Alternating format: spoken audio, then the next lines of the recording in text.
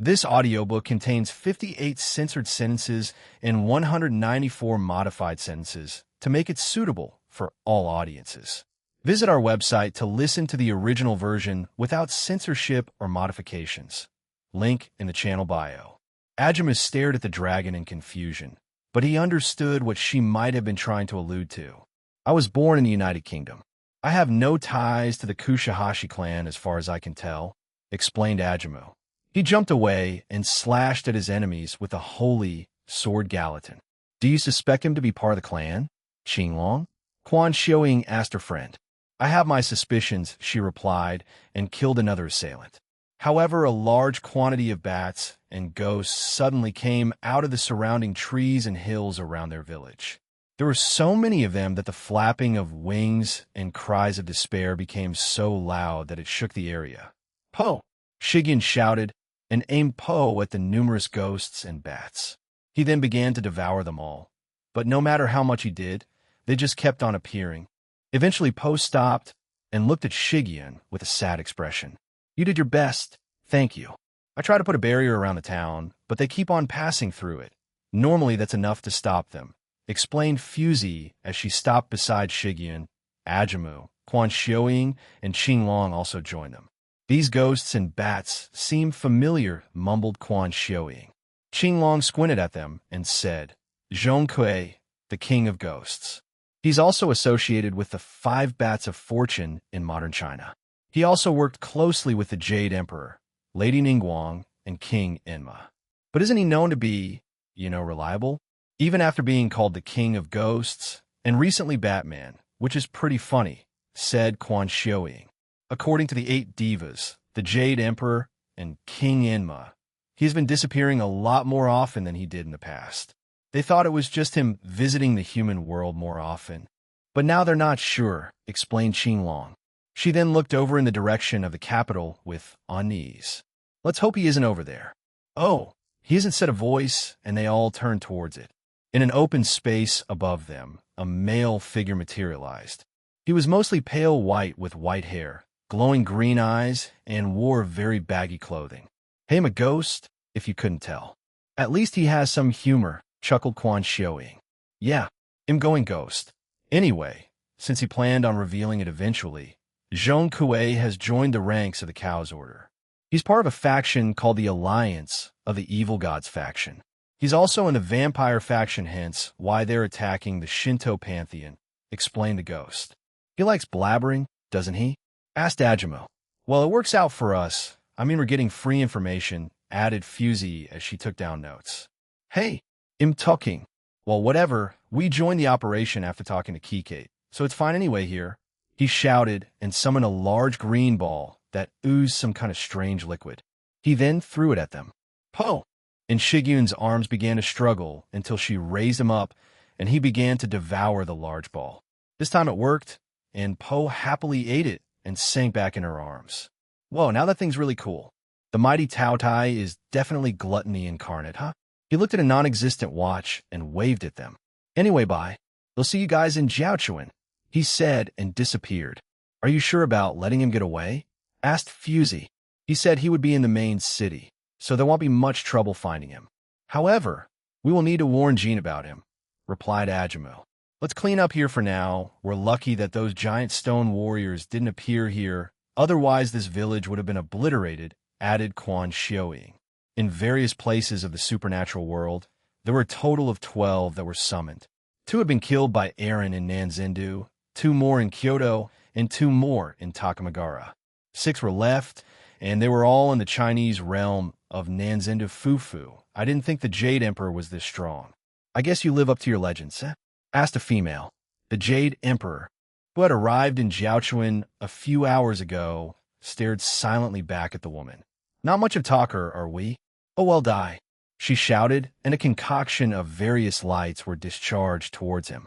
The Jade Emperor swiped his hand to the side, dismissing the attacks, while he disappeared and punched the female assailant with his fist in a circular motion. The female invader was launched away as she crashed through several rocks. First stage, Fist of the Black Turtle. The Jade Emperor muttered with a smirk. Chapter 12, Part 4, A New Alliance and a Haimajima and Goddess Declaration third-person point of view ho-ho. "So you four are back," shouted Bai-Hu, the white tiger, as he pummeled several monsters to the ground. "Yeah, we are, old man," replied Cookie. "I'm not that old," he shouted back and arrived beside Cookie, who had just pierced a monster through its skull with Byakusa's electricity-coated spear. "Does he try to irritate as many people as he can?" asked Middlet. She, Kalawarna, and Maruam were sent to the west in order to help the white tiger and his disciples, as well as his home. He can be serious when the time comes, but he tends to be like that or act like a delinquent. According to Natsum-sama, he used to be quite rough until 4 years ago, replied Kalawarna. Both fallen angels threw light spears at their attackers, but they weren't strong enough to kill them in one hit, so Maruam would follow it up by finishing them off. Maruam was careful not to use an excessive amount of force, so as not to destroy everything around him or hurt his comrades. Maruam thought the word comrade was strange, and when he said it to himself, he still couldn't wrap his head around it. But he knew that a desire in his heart was slowly starting to form. Most of it belonged towards Middlet, the strange, small, and short-tempered female fallen angel. Maruam and her began dating a while back. However, since he still wasn't sure of many things, he relied on his instincts and the books he read. He would occasionally ask others for advice. The first and last person he would go to was Aaron, his father. Over the few months that the cow's order did nothing, he went to Aaron for advice about his relationship and received some advice from him. He also got many from Azazel, Penemu, Tobio, and Se. Maruam dashed around the tips of the mountains and obliterated certain stronger enemies that were going towards the two fallen angels. He had been thinking of asking his father to change her potential to match his, but he hasn't found the time. He was also hesitant. He wasn't sure if his relationship with Aaron was stable or strong enough to ask for such a favor, so he has been hesitating. They were interrupted by a loud rumbling, and two enormous giants appeared around the valley. Maruam's instincts flared up as he stared at them with open hostility. "Oh, here we go. The main dish has arrived," Cookie shouted as he prepared to jump towards the two battle gods. However, Maruam jumped in front of him, grabbed him, and pulled him towards the grounds of the castle, along with Middlet, Kalawarna, and Bai-Hu.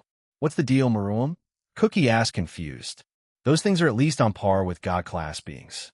If you're weaker than that, I suggest you don't fight it," he told them, and turned back to the two battle gods who were preparing to swing their weapons. "Middlet, Kalawarna, I suggest you focus your attention on the other enemies and leave this to me." "Then what about me?" Cookie asked and pointed at himself.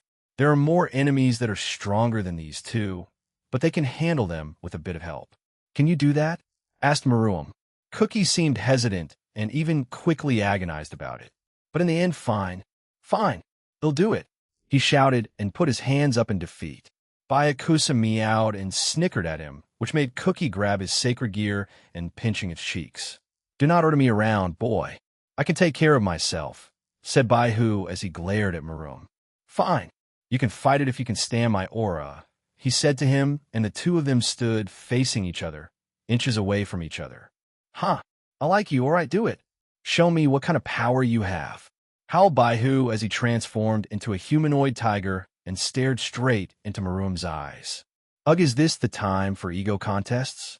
We have two giant rock things about to swing their weapons at us, and frankly, I don't want to die," complained Middlet nervously. "We can't stop him when he's like this." "You know that all too well, Middlet," replied Kalawarna. Cookie, in the meantime, was being zapped by Byakusa for stretching its cheeks. Bai-Hu unleashed his full power, and the surrounding ground started to crack and was eventually destroyed.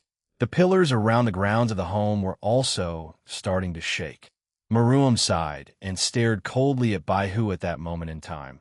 He reverted back to his cold and ruthless self from a few months back. He then unleashed the full power of his aura, causing the realm of Nanzendu, the country of China, the world, and the multiverse to shake.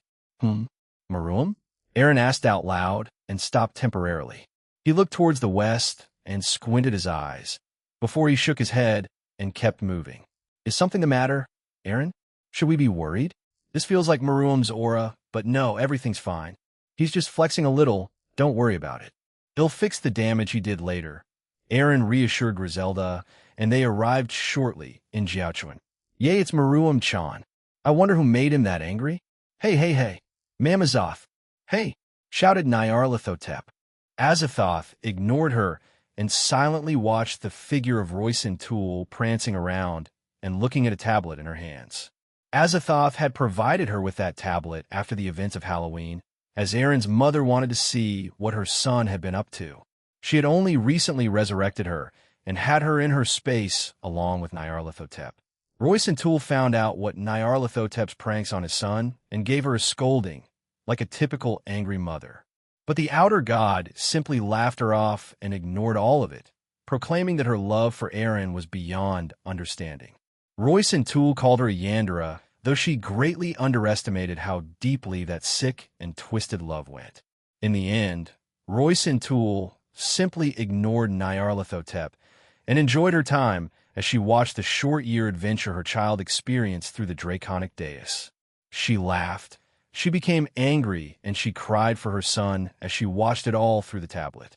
But in the end, she was happy and relieved that he was having a fulfilling life in this new world. He became the Red Dragon Emperor. I wonder how Aoife would feel if she found out. Those two spoke about high school DxD from time to time even. But what did Azathoth mean by me meeting him soon? Is something going to happen that will make us meet? Royson thought as she stopped and stared back at Azathoth. You said that I'd meet my baby again. What did you mean by that? Asked Royson. I cannot answer that, replied Azathoth. More like she won't answer that, shouted Nyarlathotep. How about I tell you why? I can see into the future, so can Azathoth. Aaron could too, until a certain meanie took it away from him. Blee. She then stuck her tongue out at Azathoth, who ignored her. Why? Royson asked. Nyarlathotep shrugged. Who knows? Well, I have my own speculations, but I guess pressuring him to force him to grow? I certainly would have done the same thing. Though I'm already doing things for him, Fufu Azathoth didn't answer the other out-god speculation and kept talking. If you think about it, we're just as bad as each other. You know, I did the pranks on him, and she made him go through all of it. But in the end, Aaron will still favor her and hate me. It's pretty unfair, you know, but you just harassed him. At least Azathoth gave him a peaceful life. The things he did were purely out of malicious curiosity. From what I could understand before I died, outer gods don't have emotions, well, at least positive ones. Do you even know what real love is? What about familial bonds? Asked Royson. Nyarlathotep stopped laughing and stared blankly at the woman. Of course, I know love. If I didn't love Aaron, I wouldn't be constantly obsessing over him, or doing all those pranks to make him stronger. Maybe it's all that tough love. Yeah, that's it. She nodded to herself. I'm also very close to Mamazoth, right? Nyarlathotep asked Azathoth, who ignored her. At least answer me, geez. She stomped her foot like a child. A few seconds of silence. A malicious smile appeared on Nyarlathotep's face. Can you say the same thing, Royson Tool?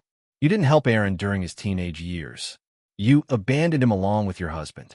Did you even visit him in the hospital in his final months? Weeks? Days? Did you even know him to reel him? She asked. I did. Unless your brain isn't working properly, I visited him every day for the last 2 months of his life. I never abin. That's enough. You don't need to tell her anything. She's just trying to play with your emotions. It is true. The majority of outer gods don't have emotions. Most are just curious and will generally go by their own nature, which is mostly chaos, said Azathoth. Royson Tool didn't answer as she stared at the two gods with her and back at her tablet. She touched the still image of Aaron and sighed. I'm sorry I couldn't be a proper mother to you when we meet again. I want to tell you a lot of things, and maybe after that we could be truly together if Azathoth lets me have a selfish wish. Maruam stood over a shocked Baihu, who was grinning at him. Huh, you're just a monster like the middleman. I like you, said Baihu as he jumped back up. Will you stay here? Asked Maruam. Fine, I'll stay. I do care about these disciples of mine after training them for so long. It'd be a waste to see them be killed. Baihu crossed his arms and undid his semi-transformation. They're swinging it down. Middle shrieked. Meruem turned around and launched himself towards the two battle gods who had crossed their weapons and swung it forward. However, he didn't make it on time as they finished their attack. An enormous cross-shaped attack was hurled towards him and the home of Baihu. Meruem's eyes darted around looking for a solution. He found none, so he covered his body in dark purple 10k and charged up a giant ball of 10k himself. He injected as much energy he could into as in the short time he had and launched it towards the cross-shaped attack. The cross-shaped attack destroyed the surrounding area. Trees, hills, mountains, rivers, lakes, and everything in between were not spared. The other monsters, humans and yokai that resided below perished due to this attack. Once Meruem's own attack was fired at it, the two attacks quickly collided. Both were very powerful as it further split the ground beneath them, the space and the sky. Black and red sparks started to discharge from where the two attacks collided. The two battle gods prepared to do the same attack again, but Meruem suddenly appeared in front of the battle god on the right. Just like the other battle gods, these two were made of obsidian. They also carried weapons. The one on the left had a sword, the one on the right had a club with spikes on it. Meruem punched the battle god on the cheek, and it was blown away. In addition, the weapon was dropped as it was blown away a short distance away. Meruem kicked the air and did a spinning kick to the other battle god's eye, destroying it and also blowing it away in a different direction. Suddenly, several ghosts and bats appeared out of nowhere and began to attack him. Short red beams of light left the bat's eyes, while green ectoplasm shot out from the ghost's hands or mouth. Who were they? He asked himself and dodged the attacks. He didn't waste any time and fired several hundred balls of 10k at the new enemies that arrived. He killed them quickly and refocused his attention on the two battle gods. Meruem felt more of them behind him, but decided to trust in his new teammates and focused on the two that are more threatening to this realm than the weaker ones. He quickly scanned the area around them and further beyond. He found that there were no other life, so he decided to end it quickly. The two battle gods had gotten up and regrouped, much to his surprise. They crossed their weapons again and did the same attack. With more speed and power, he didn't let them finish as he kicked both their weapons and destroyed them. "I won't let you," he muttered and arrived in front of the battle god who had the sword. Focusing his 10k into a single point in his fist, he punched the battle god on the chest, and it immediately exploded into a dark purple explosion, which also destroyed part of the other battle god's body. Meruem summoned 10k into his other hand and shaped it into a spear. This spear was similar to that of a fallen angel or a pure angel's light spear. He quickly spun it around and gave it more energy. After a few seconds of charging, it was covered in vast amounts of dark purple 10k, and then he threw it at the battle god's face. This again created a large explosion, and it overwhelmed the battle god. He followed it up by doing a spinning kick to its body, which also finished it off. He turned around, and to his horror, he saw both Calawarna and Middle being overwhelmed. Cookie was trying his best to reach them as quickly as he could, but the number of bats and ghosts that were swarming him made it difficult. Several red beams and green ectoplasm were about to hit Middle. With as much power he could muster, he kicked the air behind him and shot towards a small group. But he was too late. The distance he was late for just about a fraction of a second tch. "Don't go spacing out," shouted Baihu. To everyone's surprise, he had jumped in front of the two fallen angels and took the brunt of the attack. His fur in his semi-transformed state had been badly singed, and his arms were badly wounded. Baihu grinned at the prospect and clenched his fists even harder. "Is that all you got?" he shouted, and he began attacking the bats and ghosts. Middle and Calawarna began assisting him by targeting the other monsters and other enemies. Meruem was shocked by that, but quickly recomposed himself and wiped out the remaining enemies with a single kick. He quickly grabbed Baihu's shoulder and healed him. "Heh, I appreciate it, kid," Baihu said cheerfully. Once he was done healing, he covered his body in 10k. "Let's end this." "Right," replied Meruem. With the rest of them working together, they quickly eliminated the rest of the attackers, with the help of Aaron's shadow soldiers and the disciples of Baihu. Once the assault on the place was done, everyone had gone into the home of Baihu. In a different room, Maruam approached Baihu, who was being treated for different injuries. Maruam had offered to heal them, but Baihu refused, saying he wanted those injuries to heal naturally, so he would become stronger, much to Maruam's confusion. The rest of his small team were also there being treated for minor injuries. So, you certainly wouldn't approach me just because you were worried about me, said Baihu and flexed his arms. Maruam stared at the white tiger in front of him and nodded. Why did you protect her? He asked him. You mean your little fallen angel friend? Asked Baihu, and Maruam nodded. She is my lover, he corrected him. Baihu blankly stared at Maruam, then at Middle, who had turned red. He then burst into laughter. Huh, I see. So she's your lover, is it? So that's why you're concerned? Well, to answer your question, sometimes you're just moves on your own before your brain catches up. I'd suggest you watch shows, movies, and even anime of that genre to understand what I'm saying. He told Maruam. I didn't have some kind of super inner monologue about what to do. I just saw someone weaker than me and decided to do something about it. Anyway, just do what I said and you'll eventually understand. If not, I don't know, go ask someone about it. Maybe the middleman? He likes helping people after all, he added and lay back down on his bed. Maruam stared at him for a few seconds longer before he made his way to Middle, who was still flushed. The curtains around Cookie's bed had been drawn around him. Calawarna had been there, and they were both quiet. Maruam assumed they were resting together. Middle, he called out to her. Igriegajis. She replied nervously. Maruam silently stared at Middle for a few seconds before kneeling down and grasping her hand. Emiruim-sama. She asked again nervously. Are you okay? He asked in a worried tone. Why, yes, I am. Baihu-sama protected me earlier, so I didn't suffer any serious injuries. Only a few scratches and bruises from the other monsters we fought, replied Middle. Maruam nodded, then hugged her. Middle didn't expect this and immediately turned red again. She then started to stutter, but Maruam tightened his hug just a bit more. Since Maruam couldn't articulate the things he was feeling through words, the advice that Aaron gave him a few months ago was to use his actions instead. Maruam had seen Aaron showing affection through hugs and embraces with the people he cared about, so Maruam decided to go with the simplest option, which was to hug or embrace Middle. Middle herself calmed down and embraced Maruam back.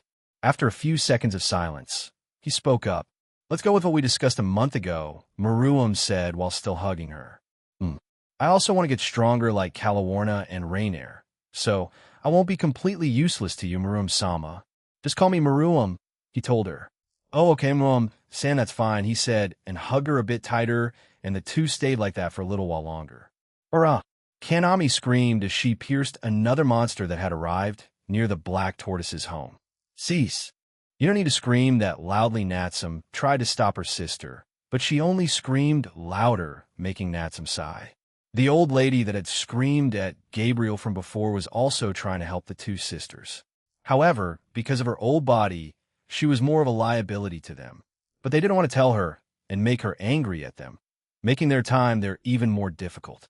In the distance, Griffin was in his balance breaker, true, form state and was killing enemies independently of Natsum. Likewise, Kanami had already activated her true Longinus balance breaker. Ashen Queen's 10 Holy Commandments were also known as the colorless goddess's brightest scriptures of waving nights. As soon as she activated the first commandment, a large area surrounding the black tortoise's territory was covered in pure white fields and barriers. The first commandment allows Kanami to bend the rules within it to her liking. Only those who are stronger than her aren't affected by it. In the space that she had entered, she had given the old lady temporary immortality. The old lady had been overwhelmed earlier, but was still alive because of Kanami's balance breaker. Oh, ha, he, who, hiya, shouted Kanami as she sent several cross-shaped flames towards her opponents, and they were immediately incinerated. She threw her spear up into the sky and brought her hands together. A small white ball of flame began to take shape. The flames began expanding, and she brought her arms up. I'm taking this from you, Suzaku. Kuriel Suin. She screamed and threw the massive white ball of flames at a large group of enemies. They howled in pain as they were quickly killed by the attack. A mini explosion occurred, which also sucked in other enemies close to them, killing them too. Kanami caught her spear and let out a satisfied sigh. "Job well done. We're not done yet," shouted Natsum as she zipped around while covered in black wind fallen spirits dance. Finally, two more of the battle gods showed up and had stepped into Kanema's space. She had noticed them and decided to let them in, so she could easily get rid of them. Once in her space, she grinned. "Shut up and sit down," she commanded the two battle gods. The two giants suddenly halted their movements and sat down with a loud rumble, causing everyone around them to be shocked. "Fufu, as long as you're in this space, I'm God," she shouted and started laughing. Natsum came over and smacked her on the head. "Take this seriously. We don't know how many lives were killed while they made their leisurely walk over here." "Ow, I was taking it seriously," Kanami shouted back at her sister. After saying a few silly insults to each other, she turned her attention back to the sitting battle gods and pointed her spear at them. "I'll use the 10th and final commandment them. My strongest attack from my balance breaker." Kanami began to charge a powerful attack through her spear. She fed at her magical power. The 10th commandment had a certain restriction. It needed something from Kanami. That something could be anything from magical power to her own thoughts and desires. She just needed to feed or transfer them to the true Longinus, and in turn it would convert those thoughts or desires into pure power. The stronger the thought or desire, the stronger the attack would be. Kanami gritted her teeth as she briefly glanced back at her little sister, Natsum Inagawa. In truth, she was jealous of her from the day she found out she was friends with Eren, to the day they began dating and how close they got. Kanami felt like her own relationship with Eren had slowed by half. But she knew why and understood why, but that still left her a bit bitter and frustrated. "Cool," she groaned out, and with red cheeks she shouted with all her might, "I want Eren to notice me too. I love him just as much as you, Natsu." This caused the surrounding area to fall silent. The females around them stopped attacking and just stared at Kanami. Natsum turned red and began to stutter a bunch of "wah" or something along those lines. The spear began to devour these desires from Kanami, further empowering itself, and thereby making the attack even more powerful. "What on earth are you saying all of a sudden?" Natsum shouted back, clearly still embarrassed. "I'm gonna beat you to it first, way before you." "Aya!" she shouted back, and the attack was finally finished. She steadied her aim and fired the attack. A large stream of pure white brilliance shot out from the tip of her spear. It was as large as the realm's skies that it threatened to break the realm's barriers. Everything in front of the spear was devoured by that large stream of light. "Blew away!" Kanami screamed as the attack went on. Natsum floated there stunned by the absurdity of it all. She couldn't believe what she was hearing. She tried to wrap her mind around it. She knew that her sister liked Eren too, and even declared something to him not too long ago. However, she didn't know that she was this frustrated about it. Natsum began to shake and then looked back up at her sister. "No, I'm going to be with him first. I love him more than you," she shouted back and also fired a full-power spirit storm at the two battle gods. The two attacks mixed together and caused an explosion so large that it not only shook the realm, but also all of Asia in the human realm, which caused a lot of buildings to collapse and a few people to be injured. Behind them was Griffin, who looked tired, not because of the fighting, but because of her master and her master's sister. Griffin could understand all human languages and other supernatural languages. He had to listen to a lot of Natsum's angry and irritated ramblings after the two sisters had their petty fights. Cinchuredo, the two sisters kept screaming until their combined attack annihilated the two battle gods and everything around them. Luckily for them, there were no animals, humans, or other supernatural being there, so the only things they destroyed were the land. After their screaming match, the two sisters started to breathe heavily. "I win," breathed out Kanami tiredly. "Who said it was a competition?" snapped Natsum. The two were about to start arguing when a different individual suddenly appeared. Both looked up at the person with irritation. "Hello, shut up," ordered Kanami. The young boy who had appeared was stunned as he couldn't speak. He was a vampire. He pulled out a cube-like object, and it suddenly began to glow. Teleport to me. The object that was in his hands suddenly teleported to Kanema's hand, and she examined it. "What is this?" she asked, and then checked it with her ring's appraisal. Kaname turned to Natsum and said, "This thing is like that cube thing from the Slavic god's realm when those attacks happened a few months back." Natsum was surprised and took the cube from her sister so that she could examine it.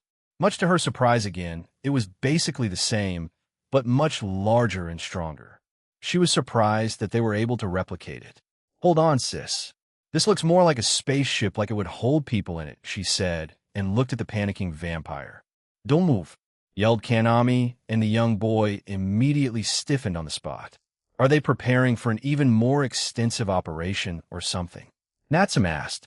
"That's the only logical conclusion. First those small attacks, then the Halloween operation. Now this, we can only speculate on what's next," said Kaname as both sisters looked back at the vampire. "I learned some sleeping spell from Barato in Lavinia. You carry rope, right?" Natsum asked.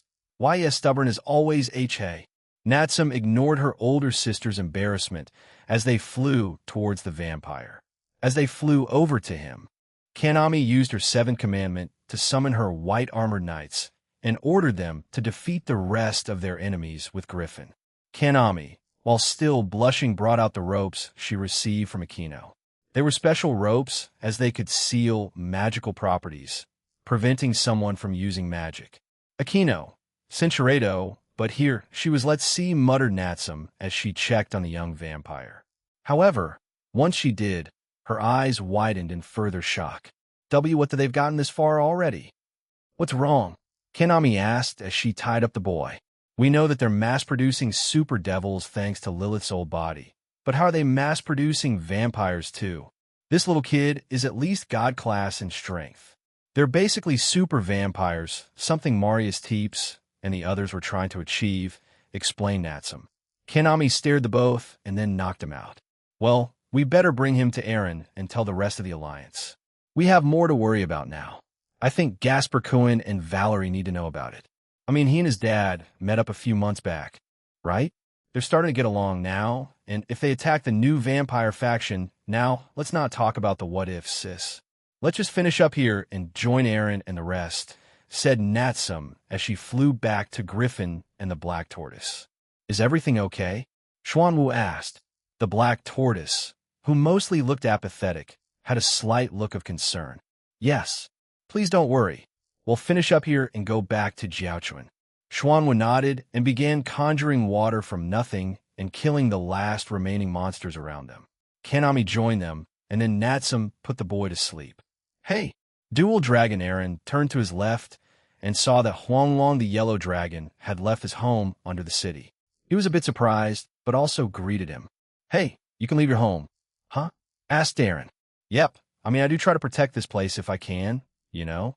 But since the Dragon King and the Jade Emperor are here, I want you to try to hard and you're here too," said Huanglong. Upon hearing about the Jade Emperor and the Dragon King being here, Eren turned around and scanned the city. He quickly found one aura he hadn't felt before, and he flew towards it. Behind him followed Huanglong and the three angels. Once they arrived, they saw a man fighting a woman. The man was a tall, lazy-looking young man with a muscular build, brown hair, and light brown eyes.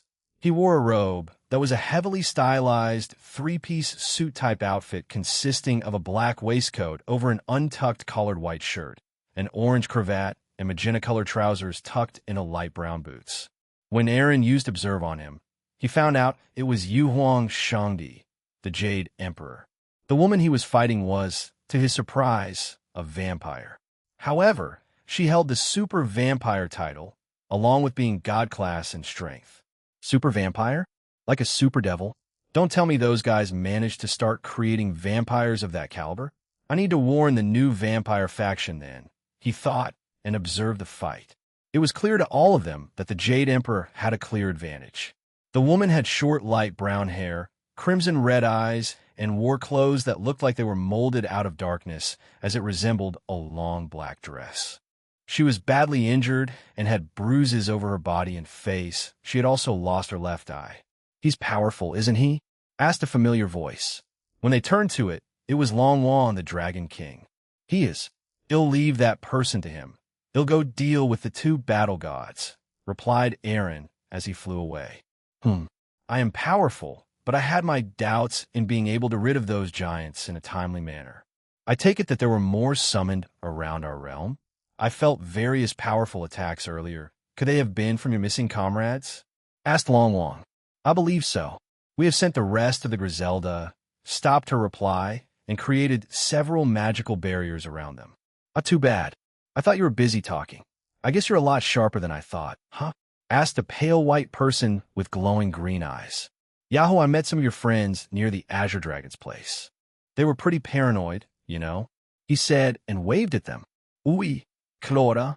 You're getting beaten up? He asked with a snicker. Shut up, replied the woman as she was knocked back by the Jade Emperor's punch. She quickly joined her comrades. Isksi, what on earth are you doing here? She asked him. Why am I here? I'm here to inform the whole world, that the vampire faction and the alliance of the evil gods faction is finally taking center stage in the future. He announced happily. TCH, there aren't enough vampires like devils yet. Who told you to do this? She asked in a tone of irritation. The Jade Emperor joined Long Long and the rest of Aaron's women. Songkui, du. Oh, and I can't reveal that yet, Fufu. But yeah, we'll take center stage soon enough, Yuwa. He didn't get to finish his sentence when the Jade Emperor put his hand forward and pulled him towards him. HLO. Jade M, he stopped a few meters away from the Jade Emperor, who punched him in the face, followed up by various punches and kicks at various points of his body. At the end of the combo, he punched Isksi in the chin, sending him crashing into a mountain. The Jade Emperor opened his eyes after delivering the combo attack and sighed. It's tough holding back, even more so to just limit myself to martial arts. But it is enjoyable, he said with a smile. What was that? Asked Long Long. Third stance, White Tiger's dance. I created a certain fighting style anyway. As the Jade Emperor was about to ask the whereabouts of Aaron, they all felt a sudden, powerful shockwave followed by a powerful breeze that threatened to uplift every tree in their general direction. The sky muttered Rainier. When they looked up, the skies of Nanzendu had been split apart, and the two battle gods in the distance also crumbled apart. It seems the Dual Dragon Emperor also knows martial arts, said the Jade Emperor. Perhaps he can copy any technique he sees after seeing it once. He mused. I do, replied Aaron as he touched the Jade Emperor's shoulder. The man immediately turned around, his eyes widening in shock. I didn't even sense him coming back to us. How did he? He thought, but then a smile dawned his face. You're a very interesting Dual Dragon Emperor. I'd like to know you more, said the Jade Emperor. Well, we can do that another time. Let's get rid of the rest of the weirdos that are attacking your realm. One of them is coming back after all. Aaron turned in a certain direction, and Isksi came back with his face bleeding, even though he was a ghost. I'm a cursed ghost. How on earth did you even touch me? He shouted in rage. What is a ghost to a god? Asked the Jade Emperor as he smirked at him. Forget it, shouted Isksi. A large portal opened behind him. What came out of it was some kind of monstrous horror. It had dozens of dark, writhing appendages, an enormous mouth with hundreds of sharp teeth, multiple eyes, and a large dark body with various markings around it. It also radiated a very hostile and chaotic aura. We were meant to use this anyway. I'm just a ghost, though I have a lot of energy stored in me. So I'm a sacrifice. You better leave, Clara, shouted Isksi as he flew into the monster's mouth. The monster's power suddenly rose significantly as a white-green-black aura surrounded its body. Dual Dragon Emperor. We appreciate your help so far, but allow us to try to defeat this thing. It is our realm after all, and if the gods and others who live here cannot defend their own realm, it would be quite embarrassing, you know? Said the Jade Emperor. I agree. Let us deal with this for now, added Long Long. The two left before Aaron could respond. As they did, several people also showed up and followed behind them. We might as well evacuate more people than gather them around the tree.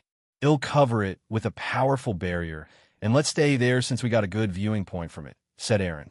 And they flew away just to do that. A large ice arrow suddenly slammed into the side of the monster, and a purple sword made of lightning struck it. It was followed up by multiple slashes and several different types of weapons slammed into it too. "Yijing," shouted Zhang Mei as she appeared in front of them. "You're evacuating our residence here?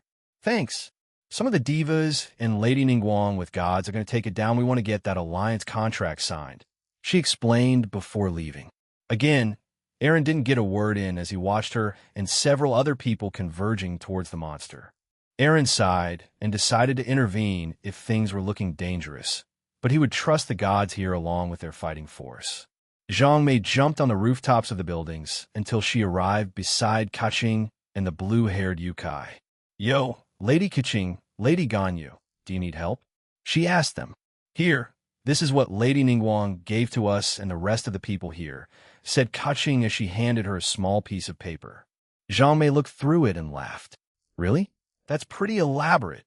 All right, well, distract it until you're finished charging it then," she shouted and jumped away.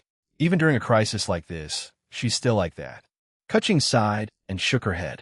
"Well, let's go back to that then," said Kaching as she vanished in a flash of lightning. "They'll be fine, right?" Ganyu asked herself before teleporting away too. "Bus," Zhang Mei shouted as she landed beside another figure.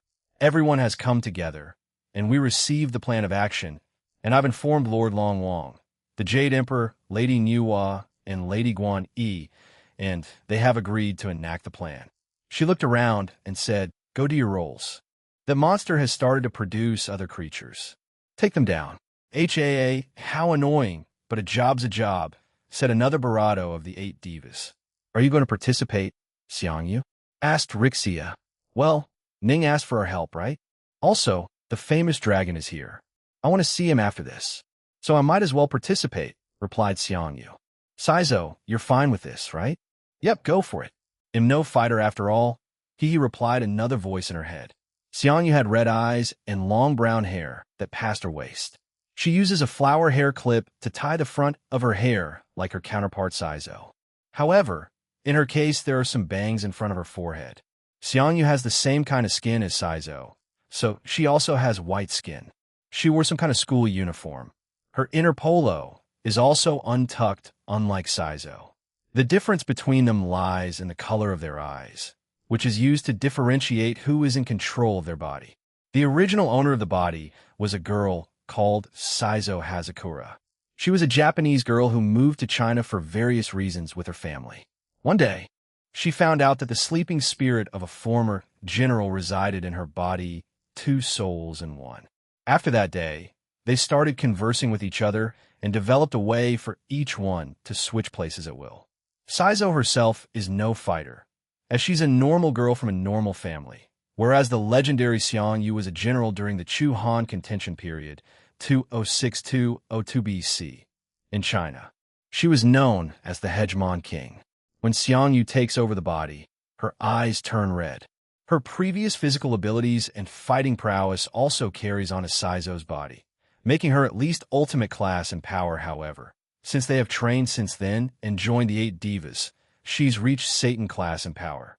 Wu Song and Gong Sun Shengyu too go together, Shi Jin and Zhang Mei, Lin Chong and Xiangyu, and finally me and Yang Ji as partners. "Go," ordered Rixia, and the rest of the 8 divas disappeared. "What about us, boss?"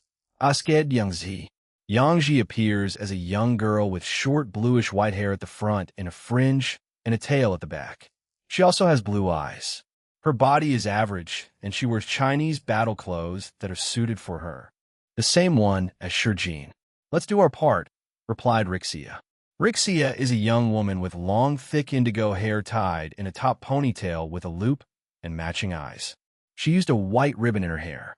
She wore a stylish blue and purple qipao variant with gold patterns, secured along the sides with lacing. She wore tall stocking boots reinforced with metal plating. She also wore the long drape of her purple qipao, which ended in a metal plate.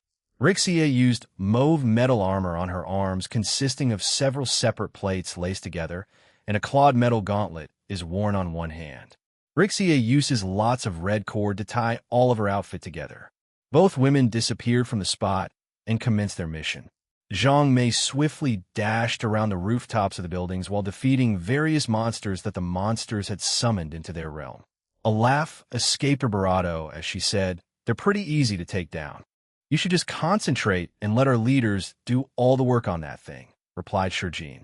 She used her bow staff to defeat her half of the monsters, as she skillfully maneuvered with it despite her body being smaller than the staff. Zhang Mei shrugged and disappeared from her sight. Multiple enemies suddenly were cut up, and she appeared on another building, her eyes briefly shining yellow before they went back to their normal state.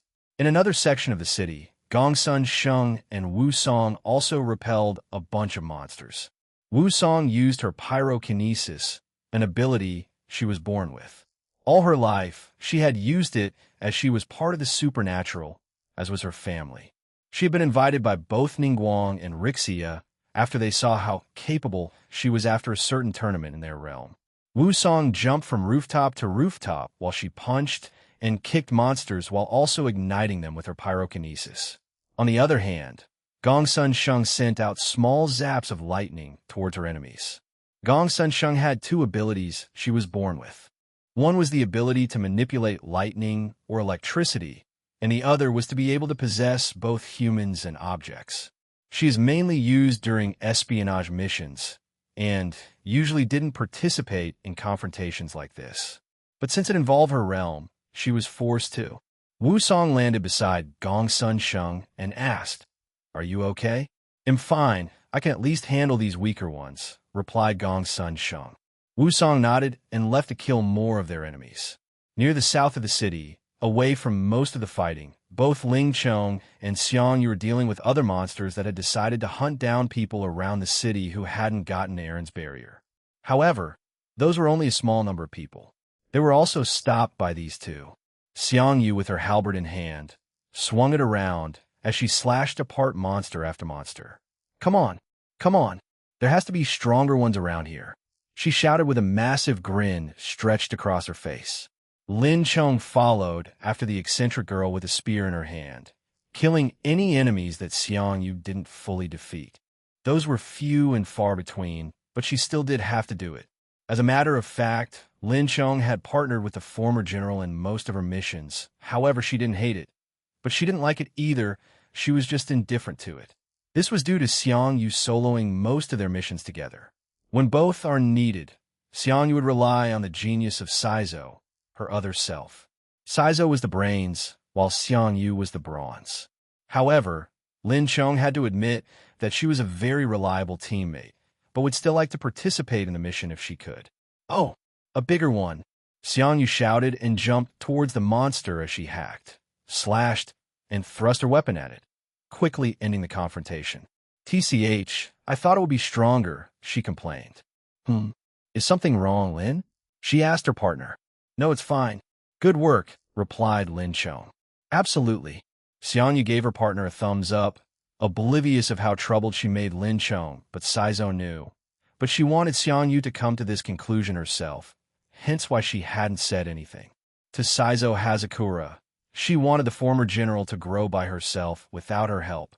If that was possible always with the interesting ideas that Ningguang, said the Jade Emperor. However, if we were to combine our powers with the weapon she plans on using, then it should kill this thing. I believe so too. "Ah, there it is," replied Long Wang, and he pointed at a large, floating building quickly approaching them. She's using the Jade Chamber to battle this thing? Usually they would be the ones helping charge that weapon. But today, we are the ones that are doing it, said the Jade Emperor. There are only 3 spots. How will we decide? You, me, Niwa, your wife, Wang Munyang, and Guanyin. There is also the middleman if we so choose to ask, Long Wang said as they stared at the Jade Chamber. The Jade Chamber was a floating fortress home of Ningguang. It is her true home that she had been slowly constructing with the help of several gods over a course of a few years. It has high-level spells, barriers, and weapons on it to protect against attacks, lavish rooms, and other necessities for multiple people to live comfortable lives. Both Long Wang and Yu Huang Shangdi. The Jade Emperor flew towards the moving home, and they also felt a few others doing the same.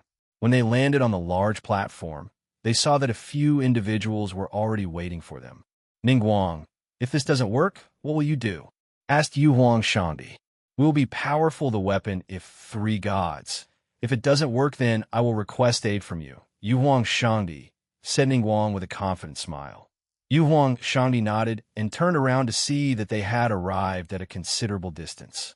Suddenly, the 8 divas also joined them, and Ningguang approached Zhang Mei. Zhang, you seem to be the closest to the middleman and his associates. Will you kindly pass this on to him? Asked Ningguang as she placed a document in her hands. Zhang Mei saluted her and dashed away. The rest were left there to wonder what one of their leaders had to give to Aaron. As Aaron and his group waited by the pink leaf tree, the rest of his group finally arrived in Jiaochuan. Yo, sorry we're late. We had to do a few things over at Baya's place, explained Cookie. Calawarna, Middlet, and Maruam arrived with him. Aaron, we the ghost person, right?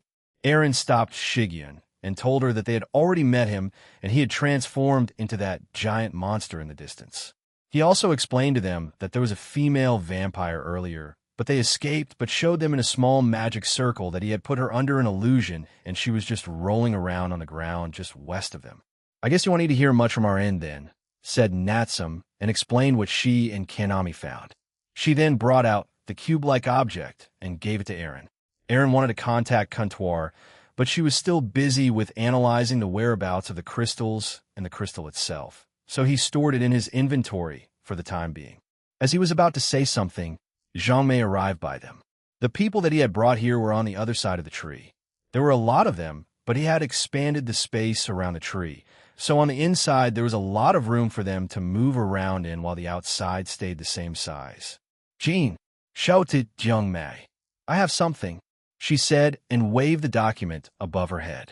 Once she arrived in front of Aaron, she handed it over and looked at him expectantly. Aaron wasn't sure on how to respond, so he just patted her head like she was some kind of puppy in training, and it seemed Zhang Mei was fine with that reward. Aaron read through the document as the others crowded around him. I see. I don't mind, said Aaron.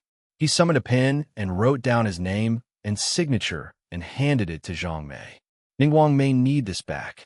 Zhang Mei looked at him confused, but left soon after. So they want her help in the end if their final stand doesn't work, huh? What about the other gods? They can probably take it down, can't they? Asked Rainier. Most likely, but my guess is that some have reservations about me, for whatever reason. But it's fine, it just asked me to kill it and nothing else was written on it. I even checked with magic, replied Aaron. I just wanted to be safe. Maybe she was trying to bind me to a contract or something, he thought, and looked back at the monster. The document simply stated that Gene Skyward, the middleman, would help solve this crisis, defeat the beast, and they would form the alliance soon after the act was done. Lady Ningguang, I have it. Zhang Mei quickly arrived back at the stationary jade chamber and handed Ningguang the document. She accepted it, quickly read through it, and smiled. Thank you, Zhang Mei. She thanked the girl and turned back to the gods. A singular cannon had appeared in a newly generated platform. It was a translucent blue platform, and a singular cannon was in the middle. There were 3 panels in which the human gods could place their hands on to feed them their divine power. The 3 chosen were Nuwa, the mother goddess of Chinese mythology, Yu Huang Shangdi, the Jade Emperor, and Wang Munyang Yang, the Queen Mother of the West, and the Jade Emperor's wife. All 3 of them placed their hands on the panel, and they began to feed their divine aura and energy into the machine.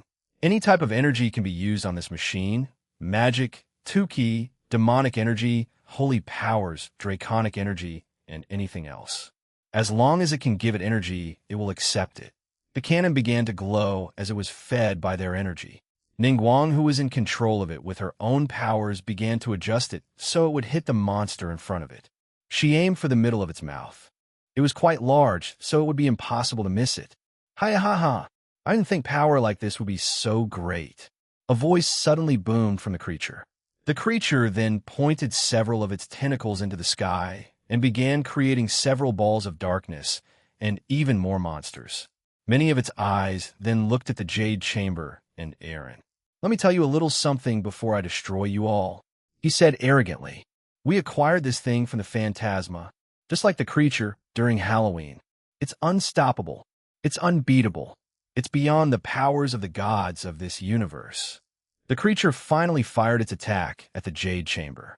At the same time, it multiplied and began to crash into the surrounding buildings of Jiaochuan. Large explosions occurred around them. However, to their surprise, the buildings began to repair themselves after the explosions ceased. Well, it doesn't matter. The gods of this realm will die. It'll surely be promoted, right? Fire! Shouted Ningguang. The cannon that was powered by the gods shot out a powerful beam. It was white, green, and red all mixed together. The balls of darkness the monster fired merged together and became larger. Once the two attacks collided a rip in space, and time appeared all around it. This caused the buildings around to be sucked into the space, but as quickly as it appeared, it also vanished. They saw a small figure pass by it and disappear. Add more to it, shouted the Jade Emperor commanded, and they did just that. All three gods were surprised that the creature's attack was able to defend against the three gods' power, even after being combined. What a fascinating thing. He said that it belonged to another universe, did he not? I wonder what the Alliance is hiding from the rest of us. Question Longwang. KHH. It's starting to overheat. Anyone that has water or ice abilities can commence cooling it down. Order Ningguang. Ganyu, along with two others from the 8 divas, jumped down to the new platform and stood beside the cannons and began to use ice magic and ice manipulation to forcibly cool it down. So you can keep it at bay, huh? Not bad for you gods, said the creature arrogantly. But that's not everything. Hey, race another one. Another large ball of darkness was produced by the creature and thrown towards the Jade Chamber. It slammed into the other ball and merged with it. The attack from the creature began to overpower the beam created by the cannon, much to their shock. See, can't we do something to help? Jiang Mai shouted in worry. Centurado, the Jade Emperor, to laugh at the two of them. Fufu, why don't I help too? Said Huanglong's voice. Wu Song shouted in surprise. Hey, he replied and walked over to the gods and placed his hand on top of Longwang. Dragon power, go. He then started to feed his energy into it too. That caused the cannon to go into overdrive and fire an even stronger and larger beam towards the creature. At the end of the struggle, the god's beam won as it destroyed the ball of darkness, much to the creature's shock. But no, his screams were cut short as the beam annihilated him and everything else in front of them. Much to their surprise, the town below them wasn't harmed, but they attributed it to the interference of the middleman. Once the attack was over, nothing was left of the beast. It worked, shouted Zhang Mei as she jumped for joy. Now that was something, said Xiang Yu as she fist bumped with Lin Chong. The other divas also breathed a sigh of relief. The ones who helped Ganyu stop the overheating also fell to the ground exhausted. I didn't think it would be necessary for all of us to do that. I guess fighting it individually would be suicidal? Asked Huanglong. Maybe, but I think I can still kill it, replied Yu Huang Shandi. Fufu, you think it's over? How cute, said a familiar voice. They all turned back in shock as they saw darkness begin to converge in a single spot, and the creature they had seemingly defeated had reconstructed itself. Hey, you better add some anti-whatever to stop me from regenerating. Cuckoo, I'm invincible while I'm like this. The magnificent Aizxi will be crowned the leader of this entire universe, he declared and began to laugh. At the same time, he created a giant mass of darkness above him again. This time the ball was even larger than before. He grinned at the gods and everyone on the Jade Chamber. Too bad, huh? I guess this universe's inhabitants are too weak. He quickly finished charging the attack and began the motions of throwing it at them. Darn it, I can't. Longwang tried to step forward, but exhaustion caught up to him.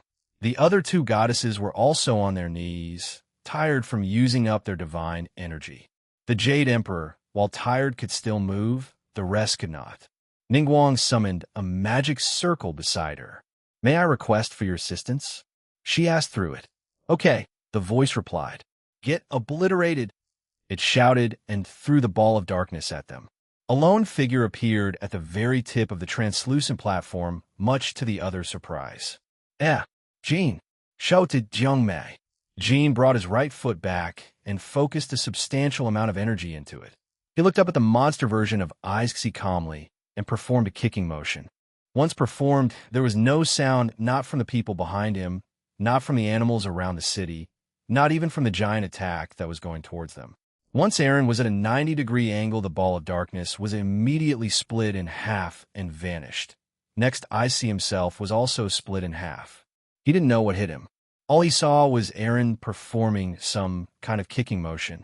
In the aftermath, the sky, the ground, several mountains behind them, and even the realm itself were split in half. And then came the sound. It was ear-piercing, like the sound of a whip being used. Next came the powerful shockwave that blew everything apart, including the city below them. The only thing that remained was the pink tree with the residents in them. The winds they felt were as though they came from a worldwide hurricane that slammed into everyone, and they held on for dear life. They did not want to be blown away. You don't want to flee, screamed Zhang Mei as she held onto a pillar. The others behind him also let out confused and scared screams and groans. Renewal recoilless kick, Aaron muttered. He left his position and looked at the creature. He had used this same move earlier on the two battle gods, albeit less powerful. No. Why am I not regenerating? He asked in alarm and dismay. I was meant for greatness. Damn you, his last words of agony were cut off as he finally died. Aaron put his hand out and began to quickly repair the city and realm around him. Without turning around, he apologized. Sorry about that. I didn't mean to use that much power. Maybe I got a bit too excited? He asked, but no one answered him. Yu Huang Shangdi, the Jade Emperor, stared at him with even more curiosity and wariness. What in the world was that, and what are you? Will we be finding out during the meeting? The Jade Emperor couldn't help think. Jean's skyward soliloquy. A few hours had passed since that event. I had also been contacted by Rose, Lavinia, and Suzaku that several figures wanted to meet me in Takamagara after all of that had transpired today. They also had things to show me.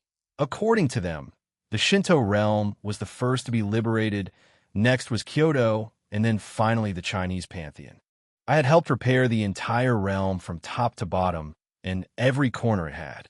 I wasn't sure if my attack had any lasting effects on the realm, so I decided to stay an extra few hours while letting my group go explore. Griselda and Gabriel stayed with me, since they didn't want to explore any further. The gods here, and also the leaders, had begun reading the documents after I killed the creature. While I was about to kick it, I read through its memories, but it was just the god who made it telling him what to do, and it was some god called Zhong Kuei. He had joined the Cow's order along with other gods. The Alliance of Hell had been changed to the Alliance of the Evil Gods, so he was probably in that. I can guess that Hades was probably in charge of it along with Ungra Mainyu and other gods of different mythologies like Ta. I hadn't seen him in a while. Right now, I was in a certain part of the city. Cinchuredo, I found it strange that they let her keep her memories, since what I've learned is that most would have wiped their memories out once they go on these missions operations of theirs. But from what I saw, they had gone to a different universe. It seems like they're already trying to conquer the multiverse, and I didn't even know about it. In one of these universes, it was mostly populated by vampires, and the strongest they had was at least middle-tier god class. And now they've captured them, injected Nyarlathotep's blood into them, and are using them like Lilith's previous body to create more super vampires. I worry that they may find another universe with different species that they'll do the same thing to. Even the evil dragons now are beyond just middle class in power. Most are ultimate class to Satan class. So anyone below that would just die. It was a good idea that I gave most of the Alliance those hyperbolic regenerative chambers to get stronger, otherwise would have more casualties. You also have your shadow soldiers everywhere. Speaking of that, are you intending to make more?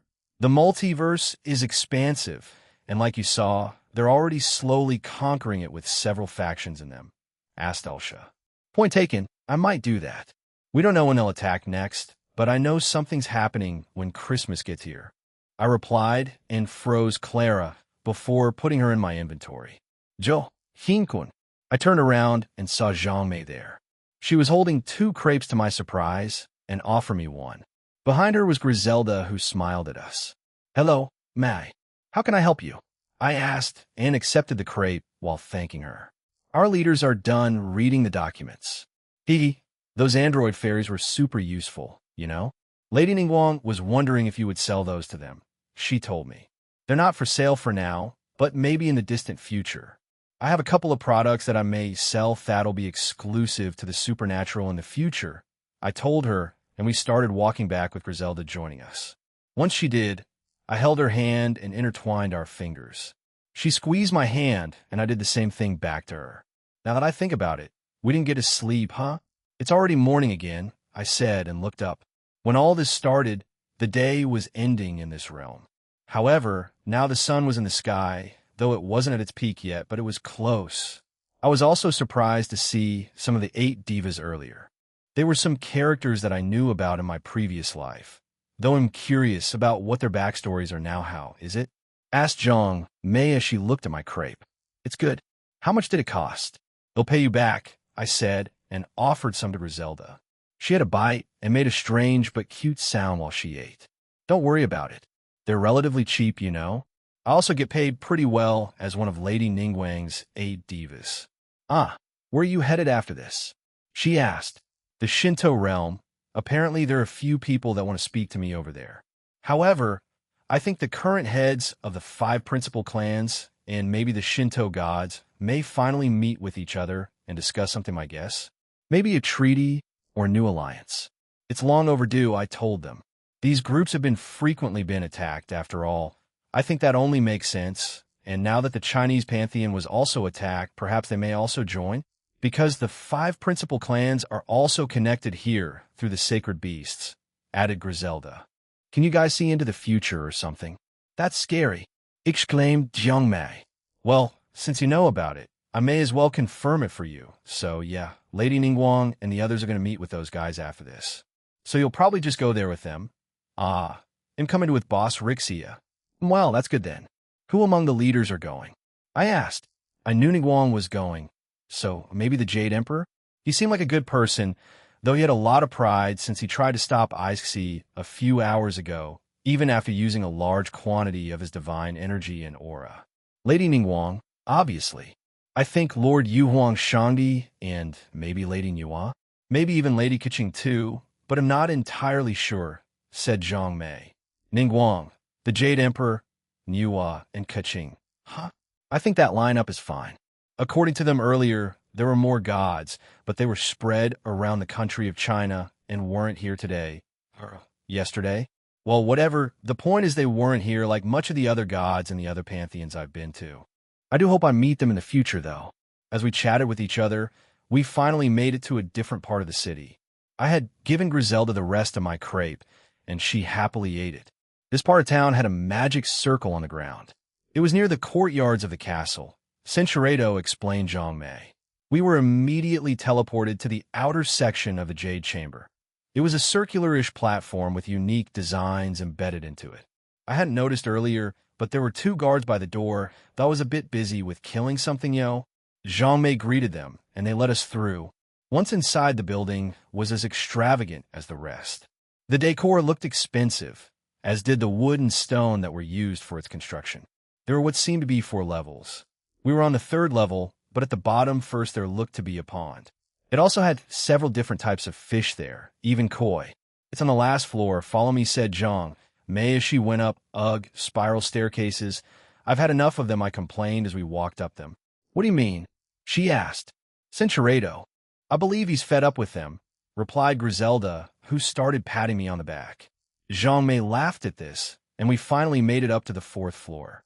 Immediately in front of us was a large wooden door decorated in gold and adorned with several designs that resembled the sacred beasts, as well as the Jade Emperor and Long the Dragon King.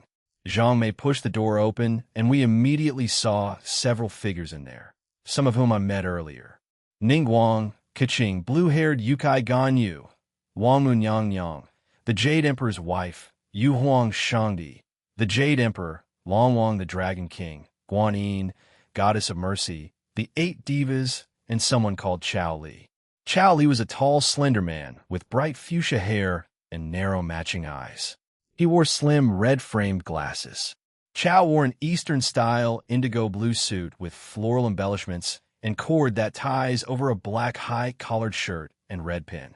His trousers open up at the heel, and he donned flat slipper-like shoes in violet. Niwa was a beautiful woman with long gray hair, blue eyes, and wore a white dress that resembled a swan. She wore cross-shaped earrings on both ears and also had a cross-shaped necklace around her neck. Wang Munyang had tiger-like ears on her head, long black hair, and heterochromic eyes. Her right eye was red, while her left was brown. She wore an elegant black dress with several designs on them. There were fish, flowers, and even a dragon on it. She also had a black and white tiger's tail protruding from her back. She also carried a wand with her. Lastly, Guan Yi had an exquisite and beautiful crown on her hair that was made of gold. She had soft long brown hair, brown eyes, and wore a gold, white, and green dress. Her body was also adored by various expensive jewelry and ornaments, which included several necklaces, bracelets, and earrings. The android fairies that I left here flew over to me, and I store them back in my inventory. Once done, we have read through all of it, Jean. It's quite extensive, and the benefits outweigh the cons that we had speculated in the past. Therefore, we would like to sign the document to join the alliance. There were no one that opposed this, correct? Ningguang asked and looked around. The majority of the gods there agreed, though Chao Li seemed irritated but also agreed. I nodded, summoned the document, and gave it to Ningguang, who examined it. After a few seconds of reading, she put it down and wrote her signature down. She passed it along the rectangular table, and everyone signed it when it was Chao Li's turn. He looked at it longer than most, but eventually signed it too. I retrieved it and signed it myself. And you're done. Welcome to the alliance. I forgot to do this for the Hindu gods, or more like I was interrupted, but still I told them the truth of the multiverse and the enemies from beyond, EXC and CXB, and what that monster was from earlier. I also showed them of our past encounters of them, especially the Halloween operation that recently passed. Are they stronger than most gods here, then? Asked Yu Huang Shangdi as he frowned. I can only speculate, but the strongest fighters and leaders should be beyond the powers of the two dragon gods of our universe. I told him, and he frowned even more. But you don't need to worry, they'll get rid of them eventually. You are the confident or arrogant? Asked Long Wang. Let's go with both, I replied, and he closed his eyes. Jean, it's about creating a new alliance, right? Zhang Mei told us. I stopped Ningguang. She looked at Zhang Mei, who furiously shook her head. Liar. Liar. I just said some things, and you two managed to decipher it. She shouted back as her face turned red. I chuckled and added, I was joking, but we thought that it was inevitable after this attack. Would you like to go to the Shinto pantheon now? I believe the heads of the 5 principal clans, the inheritors of the sacred beasts, and Shinto gods should be waiting. Ningguang nodded. Very well, I don't need to go into detail then. Kaching, Yu Huang Shangdi, the Jade Emperor, Longwang the Dragon King, and Niwa will be joining me along with Rixia, the leader of the Divas, and Zhang Mei. All right, let's head over now, I suggested, but she put her hand up. I would like to prepare some things. Please give us 5 minutes. You may explore or wait on the platform outside, she said, and turned around and went into a different room connected to this meeting room. I shrugged and left the room with Griselda. We waited outside with the 2 guards watching us, which made it a bit weird. Should we inform everyone? She asked. I tapped her shoulder to get her attention, which made her startle a bit.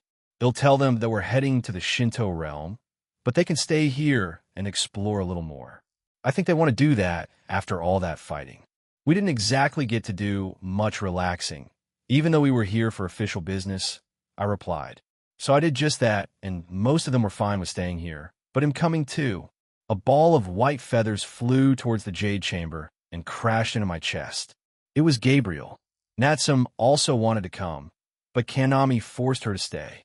The same with the angel saying they needed to relax. She told us. I see. Well, that's fine. Between doing missions for Grigori, training, and what happened recently, I'd say they need it. What about you? She asked worriedly. It'll be fine.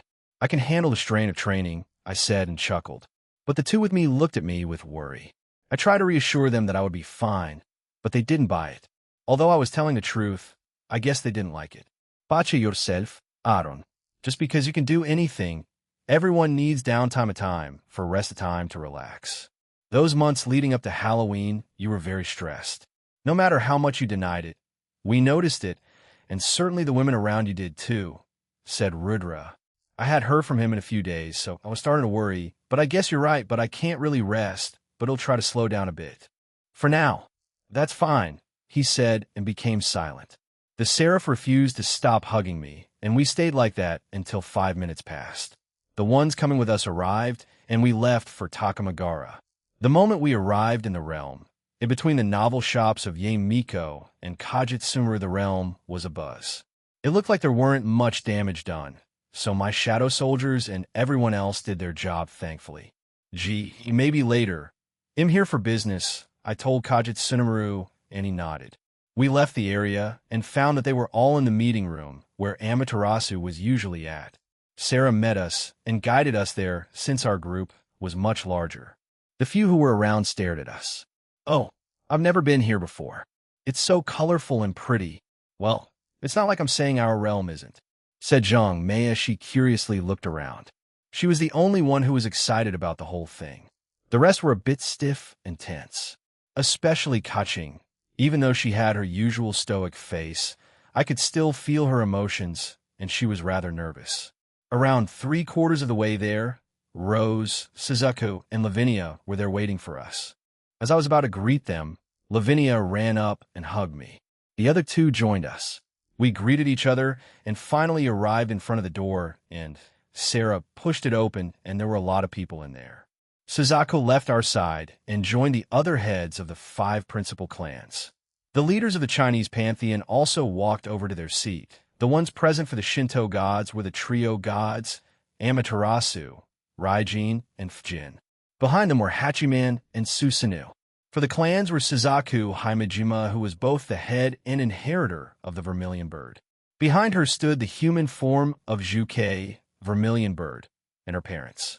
Aoki Duman was the clan head of the Duman clan, and Jinba Duman was the inheritor of Xuanwu, Black Tortoise. Jukushihashi was the clan head of the Kushihashi clan, and Sari Kushihashi was the inheritor of Qinglong, Azure Dragon.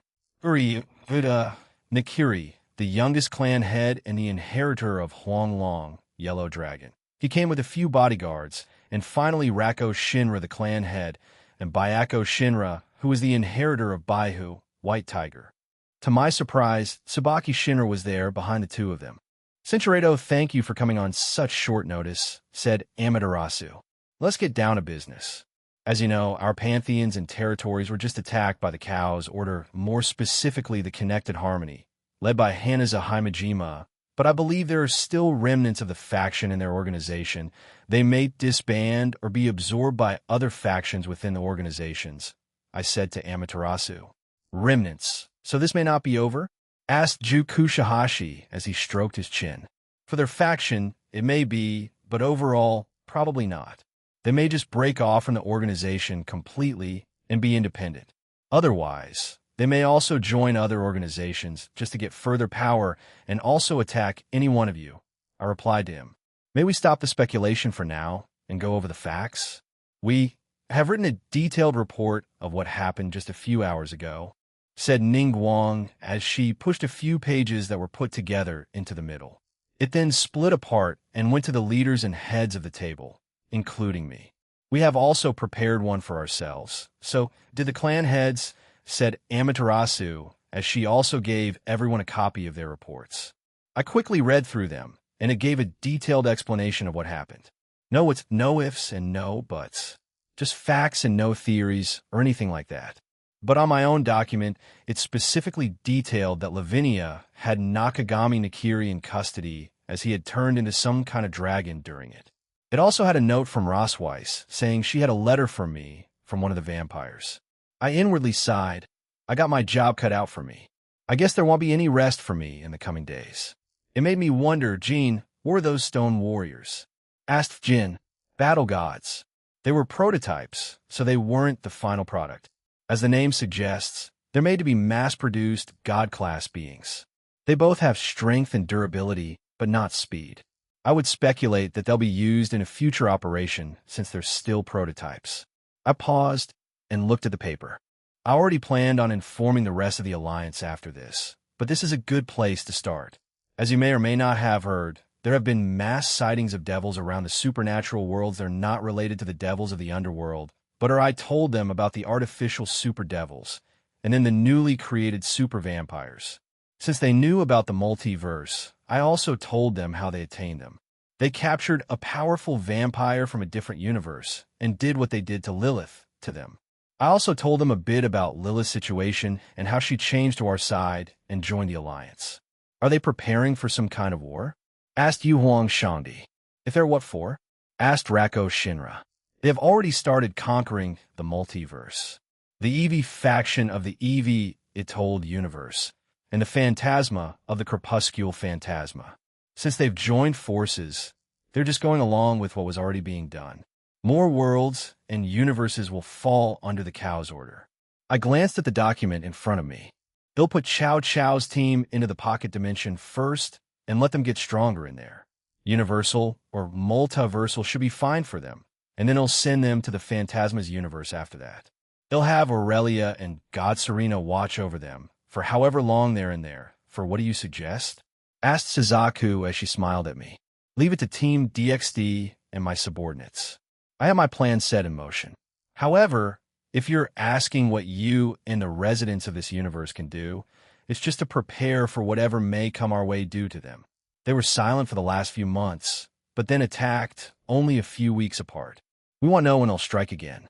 Everyone fell silent and began discussing among themselves. I leaned back on my chair and sighed. I felt Lavinia's hands on my shoulder as she began massaging them, though I also felt Suzaku's gaze on us a bit of jealousy. When I looked back at her, she had closed her eyes and was just sitting there. After a few minutes of speaking to themselves, Amaterasu addressed everyone again. As I discussed with Ningguang earlier, I propose we start our own alliance. Unfortunately, Yasaka, the leader of the Western Yukais, and Nirurahayan, the leader of the East Yukais, could not make it today as they are tending to their factions as the damage there was more than ours. I was surprised by this and quickly looked through one of my Shadow Soldiers visions that were stationed in Yurikyoto.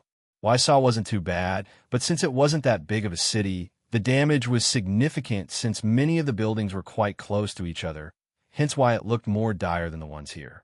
They'll ask Yasaka about it soon. I'm worried about the casualties, but if my Shadow Soldiers were there, they shouldn't be too high. What do you suggest the name of our alliance to be? Asked Uryu, Ryuta, Nakiri. Amaterasu smiled and looked at me. This was followed by everyone else. What? I asked, confused by their behavior. Then, how about the Boundless Dragons United Front? Proposed Zhang Mei. Everyone looked at her, wanting an explanation. She blushed and said, WL, you know Jean helped everyone in our pantheons, right? Including the 5 principal clans too, and he's a dragon, and there are more than one of us? I certainly wouldn't mind, said Amaterasu. Is anyone against this young lattice suggestion? She asked everyone. However, no one raised a complaint. She smiled and said, then shall we sign to it? Amaterasu summoned another document and passed it to the leaders, and they each read through it, including me. It was the same as the DXD Alliance. However, they would construct teleportation circles around their pantheons and clans for easier access to each, so they could respond to each other's emergencies when possible. There were other things like cheaper prices for import and export of goods and the like. Around 2 hours later, all deliberations were done, and the treaty between the Shinto Pantheon, Chinese Pantheon, the 5 principal clans, and the 2 Yukai factions were signed. The 2 Yukai factions had a representative sent around an hour into it. The East Yukai faction also told me that Nurerahayan wanted to meet me in the future, so I also had that to go to now too. Istia also left after an hour because she became bored. Everyone had mostly left. The first was the Chinese Pantheon, much to Zhang Mai's protest, though one glare from Rixia, and she shut up immediately. The other 2 Yukai representatives also left after them. I was outside with the girls as we decided to get some air. You go through that every time you go to a new pantheon, huh? Asked Gabriel as she embraced me at the front. Yeah, though it's a lot less tense since there usually hadn't been a mass attack before it, I replied and sighed.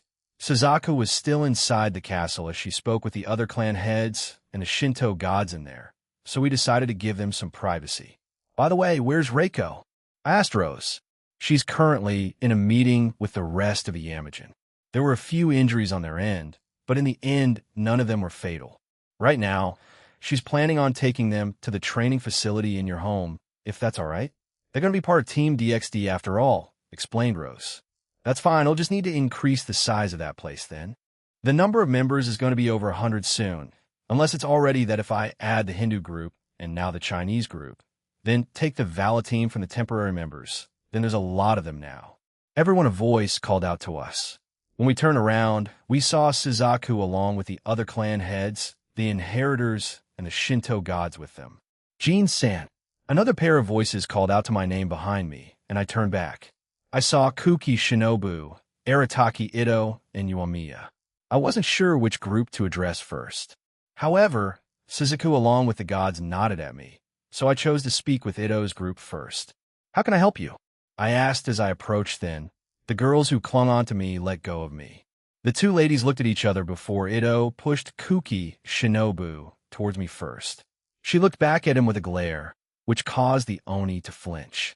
Yomiya began to chuckle awkwardly and pat him on the back. The offer you proposed to me a few months back, I'd like to accept it, if it's still possible, said Shinobu. Yes, it's still on offer. I did say to get back to me once you came to a decision, but it won't be built until I graduate from high school. This means you won't need to move or come over yet, so you can stay with the Arataki gang for a while, I told her. Well, see, I told you had accept, and also we get to have Shinobu for a few more months. Great, we can look for someone else as capable as her in the meantime. Cheered Ito. He grabbed Yoimiya's hands and started to swing her around. The girl looked like she was going to puke. I see. Thank you, she said and bowed. Shinobu then turned around and punched Ito in the gut. In turn, he let go of Yuamiya, which made her flew off towards the two novel shops. Yeah, she screamed. I stretched my arm out and caught her with telekinesis and brought her back in front of me. Are you okay? I asked and put her down. She nodded. So, what did you want to talk about? I'd like to make a shop in Kuo, if possible. Also, thank you for the help with the renovations for OU my shop last month, she said and looked at me with starry eyes. A fireworks shop in Kuo. Huh? I don't know how long it'll stay in that little town, but I'm not the owner of the town. But I can speak to Rias, Sona, and their fathers who have control there. But I think they'll accept the proposition, Yuamiya. That's fine. Totally fine. She replied excitedly. All right, they'll text you the update once it's all been finalized. They'll also help pick out some spots for you. I have a few places in mind, I added, and she nodded excitedly, thanked me, and then ran away. Shinobu and Ito also left earlier with the Oni being scolded by the small female human. I sighed and turned back to everyone. All right, who else wants to speak to me? I asked and put my hands on my hips. The other clan members spoke to me and asked about the promise I made. I told them that it was still being worked on. However, I would definitely get back on that, especially to the Shinra, since they wanted that person brought back to life. I just hope her soul was still around and hadn't been reincarnated yet. Speaking of reincarnation, I felt like that Xiangyu person was a reincarnated person, or at least housed two souls in her body. I didn't look too deeply into it. But when our eyes met during that short meeting in the Jade Chamber, she had a small look of panic flash across her eyes. The other clans left after that, though the inheritors looked like they wanted to speak to me, especially Ryuta Nakiri. However, he had to leave since he had to inform the other in their clan about the upcoming changes. The Shinto gods are going to go there soon, so if there were any that were against it, they would use a bit more force to shut them up about it. Right now, they only cared about survivability and not about old customs, systems, or rules. As I was about to take a step forward towards the girls, Suzaku came forward and embraced me. Senshirado Jean? I was meant to join it before you left after our duel, you know. I was going to address that, but this situation just occurred, you know. I'm jealous of you, Lavinia, Suzaku said after she pulled away from the moment. That's why I'll fight for that spot that you've had for the longest time. You could call this a declaration of war. I could be a bit more selfish, can't I? She asked, stepping closer with a bold look. While I looked back at Lavinia, she looked both shocked and furious. However, A smile covered her face, as if she had accepted the challenge of the ever-so-kind Suzaku Himejima. After that short debacle, I spoke with the three Shinto gods. Both Lavinia and Suzaku were staring at each other silently. Gabriel and Griselda felt a bit awkward, but decided to start speaking to them about random topics. I wasn't sure if you were serious about that, you know? I asked Raijin. I accepted Shuri's suggestion. I lost, so take me in. You sound like a lost animal, said Fjin. Be quiet, troublemaker. Raijin snapped back, making Fjin flinch and blush. Fine, but let's take it slow. No, let's do it now. She cut me off and stared at me with a dead serious look. My God, you're just like Aurelia. No, seriously, let's slow down. I don't mean at a snail's pace, but let's get to know each other. Just come by my home, and we can chat more there, I told her. Not satisfied with that, she sighed and agreed. Fine. I did hear from Suzaku and Rossweiss that you had a training facility in your home. Perhaps I can get stronger there too. Fufu, she said creepily. Jin then started to smack Raijin, who also fought back. They seemed like teenagers there, but Amaterasu stepped forward and took my hands into hers. It felt just like Suzaku and her mother, Kasumi. Jin, I'd like to thank you again. You've helped us many times over the last few months. Our pantheon is an undeniable debt to you, not only that, but also the sacred beasts and the 5 principal clans. It's no problem I was cut off by Amaterasu embracing me. I heard gasps all around me as she did this. I also was quite surprised by this. Fufu, it looks like you have Akino-chan, Suzaku, and now Amaterasu to deal with, huh, Lavinia? Gabriel asked behind me. I felt Lavinia getting even more jealous, but she didn't lash out or anything. It seems I may have more rivals in the future, murmured Suzaku. Amaterasu finally stopped kissing me and looked at me with a blush. Does this count as my own declaration of war? She asked sweetly. Holy crap, our chief god just kissed Jean. Kajit's Cinemerous voice boomed from behind us. We then heard a lightning strike and his screaming afterward. Well, I want to be a part of this too. Take me too. Jin shouted and lunged towards me. Hee. Keep going, Jean. After that, all chaos broke loose as the rest of them jumped me. I was overwhelmed by the commotion that day. Tsubaki, who stayed in the background, together with Susanoo and Hachiman, watched the scene in amusement and shock. I was wondering if she was here during the attack. Chapter 13, Part 1. Even Dragons Celebrate Christmas. Third-person point of View Arundel Liaris, Radelia Vaccarel. You two have been ordered by Fumura-sama to journey to the Draconic Dais to assist Clippith in their upcoming operation, said Ive. The 2 elves of the Eradicators stared at her. Both had different reactions. Rank 8. Arundel Liaris had a grin on his face. He had heard many rumors about the Outer God and Middleman. He wanted to see how he would fare because of his personal belief, and how he was raised. He believed that he had a chance against the Outer God. This was even after being told by fellow elf in rank 10, Radelia Vaccarel. Are we traveling alone, or are we allowed to bring some of our subordinates? Asked Arundel. Bring as many as you want. Sacrifices are expected in this operation, so if you both lose your lives, replacements are ready, said Ive. Arundel expected this and wasn't bothered by it. He was just exhilarated that he had a chance to fight the Outer God. However, Radelia felt uneasy. She didn't want to die. She had worked her way up here from nothing and didn't want all of it to go to waste. Her father sacrificed his life for hers, and now she would die. Radelia didn't like it, but at the same time, the word of Fumura was absolute, and there was no way she could say no to this. I've sama, mate, Radelia asked, and I've nodded. While I am prepared to die, if there was a chance of surviving this operation like Sakudia from the Weiboros, then what would happen? She asked. I've nodded and said, well, if you somehow survive your encounter with the Outer God, your rank may increase and other benefits will be given to you. As of now, Sakudia has been placed at the 7th seat of the Eradicators, as you two know. I see Radelia wanted to live. She had to survive. She felt like she hadn't done enough in life, so she wanted to come back alive. But when does it start? Asked Arundel. Soon. I will give you the details at a later point. For now, you're both dismissed, I've said, and teleported away. You'll die, and I'll live. You'll make sure of it, said Arundel as he blasted Radelia with his own aura. The woman in question also used hers to fight back. The two glared at each other before Arundel left.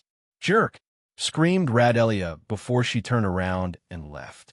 "Prince, it's been confirmed that at least 2 eradicators and their subordinates will be joining the operation, along with a few more prototypes, super devils, evil dragons, and super vampires," said a devil. "Yohaya. Perfect. This should make things easier for both me and Promestine," he said with joy. Rise of him had managed to get some sleep over the past couple of months, but it was only limited to 4 hours rather than his usual 8 or 12, because of the curse that Aaron had put on him in Euclid. Euclid himself had his curse removed per Greyfire's request. Even though he had done evil, Euclid was still her younger brother, and she didn't want him to suffer even in his own dreams. Reluctantly, Aaron conceded and removed it, but his powers were still sealed, and he was locked up in one of the underworld's prisons. Rise of him, on the other hand, had multiple experiments done on him by the Seekers of Truth, the EV faction, and even the Phantasma. Even after all of that, he only got back 4 hours of sleep time before the nightmares came back and forced him to stay up. But for him, it was enough. Rise of him summoned light from his right palm and grinned. "Thanks to my father, I was able to access the Lucifer clan's own ability. I did wonder why I wasn't able to use it, but I guess he did that on purpose. How sly." Cuckoo, he thought, and grinned at the devil in front of him. Demonic brilliance of evil light, that is the trait of the Lucifer clan. It is unknown as to why Rise of him, Van, or Valley didn't inherit the clan's trait. However, now it was certain that the original Lucifer somehow performed a technique that prevented future generations from acquiring said ability. He pointed his palm at the devil, and then he was annihilated by a powerful black-blue-white light. Rise of him grinned and then laughed.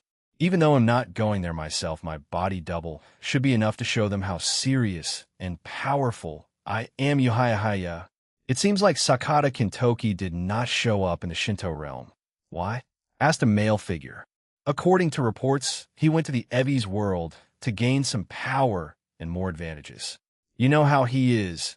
He doesn't tell anyone what he does," said another. However, he needs to be disciplined once he comes back. If he were, it wouldn't have mattered. The battle gods' prototypes were useless, along with the vampires. Valentina managed to escape, but she suffered some trauma and is now rebuilding herself in isolation. Minamoto no Reiko and the Valkyrie Rosweiss. They were the ones who defend that realm. We will leave Reiko to Kintoki then. Perhaps their past may make her hesitate. He'll be stronger once he returns. As for the Valkyrie, I have my plans. Well, it doesn't matter, the remnants of the connected harmony still hold grudges, so I'll keep fueling them with fire until then, said the male figure with a smile. You're going to try to capture her parents, aren't you? For the Valkyrie, I mean, you're detestable, you know that? Cuckoo Jean Skyward's soliloquy. A month passed since those attacks. The new alliance between the Chinese Pantheon, Shinto Pantheon, the 5 principal clans, and the West and East Yukai faction spread across the supernatural world. Many were skeptical that it would work, but once they found out that the Chinese Pantheon joined the DXD alliance, then their doubts vanished. Currently, I was out on a date with Lisa. I suggested that we go to a different country, or even a different part of Japan, but instead she opted to go 3 stations away to a random town and have her date there. My friends Higuro, Najima, and Kikiho Kuda, I started calling them by their given names instead of their surnames. Both of them insisted on it, so I went with it. According to them, because of what we did, those two finally got together, and they thanked me for it. Although after that incident, I felt like all 3 of us became closer, so it wasn't such a negative thing. But they're getting a lot of hate from other lonely guys in our year, since these 2 were quite famous in their own right. Even though I never kept up with it, they were kind of seen as delinquents before I came to the school. So the fact that they're a lot more chill now shocked a lot of people. That also explained why they were pretty tough and good at fighting. They had their fair share of fights with various people around Kuo and beyond. I also informed the DXD Alliance of a potential operation the Cows Order may do in the future that will probably involve all of the supernatural world and the human world, so quite literally a world war on both worlds. As to how they'll do it, I had no idea. But I've increased the number of hyperbolic regenerated chambers and also created even more shadow soldiers. The numbers have reached 100 trillion. I think that's more than enough, right? I hadn't made any new Electa, but we're doing well. I also got an update from Antares about my new home in the dimensional gap. It's around 74 complete. With the help of Claudira, everything had gone smoothly and without any hiccups, so they got a lot more done in that time. Over the month, the Cows Order wasn't silent either. They did small attacks that I let the other members and groups of Team DXD take care of. Most were in a human world, a few in factions and pantheons I hadn't been to before, and I let Haru, Yuru, and Medusa participate in these around 20 days ago. I had a sparring match with all three of them, and they had powered up considerably, so I deemed them ready to participate. But I also added extra protection to them, so a few shadow soldiers in their shadows. Hey, would that look good on me? Lisa asked as she pointed to the window. Beyond it was a beautiful-looking purple dress with some necklace and other accessories for it. I glanced at it, and then at Lisa. Yeah, it would suit you. Let's go in and I'll buy it, I suggested, and she happily pulled me in. Once inside, Lisa practically pranced her way towards it and then walked into the dressing room to get changed. I stood outside waiting. Are you on a date? Asked the worker. Yep. She's hot, man. You're so lucky, he said with envy. Yeah, she's great, I replied, not really paying attention to him. The only thing I wanted to see was Lisa in that dress. I meant my compliment earlier. She would look great in it. This guy beside me was practically drooling waiting for Lisa. December Christmas was a month away, and I was looking forward to it, and was also nervous an attack will surely happen in heaven. But we've also been talking about a small project for the town of Kuo, and Team DXD will be involved. But they also wanted to get into contact with Santa Claus, so I was going to try to go back to the North Pole, and wherein Terry's base was located was near enough to his. I'm traveling there with two others, so meeting St. Nicholas is bound to be interesting. I also contacted the newly formed vampire faction, and they were on high alert. I also added even more shadow soldiers over there, so any kind of attack that attempted there, they'll be alerted immediately. My thoughts were interrupted when Lisa came out of the fitting room. Lisa came out in a purple dress. It had several flower patterns around it. She also wore purple flowers in her hair. I could count around 3 of them, another one by her hip, and had some kind of arm-wrist accessory near her elbow. If I was being honest, I couldn't help but be amazed at how she looked. What she wore prior was something a bit more normal, but still made her look beautiful. But this holy Barato, dude, the guy muttered beside me. Yeah, no kidding, I thought, and took a step forward and gentle grasp her hands. Lisa blushed at this gesture. Fufu, I take it you approve? She asked while looking me straight in the eyes. Yeah, Ido. You look gorgeous, Lisa, I replied and stared at her. Get a room. TCH. The man complained behind us and walked off. I didn't think he'd get that jealous. Ara. He seems jealous, Fufu. He'll go get changed, and we can pay for it, she said and left for the fitting room. I was left there to stand and wait. One down, a whole lot left to take on dates, I thought and sighed. The girls are understanding that I didn't have much time to take them on dates. However, I did make up for it by spoiling them as much as I could while in our home or outside of it. But today, I finally got started with Lisa. I can go down the list of everyone else after this. I still have around a month after all. Unless something else happens, wait, no. I shouldn't jinx myself. I shook my head and Lisa came out of the fitting room, and we made our way to the counter, paid, and left. We had been in this town for around an hour. We've mostly walked around and checked out the shops. But since it was near the middle of the day, our next stop was... Oh, how about that? Lisa asked and pointed to a nearby family restaurant. I was expecting her to be more, I guess, high class in terms of wining and dining, but I'll take it. Are you sure? We can always... It's not my intention to extort you for your money, Aaron. I'm here because I like you, she said in an indignant tone. I couldn't answer her, but at the same time, that wasn't what I meant. I just wanted to give these girls as much luxury as possible. However, at the same time, in the back of my mind, I do sometimes think I may be going a bit overboard with it. It's clear that they just want to spend time with me and do normal things with me. BLENC, said Drake. Yeah. I know, I replied. Not just in the other aspects of my life, but also this. How did I even manage to keep my relationship with Aoife going? Or do we not get too far into life back then for it to get to this point? I'm saying this even though I've only been in this universe for barely a year, not including the pocket dimension stays.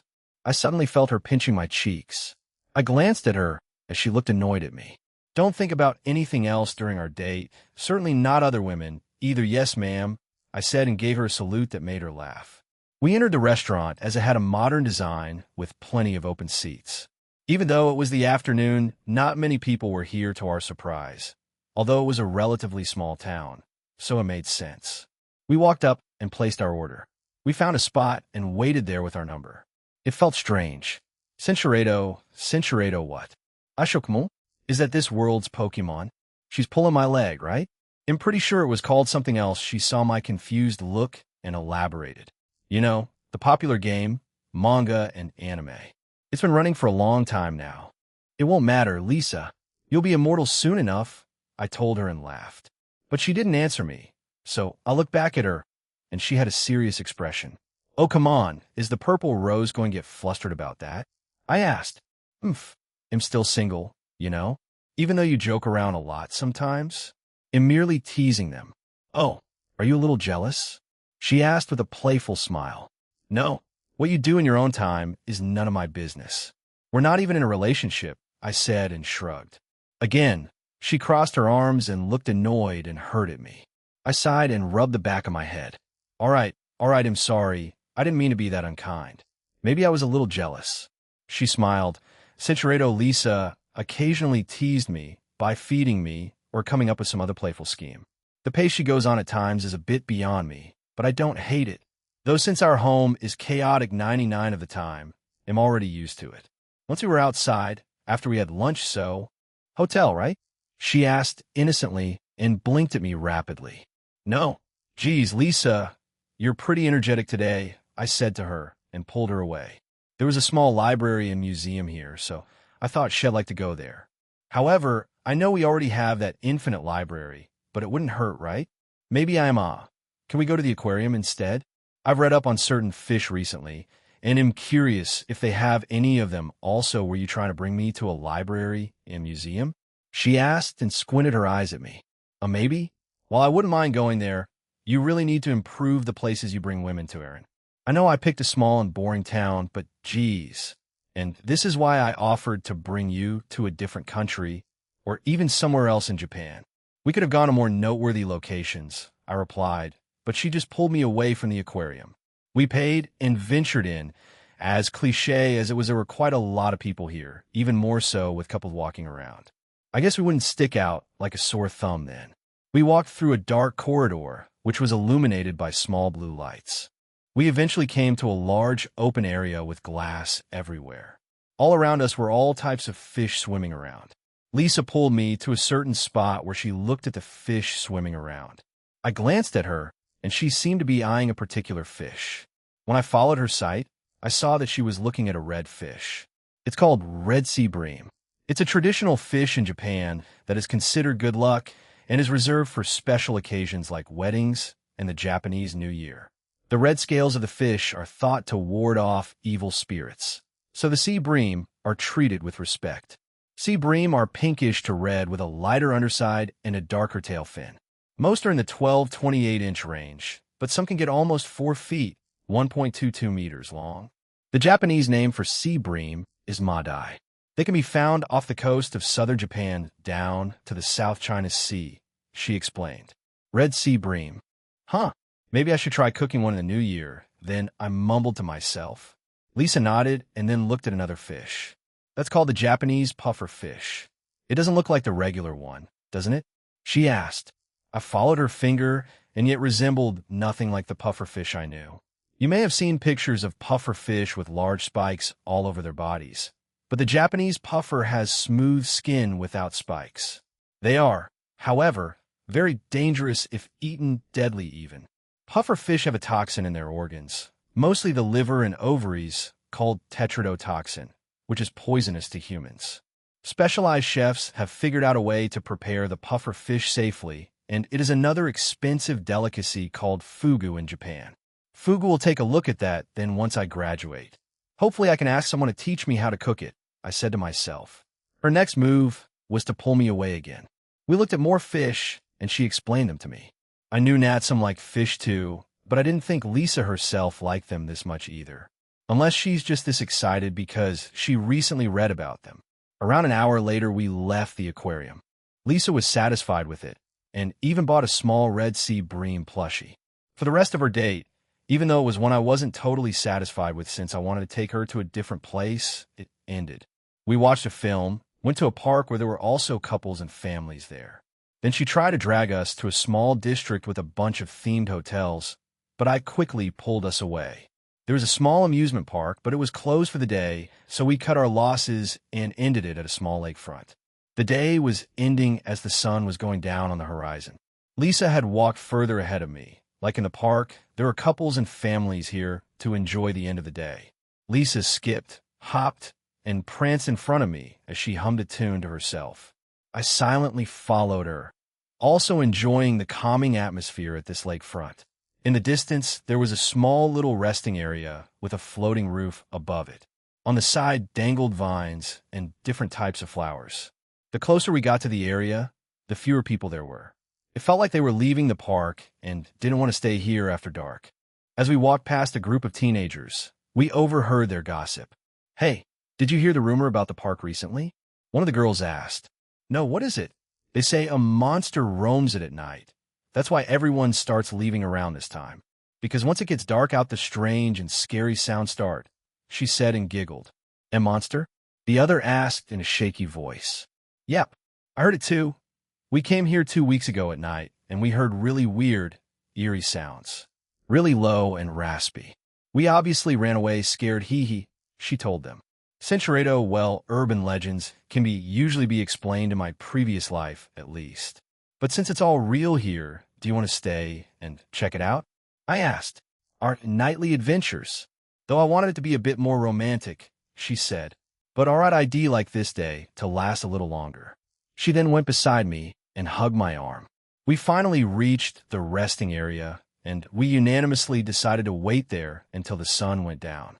But from the looks of it, it wasn't going to take too long. After around an hour of waiting, and Lisa nearly tripping twice, we started to hear strange wailing and eerie sounds all around the park. We had spoken about this to each other earlier, so I left Lisa there and activated the communication function on our rings. Next, I left the place, but once I arrived outside, I didn't hear any sounds, just the usual nightly traffic and people. However, once I stepped back inside, it was almost deafening. Lisa, I don't hear it outside, but when I step into the place, I hear it. How about you? It's still as loud as ever, no. I believe it's actually getting louder. Can you come back? She asked, and I agreed. I then stepped back to the place, and she was there sitting looking uncomfortable. And it's as she said. It had become stupidly loud. The wailing was to the point where you would normally just leave the place if it got this loud. You'll go and locate it then. It has to be supernatural, no doubt about it. I told her and quickly scanned the lakeside. Once I found it, I turned towards it. It's in the middle of the lake. I put my hand out and a figure shot out of the lake. This in turn made the screaming stop. The figure that I had pulled out had an ox's head, a human body, sharp fangs, and a slender tongue. It's definitely a yokai, but I then used observe on it, and to my surprise, it was a hybrid of a devil and an ox yokai. Shah! It screamed and tried to lunge at us, but it couldn't move because I held it there. A sigh escaped Lisa as she checked the ring with her own. Era, a hybrid that doesn't talk? What should we do with it? She asked. Eliminate it, capture it, or let it go. Has it harmed anyone yet? Good question. I checked, and it indeed has taken lives.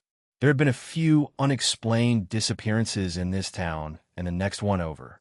This thing has targeted normal humans and weak supernatural beings. I told Lisa about this and asked, What's your verdict, Lisa-sensei? She put her thumb down and said, Guilty. Off with its head. I chuckled and closed my fist. In turn, the hybrid that floated above that lake was slowly crushed. Its cries slowly faded away. After I did that, the thought crossed my mind about finding out how it ended up like that. However, I shook away the thought. I can't go checking everything's background because I felt a bit of regret after what I had done. Well, I was hoping to end this date on a more, I guess, romantic note, but stop over-dramatizing everything, said Lisa before she turned me around and kissed me. She had been aggressive the entire day, so I wasn't that surprised. So I also kissed her back. Lisa, our kiss ended, and as I was about to say her name, she stopped me and held up a finger. Uh, I want another one. And you can take me to another place, and maybe then we can talk things through properly, she said with a playful smile. Is this karma? I asked inside. Instead of answering me, she sat down across from me and faced me. Ada, you and Rias-chan had this kind of relationship for the longest time, you know. But I can understand your frustrations. But how about this? We are official, but not at the same time. I just want one more date before I let you in, she explained and hugged me close. That's some twisted logic. But sure, they'll try to take you on another date soon, though I have others to take first, I replied. Great. Then it's decided. They'll be in your care from now on. Aaron-sama. Lisa then hugged me tighter. No, she was squeezing me a bit too hard. We were at the closing ceremony of the second semester, meaning Christmas was just around the corner. We were back in the stuffy and humid gymnasium as we listened to, oh no, never mind, someone just passed out. Also, both of my friends looked pale and out of it, and if I hadn't held on to them, they would have surely passed out by now. A month had passed since my date with Lisa, and she's been a lot more open with her love for me, and I to her. But I haven't gotten time since then. A few developments happened during that time. Okay, I lied. I traveled to Kyoto and the Shinra clan with Tsubaki, but that wasn't considered a date. A few things happened there, and our relationship moved forward.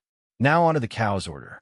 Despite the fact that they didn't launch any attacks, I suspect they are preparing to launch a Christmas attack. I have also informed the Alliance about this, and everyone is prepared, especially Heaven. Theodora has been struggling with serious personal difficulties and has been receiving intensive care to keep her safe. I've also checked the cube that Natsum and Kanami gave me. It was basically a floating fortress like the one in Praia that Reiko and the others destroyed. The letter Rose gave me too, I read it. Now I haven't met up with this Valentina Vordenberg. However, I have contacted her via a private channel, and we planned on meeting once I graduate, or at least sometime after the new year. However, she has agreed to keep me updated on the inner workings of the vampire faction of the Cow's Order. In the next few days, I'm looking forward to meeting St. Nicholas, or Santa Claus, and forming a small alliance with him and his group faction and having them join the DXD Alliance. Suzaku and Lavinia insisted on going with me, along with Gabriel and Rias. Akino wanted to come, but apparently Shuri needed her for something or other about our wedding in the future, so she gladly went over there. Apparently, Mom wants to talk to them about it separately, so Asia, Lavinia, and the others will be speaking to her down the line. Also, Ingvild's tour in the underworld is going to start soon. I'm paranoid about it, but I have enough protection on her that nothing bad should happen. Even though they told me to calm down, not stress, and have a balance, the closer it got to the time, the more stressed I became. Barato still hasn't finished analyzing the crystal. I don't know what on earth Nyarlathotep did to it, but wow, it's strange not speaking to her. It feels like I lost a part of myself when she's not speaking to me. Jean. I replied and looked around. Apparently, the assembly was done and everyone was making their way out of the gymnasium. Oh, we're done. My bad, I spaced out. I told them and we walked out. So you'll be busy the entire Christmas holiday, huh? The club and other stuff. Wait, you're going to start construction on the restaurant, aren't you? Asked Tagiro. Hi, I am. Both the club and my own restaurant will keep me busy, I replied. We're still getting those discounts, right? Asked Kikiho.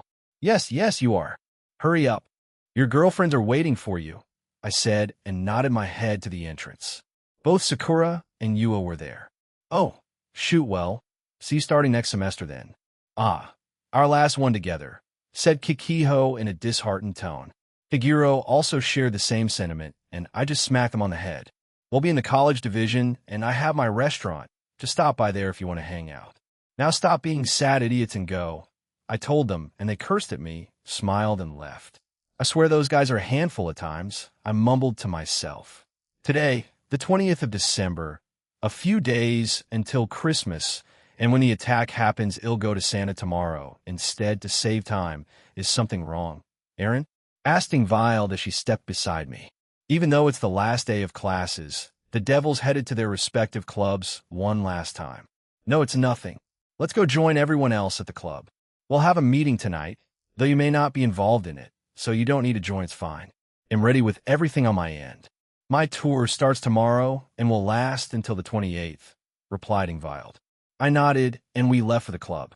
On our way there we met several other people and wished them a Merry Christmas. In the evening of the same day, a few representatives of each group of Team DXD attended the meeting. It was to discuss the project we have planned. I sat at the top and read through the plan. And for that reason, we will be handing out presents to the entirety of Japan on Christmas Eve. He'll personally run this by St. Nicholas, and if he agrees, he'll have one less country to give presents to, saving him time. Rias nodded and continued for me. This town is a symbol of the peace in the supernatural world. More than that, though, this town is an important place for the people living here.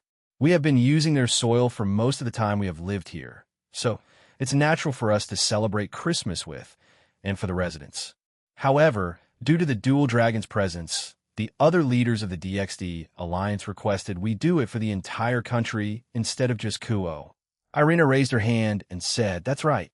Heaven, the underworld, Grigori, and the multiple other factions and pantheons we're allied with will help supply the presents we'll be giving out."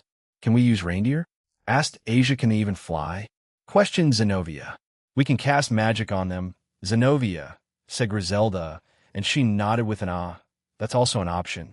Azazel then stood up.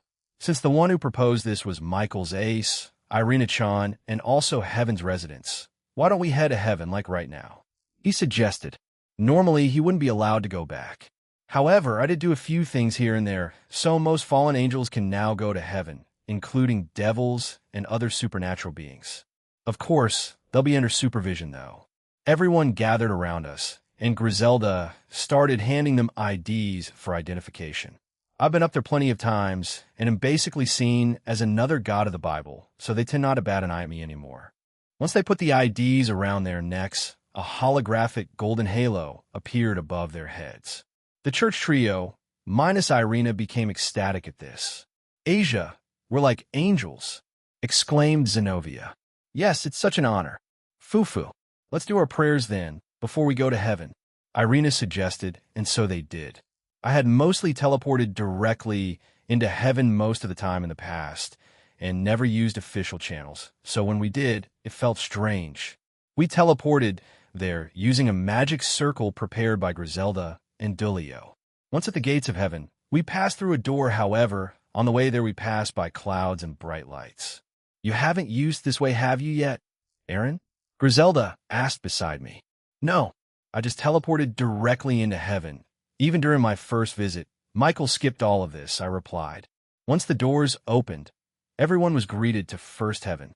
Buildings and white paved roads were visible as far as the eye could see. Above us were also floating buildings on clouds. Dulio then went on to explain how Heaven worked. There were 7 levels to them. He did this for the ones who didn't know. In our large group, composed of various factions and pantheons, we walked through First Heaven together. Irina suddenly pointed at a floating building in the sky. "That's the building that we, the brave saints, gather in if we're needed for a mission," she explained. She then pointed up and added, "Michael-sama and the other seraphs are further above us. They live in 6th Heaven. Azazel and the fallen angels before they fell lived in 5th Heaven," I added. "That's where the brave saint system was also created. Heaven, which is commonly referred to, exists in 3rd Heaven. It's the largest floor. It's so vast that it is said that you can't tell where it ends," explained Griselda. 4th Heaven is also known as Eden's Garden. "I guess the story of Adam and Eve is famous for it," added Irina, and then everyone looked at me. "What?" I asked, a bit confused by their reaction. "Fufu, would Jean try to get to know Eve better if given the chance?" asked Aquino. I wouldn't. Yes, they all answered unanimously. I was stunned by this. Bahaha. I agree with him, partner. You'll put on the tool charm and somehow get into an all-out brawl with Adam because of it, said Drake as he continued to laugh. Everyone laughed at me, and we joked around until we made it to 6th Heaven, also known as Zeeble. The door opened, and we stepped through. It had been a while since I'd been here, so I guess Altaria and Layla had finished its remodeling and reconstruction per my request. Everything here had been reinforced by a custom metal, stone, and wood I made. It should be the hardest in the multiverse. I hadn't given a name for it, so Michael-sama is waiting this way. Jean had ordered the sixth heaven to be reconstructed a few months back, and we finished not too long ago, so you would need to be a multiversal class being to destroy anything here, explained Griselda. You were really worried about it, weren't you? Asked Natsum as she looked over at me. I can't afford not to, I replied. When we finally entered a building, we found several people waiting for us inside. The four great seraphs, Layla and Altaria. Michigan, as Griselda was about to call for him, both Gabriel and Layla flew towards me, and I caught them. Since Christmas was just around the corner, she had been called back up to heaven to help with even more work. While Layla was capable, she was beginning to be overwhelmed by the amount of work she had to do, and Altaria had even more trouble because she was the leader of them. Michael was the face of the organization. Welcome Team DXD and Azazel to heaven. To some it's your first visit, to others not so much. I hope you enjoyed your short journey here, he said to us. The two angels who tackled me were just rubbing their heads into my chest. Sup, Mikey greeted Azazel.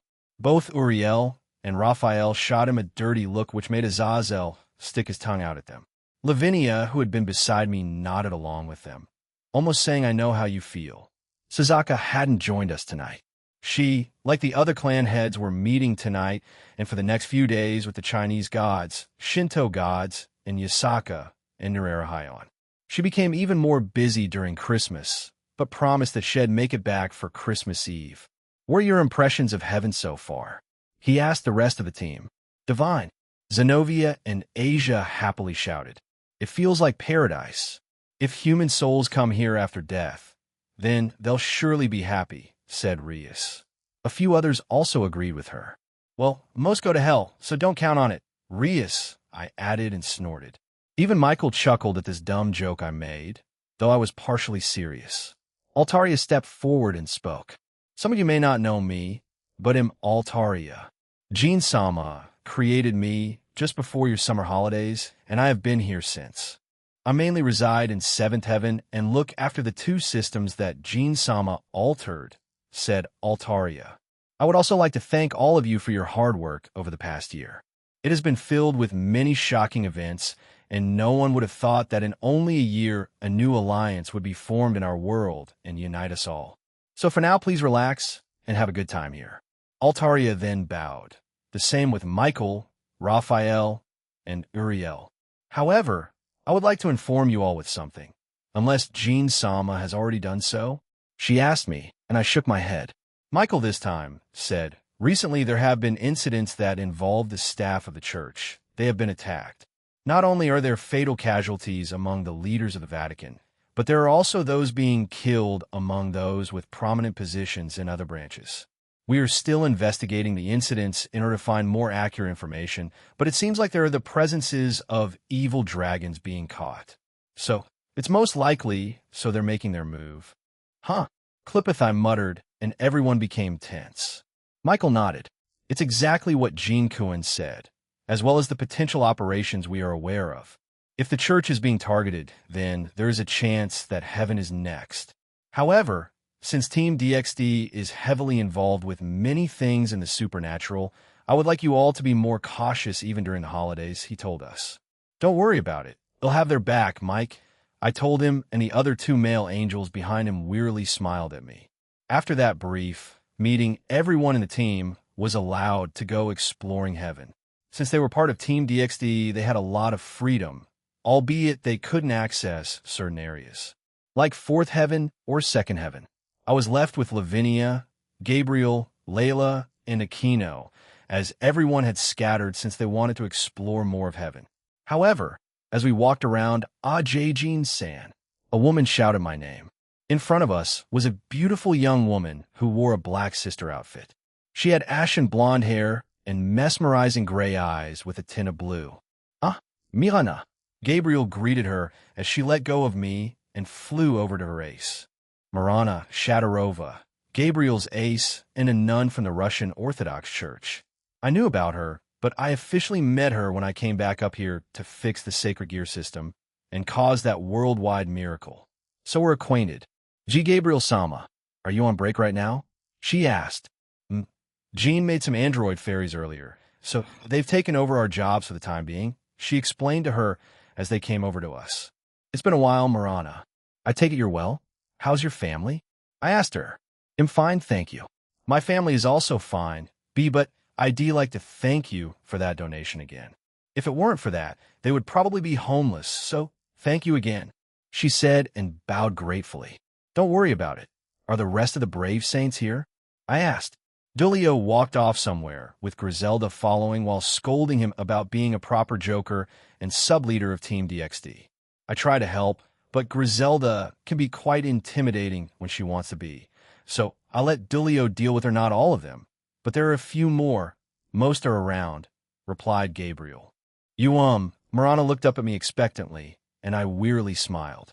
I reached out and started gently patting her on the head. In turn, she relaxed and leaned into it, looking very happy. I have no idea why this is the case. She was nervous and pitiful when we first met, so I did what I do when the girls were feeling down. I either embraced them, then spoiled them, or patted their heads. Since I wasn't close to Marana, I chose the latter, and well, this happened. So I walked around with all of them while we caught up. Gabriel was just tired that she had to do all of that work since the start of December. Layla was also exhausted, so I spoiled her a bit as we stayed there. However, we eventually had to leave, much to both Layla and Gabriel's dismay.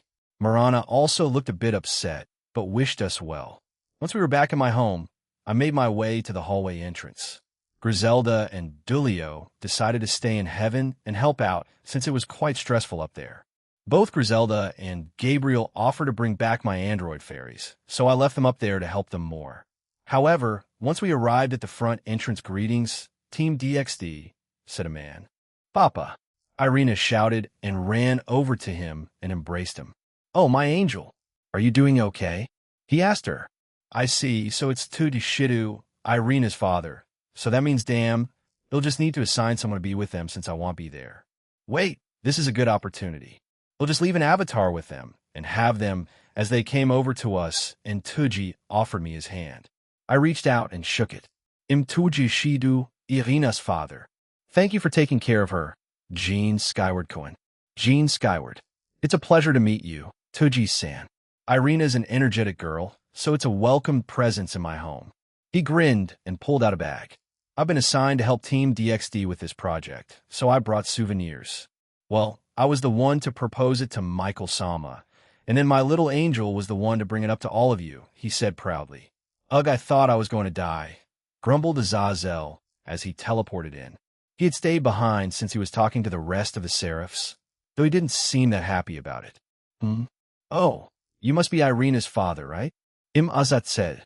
Oh, if it isn't the governor. Tuji Shidu. I have the role of being both a pastor and an agent of the Protestant Church. Thank you for looking after my daughter too, he said, and the two of them shook hands. After the greetings, we made our way to the meeting room to discuss more about the project. In short, my avatar, Asia, Zenobia, Irina, Rose, and Tuji Shidu will go to a different town to get more presents, while Lavinia, Shizuku, Gabriel, and Danu will go to the North Pole. Rias, who was set to come with me, received a call about something in their territory. I offer my assistance, but shall be bringing her peerage with her to deal with it. It was devil business, and they wanted to bring their ratings up, so I backed off. The next day, everyone was set to leave around 10 in the morning after we all had breakfast and got ready. Since a lot of things were happening in the coming days, I had all my Electa on alert. This included the Pleiades, who were usually just stuck patrolling the area around my home, so some of them were happy about that. Though I plan on moving them to my new home in the Dimensional Gap once it's finished construction. The various other groups also left my home as they were called away for something or other, including the rest of the Slashdog team. Since Lavinia already left, she didn't need to go, much to her delight. Suzaka managed to join us after I created an avatar for her too. That avatar was currently attending the meetings for her. Admittedly, she confided to me that she didn't feel right using them since she wanted to be there herself. However, she also said she wanted to keep fighting for that spot against Lavinia. Her desire for that overshadowed the meetings, I guess. As everyone was ready, I walked over to my clone, the female version, Zora. Look after them, all right? Of course, that's only natural, she replied, and we fist bumped. I never saw this before, and it's a strange feeling, said Tuji as he stared at my female avatar. You'll get used to it. Anyway, good luck, and try to come back to me in one piece, I said before I teleported to the North Pole. Zora's soliloquy once boss left, I turned back to everyone else. It seemed like they were looking at me for guidance, so I nodded. Let's use the train then. It's only 2 train stations away. With that, we silently made our way to the train station, paid for our tickets, and waited. The avatars, are already hardwired to not be romantically affectionate toward boss women, since he's a bit overprotective of them. I may be an avatar, but strangely enough, boss also gave me my own consciousness. I myself should be around the same level of power as boss, and I should have access to all his abilities, but since I have my own consciousness, I also have my own preferred fighting style. I had a sword that I liked using, and see myself more as a swordswoman than anything. The train eventually arrived, and we got on it. Everyone was speaking to each other, and Tuji Shidu asked about, but Kei-chan, right? Have you met everyone else here before? Tuji asked me. I glanced at him and nodded. I met most of boss women and friends before. They're also privy to me, so please don't hesitate to ask me any questions. I'll also do my utmost to protect you all, otherwise I wouldn't be able to face boss if I failed, I answered him. We had gone to a section where there weren't too many people. At this time of day, it's usually packed, but surprisingly there weren't many here. He nodded and started asking me a bunch of questions, as did everyone else. I answered them to the best of my ability. We arrived in the town and made our way to several shops that could potentially have decent items to give as gifts. If I remember correctly, this is the town that the boss beat that delinquent, right? Well, whatever. Once we arrived at another store, Tuji Shidu said, I'm sorry for having you all do this during your precious time. Oh no, please don't worry. This is a nice change of pace, said Asia. Asia's correct. Most of the time we're just training, venturing out to Kuo, relaxing at home, or we're trying to get Jean's attention. So being out in a different town is an excellent change of pace, added Zenobia. Zenobia was changing like boss predicted. Since she was going to be running for presidency, she needed to. Irina was looking around the store until she found what she wanted. Next are costumes. Kei-san, please come with us. We all need your input. Papa, you can go to the men's section, said Irina happily. Tuji Shidu looked a bit dejected though. Okay, I replied, a bit confused by this request. I was dragged to the women's section and stood around as they all headed to different spots to get costumes. They're definitely going to ask me, KK-san, will Aaron like this? Rossweiss asked me as she showed me a Barato Santa costume. What about this, Kei-san? Asia Argento also asked, and she had an eye-catching Barato costume. How about this? Asked Zenobia, pointing to her playful holiday outfit. You, Zenobia, that a bit much, said Irina as she hid a normal-looking Santa costume behind her back. Do you want me to be honest? I asked them, and they nodded. Boss would say yes to all of them, though if your end goal is to win his heart romantically, then you might get hurt in the end. But if it's for genuine admiration, then yeah, all of those will be fine. They blushed and were about to say something, but I put a finger up stopping them. I like both trousers and a skirt, but if you want the full effect, stick with the mini skirts. If you prefer trousers, go with something tailored, I added. They seemed to understand their body's advantages and looked at the costumes they had. They then scattered away. I did give decent advice, right? Not too long after we paid with Boss Card and stood just outside the store. We were under a roof since it had started raining earlier. If Joker Dulio were here, he would get rid of this weather for us, Zenobia said sarcastically. I can do that, I told them and put my hand up, but Tuji Shidu stopped me. It would be wise not to do that since there are normal people in this town, he said. I nodded my head in agreement and stopped what I was about to do. I was about to relax when I felt a powerful hostile aura being sent towards us. I wasn't the only one who felt it, as the rest of boss women noticed, and we looked to our right. Tuji Shidu became confused and asked, What's wrong, everyone? Papa, there's an enemy, said Irina.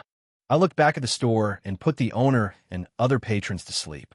A man with an umbrella was walking towards us with a sword in his hand.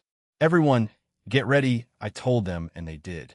Zenobia pulled out extra Randall, and I pulled my own sword out. However, as we were about to move forward, Tuji Shidu started to shake. And no, it can't be how are you. It's been a while, Shidu-san, or should I call you Office Chief Shidu now? The man asked. He didn't wait for an answer as he attacked us. The man increased the aura of the sword he was holding. The aura coming from him wasn't normal. It felt like something out of this universe, so I stepped in before anything could happen. I left my spot and delivered a swift and decisive strike. When I turned around, he had recovered from the blow and continued his charge towards everyone. Zhang, Yishun Diegakit-kun. Tuji shouted. I thought you were Amino Murakumo no Tsurugi. An ominous voice barked as the man, Yagaki, slashed down at all of them. Rossweiss created several defensive magic circles, and Zenobia sent out a power slash towards Yagaki. The circles and slash blocked his attack. But Amanuriko no Tsurugi was supposed to be broken and was in the middle of restoration, shouted Irina. My hatred and the evil intent of the legendary evil dragon, Venom Blood Dragon Yamadoroki, possessed in this sword, I shall use this to give punishment to all of you. He screamed. I dashed back and blocked the sword with my own. Not unless I'm here. But 8 dragon-like heads left the sword and tried attacking everyone else behind me. I moved at the speed of light and turned around to quickly slash apart the dragon heads. But one of the heads detached itself from the lines instead of being cut. It also passed through Rossweiss's magic circle, shocking us both. The rest of the heads also instantly regenerated. It made its way to Tuji Shidu and bit him in the shoulder and then separated it. It's going to use a dragon shot on him. I screamed. Rossweiss turned around, as did everyone else. First, she instantly used her Ultra Instinct sign and separated the head in Tuji Shidu. Next was Asia and Zenobia, who healed his shoulder, and Zenobia slashed the head apart. Irina had been too shocked to move at what had just happened. I clicked my mouth in annoyance and tried to slash his head off, but instead I hit darkness. He had vanished and teleported to one of the rooftops. I looked up and chased after him. Are you sure you shouldn't be tending to that man's wounds? That poison has been amplified by another universe's curse and poisons. You know? You better get the middleman, otherwise he'll die soon, he said. I did a powerful thrust towards him, but he had already vanished. Dang it, I screamed. Did I fail? Aren't I an avatar? Darn it, I should stop. I jumped back towards him as Asia tried her best to heal Tuji, but it wasn't working. His veins had started to turn purple and began to glow. His face was also blue. Irina had frozen in shock. Barato's busy and boss is at another location. I can't mess this up now. Let's do this. I screamed in my head and rapidly stabbed certain points around Tuji Shida's body. Once I did, the poison and curse stopped circulating around his body, but this is only temporary. Let's bring him to heaven. Layla and Altaria are exceptional healers and may be able to find a cure. What about Comptoir is still not responding since she's still working on the crystal we found a few months back, I told him, but finally, Papa. Irina screamed as power erupted from her body. Irina, as I was about to stop her outburst, Boss had showed up and hugged her from behind, which also forced her to fall asleep. Boss looked at us, then at me. He felt very calm. No, I need to explain myself. Earlier Jean's Skywards soliloquy, we had arrived in the realm of St. Nicholas or Santa Claus. It was, well, a very Christmas-y and Christmas-themed place. Christmas lights and decorations adorn the trees. There are hundreds of houses adorned with lights and decorations. Reindeer are everywhere, and there are other monsters as well. I wasn't expecting to see so many different yukais here. However, there were the typical elves here, but they weren't like the ones I'd met before. When I used Observe on them, they were a subspecies of elves. We got plenty of stares as we walked through the town. However, it was quite obvious where his home, with a large mansion-like house with Santa Claus written above, it was quite an indicator. We quickly arrived at what I perceived to be the center of the town. In the middle of it was an enormous Christmas tree that towered over every other building except for Santa's own mansion. All around the tree were various presents wrapped in different colors of paper, and there were also vendors around it, selling cookies, milk, and various Christmas-themed foods. I felt a tug on my arm and looked at Gabriel. "Can we?" she asked while looking at me and the food stalls. "Sure thing. Go ahead," I said, and she happily flew over to the stalls. Danu followed after her like a dutiful mother and joined her at the stalls. They spoke to the elf manning it, and they went to other ones and slowly bought food and milk in plastic bottles. "I never thought I'd get to see Santa Claus in person," said Lavinia. Even though my clan didn't speak much of him when I went to normal human schools, they spoke about him a lot. I also found out she was real a few days later. Apparently, he only gives presents to good children. Naughty children don't get anything, explained Suzaku. "Am I part of the naughty list?" I asked with a chuckle. "Well, you do have a mischievous side, but you do a lot of good. Is it possible that they cancel each other out?" Lavinia wondered as she tilted her head in thought. I shrugged and said, "Who knows?" But we discussed that'll be the draconic reindeer in my invisible juggernaut drive, bringing Team DXD all over Japan so we could drop presents in all houses. Yeah, that was the plan. I would go in my boosted gear juggernaut drive, turn invisible, and become a glorified transportation device.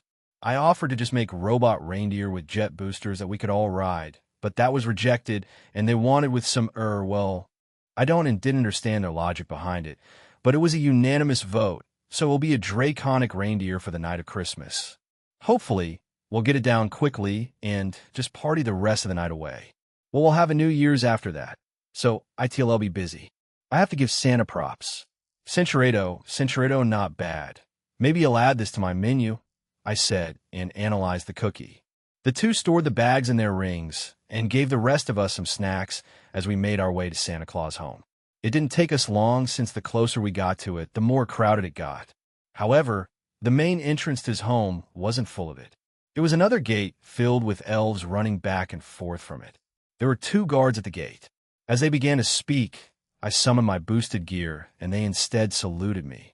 "Dual Dragon Emperor, Mr. and Mrs. Claus are expecting you. Please go ahead," the guard on the right shouted, and the gates opened. I thanked them, gave them some food and drinks, and we started walking up the long driveway. Nearer to the door, we could see a lot of movement inside the home. However, using a bird's eye view, I could see another building attached to the home, and it looked like it was the workshop where everything happened.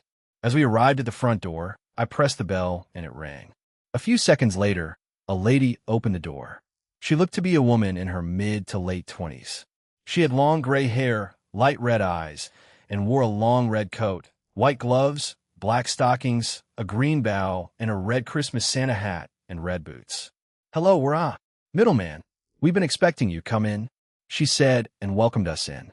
We entered their home, and the interior was quite large, and at each corner of the house were stacks upon stacks of presents. "I'm sorry for the mess. This time of year we get really busy," she explained, and gestured for us to sit on the sofa in their living room. "Please wait here. I'll go get my husband," she said.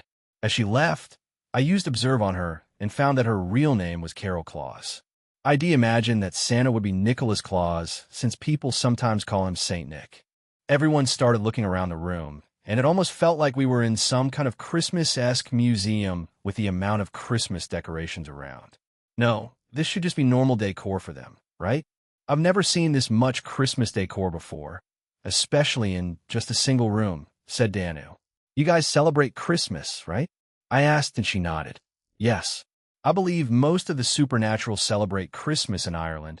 Maybe a few don't, but they may have their own equivalents," she explained. "Do you personally celebrate it, Danu?" Gabriel asked the goddess, then hugged her arm.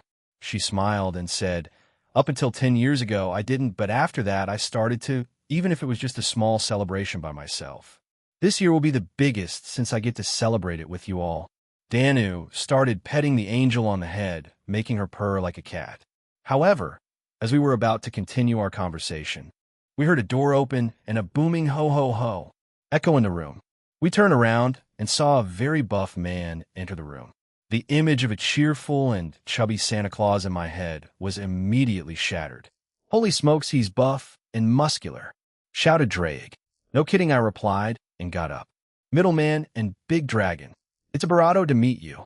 I've heard from Michael, Azazel, and Altaria. You want to form an alliance with me? May I ask why? My group isn't exactly tailored to be fighters, he said. Apart from gaining fighters from every faction and pantheon when they join the DXD Alliance, we also want to unite the supernatural world. Each one can provide something useful other than fighters, and what would that be? He asked with a raised eyebrow. Instead of giving him an answer the conventional way, I decided to sing some lyrics from a famous song. He sees you when you're sleeping. He knows when you're awake. He knows if you've been bad or good. So be good for goodness' sake, I sang, and then stopped. The room fell, but Santa himself was grinning at me. Goodness grief, I didn't think a famous human song would be used against me. What makes you think it's real, boy? He asked again. Call it a gut feeling, because you somehow know what presents kids want for Christmas, so the Alliance wants your top-notch info-gathering skills. I told him. Ho, you're an observant boy, aren't you? Well, we have been seeing a few strange lurkers around our realm recently. The only reason they leave us alone is because of your subordinate's own realm, so I'd like to thank you for that, he said and bowed. But let's see, I guess I don't mind being in the Alliance. I nodded. Great, but there is something else we want to discuss with you. It's about the Christmas project and how that will play out. I have heard a short summary from Michael and Altaria. I don't mind, it will save me time during those few hours. However, you'll need to use a device. I have to distribute the presents to the correct household, and the list for the entire country of Japan, he told me. Come, follow me in my workshop. Honey, can you prepare some snack for us? He asked his wife. Of course, dear. It'll be done in a jiffy. Good luck, everyone, she told us, and we left the room and walked through a long corridor made of wood. I'm guessing the list is fairly extensive? I asked. That it is. Normally, without my sleigh and reindeer, it would take the average person much longer to do this. However, if it's you and Team DXD, then I want you to worry about time, he said and laughed again. We ultimately arrived in another large building, but this one was a lot louder than where we met Carol Claus, as there were loud machinery everywhere. The place was also filled with the elves we saw earlier. Even though the environment looked stressful, they all had smiled on their faces. As you can see, it's very stressful, but this is the only month we work in the entire year, and we do our best. All the other months, we spend preparing the necessary materials to use for gift wrapping and also food for everyone to eat throughout the month, he explained. I see. That makes sense. It's a lot better than just sitting around being lazy like some strange works of fiction I read in my previous life. Many elves ran out making toys and then wrapping them in presents. Some were done on a conveyor belt, and others by hand. I would think the more delicate presents were done by hand, while the common and mass-produced ones were on the conveyor belts. Nicholas went over to a small desk area and pulled a drawer open. He rummaged through it for a few seconds before he pulled out a scroll. He came back over to us and handed it to me. This contains all the names for the Japanese children. Oh, and make sure you don't open it now. It's quite long, so we'll just roll all the way to the other side and through the door, around the building and back behind you 4 times over. That's a lot, said Lavinia as she poked at the scroll. What do you start writing on it? Santa-san? Suzako asked. I would image the month before, or during December itself. I'm also curious about that, said Gabriel as she put her hand up. Danu nodded along with her. Truth be told, I was also curious how that worked. Children can change their minds throughout the year. After all, how do you decide what a real gift to give them? Also, how about parents who buy those gifts for their own kids? I mean, not everyone believes in Santa, much less the supernatural, I said, and he agreed with me.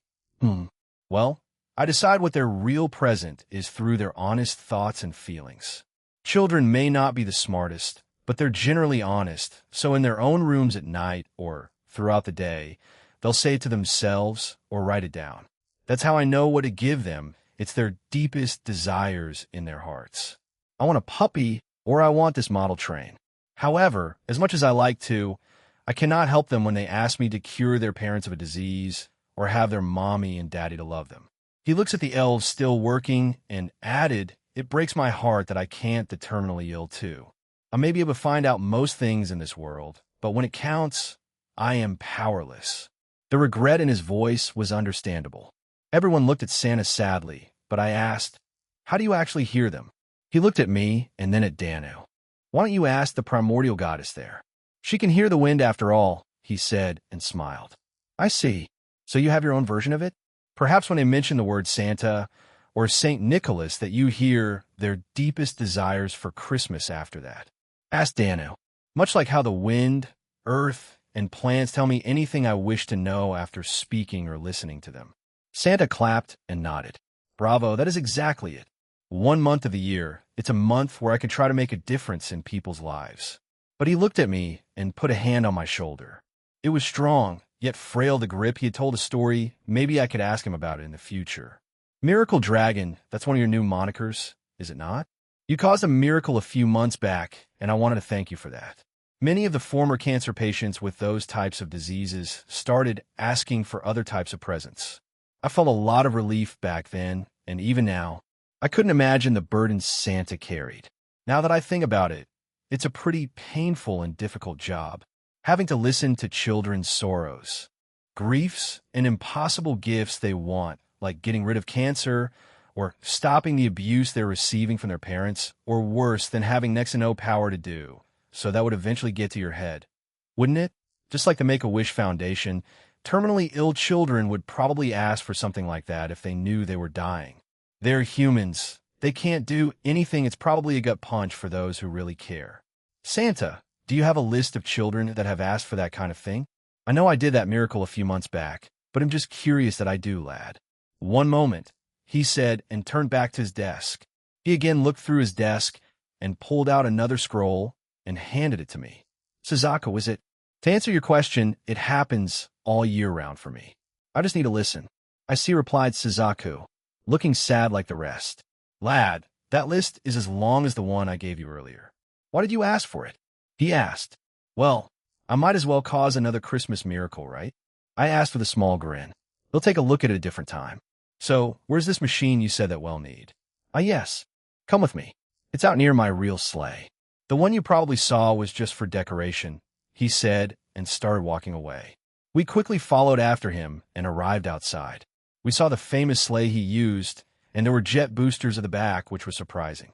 "You use boosters on this?" I asked. "I'm usually able to fly at very high speeds with these. That's how I can move from country to country in just a minute." The reindeer are in their own area, relaxing and getting ready for the big day that's not too long away. "Now, then it's this," he said and pulled out something from the sleigh. It was a medium-sized metal thing in the shape of a box. It had an antenna at the top with 2 buttons. The left one was scan and the other was distribute. It's fairly simple. You put the present you want to scan, then press it. Once you have done that, press distribute, and they will teleport to the appropriate house. Of course, if they left any milk and cookies for me, ITLL teleport to a box I have in the sleigh. Now, before you ask, for the parents that don't believe, the box will also have an effect where ITLL put a false memory into their heads. So this won't cause any panic or alarm. It would be a hassle, yes? "Oh, I guess I skipped over that question earlier. Sorry about that," he said and laughed. He frowned and added, "I only have one of these, though, and it usually you won't need to worry, may I?" I asked, and he gave me the metal box. I quickly analyzed it without Comptoir's help and created a copy. I handed the original to him and checked over our own. "Oh, so you could do something like that? Wonderful. I don't need to worry about needing to create one that will take weeks on end," he said and laughed again. "Well, I know. We all suddenly felt a surge of power. It's Irina. What happened?" "I'm sorry, Santa. We'll come back soon. Something just happened." I shouted at him, scaring him a bit. Sure. Take care," he replied hurriedly. I threw the device into my inventory, and I teleported away, first worried about my junior. Once I arrived at the spot, I saw Tuji was injured and my avatar, Kay, looked horrified and pissed off. I immediately reached out and hugged Irina. Her emotions were all over the place, so when I hugged her, I also forced her to sleep. "I'd like to know what happened." I asked them. "But first, let's return home." After that, I informed everyone at home that we'd be going back and not to come over here. Once we arrived at my home, the girls followed suit as they asked what had happened. I gave them a brief summary. We brought Tuji to a spare bedroom, and I immediately analyzed the poison in him. Luckily for me, It was the same poison that was used during the Halloween event.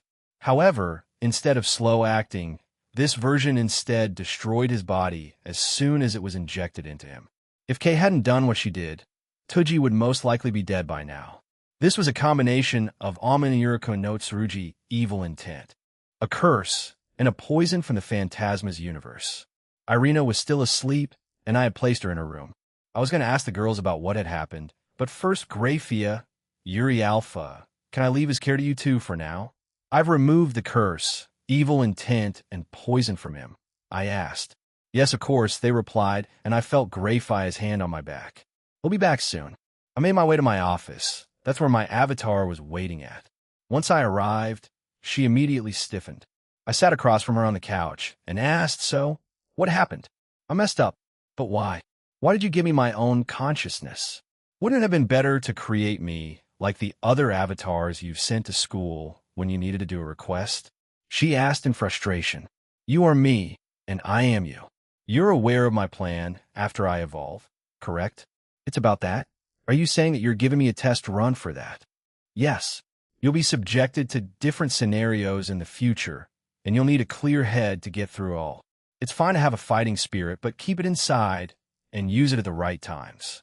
Don't let it make decisions for you, and don't become arrogant just because you have access to my powers, I told her. She tensed up tightly and gritted her teeth. Maybe I was being arrogant. The thoughts of boss women are here, and I have his powers. This will be a piece of cake ran through my mind, and look at where it got me. Her shoulders slumped, and she leaned back on the couch. We were just lucky that it didn't end in an even worse way, she said in a tired voice. I got up and put a hand on her shoulder. You and another one will be sent to different ones. He'll also have his own personality, but for now she nodded and vanished. Her memories and experiences flooded back into my head, and I sighed. When in the world did you tell them about the costumes? I half-shouted and face-palmed. I sighed again and looked at the door. All right, I guess it's time for them to learn about the past of Kuo, I mumbled to myself. I hadn't told them about it. I thought it would be better for them to learn about it from Zekrom himself rather than me. I also didn't want to get questioned as to how I knew about it, since it was top secret. Chapter 13, Part 2, Forbidden Love and Team DXD launches into heaven. Jean's skyward soliloquy around an hour had passed. Zenobia and Asia had been in Irina's room the entire time, as were the other angels, Griselda, Gabriel, Ine, and Rainier. I had informed the Alliance about the attack, and about Aim no Murakumo no Tsurugi and how it was in the hands of Clippeth. I, however, kept the wielder a secret for now. We needed to Papa. It seems the reincarnated angel woke up, said Drake. That, she did, I replied and left my office. I had been in there the entire time. Lavinia was asleep on the couch, so I didn't wake her up. Suzaku had left after checking up on both earlier, since she needed to be at the meetings. She was bothered by not being there herself. Once I arrived at Tuji Shida's room, Irina was standing over her father, tears streaming down her cheeks as she desperately tried to wipe them away. Asia and Gabriel stood beside their friend as they tried to comfort her. I couldn't protect Papa. I froze up all this power, but for what? Papa was overjoyed when I became an angel, she said in between sobs. Zenobia, who was still in the room, stood beside me instead. Her face was grim, and she said, perhaps the me of the past would have yelled at Irina right now for the way she's acting, but that would be a hurtful thing to do right now. After experiencing many things over the past years with everyone, I can sympathize with her. I put a hand on her head and ruffled it a bit. That's fine, but being supportive from a distance is still helpful. Nova, I told her, and she nodded. According to my shadow soldiers, Yagaki wasn't the only one there. He apparently brought quite a few shadows from the Phantasma that kept them busy, so that's why they didn't show up when they were being attacked. I will go and report this to Michael-sama, said Griselda. I had also given them a small vial of the poison. She's going to take it up to Layla and Altaria, so if they decide to use it again in the future in any other attack, we'll have an antidote ready. All right, call if anything happens, I told her, and we shared a quick kiss before she left. Yamato Hiroka's poison, a poison of another world plus its curse and evil intent. That's a combo for a bad day. It's a miracle that your K clone managed to stop it, though I wonder why she didn't just remove it herself. Asked Drake. She must have panicked. I gave K her own consciousness, so she could make her own decisions. If she can't keep calm in this scenario, I may need to make another avatar for the future that just follows orders to a T. However, I don't want that. I want an avatar that can do things within my expectations. Why not make her into an elective then? If you do that, then she'll have an easier time dealing with things like that. Maybe let me just think about it for a bit, I replied. But its poison isn't as potent as Samuel's, right? Right? But if mixed with all of those, and with how we generally rank their power now, it would have probably killed him instantly if she didn't stop it. Just then, Tuji Shittis' eyes fluttered open. His eyes slowly moved around the room, and he smiled sadly at Irina. Papa! Irina shouted and embraced her father. I'm sorry. Even though I was chosen by Michael Sama, even though I became an angel, I couldn't protect you, she whimpered. Just then, Azazel and Rias appeared and walked into the room. They both apologized for being away and not being here, but were glad that everything turned out well. Tuji hugged his daughter back and with tears in his eyes replied, Haha, it isn't Irina Chan's fault. And please stop acting like I'm going to die. I feel great. It seems I was treated by the middleman. A woman told me so in my dreams. Woman? Did she have white hair? Irina asked, a bit confused. He nodded his head. Yes, she did. Oh, then it must have been Contour, she exclaimed. She had some green fringe and wore a white-black yukata, right? Irina asked and looked at me. Y yukata? No, she had white hair tied up, but in like those old Victorian styles, She also had very kind and gentle green eyes, and she wore a long dress. Don't tell your mom, but my God, she was beautiful, he said and laughed. Irina started to lightly hit him, saying that her mother wouldn't like that. But when I heard that short description, I felt my heart stop. It sounded like my mom, but she had black hair instead of white unless it's somehow connected to me. Wait, does that mean she's alive? Or I quickly tried to look into the future, but nothing. Literally nothing happened. I wasn't even allowed over there. So does that mean, Aaron, are you okay? You look pale, and you're sweating, Lavinia said, and touched my cheek. I glanced at her, not even feeling her entering the room. Everyone else was also looking at me. I recomposed myself and sighed. I'm fine. Don't worry about it. I was just thinking of a way to catch them, or at least just wait for them to attack Heaven and stop them. I told them, trying to move the discussion along. I didn't have time to go freaking out about my mom right now. There's something I need to tell all of you. It's regarding that man that had attacked us earlier. He paused and looked around at all of us. His name is Yagaki Masaomi. He was a skilled warrior of the church, and previously my subordinate. When you say previously, do you mean? Asked Asia, and Tuji nodded. Yes, he had already passed away, and it was because the church executed him. So he must have been revived, huh? As to how they have several ways, but he was definitely stronger, wasn't he? Asked Azazel, and Tuji agreed with a nod. All of you are aware of the reports saying priests of the church are being attacked, correct? He asked, and we nodded. It must be his doing. He has enough motive to do it. And the ones that were killed were all my former comrades, he explained. I see Rhea step forward and added, the truth is that those from the House of Baal are being attacked right now. That's why we left earlier. There aren't any victims among those from the House of Baal itself. However, those close to the current head, who are the politicians of the Great King faction, are being attacked. There have been casualties on their side already.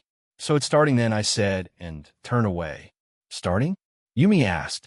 Her eyes then widened, and she added, the church side is being attacked, and there are victims from the devil side too. They have to be connected somehow. This is no coincidence then. He attacked the Baals, the devils, and then attacked his former comrades that are involved with the church. He's implying that all sides are involved somehow, said Rias. She then turned to me and asked, Aaron, what exactly happened in this town? I was told that the devil who was in charge of this place was a relative of the House of Baal. They were basically from my mother's family's side, and I was told that the devil was dismissed from its duty because it caused a stir and tension within the church. Shocked at this, Tuji added, I see. So that's how it was told from your perspective. Likewise, that's how it was explained on our side. So you haven't been told what exactly happened in Kuo town by your father or your brother then? Rias shook her head and frowned. I don't think my father knows. He isn't someone who would hide such things from me. My brother had his standing, so I'm not sure. Except, there will be a messenger sent from the house of Baal's side to the house of Grimmery's side after this. It feels as though they are planning to reveal the whole situation since they can't keep this a secret anymore. Even more so before it gets revealed to the public. I've just returned with my servants just now, and we wanted Aaron to join us. A certain person requested for him. Tuji nodded again. I see. So they're going to talk about it too, huh? It will be better to hear all of it from the house of the great king. Except, before you depart, let me share some information about it. Yagakikin, my subordinate fell in love with a high-class female devil who was in charge of this town back then. He started to tear up, but continued. The high-class female devil was someone from the house of Belial's branch family. Her name was Cleria Belial. Tore them apart in Kuo town. He took a breath and added, I won't be able to complain even if he were to kill me. I've definitely done something deserving of death. Yaigaki-kun, I'm sorry. I'm so sorry. Tuji Shidu started to sob uncontrollably. He had been carrying that burden since that day, since that event, and he was still mourning over his dead comrade and the sin he committed. Irina, who was already emotional, also started crying since her father was crying. What? I asked. Azazel had been staring at me the entire time. I would have liked to ask how you knew about any of that. But you won't tell me, will you? But tell me this, Jean. How do you feel about all of it? We don't know the entire picture yet. So how about for now? He asked me. This caused the people in the room to look at me. I sighed and looked at the hallway in front of me. It was a different time, not like the one we have today.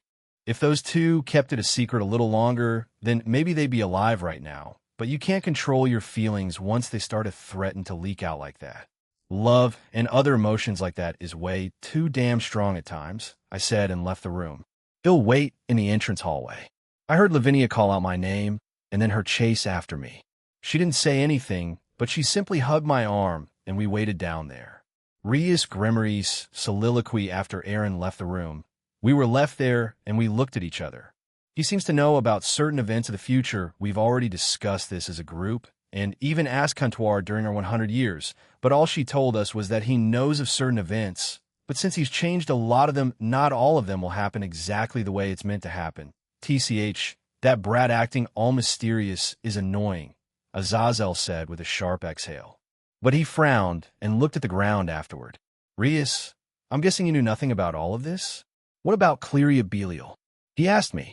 No, I was only told that the previous devil in charge of this town was someone from the great King Belial's branch family. That was also written in the documents, and I even met that devil face to face and heard about their experience at Kuo town. I guess it all was fake and a setup, I said and frowned. Oni-sama, did you know about this? If so, by how much? And if you did, were you ever going to tell me? I looked back at Azazel, and he nodded his head and sighed. That devil Cleria was related to the current rating game champion then? This place really does feel like the center of everything if he's part of the Cow's Order Clippeth.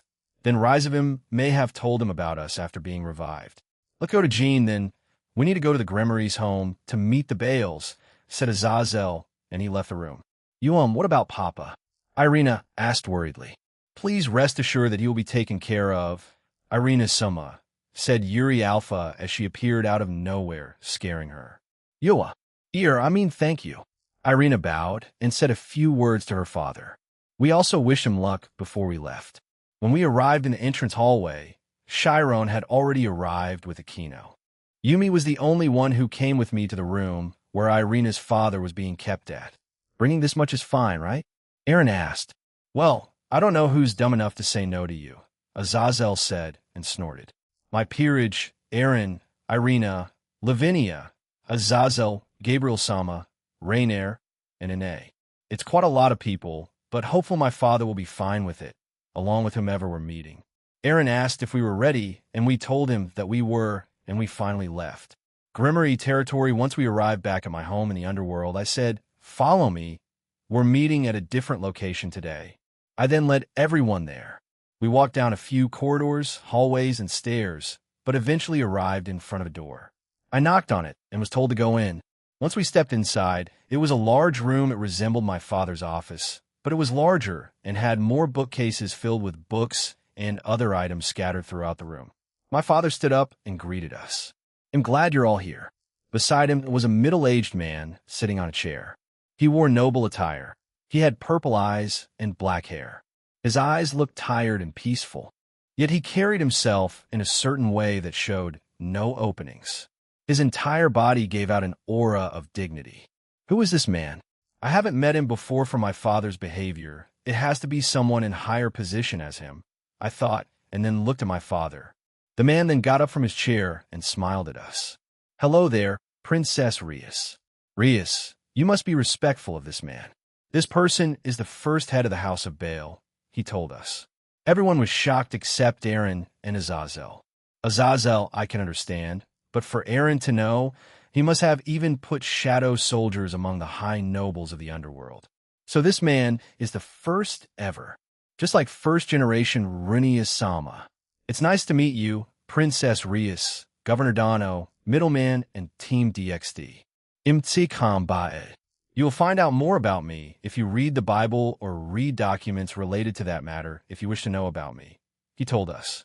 "Hello there, I have read a lot about you in certain documents," I greeted him back. His gaze moved from me to my servants, then to Azazel, and then finally Aaron and his group. Gene skyward, the Gremory servants, and a newly established Team DXD. I have heard a lot of your achievements and that you get along with Sarorg from our household, so let me thank you all. I didn't think he would thank us for all things, however. He quickly moved on to the main topic.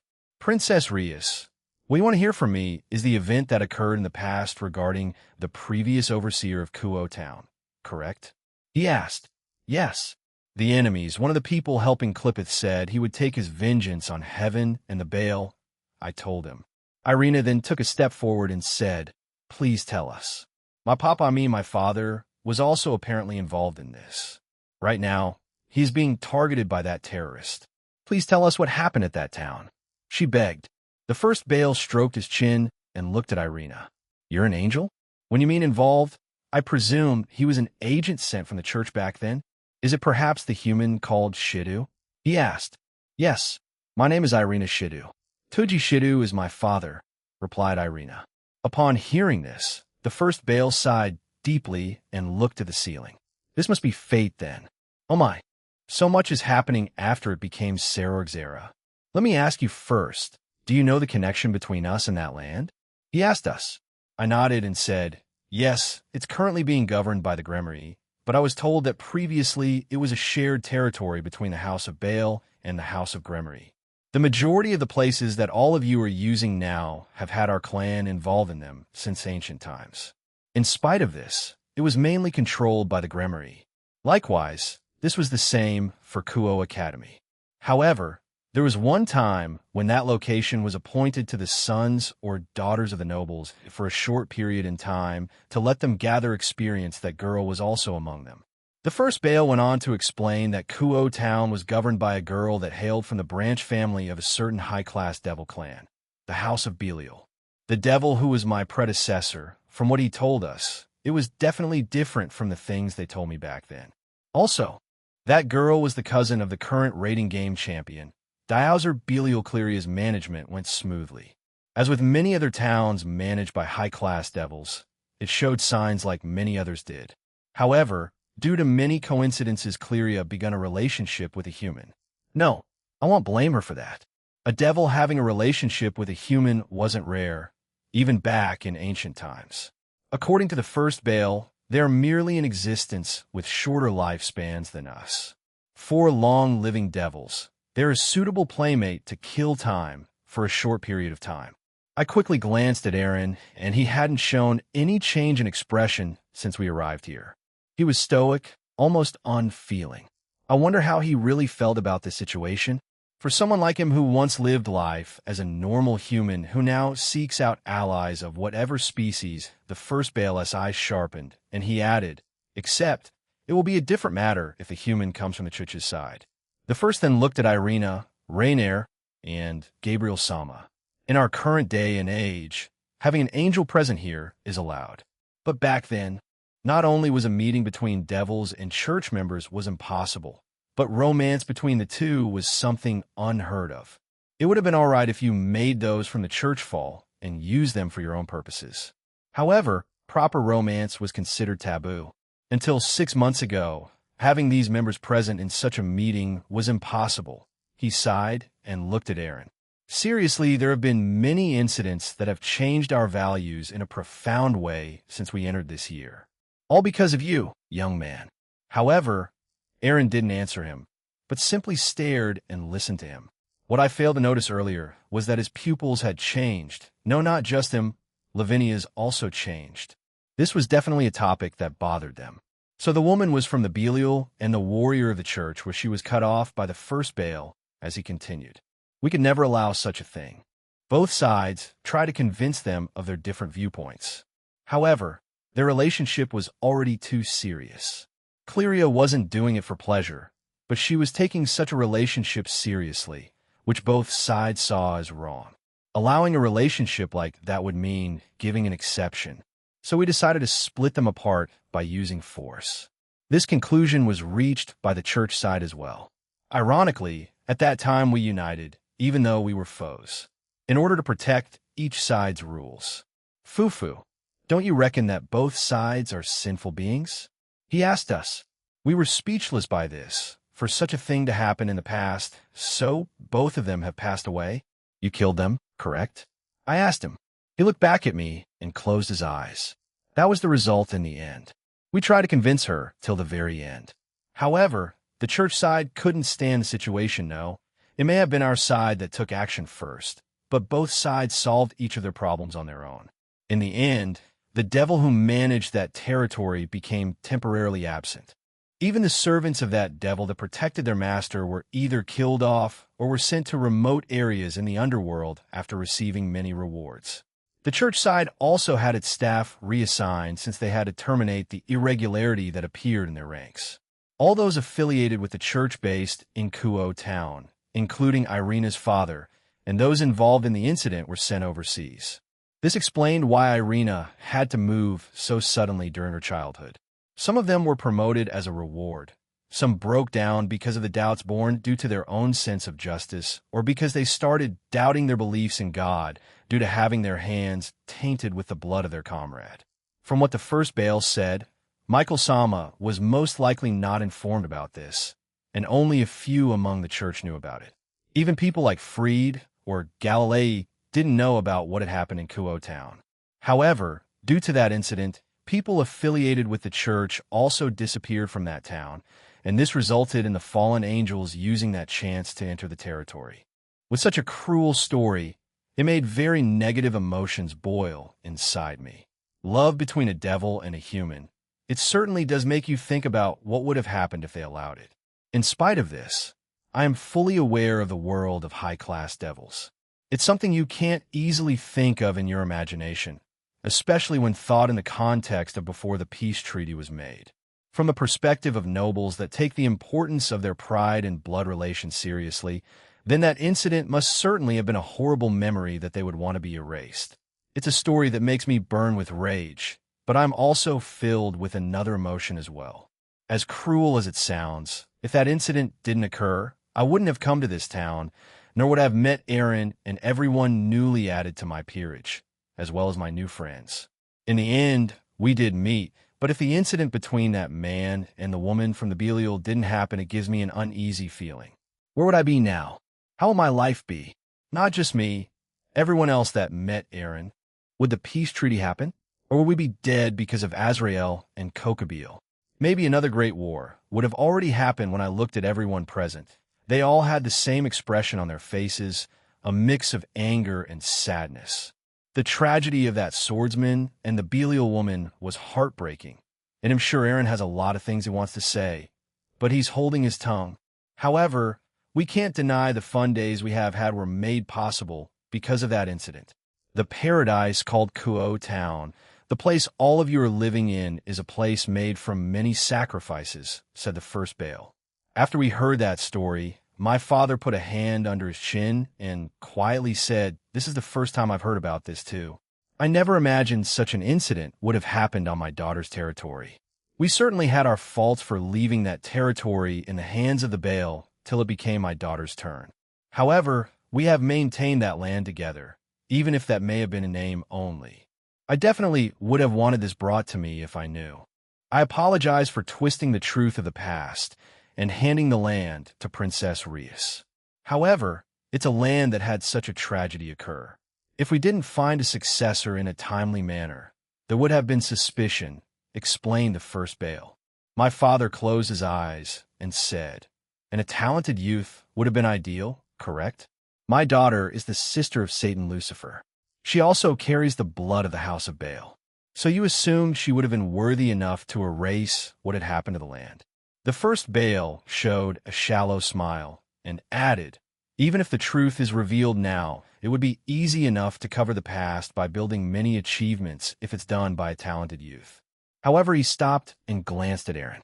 Those were our thoughts back then, but the youth was so talented that the land we gave her turned into a place of peace among the three great powers, and eventually even more factions and pantheons around the world after she became allied with a certain young dragon. So it resulted in enough achievements to cover up the past. I took a step forward and said, I won't say anything about hiding the truth from me, since it involved politics of the past. But why did we twist the truth? Why didn't we tell the truth? Even going as far as to lie to Lord Gremory, is that what you want to ask? Asked the first Baal, and I nodded. The first Baal said without caring, I have told Sir Zexdano. If he didn't tell you, then that must have been his fondness for you, his little sister. You won't be able to deny that, won't you? He didn't want to give you a negative impression of the town and increase the burdens placed upon his adorable little sister. Don't you think so? I will apologize for troubling him between the great king's will and his love for his sister. But I would like to praise him for his good choices, as they lived up to both sides' expectations. I felt my emotions stir, and I said with more conviction, even still, the truth has been revealed, and for that reason, the land became the target for the terrorists. If we had known about it beforehand, then we might have been able to come up with a countermeasure. We might have been able to prevent casualties from both sides. The underworld and the church, when the first Baal heard this, he laughed loudly, ungiving for his age. Ha ha ha, so young. Likewise with our own Sarorg, the son of the previous Lucifer Sama, Prince Rizavim. He to act like this for humans is so he stopped and stared at Aaron with a smile. Dual Dragon Emperor, Middleman Dano, Mighty Dragon, and lastly, Miracle Dragon, he called out to Aaron who didn't answer him. Why don't you become a Satan in the future? With the Barado you have in the underworld, and with the great king as your Barado, the people will surely accept. Everyone became shocked by this. He, the first Baal, just offered a non-devil to become a Satan. Such a thing was unheard of, even with Aaron's worldwide celebrity status. Does he really think the nobles will accept such a thing? Even our Sarorg will be aiming to become a Satan, you know? Once he becomes the next head, he will aim to be a Satan. After that I will assign his brother as the next head, he explained. Aaron finally spoke after being quiet the entire time. With his sharp eyes that pierces your soul, he said, the ones who supported the devils of the underworld after the death of the previous Satans weren't the Satan's clan, but the house of the great king. The Satans are nothing more than a symbol. The first Baal smiled. You know a lot about our past. Foo-foo, quite interesting. Obviously, there is no value in a mere symbol. We needed a devil with strength and charisma. In terms of that, Sir Zexdano and Ajukadano were ideal. They took their positions while understanding that very well. They even now know how to have a mutual relationship with the great king's side. From our point of view, they're the ideal role models for being Satans. First Baal then laughed. Prince Rizavim and Euclid are still quite naive after all. They believe that we devils have to be evil and cruel. He then looked around at all of us again. Rias Gremory, your generation of devils along with Sarorg, Sona Citri, and Seek Vera Agars will become the center of this young generation. The real devils refer to the kins of the high-class devils that have existed since ancient times. Aside from that, there are the servants, who are not actually devils, but rather are merely nothing. They are the commoners and the reincarnated ones. Being evil or not will change along with humans and other species' perspectives. I don't see the need to become evil. To keep the society of nobles alive for the rest of eternity is what a devil should do. After he said that, I felt a bit of Sarorg's determination in him. Even though he is from a generation long since past, that will and determination carried on as Sarorg, he was definitely his ancestor. The first Baal took a deep breath and sighed. It looks like I'm being influenced by the young since I just spoke out my thoughts, which is unfitting for my age. I apologize. I only planned on talking about the situation regarding Kuo Town. I made you all listen to an old man's speech, he said with a chuckle. He then said with a bitter smile, regarding the incident in which there are casualties from the Baal faction. Normally, we would prefer to send someone from our side, but for this time, I shall leave it to Team DXD, led by the middleman. It appears someone is keeping an eye on us and observing how the Baal will move. So we wish not to move carelessly. Someone is watching the Great King, and for them to take this much precaution, however, the first Baal bowed and said, I am sorry that I kept such a secret from you about that time. I shall take my leave now. Oh, and middleman, please do think about my offer. He stared at Aaron as he said that last line. I will politely decline, Zikram Baal. I am not a devil, and even with a lot of support, I doubt the high class will be too happy about me. Being a Satan, he paused and thought about something. However, if you wait a few years, an heir may come your way that may become a Satan, he said and looked at me with gentle eyes, the sharp pupils gone. I felt my face heat up and I blushed hard. Then we heard the first Baal laugh heartily. Ho ho ho, is that so? Then I will wait for that time to come to pass. A devil and dragon hybrid? Shall we call this future heir a demonic dragon? He asked, but Aaron merely shrugged at him. Aaron turned around with Lavinia and walked out of the room. The others in his group soon followed, but before they could fully leave Zikram Sama, let me send you off, my father offered to him. I shouted, which made everyone stop and look at me. I love Gene Skyward, I declared seriously to him. The first Baal smiled at me. Yes, that's fine. Because of the efforts of Gene and the rest of his comrades, I won't deny romance between different species anymore, he said to us, and then left with my father. Gene Skyward's soliloquy reading through that scene in the books was one thing. However, listening to it after experiencing my own events and living through it all with everyone I knew was different. The women I love are from all different species and had a variety of backgrounds. If I was in Yagaki's shoes, I would also want revenge if my love with them was torn apart. I know I said that it was a different time and that if they waited it would have turned out different. However, I still felt my blood boil listening to it. No, I wasn't the only one that felt it. Lavinia, who was beside me, her emotions also flared up. Let's protect this era far into the future, Lavinia said beside me. When I looked at her, her face was full of determination. We can't let tragedies like that happen anymore, added Gabriel as the others joined us. My two dads also found love for each other. I can't imagine something like that happening to them. So for those two who were unjustly killed, let's end this, said Anae. Rainier, who was beside her, patted her head. She also silently agreed. I couldn't help but smile. It's a pleasure having such capable friends and comrades like this. Yeah, let's stop whatever plans they have for Christmas. When we went back to my home, we found out that Layla came back with Griselda and asked Tuji Shidu to return to heaven with them since they wanted to analyze his body and create different antidotes for the poison of Yamada no Orochi, its curse and the poison of the phantasma. So he was in heaven in a heavily guarded room. Grafia gave them permission since Altaria and Layla insisted on it. Also, Narbril Gamma remained with Tuji to be his personal guard since Grafia and Yuri Alpha assigned her to him. The next day arrived, and we made our way to heaven. Irina wanted to speak with her father, so I, along with the Gremory peerage, went with her. Most of the leaders of each group of Team DXD also came with us, as they decided to start a plan for when the attack occurred. I left Lavinia to attend the meeting for me. Since she left the Slash Dog team, she wanted to do small things like this for me, so I let her. But I made sure Reiko and Rose accompanied her. The medical facility of First Heaven was a mix of modern and fantasy design. It's a place with mixed culture, just like the underworld, since there are things like the electronic devices from the human world and a floating bed. We arrived at Tuji Shida's room, and there was a nurse there. She did one last check on him before she left. Papa, Irina called out as she walked over and embraced him. My little angel, how are you? I didn't expect to be brought here of all places. They've treated me well.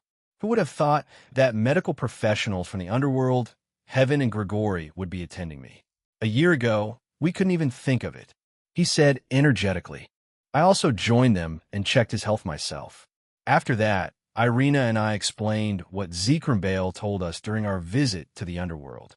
He looked up at us with a complicated look and said, we continue to try to convince Yagaki-kun to the very end. Our logic back then, no. Even now, we think that romance between a devil and the followers of the church is unforgivable. Even if she happened to be someone from a branch family member, she was still a devil of the house of Belial. However, if we pursued it, we would turn the whole Belial household into our enemies. And the strongest Belial right now is the champion of the raiding games, Dihauser Belial. His strength is said to rival that of the Satans, said Rias. Tuji nodded at her words. If we failed to convince him, then Emperor Belial himself would show up. If that happened, then it wouldn't be a mere quarrel anymore. However, it appeared that the devil's side also had the same opinion. So a devil from the Baal's faction came to us. He told us, we shall cooperate. We also want to settle this quietly. It was the same for the devil's side, as they also didn't want to start a war. So the church side, our side, and my comrades made a temporary alliance with the Baal faction in the shadows. As a result, they succeeded in eliminating the rebels secretly without having outsiders find out, he explained to us. Tuji then said with tears in his eyes, Irina-chan, Daddy's hands are very tainted. They're so dirty that I'm unsure if I'm allowed to call myself your father. You're an angel. They're meant to be pure and untainted, but I'm sorry that I kept this a secret. This was the real reason we moved to England. It was because Daddy was incompetent, and if I had done a better job, we wouldn't have needed to move homes. I'm really sorry. Irina shook her head at her dad, who kept on apologizing to her. Please stop, Papa. I'm also a warrior. I can understand that you didn't have other options back then, and you're also in pain, right, Papa? So you don't need to keep apologizing. I should be the one since I failed to help you. We'll make up for it. Even if you have sinned in the past, I will still protect you because we're family. Irina, everyone stayed quiet. Zenobia looked like she wanted to say something, but in the end closed her eyes and remained silent. She, too, was a warrior of the church. She may have a lot of things she wanted to say, too. This is an incident of the past. Regardless of how each side felt, or their reasoning, it was still a tragedy. But as long as he remains at large with Clippeth and the Cow's Order aiding him, he's still branded a terrorist taking lives. We can't leave him be, so we'll stop him. Whatever the outcome will be, the sorrow and tragedy will only increase if we don't stop him, I said to them. Tuji nodded his head and wiped the tears from his eyes. He then looked at Irina and said, the truth is, my angel, Daddy didn't come back just for the Christmas project. I came because there's something I want to give you. After he said that, he took out a briefcase that was under his bed. He then urged Irina to open it. And what she found was she said and stared at the object. It was a single sword that gave out a powerful holy aura. I see. The holy sword Hauteclair, wielded by Oliver, also known as Olivier de Vin or Olivier de Jean, who was the best friend of the paladin of the Holy Roman Emperor Charlemagne. Roland, who also wielded Durandal, I said, and they became shocked. I looked at Irina and then at Zenobia and chuckled. It seems fate has brought you two together, huh? Hauteclair and Durandal now together in the same team. The two looked at me and then at each other before they smiled at each other. Tuji continued, the sword which is said to be only touchable by those with pure hearts. It has the ability to purify even those who it cuts. From the results of its ability, it was determined that Irina-chan was the most qualified for it. Of course, it had to do with your body being enhanced by turning into an angel. The researchers also said it activated because you've been a long-time partner with Zenobia-san who wields Durandal, he explained.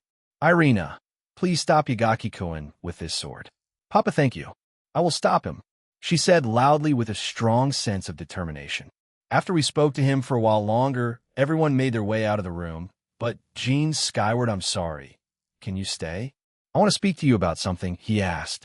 I nodded and had everyone else leave the room. After a short pause, He began talking again. Jin-kun, Irina-chan won't be able to live like a normal girl due to her becoming an angel. On top of that, she is also the ace of Michael-sama. She won't be able to become a normal girl again. Becoming the ace of the former leader of heaven and one of the strongest seraphs, not including Gabriel, then it's a pretty big responsibility. Could you yourself say you could shoulder the burden of being president of the country if given the position at 17? I certainly couldn't. Well, am forced to be something else, but if it was the past me, then yeah, I'd panic. It's a big comparison, but that's how I saw it. Toji smiled after saying the harsh reality. But she was given an exception.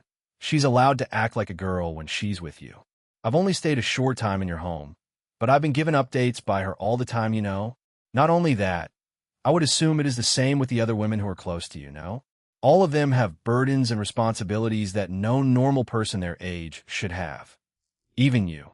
Are you sure you're okay? He asked me and put a hand on my arm. He was acting like a concerned father now.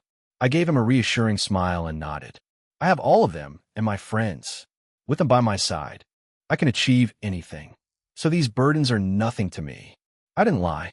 It's not just my close ones, but my normal human friends like Higuro and Kikiho. They keep a balance in my life, and even after I graduate, I want to stay in contact with them. This also applies with Serorg, Tobio, and even Dulio, who's quite laid back. We've spoken a lot since he frequents my home, and that place for the children burdened with sacred gears. I also have Barakil and Shuri to thank, and many others with their support. It makes these feelings and burdens easier to carry. This includes the ones inside of me. Without Draig's goofiness, it would be lonely. Albion is the straight man, but also still an idiot like Draig. The past wielders were mentors to me. The same with Rudra. A king is nothing without his subjects and the people that support him. If I'm meant to be the next ruler, I need support from everyone that trusts me, and for me to trust them back. Toji Shidu then grabbed my hand and begged me. Jin-kun, I beg you, please take care of Irina. That girl has been raised while being exposed to the thoughts of the church since she was young.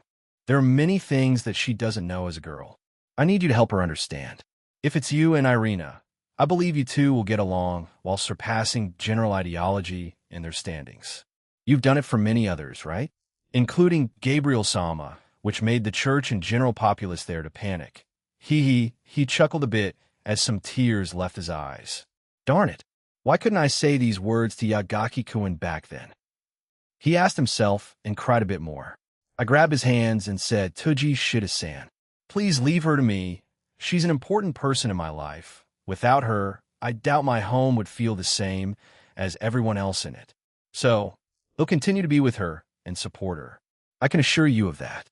After I told him that, he just kept thanking me for a full minute straight. Eventually, we parted ways, and he went back to sleeping on his bed.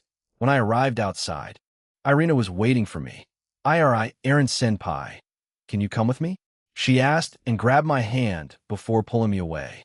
She led us to a certain building's rooftop in First Heaven. This was one of the taller buildings here, as we could see the rest of First Heaven from here. When we entered the rooftop, I felt 4 other presences there, but they were behind us. Irina walked over to the handrails and looked down at First Heaven, and then looked up at the floating buildings. I joined her side and waited for her to speak. Hey, Eren Senpai, do you remember our time in your pocket dimension? You know, the 100 years we spent together? She asked. Yes, I do, Irina. Why do you ask? I replied. But which scenario are you talking about? A lot happened in those 100 years. She blushed and shook her head. It's when I started being better friends with everyone. You know how I told you that I felt a bit out of place?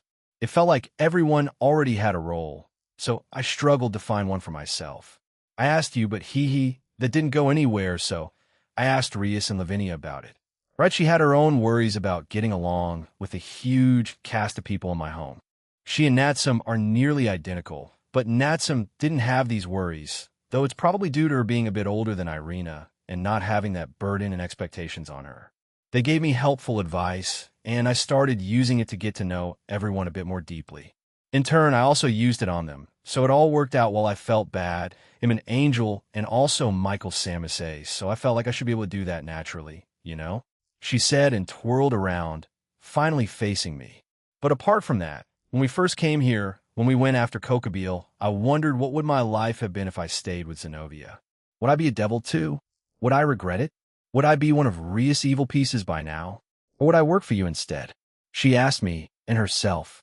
I asked Zenobia, Asia, and even Rias about this, but they all told me the same thing, that I would have been given a choice.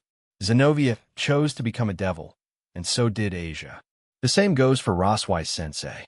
Those two chose to become devils, while Raswai Sensei opted to work for you. A future like that would have been possible. But you left just like Canon and Zenobia approached Rias. It would have been interesting. It leaves the question of, who would be Michael's ace then? Eren Senpai is an outer god, and I'm an angel. Until recently, we were both humans, right? You in your previous life, and me just a few months ago. Yeah, I was nothing but an ordinary human, though. I'm pretty sure the supernatural didn't exist in my previous universe. You, on the other hand, were raised as a warrior. You could wield one of the Excalibur pieces, too, I told her. But even if we're of different races, I don't care about that. Regardless of whether you became an angel or a devil, you're the Irina Shidu that I know. That wouldn't change. I looked up at the floating buildings and clouds and added, there's no such thing as forbidden in my dictionary. Whether it's between me and you, or any of the girls or my friends, or even ordinary classmates, if any of you are in danger, I'd definitely come to save you. Her face turned a deeper red as she blushed. If Lavinia-san and I were in danger, who would you save? She asked. Without hesitation, I answered, I'd save both of you. I have the power to do so, and I won't let either of you be in such a dangerous situation for me to be forced to choose. Irina began to cry and started to apologize like her father. I'm sorry. That was unfair of me. I still asked even though I knew the answer you'd give me, but I really needed to hear that, she said in between sobs. I approached her and hugged Irina. Whether it be you, Lavinia, Sizu, Gabriel, Rias, or even my male friends like Tobio and Sarorg. If the need arises, they'll come save you all. Maybe I'm not the one being unfair, it's you. Eren Senpai, if you say something like that. Then I can't help, but she stopped herself. Then let me give you my answer, I told her, and kissed her. She was shocked, but also kissed me back. You're really unfair, she muttered after we separated from our kiss. Let's stop them and create that peaceful future we want. Yeah, let's do that, she said happily. Penemu's soliloquy. Gabriel, make sure you attack him aggressively, I told this air-headed angel. But I don't want to hurt Eren, she replied in a worried tone. Not literally. I'm going to be more assertive in your approach towards him. I corrected the way I said it. I think what Penemu means is to be more proactive with your approach. What do you want to do with Eren? Asked Griselda. As we continue to talk about him and the fact that we accidentally came across each other, we decided to come up here for a bit more privacy, but I didn't expect, it's Irina and Eren, or MMGH. Gabriel saw the two and tried to run after them, but I stopped her and covered her mouth with my hand. She looked at me sadly and with confusion. They need to talk. Let's just stay here, I guess, I told them. Griselda and Layla were already watching them as I dealt with Gabriel. However, we eventually listened in to them. This may be wrong, but it would be too awkward to just leave now and act like nothing has happened. He gave a speech about saving us all because he had the power to do so. He says so many things that sound like lines from a movie, but I am 100% sure he means them all. He's just stupid like that, an idiot with a bleeding heart that wants to help those around him, especially his friends. Gabriel started crying in my arms and started to struggle more and wanted to run towards them, but I managed to stop her. The two of them finally left, and before they did, he winked in our direction. He knew we were here, said Layla. It would be stranger if he didn't, I added and laughed. We should go back. They'll probably want to do another meeting about the upcoming attack. As we left the room and descended the stairs, I thought back to the first time I met Eren. He was stupid, immature, and had a sharp tongue. But he still cared about people, but he felt a bit strange at the time. Even now, I don't know how to put it in words. But the next few times I saw him, he started to change slowly.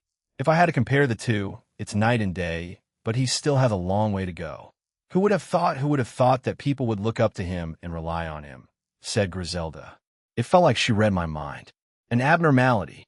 He appeared out of nowhere, and declared he would unite the factions and pantheons. At the time, many laughed at him, even doubted he could do it, but he did just that, didn't he? While the supernatural world isn't under one alliance yet, the things that he's done and showed they're more inclined to do so, out of respect or fear of his power. That's how Aaron is, though, cheered Gabriel. I couldn't help but pat her head, which made her giggle. I swear you and Lavinia are nearly identical, no? Maybe it's because they're the ones that have known him the longest and have that trust in him. Like Aquino and Kuroka, I thought as we kept walking down the stairs. After a short meeting, we decided to switch to a different room that was much more spacious. Earlier, when we arrived in the meeting room, the two people leading it were Altaria and Michael. The leaders there provided their input on what the team would do in different scenarios. Right now we were waiting. Aaron said it was his gut feeling, so we decided to follow it. The rest of Team DXD was teleported here, and now we were just getting ready. Ahin, are you feeling rested? Asia asked her familiar. Ahin nodded his head and straightened up. I hadn't interacted with Aaron for a while, but I kept an eye on him from a distance. He seemed to be thinking about something and looked a bit nervous, but in the end, he looked the same as usual. I took this chance to finally go up to him. Aaron, how are things? Are all the teams ready? I asked as I peered at him. He glanced at me and smiled. Yeah, I reinforced certain sections earlier and even had added security at different spots. But knowing them, they'll have a way to bypass it, but we could just stop them after that, he said confidently. I tried to continue our conversation, but his eyes immediately changed. He then looked at the ground and closed his eyes. I was confused and looked at Lavinia, who was beside him. She came over and hugged me from behind. You should get ready, she whispered in my ear. Wait, does she mean suddenly? Heaven began to shake uncontrollably. Everyone around us stopped what they were doing and looked around us, then at Aaron. Then an enormous tear appeared above us. No, not just above us, but all around the room. I can assume this is happening all over heaven. As all of us began to move, multiple monsters, cryptids, vampires, and evils came out of the tears in space.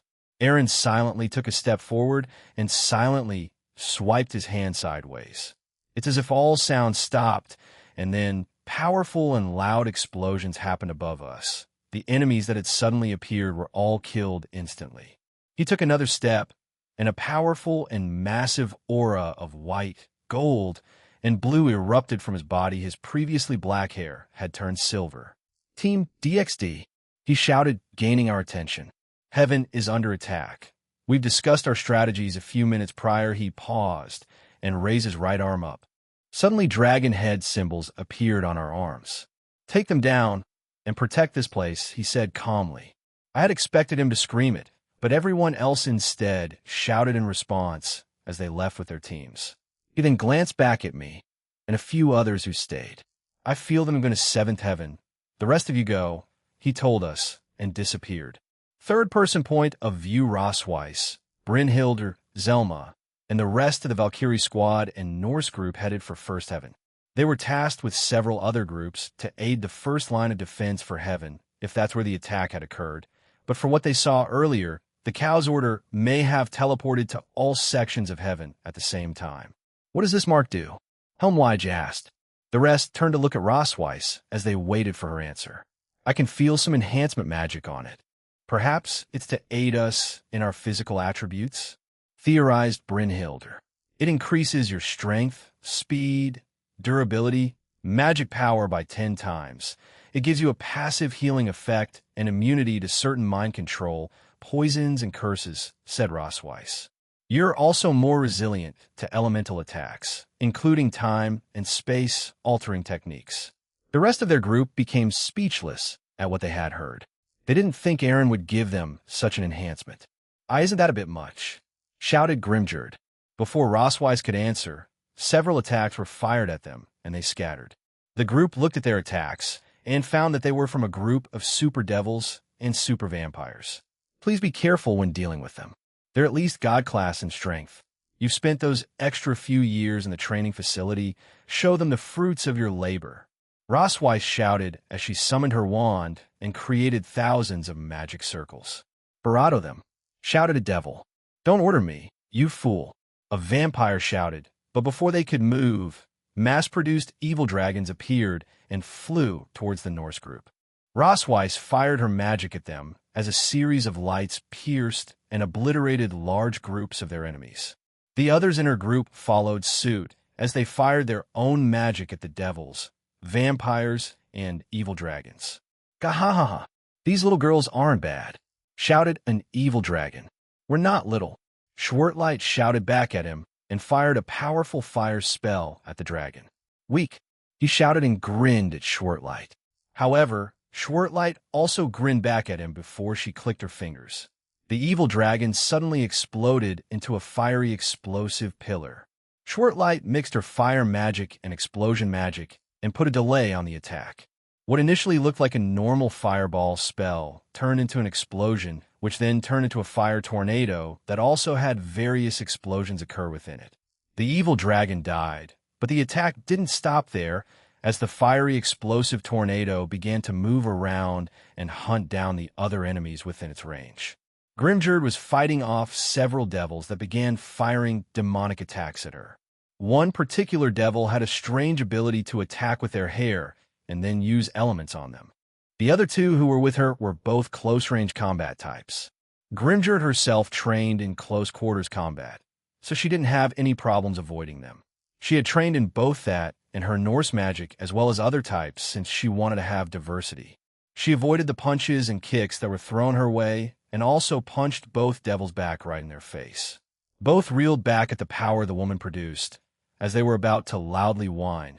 Both were hit by two powerful light beams and were blown away. Grimjord increased her speed and showed up behind the devil who had been using her hair to attack her. She clenched her fist and punched the female devil in the back with a fist covered in electricity. This caused the female devil to be hit by a powerful electric attack and also crash into the ground. As Grimjord was about to finish them off, three powerful spears pierced all three devils in the head. Grimjord looked up and saw that her leader, Brynhildr, had finished them off for her. Don't waste precious time and energy. Kill them as soon as you can, she said to her. Yes, mom, replied Grimjord. She then flew away, not wanting to hear her leader's scolding. In the distance, both Ortlind and Helmwige worked together to fight a strong, evil dragon. He looked different from the others, as he had a yellow body with black markings that looked like diamonds. He had glowing blue eyes and had an air of confidence around him. What's wrong, is that all? Asked the evil dragon. He smugly crossed his arms as he stared at the two Valkyries. This particular evil dragon was a middle-tier god-class being. Both Helmwige and Ortlind were at the peak of true Satan class at best and weren't having any luck, but with Erin's enhancement, they breached low-tier god class but were still outmatched. Both women looked at each other before nodding at each other. Erin had increased most people's potential to at least god class in preparation for any future attacks. So this version of the Draconic Deus would have even more god class beings running around in the future. If you're not coming, the great Guldrit will go to you then, he shouted and appeared beside Ortlind. He sent a punch towards her, confident that it would hit, but to his surprise, Ortlind moved her head back and kicked him in the jaw. This was followed by Helmwige blasting him with a powerful wind spell, causing him to be blown away.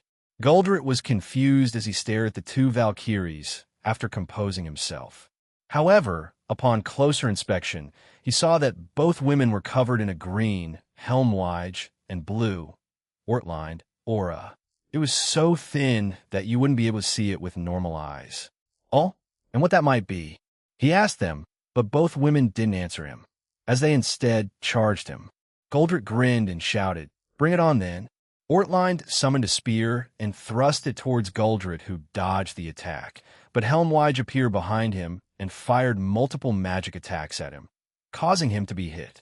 This forced Guldrit to turn around and fire a breath attack at her. She dodged the attack and summoned a large battle axe and swung it down on him. You can't, he was then pierced through the arm by Ortlind with her spear, which made him grit his teeth. Guldrit had high resistance to magic. However, physical attacks were another story. He put on a facade that he had high resistance to both, but in reality, he was basically a mage pretending to be an all-rounder. Gahaha! More! More! He shouted. To both women's surprise, his scales hardened and they were forced away by him. Goldrit can enhance his scales to be sturdier and in turn make him a bit more durable. However, this cost him in magic and energy which he wanted to avoid. The Valkyrie squad had approached Eren about getting stronger a few months before this occurred. They saw the difference between them and Rosweiss and turned to him for help. He didn't mind, asked what kind of help they wanted. They asked for some kind of powerful enhancement magic that would amplify all their attributes. Eren then helped them with it, and the result was the auras around their bodies. Each one was different for them, but they collectively decided to name it Walk Your Drive, Valkyrie Drive. Eren based this ability on both Sting and Rogue Shadow Drive and White Drive from the series Fairy Tail. Walk Your Drive amplified their overall abilities by around 20-fold. This included their strength, speed, endurance, magic, and casting speed. Since they received Eren's enhancement earlier and then added their Walk Your Drive, it forced them to reach the same power level as Goldrit. As Goldrit was about to attack them again, he felt powerful attacks on his backside, and he turned around and saw that another woman had joined them. It was Brynhildr, who was also covered in her own Walk Your Drive. More pests. When Goldrit tried to move, he couldn't. No matter how hard he struggled, his body wouldn't move. Brynhildr had her arms extended and both hands clenched. "What did you do, woman?" he shouted, but got no response. "Finish him," ordered Brynhildr. Ortlind and Helmwige brought their weapons back over their shoulders, like they were holding baseball bats and were about to swing them down. Their weapons were covered in a powerful aura. They quickly condensed them and added more. Goldrit, who was frozen, began to panic. The power he felt from the two weapons weren't powerful, but if both combined with the other powerful aura behind him, he would surely perish. So he tried even harder to break free. He even forced himself to go over his limit and used all his power, but to no avail. "Ready?" asked Helmwige. "Yeah," shouted Ortlind. Both swung their weapons forward, and both their attacks then combined into an amalgamation of blue and green. This amalgamation turned into a large, swirling vortex which was launched towards Goldrit. It caused a distortion of the space around the attack, and any ground or building near the attack was at risk of collapse. "Hakai!" both women shouted. "Damn it!" Goldrit screamed as he also felt another powerful blast from behind him. For a brief moment, he felt the invisible restraints around his body had lifted. However, when that happened, the two attacks had already slammed into his body, resulting in a massive explosion. Other devils, vampires, and evil dragons, unfortunate enough to be near the impact of the explosion, were also drawn into it and killed.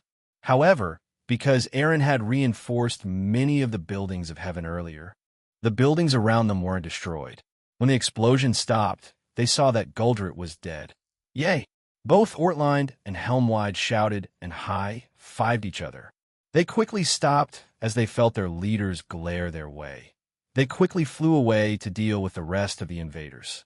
"Maybe I should be less stringent with them," Brynhildr mumbled to herself. She had talked about this with Rosweiss and even approached several others, including Eren. Most agreed with her that she should be less strict, but Eren told her to be less stringent in her own way, which confused her. As Brynhildr was about to move from her spot, she felt two powerful auras clash with each other. This caused the entirety of First Heaven to shake. She became concerned and flew towards the source. She used their transceivers and told the rest of her squad and group to focus on the other enemies. The location she flew towards was where Rosweiss was last seen at. Once she got there, she saw Rosweiss engaged in battle with a woman. The woman had pale skin with red eyes and black hair. She had a scrolling black tattoo between her shoulder blades and red horns protruding from the sides of her head. Her outfit was gothic and Lolita in style. "You killed my brother and then did that to Valentina? Someone like you deserves nothing more than death." She screeched at Rosweiss, who didn't react. "Did that? What's she talking about?" thought Rosweiss. "What are you talking about?" "I only spoke to Valentina briefly," she told her. "Liar." The woman screamed and fired several magic attacks at Rosweiss, who in turn negated them by finding a flaw in her attacks and negating it. "She barely escaped you." She had a missing arm and leg when she came back. Now, she's using mechanical parts because of you, and she isolated herself. Rosweiss was shocked by this. Did she do that to herself? Or put an illusion on herself to fool them? Why would she go that far? Unless she wants to make it realistic and believable. But their leaders aren't fools. The more powerful would definitely see through it. Rosweiss dodged another attack and used her ring's appraisal and saw that the woman who attacked her was a super vampire and had the name of Renita. A blood-red aura covered both Renita's arms, and they quickly formed the shape of a scythe. She swung it at Rosweiss, who again dodged the attack. However, small red blades shot from the blood scythe. Those small blades turned around and flew back at the Valkyrie. Rosweiss sensed them and moved her head to dodge them, but she saw that they were homing in on her. So she created a few magic circles and fired elemental attacks at them, which destroyed them. "Give them back." She screeched and fired several blood-red balls at Rosweiss, who simply negated them once they got into her range. "I can't bring back the dead," she replied, and used her superior speed to go behind Renita. "But I can send you to see him," she said coldly, and launched a direct attack from behind. Renita gritted her teeth as Rosweiss's powerful blast struck her. However, the attack failed to defeat her, much to Rosweiss's surprise. Renita was badly wounded, but she recovered almost instantly, her injuries healing at an astonishing rate. And her previously visible back was covered with muscle and skin again. "You won't kill me that easy. I put myself through several experiments, so I can kill you. I'm stronger than my brother then, teen," she shouted and appeared behind Rosweiss. She created large and sharp nails out of her own blood as she slashed at Rosweiss, who promptly dodged the attack. This was repeated a few times as Renita became increasingly frustrated at her own power and Rosweiss's incessant dodging. Renita suddenly grinned, and several large bats with sharp fangs flew towards Rosweiss from behind her. But much to her surprise, when they tried to bite into Rosweiss's shoulder, their fangs didn't pierce. What Renita and much of the Cow's Order didn't know was that after the Azrael and Kokabeel incident, Aaron had increased the defensive powers of his enchantment magic on the girl's clothing. This included Rosweiss's battle clothes. The Valkyrie in question shot a powerful pulse of magic from her body, which killed the bats. She followed up by covering her fist in 2k and sent a barrage of punches towards Renita, who wasn't fast enough to react and was pummeled quite severely, which caused her to violently crash to the ground below. As Rosweiss prepared to finish the female vampire off, Renita started to laugh maniacally. Then a sudden and unfathomable amount of power erupted from her, causing Rosweiss to back off. A blood-red pillar erupted from where her body was and threatened to destroy her surroundings. The pillar kept expanding and expanding until it suddenly vanished. What was left was an enormous monster that towered over every single building in First Heaven.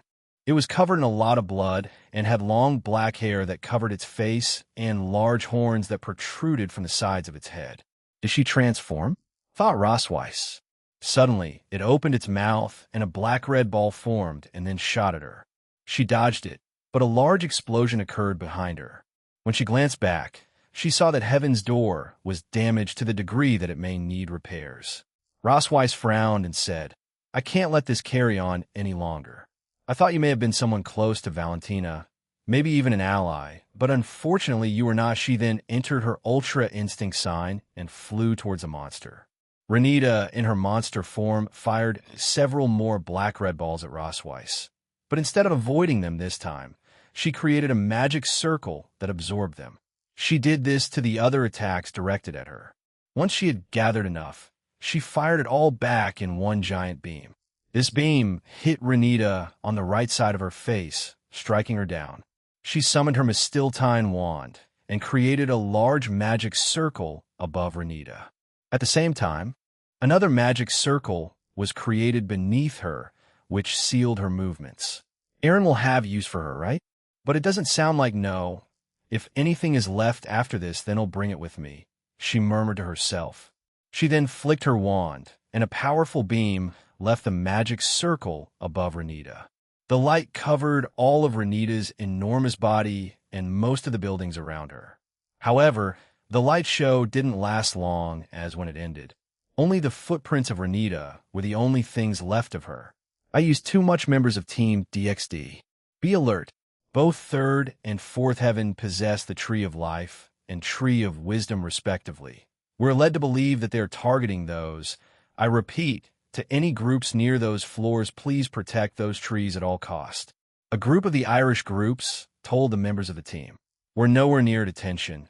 The man called Masaru Miyagaki has infiltrated Fifth Heaven along with several shadows of the Phantasma. Information also says that Chief Officer Tuji Shido made his way there not too long ago for certain treatments for the poison that the angels wanted to analyze, he added. Rossweiss frowned. She wanted to go to Fifth Heaven right away, but also couldn't leave her group here by themselves with Ultra Instinct Sign still activated. She wanted to wipe out the rest of their enemies here as soon as possible.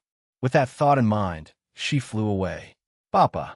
Irina dashed away, followed by the Grimoire Peerage. Irina, we'll accompany you and make a way for you, shouted Rias, and Irina nodded. Their group quickly moved up the floors. At each floor, they saw many groups of Team DXD fighting, but they quickly arrived at Fourth Heaven. When this is as far as you go, said a voice. When all of them looked upward, they saw a dragon. Evil dragon laden. No, you're a clone, shouted Yumi as she summoned a holy demonic sword. Cuckoo, not just one but many, he said, and around 10 more clones of himself appeared all around them. All the laden clones' eyes began to glow red, and several dark auras covered most of Fourth Heaven. They had encompassed the place with several powerful dark barriers. Fufu, you can't get out of our way. Yumi and Zenobia screamed as they slashed apart the barriers with a single swing of their sword, much to the laden clones' surprise. The laden clones expected them to struggle and that their barriers regenerated at a faster pace than they could be damaged. However, the power they saw was beyond what they initially thought. The multiple clones created more barriers and prevented Irina and the Grimoire group from moving forward. We'll just need to take care of him, but we received that from Aaron, didn't we? Rias asked. I have it, replied Chiron as she pulled out a charm in the shape of a dragon's head. This was made with Aaron and Suzaku working together. It would trap the soul of whomever they used it on. They're not the original, but it should be fine to use it on the original that showed up, said Rias.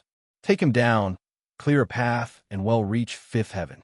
Before they could move, the area of Fourth Heaven was suddenly covered in a pure white field and barrier. And this is where the hero jumps in, shouted a familiar voice.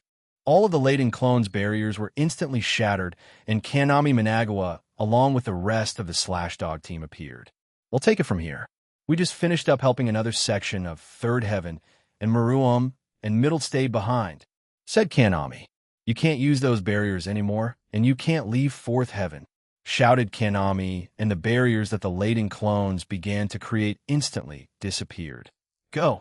Thank you, shouted Irina as they began to go towards the stairs.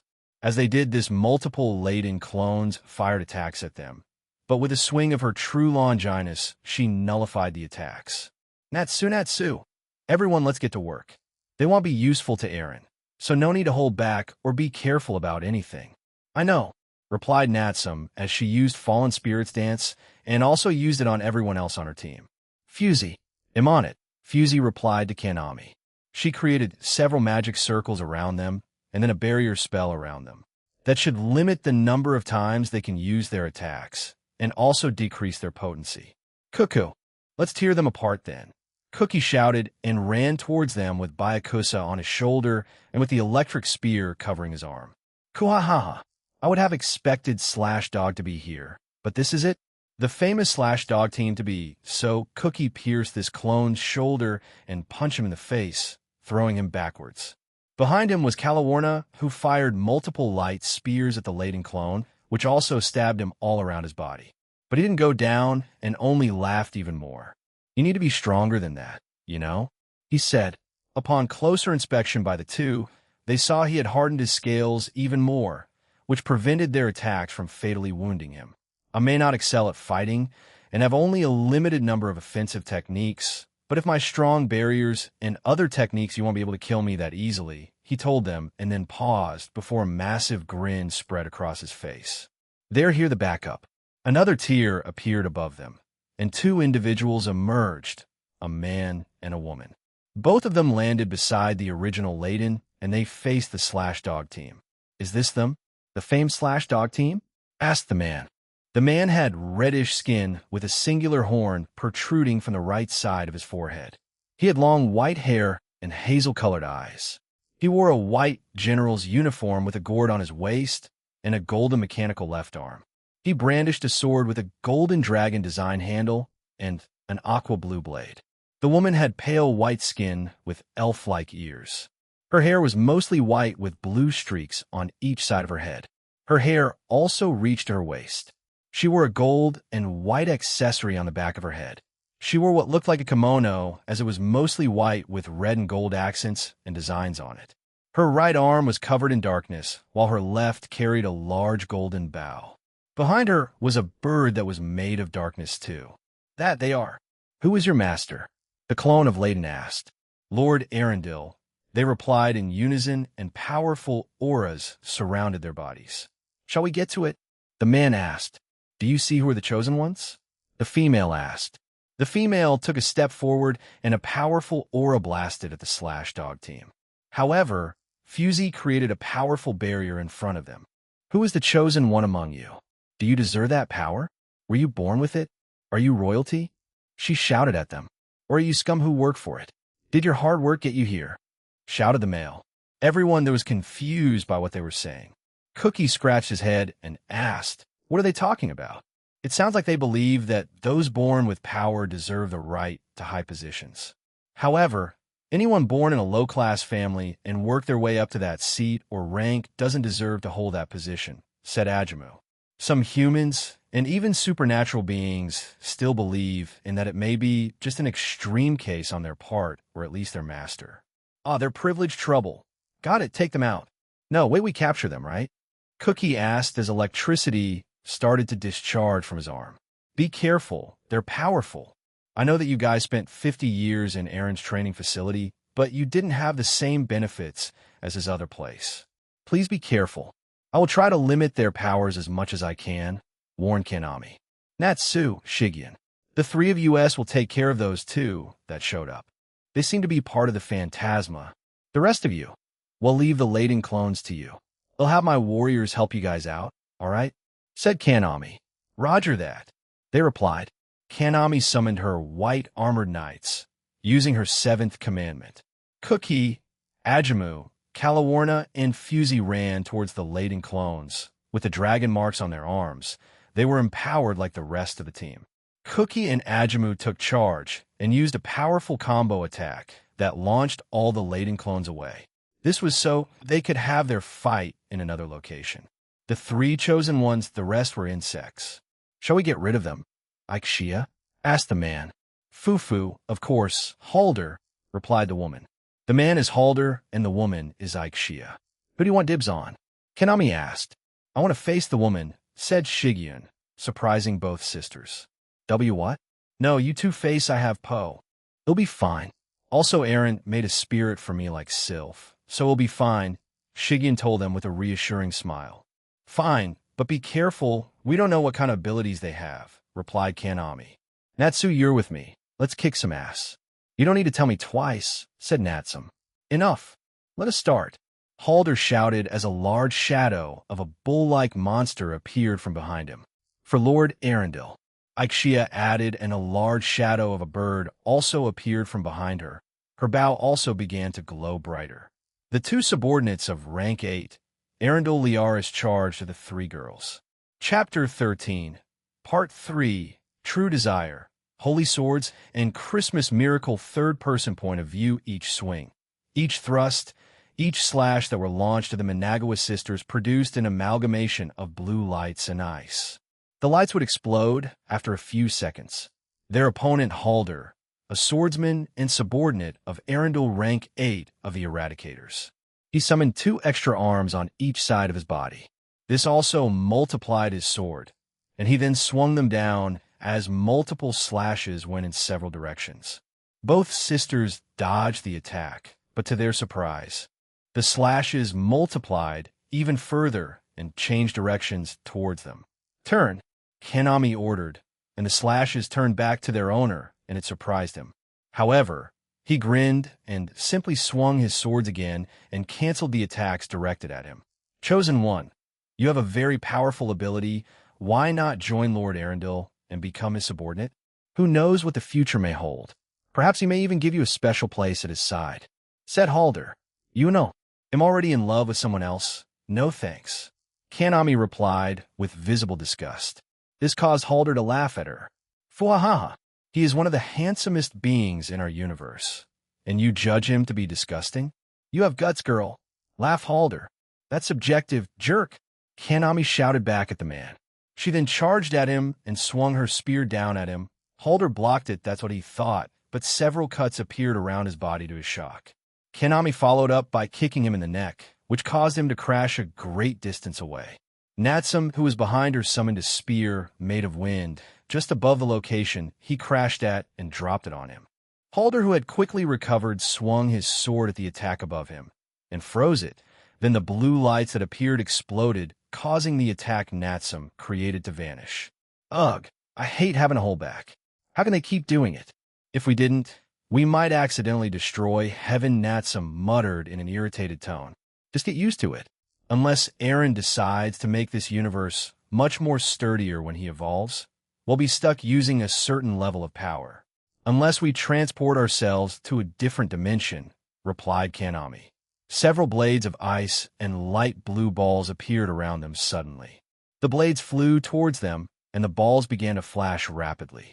Blow away, shouted Kanami, which caused the ice blades around them to fly in different directions. Natsum also used her wind magic to blow away the blinking blue balls. Once far away, they exploded. The Chosen Ones are strong.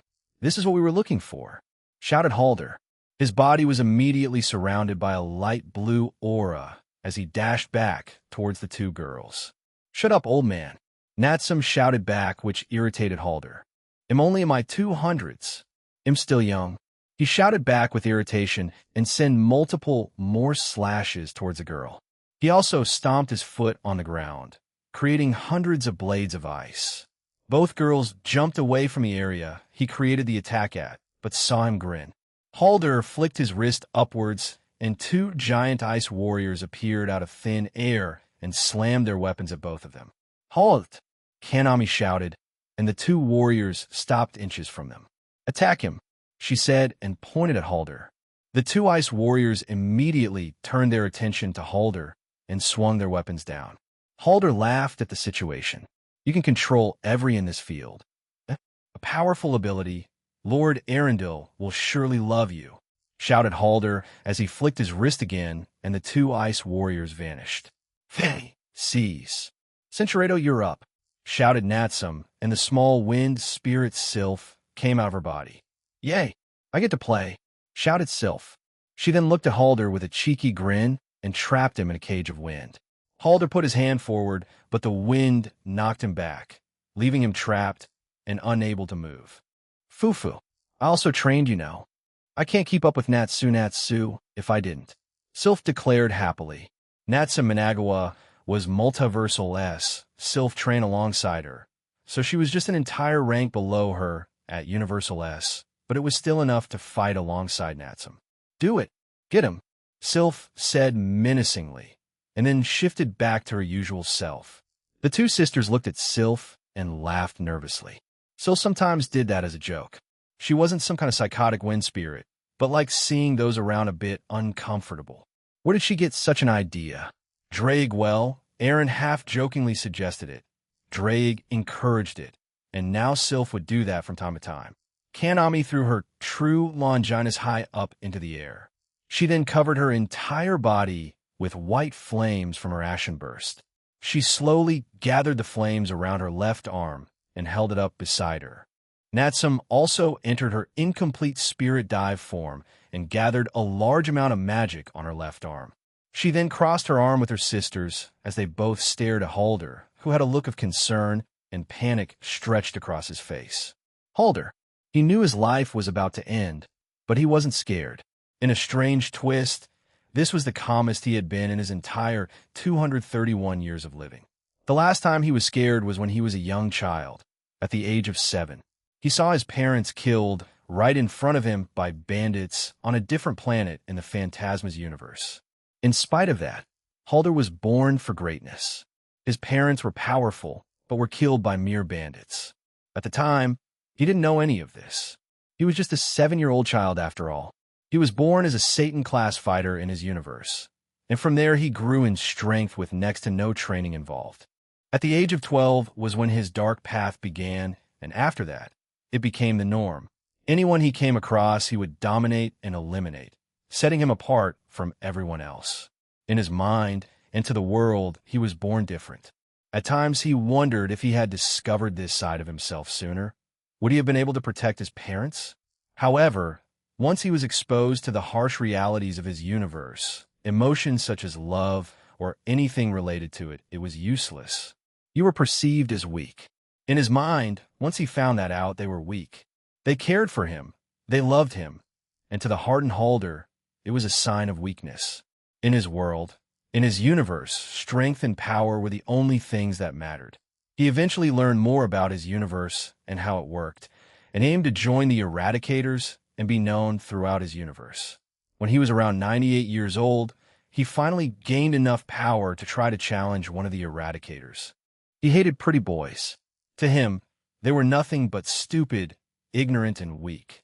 He believed that their powers were nothing but for show. So he challenged Arundel Liaris, the strongest elf in his universe. And the end result? His complete and utter defeat.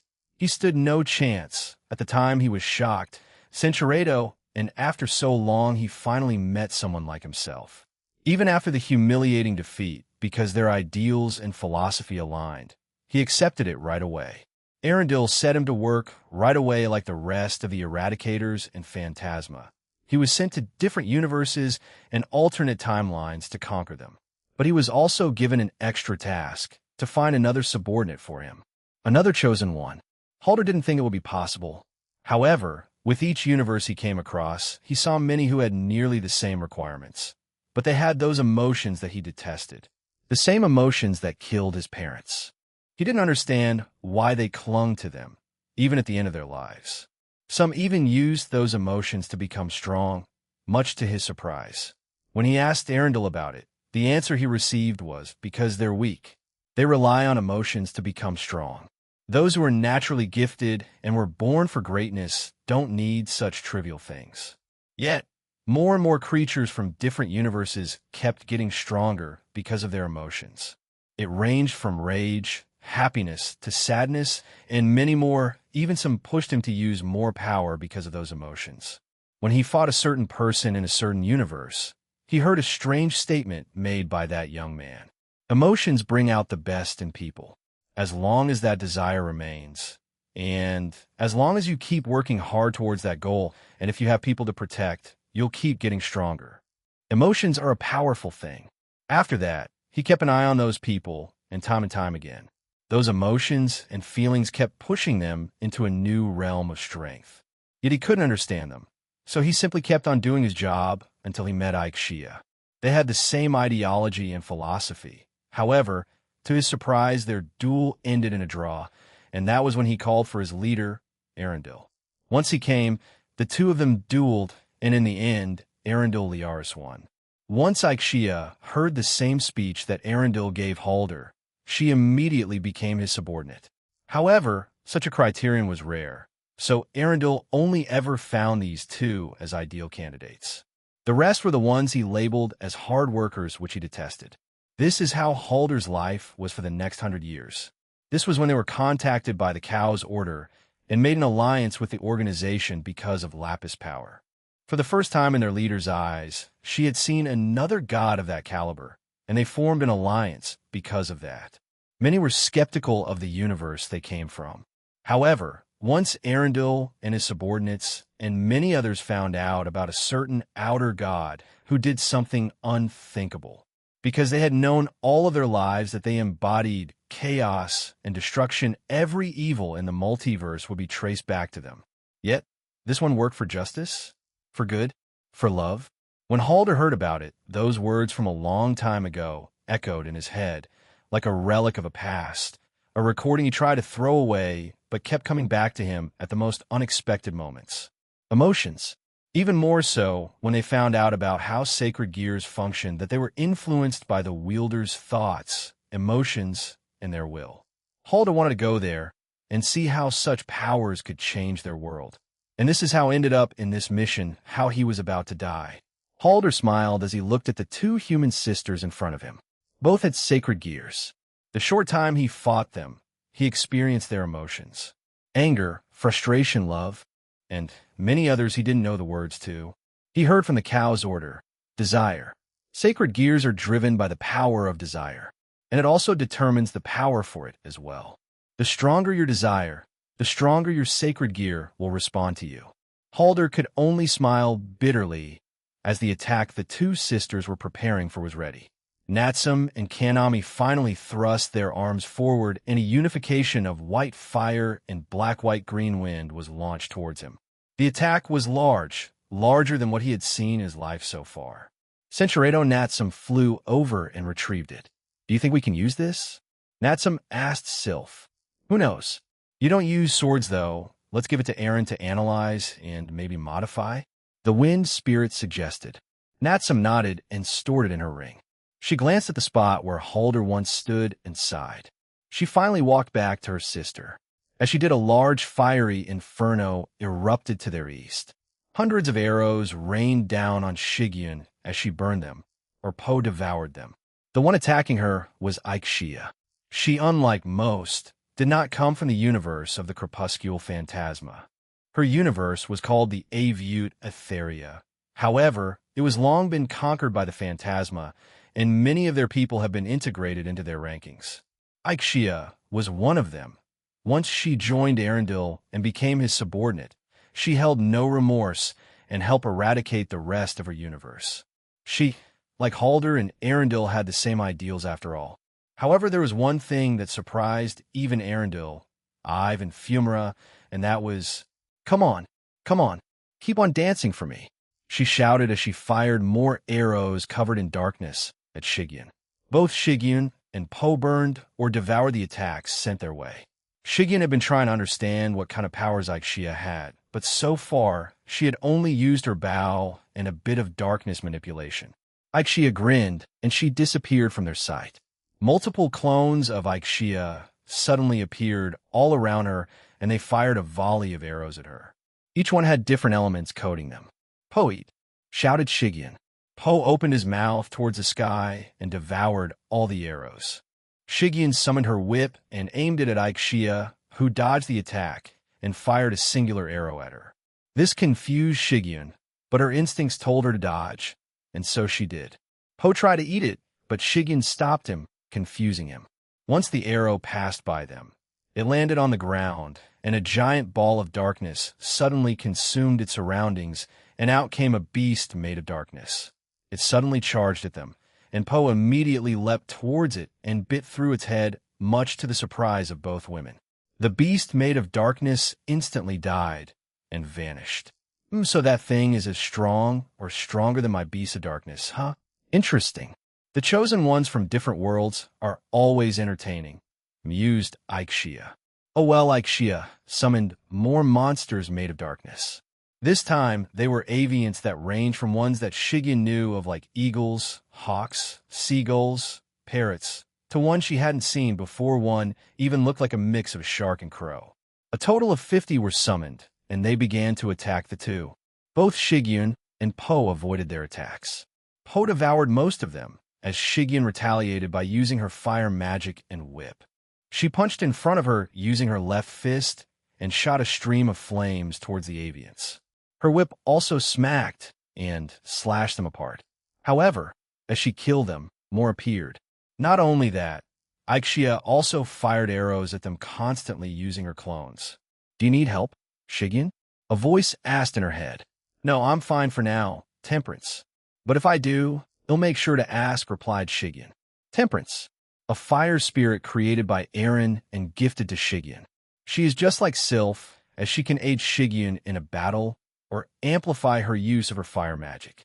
Shigen looked at Po, and the small goat-like sacred gear nodded. Both of them suddenly disappeared, which made Aixia jump away in response. However, as she was about to say something, she felt a sharp pain in her right shoulder and leg. When she glanced back, Po had attacked her, leaving a serious wound, and Shigen had slammed her whip into her shoulder with golden flames that covered her weapon. The attack left a severe, painful wound on her shoulder from the burning impact. TCH. Aixia clicked her tongue as she vanished from her spot, leaving only a small smoke of darkness in front of Shigen. However, she and Po didn't let her get away.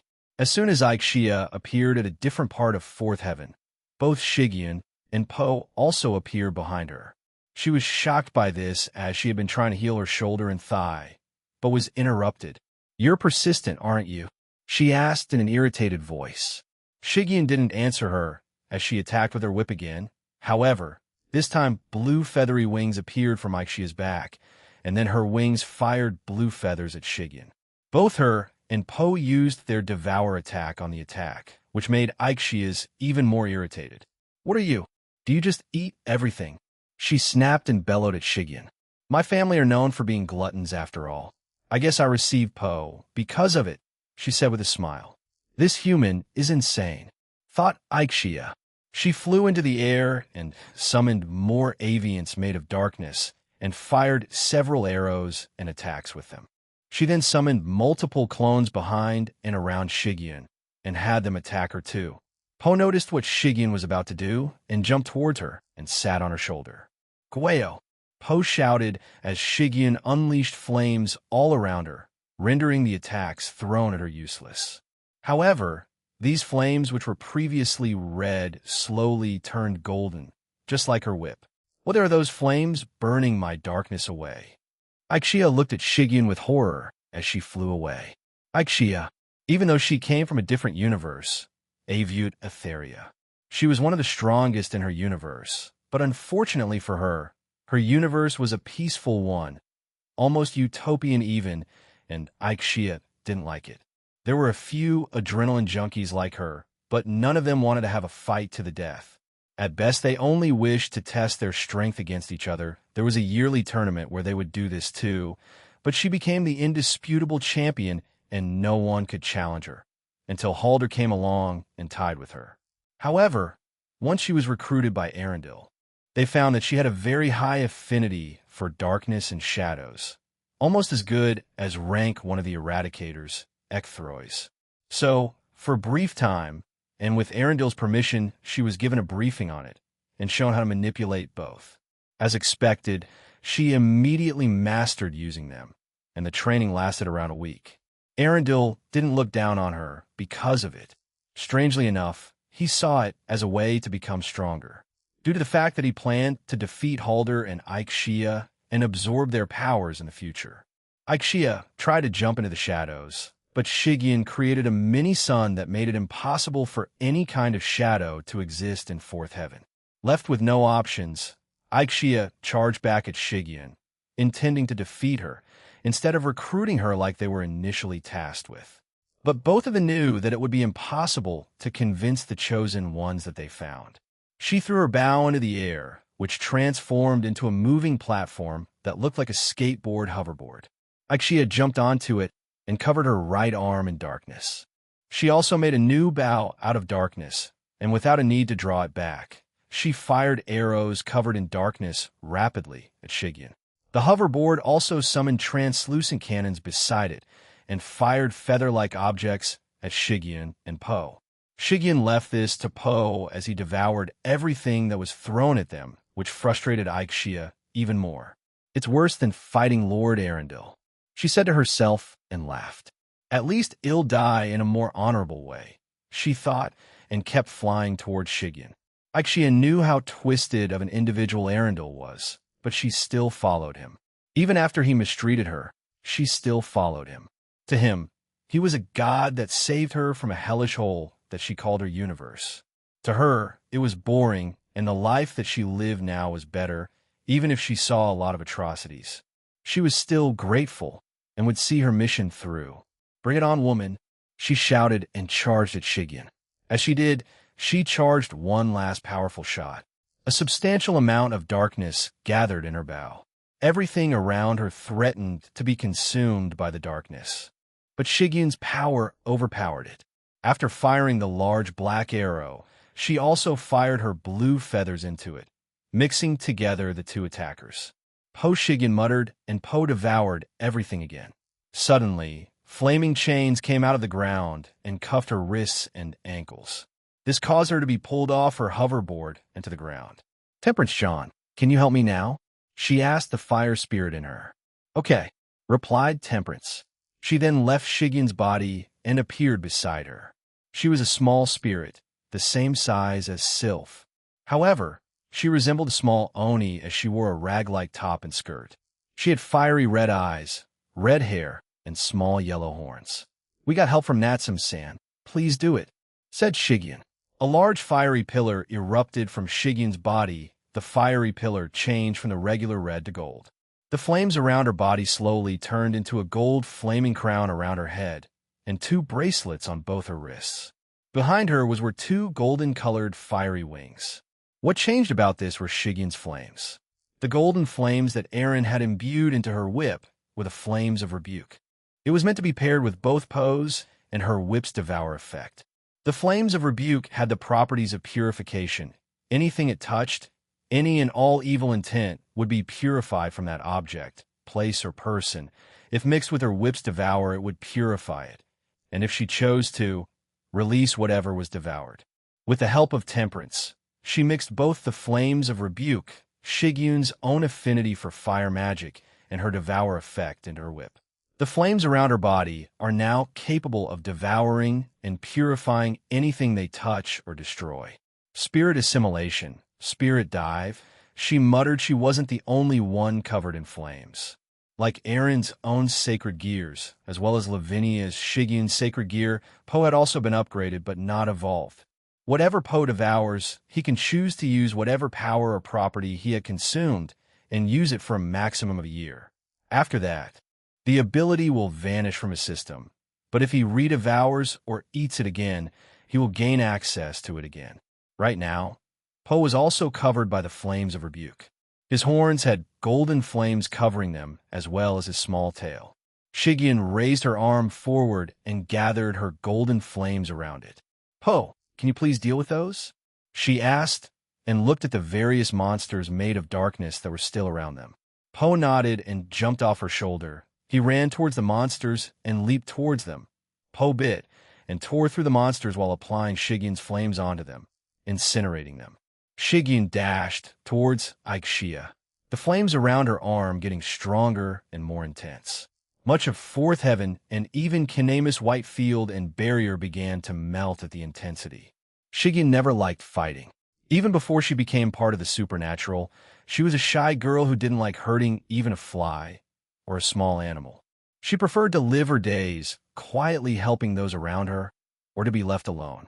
But once her life was entangled in the supernatural, she was forced into many situations she didn't like. But at the same, she knew she could help people with her powers and the team she was on. So she sucked it up and did it. It wasn't terrible for her, as she made friends and found a place that wouldn't judge her too harshly. Even her former group of friends and school looked at her strangely because of how gluttonous she was. But both the Slash-Dog team, Eren's companions, and Eren himself didn't care. They may laugh at times at how much she ate, but in the end, they accepted her, and that's what she loved about them. This was also why she resolved herself.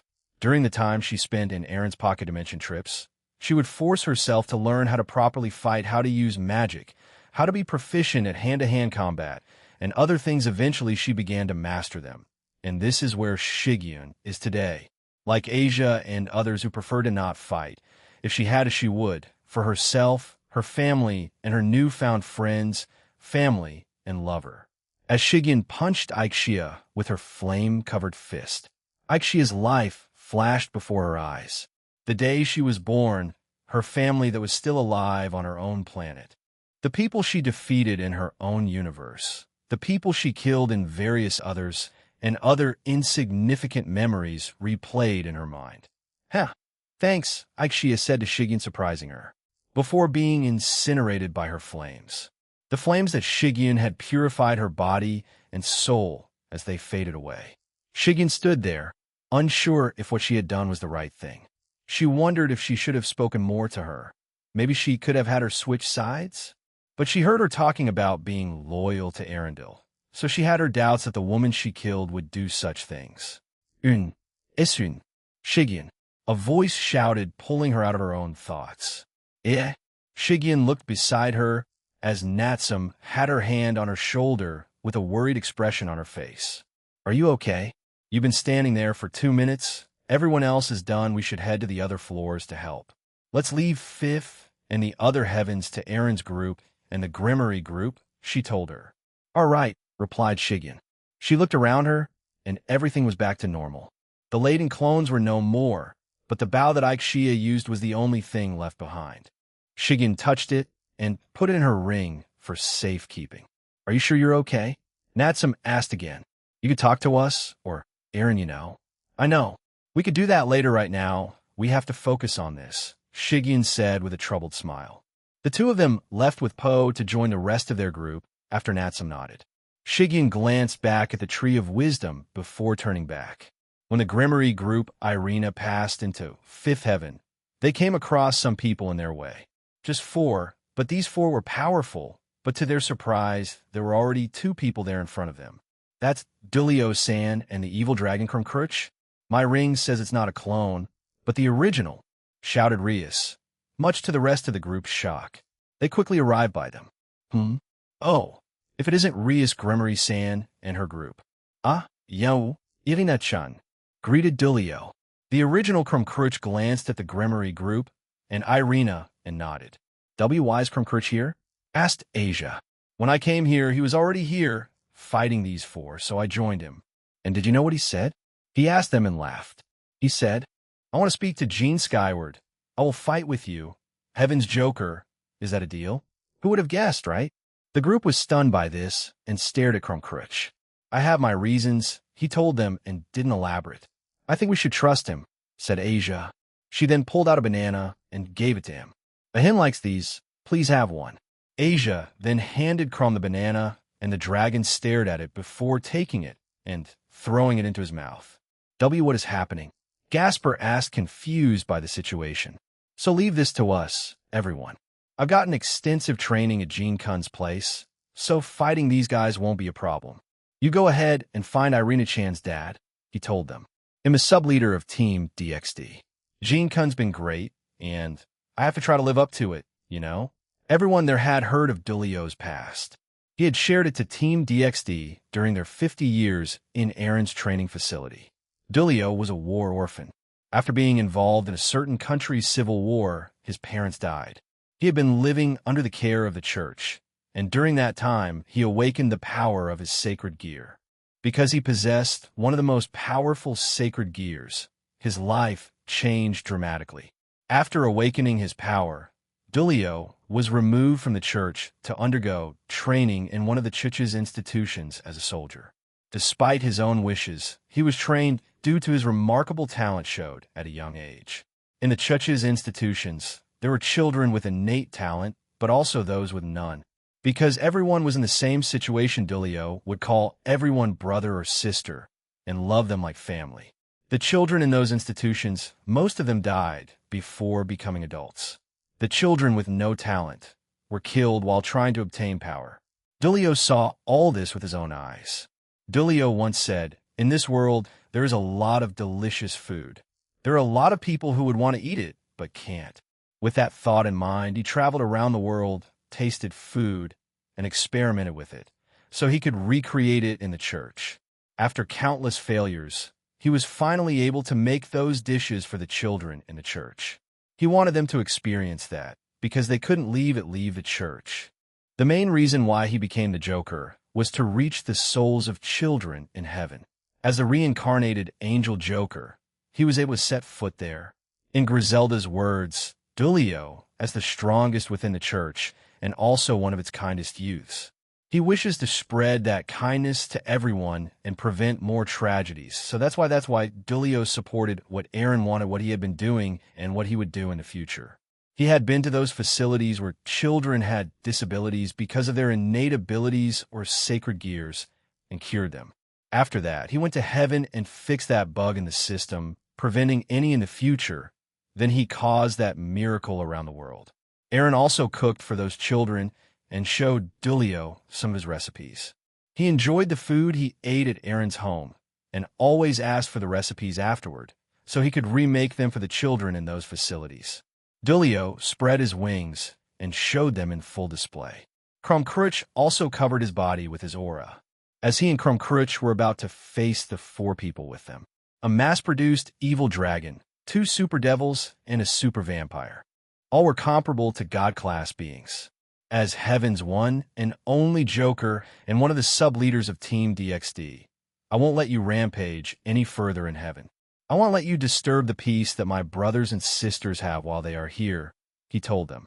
Gos, Baha, hear that? He won't let us. Shut up. At least he has more motive than just wanting to fight things without rhyme or reason. Go, shouted Dulio as he fired lightning, wind, water, and other elements at their four opponents. Krumkruch also appeared in front of the evil dragon, much to his surprise, and elbowed him in the stomach, launching him away. The Grimmery group and Irina ran past the fighting. They glanced back briefly to witness the Joker and Krumkruch dominating the battle. Aaron faced a man that looked like an elf. Likewise, both Lavinia and Altaria were also facing clones he had made of himself. The elf-like man was Arundel Liaris, rank 8th of the Eradicators, and he had torn through space directly into 7th heaven. He wanted to see for himself what the two systems of heaven were like and, if possible, destroy them. He detested the fact that nobitus and commoners could rise to power through hard work, and now they were given powers because of a dead god through the sacred gear system. Step aside, lizard, said Arundel. A fool such as yourself cannot win against me, the chosen one. I am meant for greatness and will be the next leader of the Phantasma. After that, it'll create a true utopia. You're pretty delusional, you know that, replied Aaron as he stared at the man in front of him. Both Altaria and Lavinia were already engaged in heated battle with his clones. He had told them to delay them, but not to let them get close to the systems since he wanted to see why this man wanted to attack them. Arundel scoffed at Aaron and fired multiple bullets of wind at him. With the same sass, Aaron sneezed in the direction of Arendel's attacks and destroyed them. After the quick exchange, the two silently stared at each other. Arundel was clearly agitated by this, and Aaron with an unchanging expression. Why do you do this? You were born as the chosen one to rule everything. Why do you subject yourself to such a farce? Arundel shouted at Aaron. Unleash your full power and bring ruin to all who oppose you. This is what you are supposed to be, an outer god. You are beyond the normal comprehensions for mortals. Why do you pretend to be one? Because I don't care, replied Aaron, stunning Arundel. This is me. This is who I am. This is my personality, even if I was influenced by many people. Even if I become something else entirely, it'll hold true to my own ideals and convictions. That's what makes me Aaron Tool. Well, what nonsense is that? What moron won't take advantage of the things they're given? If I had your power and position, then I would have already created my ideal utopia. A universe, no. A multiverse where only the gifted, the chosen ones are allowed to live. He declared with indignant righteousness. I'm no power-hungry freak. I only want the people around me to be strong, so I won't need to worry about them 24/7. Also, everyone has the right to be given a fair chance in life, because every choice we make will change the outcome of the future. Who gave you the right to be the judge of that? Aaron asked with a bit of anger. Because I was born with power. The strong and wise control the weak and stupid. That's how it is with animals, and that's how it should be with beings of higher intelligence. Arundel had lost his patience with Aaron and began attacking him. Hundreds, thousands, no, millions of magic circles appeared all around 7th heaven, and not all of them were aimed at Aaron. Some were aimed at Altaria, Lavinia, and the two doorways that led to the two different systems. Aaron appeared just above Arundel as he was about to commence his attack. Arundel hadn't caught up to that speed, and Aaron simply slammed his foot into Arendel's skull. The power used was enough to make his clones disappear and destroy the floors of 7th Heaven. This caused everyone in 7th Heaven to fall to 6th Heaven. Aaron apologized to himself and everyone else in heaven in advance, as he added another powerful kick to Arendel's unconscious body, further destroying 6th Heaven's floors and forcing everyone to relocate to 5th Heaven. "Yeah!" shouted Irina as they were about to reach her father and Masaomi Yagaki. However, the force that Aaron used for his last kick was a bit too much, further destroying the environment around them and the floor, forcing everyone to 4th Heaven. A loud and deafening boom echoed throughout heaven and the other floors. Aaron raised his hand up and restored the other floor's destroyed sections. Seeing this chance, he appeared beside Tuji Shido, who had been captured by Masaomi Yagaki, and brought him back to Rias Group. "Papa," Irina shouted after she recovered and hugged her father. "My little angel, I'm sorry. I was caught by Yagaki-kun and was ready to be killed by him. If that was the only way for me to atone for my sins, then I was fine with it," said Tuji. Aaron looked around and said, "4th Heaven? Huh? We're in the Garden of Eden. Well, might as well end this." However, as he was about to dash back at Arundel, the evil dragon, 2 super devils, a super vampire, and several other monsters he brought with him after smashing through several floors, a portal opened up beside Arundel. She had black hair and sharp yellow eyes, elf-like ears, and wore a black sheephow. Aaron used Observe on her and found that she was rank 10, Radelia Vacarel, a fellow elf like Arundel. Arundel stood up, fury apparent on his face. He looked at Radelia, and to everyone's surprise, Cinceredo, he increased his strength, and Radelia's face started to become blue. But Aaron slammed his knee into his neck and flung him away. While he didn't have the intention of helping her, he didn't want to see someone's life so cruelly taken away. He did the same thing to the devils, vampire, and evil dragon. Then, he followed up by punching Radelia in the face, to everyone's surprise.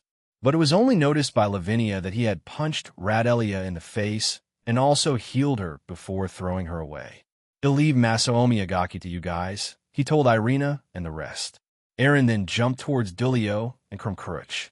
"Cinceredo, we can talk about it after this. You can provide some useful information for us, after all." Crom nodded and entered another stance, as did Dulio.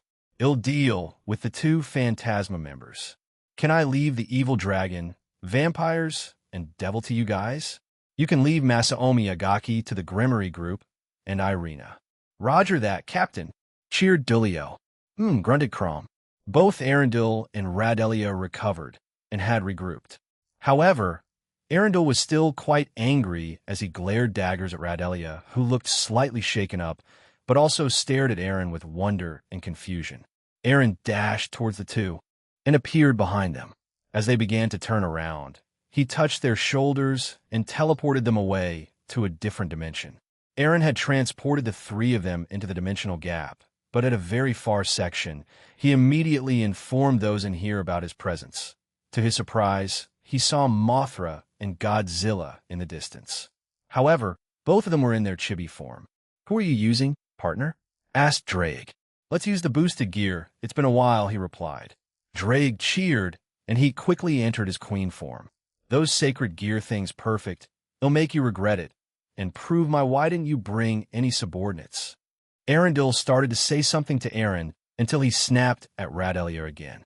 "What I do is none of your business," she replied, and then promptly ignored him again. Aaron remembered what Sakudia said to him before, that there were a few that were part of the Eradicators that joined it with some kind of moral compass and wanted some kind of change. Rank 2, 4, 10, and 15 were the ones he was told about. Aaron looked at Radelia again, and she stared back at him. "He'll deal with that after I kill him," he thought, and rushed towards Arundel. As he did, Arundel summoned thousands of large wind spears. He then threw it towards Aaron, who launched several dragon shots at them, canceling each other's attack. But his wind spears also created many tornadoes after the attacks collided and quickly converged at his location. He likewise fired several of his own magic attacks at the tornado, which also canceled the attacks, causing more frustration in Arundel. "What in the world are you doing? Attack him!" Arundel shouted at Radelia. "You're asking for my help now? Didn't you tell me to stay out of your way when we were here? Were you a hypocrite?" She scoffed at him and leapt away. "You deal with him," she told him from a distance. "Women so useless." He raged and flew towards Aaron. He covered his body with their world's equivalent to 2k, which was Devega. His Devega was green, and when he tried to punch Aaron, he missed. "They're nothing but a liability," he shouted at Aaron after missing. Arundel punched, kicked, and shot Devega bullets at Aaron, as well as several wind attacks, but the young man dodged them all. Each time, Arendel's frustrations and anger kept on increasing. He had never been this humiliated in his life. "Fine," Arundel said, and he looked at Aaron's face full of rage. "They'll just destroy this planet." Arundel pointed his finger up, and Aaron felt a surge of magic all around the world. When he checked through his shadow soldiers, there were several large green balls of pure energy. He could only think that it was Arendel's own life force, or 2k. You protect weaklings, and you protect those who aren't the chosen ones. You waste your energy with them by becoming friends? No god would waste their time on that. You are a failure of a god. You do not deserve the title. Only those who are truly chosen will use their powers the right way. And so I will, by destroying this precious world. Arundel expected Aaron to panic, but instead what he saw was that the man in front of him was calm. He was very calm. He didn't feel his power increase or decrease. It simply remained the same. This confused him, and he increased the power output of the attacks he made. "Are you sure you shouldn't try to stop me? Your precious comrades will die, you know?" he asked smugly. "Oh, I already have. That's what you get for having friends and trustworthy subordinates," replied Aaron as he smiled at Arundel. Suddenly, Arundel felt as if his attacks had suddenly stopped. "Aaron-sama, I've destroyed those attacks in space," said a voice through his ring's communication function. The voice belonged to Alicia, the leader of the GOB. "Good work. Be on standby," Aaron told her and smirked at Arundel. "What now, Chosen One-sama?" Aaron asked smugly. "If you're not going to say or do anything, they'll come to you instead," he shouted and charged Arundel. "X Sonic Booster." Aaron boosted towards Arundel and appeared in front of him. Arundel knew that his speed wouldn't be able to keep up with the god in front of him, so he preemptively covered his body with as much Devega as he could and grinned. However, Aaron kept his composure and softly said, "Breakthrough." Breakthrough. Aaron's fist bypassed Arendel's defenses, and his punch landed squarely on the elf's midsection, sending Arundel stumbling backward. Generally, Aaron would use breakthrough without needing to announce it like that. He had gotten a good handling of it during the 100 years thanks to Draig's teachings. But he wanted Arundel to know that nothing he would do would matter. He wanted to show him the despair that he would show his previous opponents and victims. Aaron didn't know the man well, but from what he spouted not too long ago, he had a general idea of him. Arundel was a misogynist, no. He was probably wrong. Arundel simply thought that he himself was higher than anyone on the social ladder. It didn't matter if they were women or men. If they didn't meet a certain criterion for him, they were comparable to ants or garbage. "I am the Aaron," struck him again, this time channeling a powerful ability through every blow. A strike to the cheek that left him stunned, a sharp kick that sent him reeling, and a final knee to his back that brought him down. Finally, Aaron gave him an uppercut, which sent him flying further into the skies of the dimensional gap. Boost, boost, boost, boost, boost, boost, boost, boost, boost, boost, boost, boost. After 12 boosts, Aaron brought out his cannons from his shoulders and aimed it at Arundel. Censurado X Blaster X Blast Booster. A powerful draconic energy beam shot out of Aaron's cannon and annihilated Arundel. The beam kept expanding until the skies of the dimensional gap shook. Radelia stood back and watched this all go down. Aaron removed his helmet and said, "Your planets have a lot of problems, don't they?" "You read his memories?" she asked. I guess that ability of mine is widespread in the cow's order, then he thought, and then nodded at her. It's always been a problem, even before the phantasma took over. Our two planets, Seenearth and Sustia, were at war. Then there was a small time of peace, but now, because of everything that's been going on, a lot of tension has risen between them, she said and sighed. Because of the two spouses cheated on one another and refused to tell the truth, leading to tension. I read from Arundel's memories that he and some hired help amplified this even further. Arundel wanted this war, Arun told her. What? Why? What does he get out of it? While neither of our races are loving or peaceful, we are not the worst race in our universe. Why does he need one? You know his personality a bit better than myself, you know? Said Arun. Radelia became silent as she seethed. Arun went over what he had found after reading Arundel's memories. 1. He was born into a powerful family. They were the rulers of his planet. As he mentioned several times, he was born with higher powers than anyone on his planet. He believed power ruled all, and that anyone born with it he called them the chosen ones, and that they deserved everything in life. Arundel detested Radelia for her being different from her race, and how she got to her rank through hard work. He wasn't close to anyone in particular in their organization. Centuredo. He didn't care about it, as most of his memories were of his ramblings of finding more subordinates that were up to par with his ideology. But he knew that Rizavim would also be here, but for a different reason. In a memory, it showed Rizavim telling him that he's going to heaven for a different reason, and won't need the tree of wisdom or life, but something else. But Arun thought otherwise. He knew that the cow's order knew that he could read memories. So, in his mind, they may have purposely given him fake information in these memories. Rizavim in Arundel's memories may say he won't get the fruits, but in reality, he may still aim for them. Arun now had to choose which information he learned from reading memories was true and which ones were false. They get smarter and wiser, and not just me. Huh? God, I hate smart people sometimes, he thought, and sighed. Radelia. Arun called out to the woman in front of him. Why not join the resistance in your world? Radelia stared at him in shock. However, truth be told, she had been thinking about it for many years now. However, she didn't want to risk being killed by Ive, Fumara, or worse, the outer god, Magnum Tenebrosum. I in the distance, Dulio the Joker of Heaven, and Crom Crutch, the ultimate evil dragon, fought the mass-produced evil dragon, 2 super devils, and a super vampire. That damn lizard interrupted me. Yagaki shouted in frustration.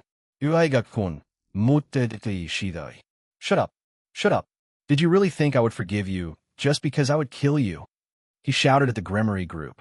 Yagaki swung his sword to the ground and created a powerful aura from it. I loved her, and she loved me. Even if we were different from each other, we loved each other. It was real. As if the sword was responding to his cries, 8 dragon heads emerged from it. Compared to their first meeting, the dragon heads had increased in size. Mamag! Roared the man as he swung his sword down again. Yamato no Orochi breathed out a dark and poisonous aura towards Tuji Shidu.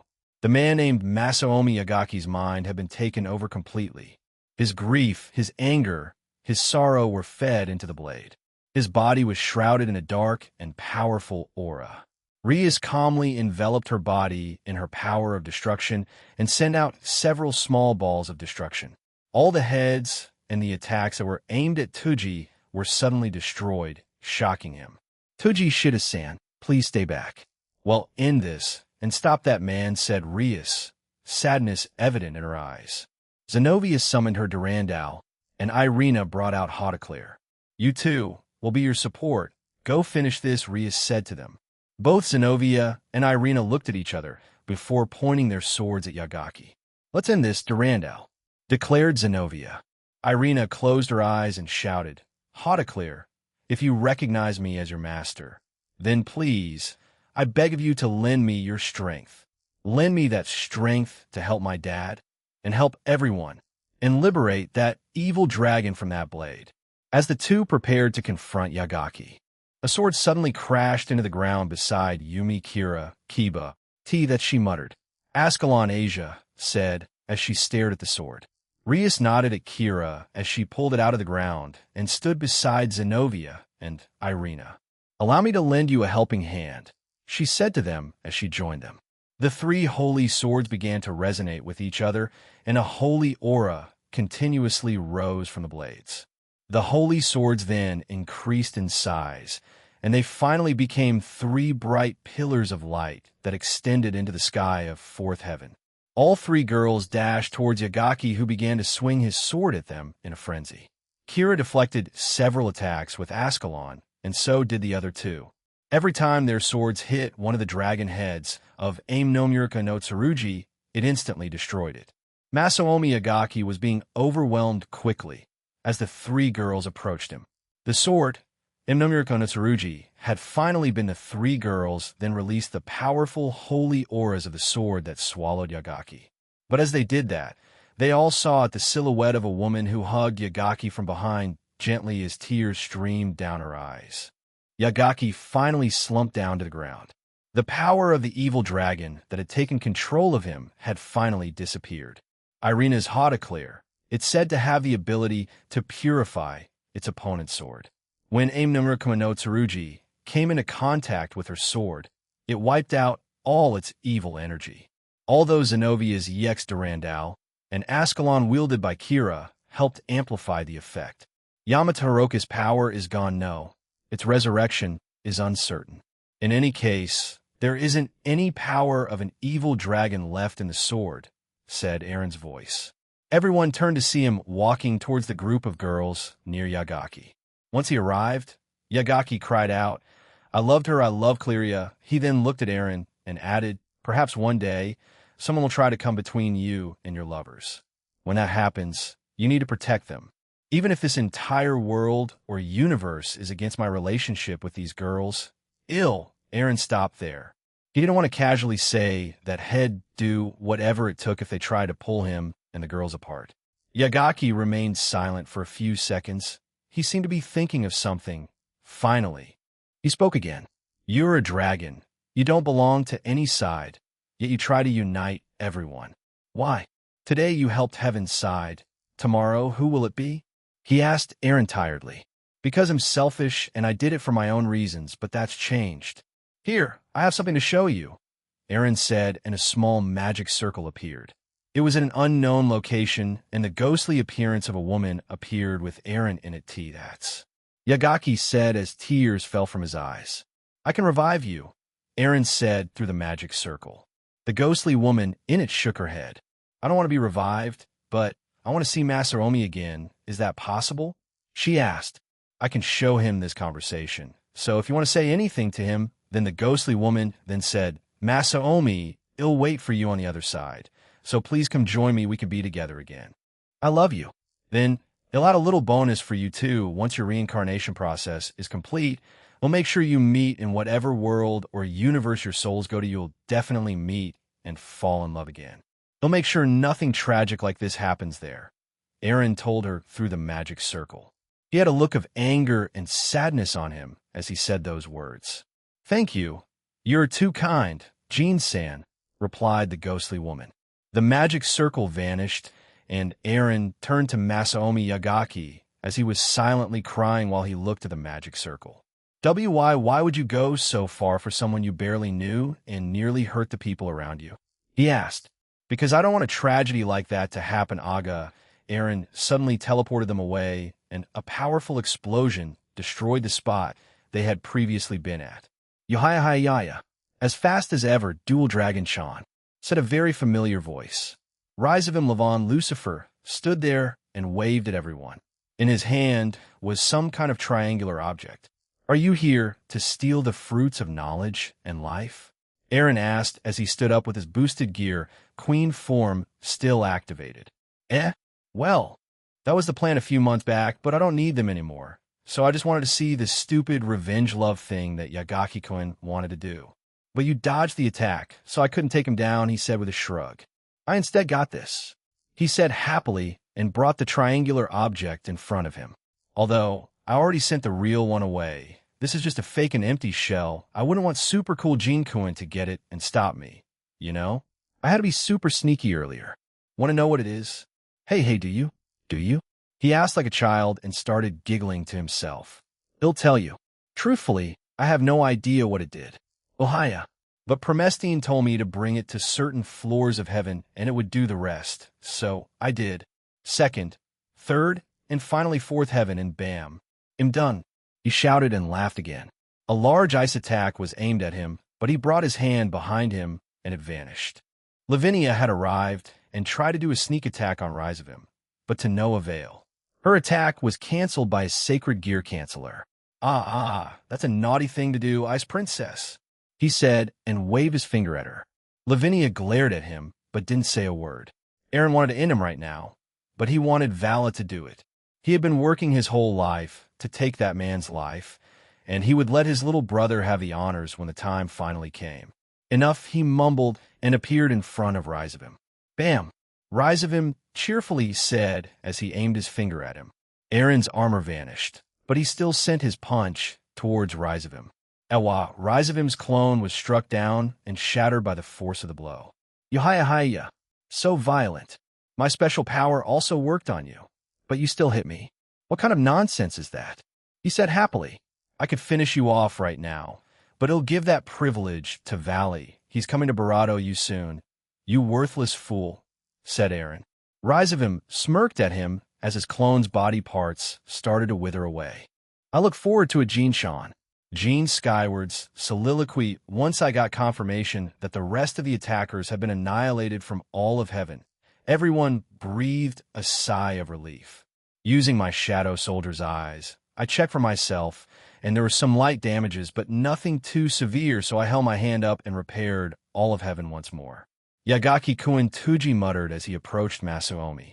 The young man in question silently stared at Tuji and didn't say anything back. Once Tuji arrived in front of Masaomi, he got on all fours and did a jiza.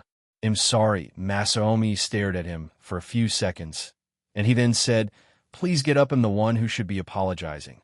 I caused all this mess and even injured you now. It's because of what we— all right, stop. We won't get anywhere if you two keep apologizing to each other. Let's accept the facts, all right? I said, and they turned to me. You're both grown men, and while we understand both sides' pain, let's try to end this on a positive note, shall we? They stared at me for a few more seconds, then at each other and nodded. I'm sorry, said Tuji and bowed his head. I'm sorry too, Masaomi replied, and also bowed his head. We can't change the past, but like what Jean Cohen said earlier, we can change the future.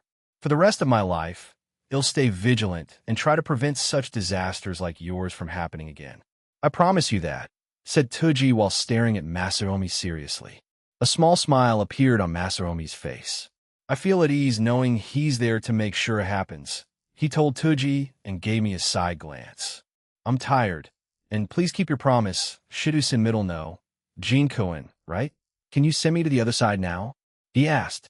Ushul, you've been brought back to life by the cow's order, right? Why don't you stay? Irina asked.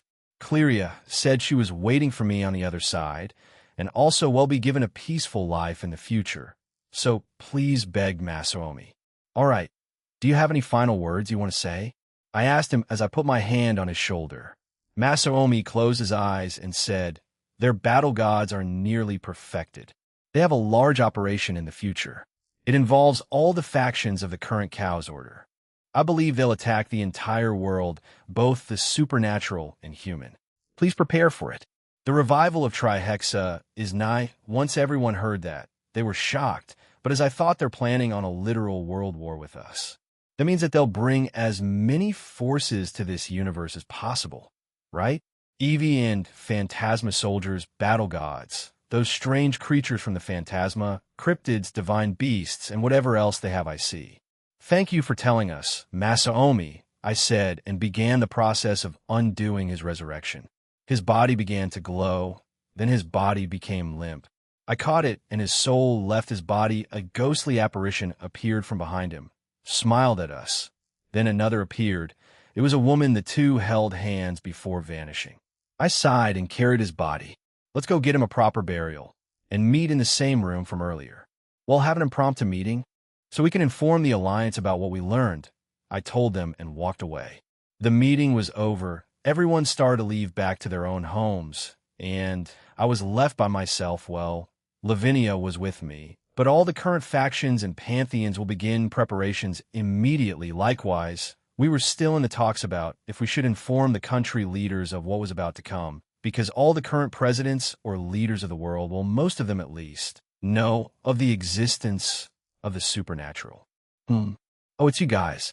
How did defending heaven go? I asked. I saw Dulio and Marana approaching me.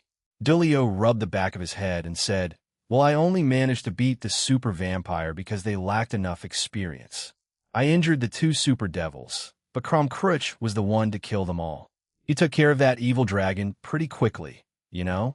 I helped defend Second Heaven with other brave saints and a few of the Norse and Irish members of Team DXD, answered Marana. Not all of the members were here, but there were at least a few of each group that it was enough, along with my shadow soldiers that were already here. Unfortunately, Sona's group wasn't here. They had something to do beforehand, and I asked them to keep an eye out for Ingvild since she was going to be gone for the next few days. Thanks again, Leader Kuin. Will you teach me some recipes again? Dulio asked with a chuckle. I don't mind, but I might as well get you an upgraded kitchen since the one you own isn't exactly up to the standard of what I like, I told him, and he flinched back. Like, I knew you were going to say that eventually, but I don't have that much money. Who said you were paying for it? I want to keep helping those kids too, you know? My work didn't stop after I visited you, them, and him, you know? I told him, and he looked surprised at me. Ha, you're right. My bad, Gene Quinn. Anyway, we'll still be doing that Christmas project, right? He asked and got up. Can we add food? Well, I can preserve them, so it's very much possible, I replied, but suddenly someone pinched Dulio's in my cheek. Ow, W8 big, sis Griselda. Dulio struggled to get free from her grip. He looked at me for help, but I just smiled. Traitor, we won't be doing that. Do I make myself clear, Dulio? She asked him, and he did his best to nod his head. She finally let go of him, but not of me. And what about me? I asked, but to my surprise, she grabbed my other cheek and gave me a friendly peck. Dulio shouted and backed away. I don't want to be here. The children need me. He shouted nervously and ran away. He winked at me and mouthed good luck. I want a hug from Aaron too, shouted Gabriel. I thought she had left earlier, and me too, added Layla. Fufu, may I also have one? Aaron Sama, asked Altaria. I don't want to be left out, shouted Lavinia. After that, I was dogpiled by them. Marana stood there awkwardly, unsure of what to do. Onwards, our trusty dragon, Tool, shouted Irina from my back. A few days have passed, and it was currently Christmas. I was in my Juggernaut drive and flew around the northern half of Japan. I got Albion and Drake to help out too. So the members of Team DXD were flying over Japan, distributing presents for everyone. Of course, both dragons were in their dragon forms while the other members of Team DXD were on their backs. I also turned us invisible so we wouldn't accidentally cause a mass panic. Drake would cover the south, and Albion would cover both west and east. We were fast enough to do this, so we were around 64 done, and by Latia's calculations earlier, we would be done with 4 hours to spare for a party.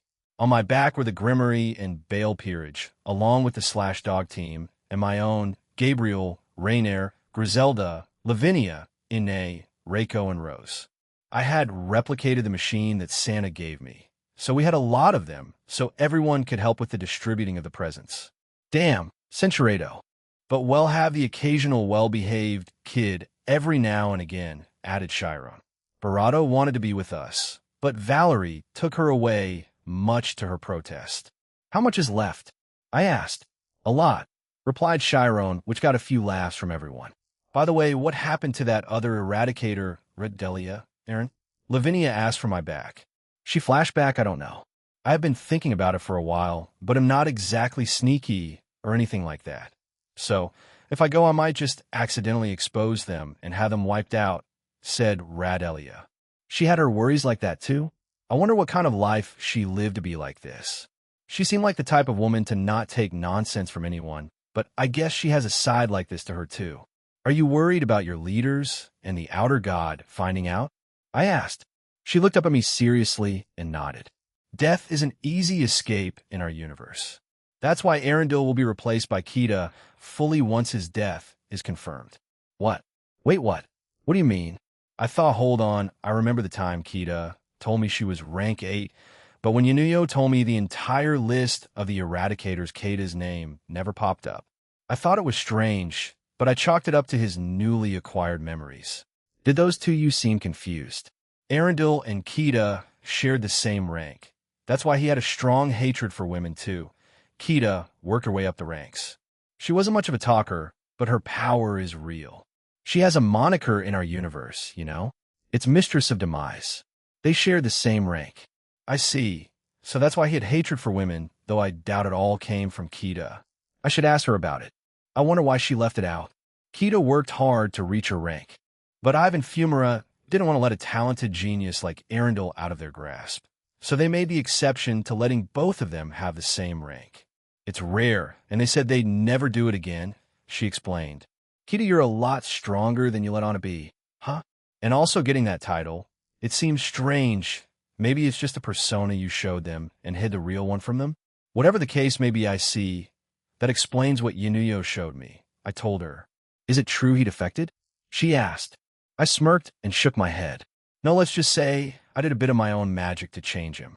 Anyway, you don't need to fear them. I'm an outer god too. So as long as I exist, I can counteract Magnum Tenebrosum and whatever I've or Fumara can do to you. I stretched my hand out. Join the resistance.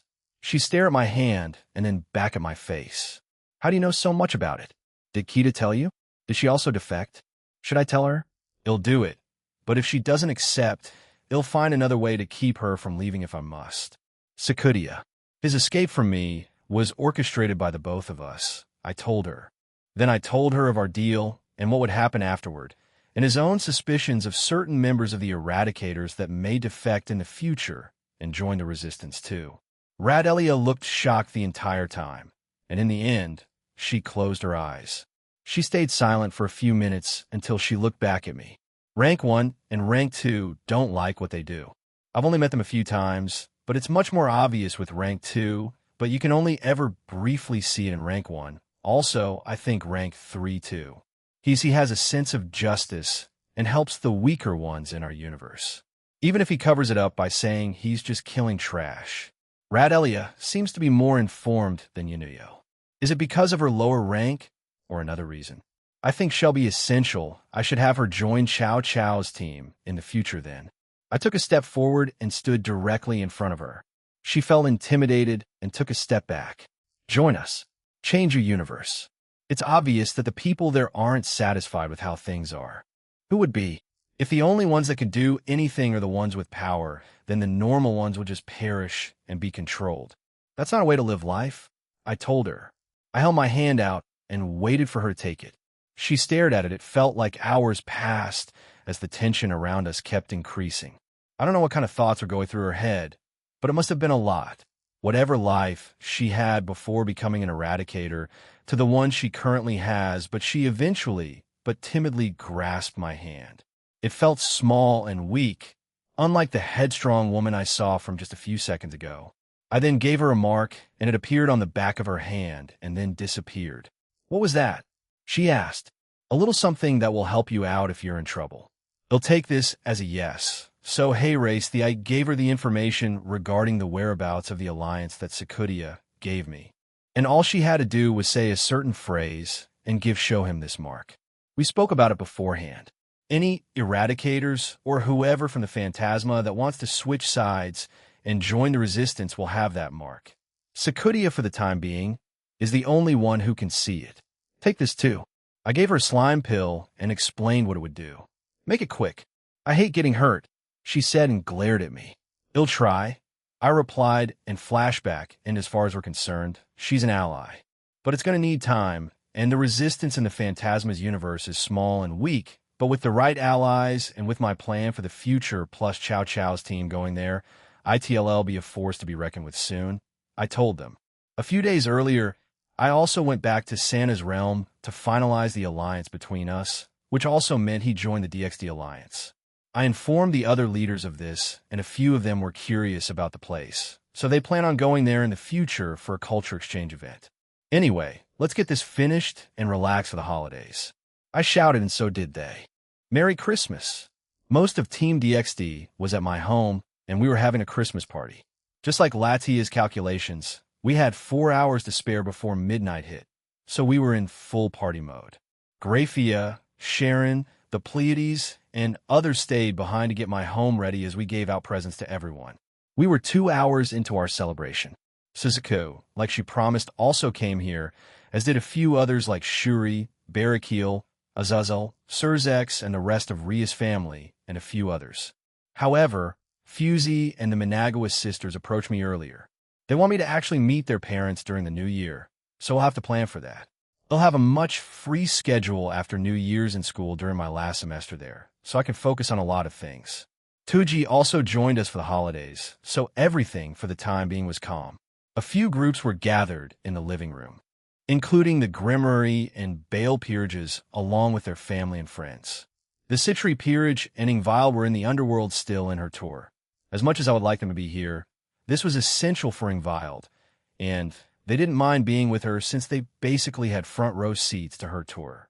Kromkruch officially joined Team DXD after being interrogated by all factions and pantheons, and they gave him the okay. He was currently at a corner with Ophis and Irene as he ate anything banana-related. Rias and Aquino suddenly stood up and got everyone's attention. Rias looked at Aquino and they nodded. "Everyone, can we have your attention, please? Would like to make an announcement," said Rias. Everyone immediately turned to me. No, I did not get anyone pregnant. I deadpanned and everyone laughed. Aquino quietly giggled and Rias continued. "Although it may seem sudden, but we specifically planned to do this during Christmas," she explained, and Aquino nodded along. "Would like to announce the new Occult Research Club president and vice president," said Rias as she looked around at the surprise of everyone. I knew what was coming, and so did a few, like Ingvile and Sona, but the rest weren't told. The current members of the Occult Research Club stared at them with curiosity. As the president of the Occult Research Club for the last 3 years, during that time I've taken extra care to ensure that the next generation will follow strict rules and principles. I hope that the next president and the members left behind will be able to remember one thing. When there's flexibility, the Occult Research Club will definitely become better. She stopped and cleared her throat and glanced at 2 particular individuals.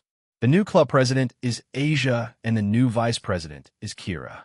The reason I chose Asia was because I felt that she would most likely be the kind of person to renew the current club. I think she could take our club activities into a different direction. Imagining what would happen in the future is exciting to me, explained Rias. Asia herself was stunned by this as she stared at Rias blankly. I doubt she expected this to happen, but she's changed a lot as a person. If I had to compare her to her canon counterpart, she's a lot more confident, so I doubt she'll have too many doubts in the future. Aquino explained her reasoning to everyone as well. I chose Kira-chan simply because I thought that having a different gender for the vice president role would be interesting, but a change happened in the year, so I guess it's staying the same. I did have other reasons for choosing her, but I think that she will be a positive role model for the school's female populace and club. I also discussed this with Rias beforehand. Rias turned to the both of them and asked, "Do you two accept?" Kira nodded. "I don't have a problem with that." "I accept," said Kira. Asia seemed hesitant, though not as much as I thought she would be. So I decided to speak up. "I think it would have a pleasant ring to it. Wouldn't it, President Asia?" President Asia doesn't sound bad," added Chiron. "Yeah, President Asia sounds like fun," said Gasper. Asia showed us a troubled smile, but agreed in the end. "Okay, I understand. I may be inexperienced leading people, so we'll be in your care," she said and bowed. "Yes, President Asia." The current and past members shouted in unison, slightly making her jump. I stood beside both Aquino and Rias. I then asked, "So, how does it feel?" "A burden was just lifted off my shoulders," Rias said and sighed. "Fufu, I feel the same way, but I think they'll be fine starting the next and last semesters, right?" Asked Aquino. "Of course, they're not weak and have strong personalities. They'll be fine without us being constantly there," I told them. "And hey, we'll have more time to ourselves, as well as with Sona, Tsubaki, and Kayom." "More time together?" Aquino asked as she rapidly blinked at me. "WL, I guess there's that too," I replied, and Rias sighed at us. By the way, what will they call you two now? Rias-chan, Aquino-chan? Lavinia asked them. The club members also looked at them and agreed. How about Wani-san or Nei-chan? Suggested Rias. But all of them shook their heads in embarrassment. We can't keep calling you president? Well, I guess not since Asia is the new president, said Chiron as she sighed. You can ask them to suddenly start calling you something new so soon, Rias. But let's keep making suggestions before the new term starts, I proposed. Primera vez, rapliarias. Everyone started to mingle again and resumed the party. A few others joined us and also congratulated Asia for becoming the next club president. Shuri also hugged her quite tightly, as was Aquino since she didn't tell her about it. Aquino tried to tell her that it was meant to be a secret. Oh, right.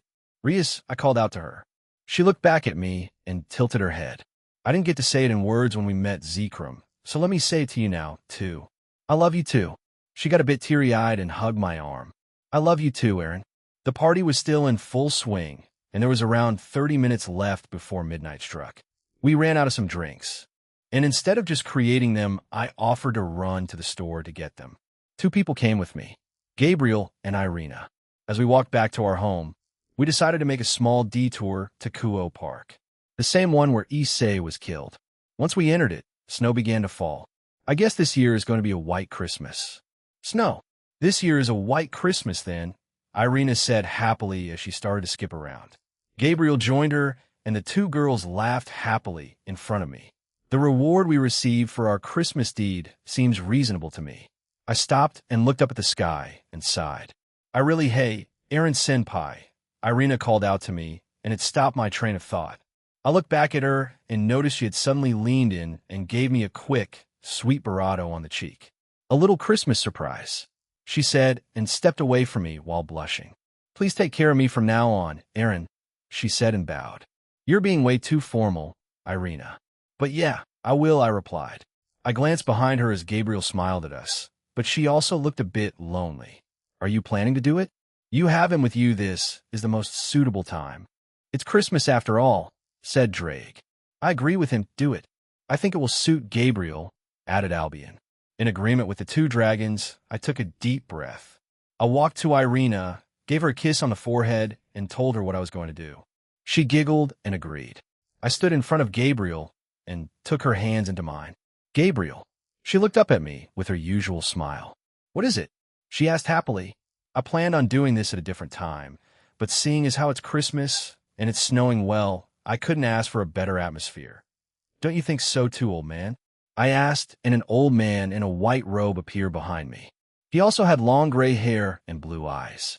He looked much younger than when I met him. That's, Irina said in a shocked voice behind us. Gabriel stared up at the man behind me. Tears began to fall from her eyes. She let go of my hands and walked towards him. Father? She asked. I didn't think I would be forced back into existence, although I don't mind since it's temporary, replied the God of the Bible. I found him after a lengthy search. Since I didn't have help from Comptoir, I had to rely on what a few of the angels told me. So that journey was interesting since I met a fair few people. Why won't you come back? She asked and hugged him. He hugged his daughter back and said, Azazel said it perfectly during the peace conference. This world moved on without me, and will keep going without me. They're a strong species, you know that, but I do have a different role tonight, and it'll only stay for tonight, he said, and slowly made Gabriel turn around. I stood in front of her again and grabbed her hands.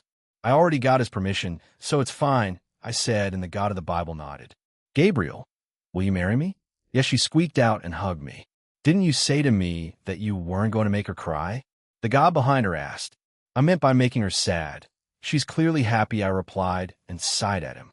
Gigi, God. Lord, heaven. Amen. Irina shouted and got on her knees and prayed to the man. Ho ho. So you're one of the royal user, brave saints, and Michael's ace. Irina Shidu. Yam. It's an honor to meet you, Lord. Irina said happily. Fufu. I stopped Gabriel and gave her a quick peck on the cheek before pulling away. I wanted to take her out on a date before I proposed, but since the opportunity came to me, I took it, though Irina and the 2 dragons with me were the ones to point it out. Let's go home then. He'll call the other 4 great seraphs and 10 seraphs, so they can meet you one last time, I told God. Well, I didn't want to tell them a few things before I passed away, so I thank you again, Aaron, he told me, and we left for home. Once we arrived at the front door, he turned to me and said, "Take care of her." "I will," I replied and held Gabriel's hand a bit tighter. The angel in question happily hugged my arm. Irina had been too nervous the entire time to act like her usual self. Once we got back inside and called the other angels down, it was an interesting time. Before that day ended, I did one more thing for the world. That night, another miracle happened. Chapter 14, Part 1, Durandal of the General Election, third person point of view. That little bastard did it again, Azazel said with a sigh. "Well, you got to meet your father one last time, didn't you?" asked Surzex. Azazel blushed and turned away. So what? That old man decided to make himself look like a hunk, tch. He's conveniently forgetting the part where he also cried along with the other seraphs, mused Ajuka. "Shut yup," Azazel screamed and covered his face out of embarrassment. Christmas had ended, and the year was about to end. The 4 Satans, Michael, Altaria, and Azazel decided to meet up to discuss a small issue. So, everyone we're in alliance with has been preparing slowly, right? With what Jean told us, Trihexa, along with several of those battle gods, might show up. "Oh, and a monster that Glinda merged with," said Azazel. He tried to move the discussion along, since he didn't want to be teased. "Yeah, I actually asked him about it along with Danu, Hephaestus, and other goddesses we're close with, and the warriors of each faction are heading to those chambers to get as strong as possible," said Seraphol. Michael, Altaria. "Is something wrong?" Ajuka asked the 2 angels. "The unrest of the church has slowly begun to surface. Have you heard about it? The exorcists who have questioned the reason behind the treaty of the 3 factions. Peace means that there will be no need to hunt devils. The vampires have also appeared to be starting to accept peace under their new leaders. There are those who harbor concerns about what kind of future these exorcists may have. We don't know what would happen if their discontent and suspicion of heaven reached the top brass," explained Michael. Azazel rubbed his chin. So you're saying that every opposing organization is raising this issue within the Vatican? I heard that one of the masterminds behind this was the previous wielder of Durandal. The original wielder of Durandal has already been assimilated this as bad. That guy's mastery over Durandal was very high. If he were to get his hands on EX Durandal, then the Cow's Order is definitely supporting them from the shadows, Surzek said with concern. "What shall we do then?" "I'm sure Jean is aware of this already. That brat just knows things. I wouldn't be surprised that he knows we're having this conversation right now," said Azazel as he looked at his own shadow. "Maybe he has his shadow soldiers in our shadows? It's possible, and he would just say it's for our own protection," Ajuka told Azazel, who sighed. "What does his direct subordinate say?" Ajuka asked Altaria as everyone turned their attention to her. Altaria smiled and said, "I can neither confirm nor deny such a claim." Ajuka Beelzebub san. "He'll tell Jean then. Though like you said, he probably already knows about it. Let's let him take the spotlight as usual and work behind the scenes," added Seraphol. All of them agreed and spoke about other things pertaining to how to better their defenses and might before the largest operation that the Cow's Order may undertake. In the underworld, in a certain building that belonged to the Phoenix clan, Riser Phoenix was elated. His sister Ravel Phoenix was also with him. "Riser Oni-sama, why are you so happy?" she asked. "Ho ho, my dear sister. In fact, stay calm and listen to me. My return to the raiding game has been decided," he announced happily. "Oh really? Congratulations. Although you were home for a while, I was worried whether you would return or not," Ravel said and sighed at her brother. Riser blushed and waved his hands in front of her sister. "Don't mention that. Fine, whatever. The opponent for my return game is a big shot. ITLO really surprised you." "Well, who is it?" "The champion. Emperor Belial will be my opponent for my return to the professional scene," he announced even louder. "Really? That's amazing. I didn't think you would have such an opponent for your first return game," she exclaimed in surprise. "Right? Being able to fight against the champion is an honor. I've had bad luck since my loss against Rias and against Jean. But since my opponent is the champion, this is a rare opportunity. Although I probably won't win. It should be a fascinating match for the spectators and organizers that will showcase my revival. I will tell the rest of Gene Samus' household. They will surely support you like me. Ravel said to him, but to her surprise, Riser shook his head. No, you don't need to do that. You should just focus on your studies. Also, I heard that Rias and Gene are graduating soon, right? Once they are gone, that club of theirs will need your strength and intellect in the future. But don't worry, you can watch my match in a future recording. It will be valuable learning experience for Rias and your future husband, he said with a smirk. Gigi's, stop teasing me, cried Ravel as she started to lightly hit Riser. Ha ha ha. Then, how is it going between you and Gene? He asked, making her blush even more. Well, it's Azazel's soliloquy am currently in a remote countryside of a certain country. The year was ending, and I set up a small meeting between me and a certain god. I wanted some assurance. I know Gene is strong, stupidly, but if somehow he was killed, put into a coma or something like that, I wanted to ask for a favor from someone strong. I was fishing right now. I had cast my rod into the stream below and waited. I like fishing, but because of the reasons I mentioned previously, the bushes behind me suddenly rattled, and I heard footsteps. I see. So he finally came, huh? Without turning to look at him, the man I had asked to come sat beside me and looked at the horizon in front of us. He suddenly summoned his own fishing rod and cast it into the stream below. The man beside me had short brown hair tied in a ponytail, golden earrings on his ears, orange-colored eyes, tan skin, a golden black watch on his wrist, and wore a slick black and white suit. He also wore some glasses. Do you like fishing? He asked. Not particularly well. I did spend a few years practicing it, I replied. I lied. I'm a fallen angel.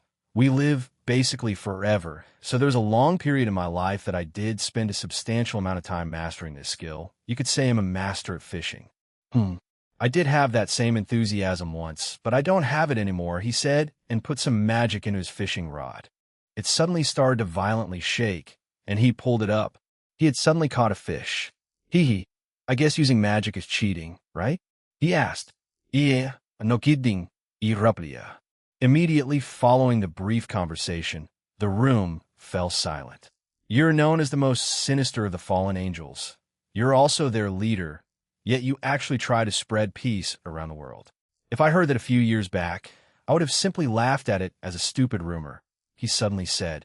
Indra would laugh even harder if he heard of it. I didn't answer him. Instead, I asked, if that day ever happens, can I rely on you to stop the beast? You ask me, and not the famous dragon? His comrades, his team, his friends, and his lovers are quite strong, probably stronger than me, you know? The man told me and chuckled. But it's 666, isn't it? It's a divine beast in your mythology, you know. Are you sure about asking me? May I remind you that we're in an alliance? I asked, and he laughed again. Also, it's just a reassurance. That brat may look invincible, but there are times that he looks incredibly fragile, like if I touched him wrong, head completely shatter like glass. So if he somehow just disappears, Cinturedo, you know, the things we're up against are stronger than all of us. He is the only one that can probably fight back against them. From what we were informed, they can warp reality to their liking. In reality, I shouldn't even accept. He explained his reasoning to me. I gritted my teeth. I understand it's an unreasonable demand, and it's not really if there's anything that you want, as long as it is within my power, whatever it is, it'll satisfy your request. If necessary, they'll go ask Odin and Zeus too. I'd give my life to you. It doesn't matter to me. I only need to stop the destruction of this world. Only this. However, this god shook his head and faced me. There's no need to do such things. I have long abandoned that plan of mine, and that dragon will keep on defying our reasoning. He makes this world know, our universe, a much more interesting place. He finally got up and stretched his body. I will do it under one condition. I will only fight the beast. Anything else, I will leave it to that team. Whether it be Clippeth, Rise of Him, the Cow's Order, or something else entirely. If it isn't the beast, I won't interfere. Unless it threatens to destroy this world. I will not make a move. Are you satisfied with that? He asked. That's enough. That's more than enough if we can prepare, probably. then we can most likely repel all of them, even without Jean's help. I just have a strange gut feeling that he may disappear suddenly, and I hate it. We're heavily reliant on him. You've started to realize it, haven't you? No, you always realized it. Once his presence started to take this supernatural world by storm, it started gnawing at you, he added. I have, and my own doubts about you are also gone. God of destruction, Shiva, I told him, and he smiled. However, he continued, after finding out the reality of this world, this universe, he's like a shining beacon of hope. Isn't he? All the terrorism that happened in the past year that threatened all of us, yet he always appears and puts an end to it. It's not just the leaders, but the people of every mythology have come to expect it from him now. The middleman will deal with it. The dual dragon emperor will save us. That we are overly dependent on him. And then it struck you. What if one day he just disappeared? What then? Am I right? He asked me. Gosh darn it, man. Why did you have to put my thoughts and worries into words? Yes, obviously that's what I meant. I'm worried about the world. I'm worried about what would happen to all of us, but gosh darn it, I'm also worried about the people he's made close bonds with. What will happen to them? That stupid idiot is a bleeding heart, and that annoys me at times. He even tried to help me, of all people. I am adept at many things, Azazel, and understanding emotions is one of them. However, I understand your position in this. Therefore, you better be careful. A man that spouts peace without being able to back it up, I detest it. Is that why you support Jean? I asked and he smiled. But of course, he's the only fool that has made it into reality. No one else has done such a thing in all my time of living. He turned around and started walking away. You're a fallen angel, once an angel. You believe in faith, correct? He asked me, but I didn't answer. Just believe that even fallen angels reincarnate then. He said disappeared. Well, I better hope to that Azathoth person that Jean doesn't randomly disappear, right? I muttered to myself and pulled my reel in. It got no bites today. Jean's skyward soliloquy. It was New Year's. Quite a lot of things happened after the Christmas get-together. For one, I wasn't allowed a day of rest, so I took a bunch of requests during that time. I also started construction on my restaurant. Even today, but I left it to an avatar of mine, so I wouldn't need to worry about it for today, because we were currently in Aaron. A familiar voice screamed my name, and then they jumped towards me, all the while giggling to herself. I caught her and brought her closer. Hey, Kuna, how are you? It hasn't been that long since we saw each other, you know. We had come to Kyoto for the New Year's.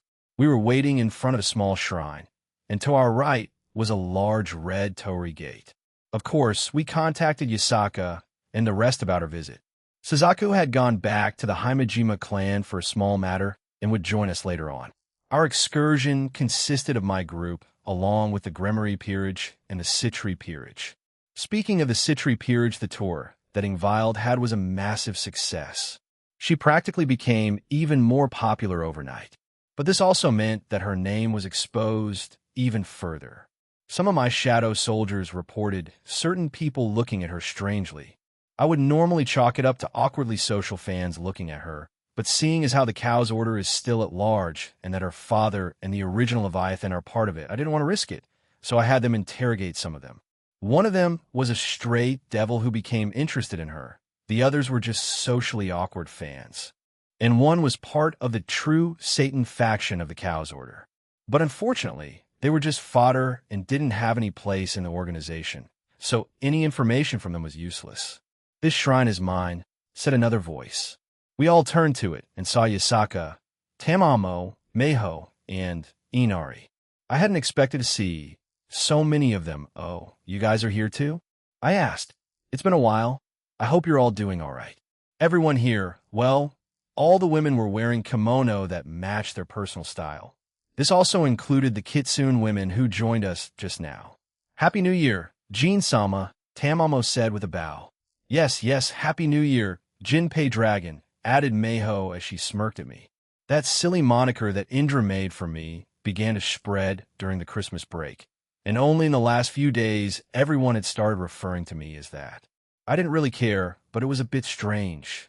Indra also contacted me about it. Well, he mostly laughed, but still earlier I mentioned that my group came here. I also meant that for the Pleiades and Stalwart, so everyone from my household was here. I glanced to my side and saw some of them playing with the snow. Even during Christmas and after it, they were quite enamored by it. so I let them be. Before today, there were also a few meetings that I was called in for. Most of it was geared towards the unrest in the church. I already knew about it, but didn't say anything, though Azazel was the one that told me that, though I already knew, but I still chose not to comment. I already had plans for it, and I had to apologize in advance to the two dragons within me, cheater. Darn it. Quit crying about it. You were more upset about it than me. Shut, did Fies come? Kunu asked for my arms.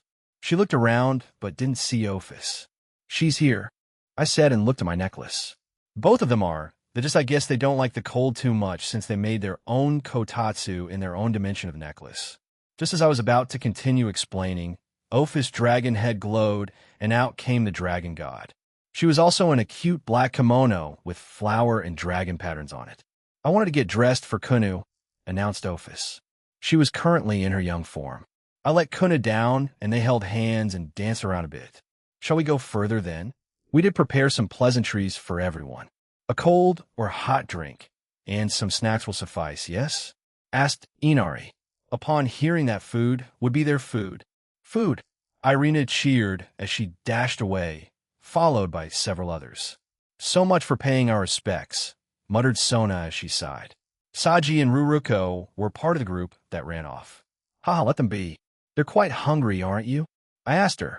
Ha, just because we're graduating soon doesn't mean we have to act like old people, Aaron, Sona said as she pinched my nose. And no, your soul's age doesn't count. Read me like a book, huh? I asked and laughed. You guys go ahead. They'll wait for Suzaka here, I told them, and they left. Well, Zenobia and Lavinia stayed behind. Is something wrong, Zenobia? Is it strange for me to want to stay behind? She asked. Well, no. I expected you to join the ones that were hungry, though, I replied. She scrunched up her face, and okay, I admit I'm hungry, but I wanted she cut herself off and just appeared in front of me and kissed me. Once she was done, she pumped both her fists. Okay, that's what I wanted to do. I wanted some good luck for the New Year's, and especially for the upcoming election. Zenobia gave me a peace sign with her right hand and touched her lips with her left. Asia is with you, so is Gabriel Sama and Irina. I feel like I'm being left behind, so I wanted to be a bit more proactive and officially join before you graduated, she explained and ran off. Fufu, it looks like Zenobia-chan is going full throttle already, and the new year just started, said Lavinia. Yeah, but she's always been like that, I replied. I turned to Lavinia and kissed her. Happy New Year, let's make this one even better than the last. And many more after. I'm sorry I'm late, Suzaku's voice said behind us. We turned around and saw her lightly jogging towards us. She was also wearing a kimono. You're fine. They just left anyway. You look fantastic in that, by the way. I held my hand out, but she instead hugged my entire arm. Compliments won't get you anywhere, Aaron, she said and gave me a peck on the cheek. We made our way through the torii gates and eventually arrived at a small section that was cut off from the normal world.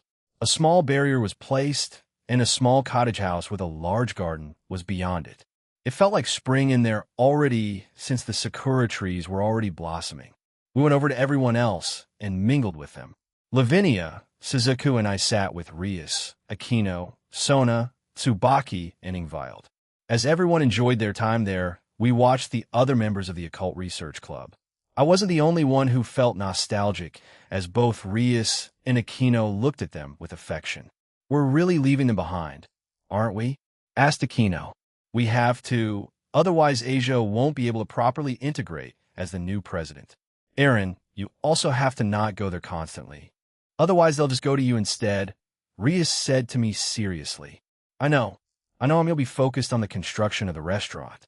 I requested Zeoticus that we go at a relatively slow pace to make it more believable. I turned to Sona. What about the current student council? I asked her. Since Momo is running for student council president, I left her in charge. Saji is also acting as vice president, although he's also eager in becoming the next one. Tsubaki nominated him for it, and the rest didn't mind. I guess they're also doing the same thing and leaving it to the next generation. Cinchuredo, after that, it turned a bit chaotic, and a few others joined in. And just like that, our third and final semester as seniors started. The first day back, the classroom was in a somber mood the whole day. It was lunch, but not one of us in the classroom left. Everyone here had their ups and downs. But in the end, we all enjoyed each other's presence and company. Damn, it's depressing, said Higuro as he looked around the room. Both my friends had joined me as we ate lunch. Rias, Akino, Ingvild, Sona, and Tsubaki were in their own corner conversing and having lunch too.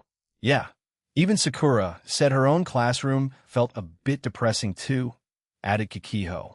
I kind of expected some to skip classes today, but I guess they didn't. Maybe tomorrow. But yeah, we'll see less of each other after today, I told them. Way to make it even more depressing. Skyward-sama ditto, that wasn't my intention, but I guess I did say something a bit negative. However, the mood was getting worse as the seconds ticked on. This was until the door to our classroom opened, and in came Sakura and Yua, my two friends' girlfriends. Without saying a word, they grabbed both of them and left the classroom. Everyone's gaze was on them when this happened, so the two boys felt awkward about it, but that broke the tension in the room, and a few more left, and others began to speak normally to each other. Soon enough, the place returned to its usual atmosphere prior to the winter break. After that, the devils came over to me. The former members of the club, which were Akino, Rias, Ingvild, and I looked out the window near to me and towards the old school building.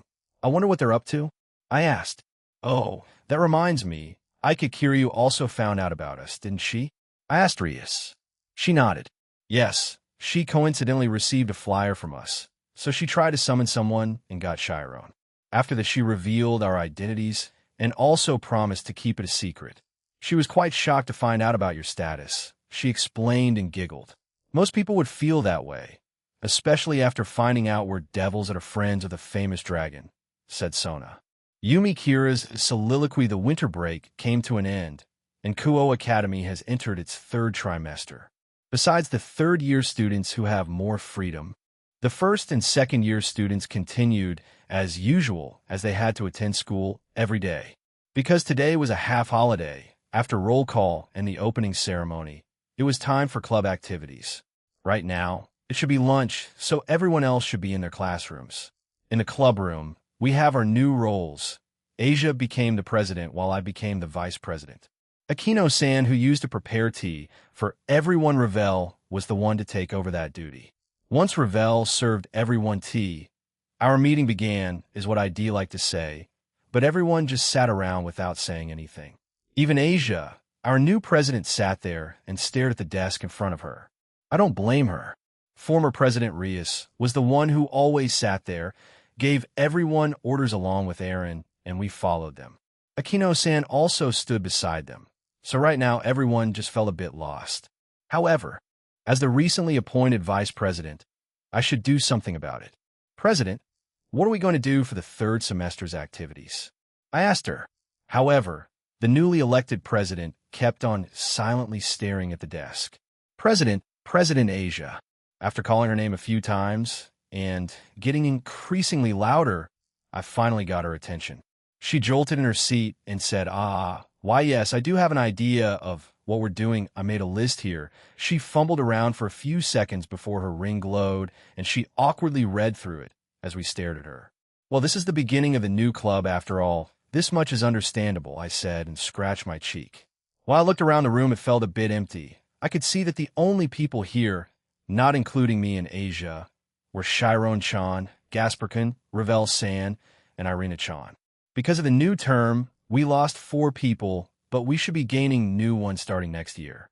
However, there are some other teachers here like Azazel-sensei and Roswai-sensei. Lisa-sensei, Penemu-sensei, and Griselda-sensei said they would still be coming here every now and again. But everyone suspects that Roswai-sensei may resign as a teacher once the third year's graduate, since she'll follow Aaron to his business. Irina-san put her hand up and asked, by the way, where are Rias, Akino, Ingvild, and Aaron? Those 4 said they would come over here if they're interested, but like former President Sona and former Vice President Sabaki, they're in their own classrooms, said Chiron. I nodded in agreement. Former President Rias and Akino-san have basically handed everything over to us. She said that if they came over, it would affect the new arrangement. So she said they'd wait until we settled down, and then they'd come back. But their graduation is only 2 months away. I wasn't the only one aware of this. the others were too. Even during our short trip to Kyoto, they were looking over us one last time before they stepped away from the club. So they'll rarely come here, and after that, they'll graduate, Gasper-kun said sadly. Chiron patted his head and said, "Be more optimistic, Jaya-kun. But it is lonely, though. President Rias and Akino-san have always been here, and even if it was only a year, both Aaron Senpai and Ingvald Senpai also contributed a lot. I can't deny that. Rias and Aquino have always welcomed us to this place with smiles. After that, Ingvald-san and Aaron joined that. Maybe it's because they're older? I wouldn't know, but we're generally more reliant on them." Ravel took a sip from her tea and added, "Nevertheless, they mentioned before the new school term started that the Kuo Academy's college-university division is quite close to the high school division, so it is possible for them to come here if they wanted. It's as Ravel said, the high school division and university college division are very close to us. So if they felt like it, they could just walk here during lunch and we'd see them again, or vice versa. Regardless, they will graduate soon, so we have to settle down quickly and show them we can function without them," said Asia. She looked determined and a bit lonely. "We'll be third year starting next year, and we'll have new students coming here, as well as new club members." Who?" asked Irina. Ravel put 3 fingers up. "Luffy-san is joining us, as well as Benia-san, Sona-sama's night, as well as Kunisama. She will come here during lunch break since she'll be in the middle school division." "Oh, aren't they taking the entrance exam today?" I asked, and Ravel nodded. "They are, the same with Kunu for the middle school division. Perhaps we may have more members starting next year, but for now those are the ones we're aware of," said Ravel. "Zenobia-san has also formally resigned from the club because she's running for school president. She's in the other room in the building being helped by Roswai-sensei and Kiryu-san," explained Asia. After that, we started to get into it and began speaking about various things. One was who had a higher chance of winning the student council president seat. Zenobia and Momo-san had reasonable chances, as well as the other candidates. Saji-kun is also running for the vice president seat. He's already well-liked, so he has a very high chance of winning. After that, we spoke about Ravel's brother, Riser. It was about his return match and who he would be facing. It was the rating game champion Emperor Belial Diehauser Belial. According to Ravel, he was very excited. Even though he knew he was going to lose, he would make a fun match to watch. Also, Ravel would also be returning to the Phoenix household because Riser was missing a piece, so she would act as his bishop again. Because of her power, she would be the strongest in the peerage and should prove to be a nuisance to the emperor. Azazel-sensei, who had been silent the entire time, finally chipped in. "Although it's the beginning of a new school term, I regret to say that there is some bad news. Well, it's not the harrowing thing, but I should at least tell you guys first. Well, the ones not here know already. So anyway, before he could continue, several more people came into the clubroom. They were former President Rias, Aquino-san, former President Sona, Tsubaki, and Aaron.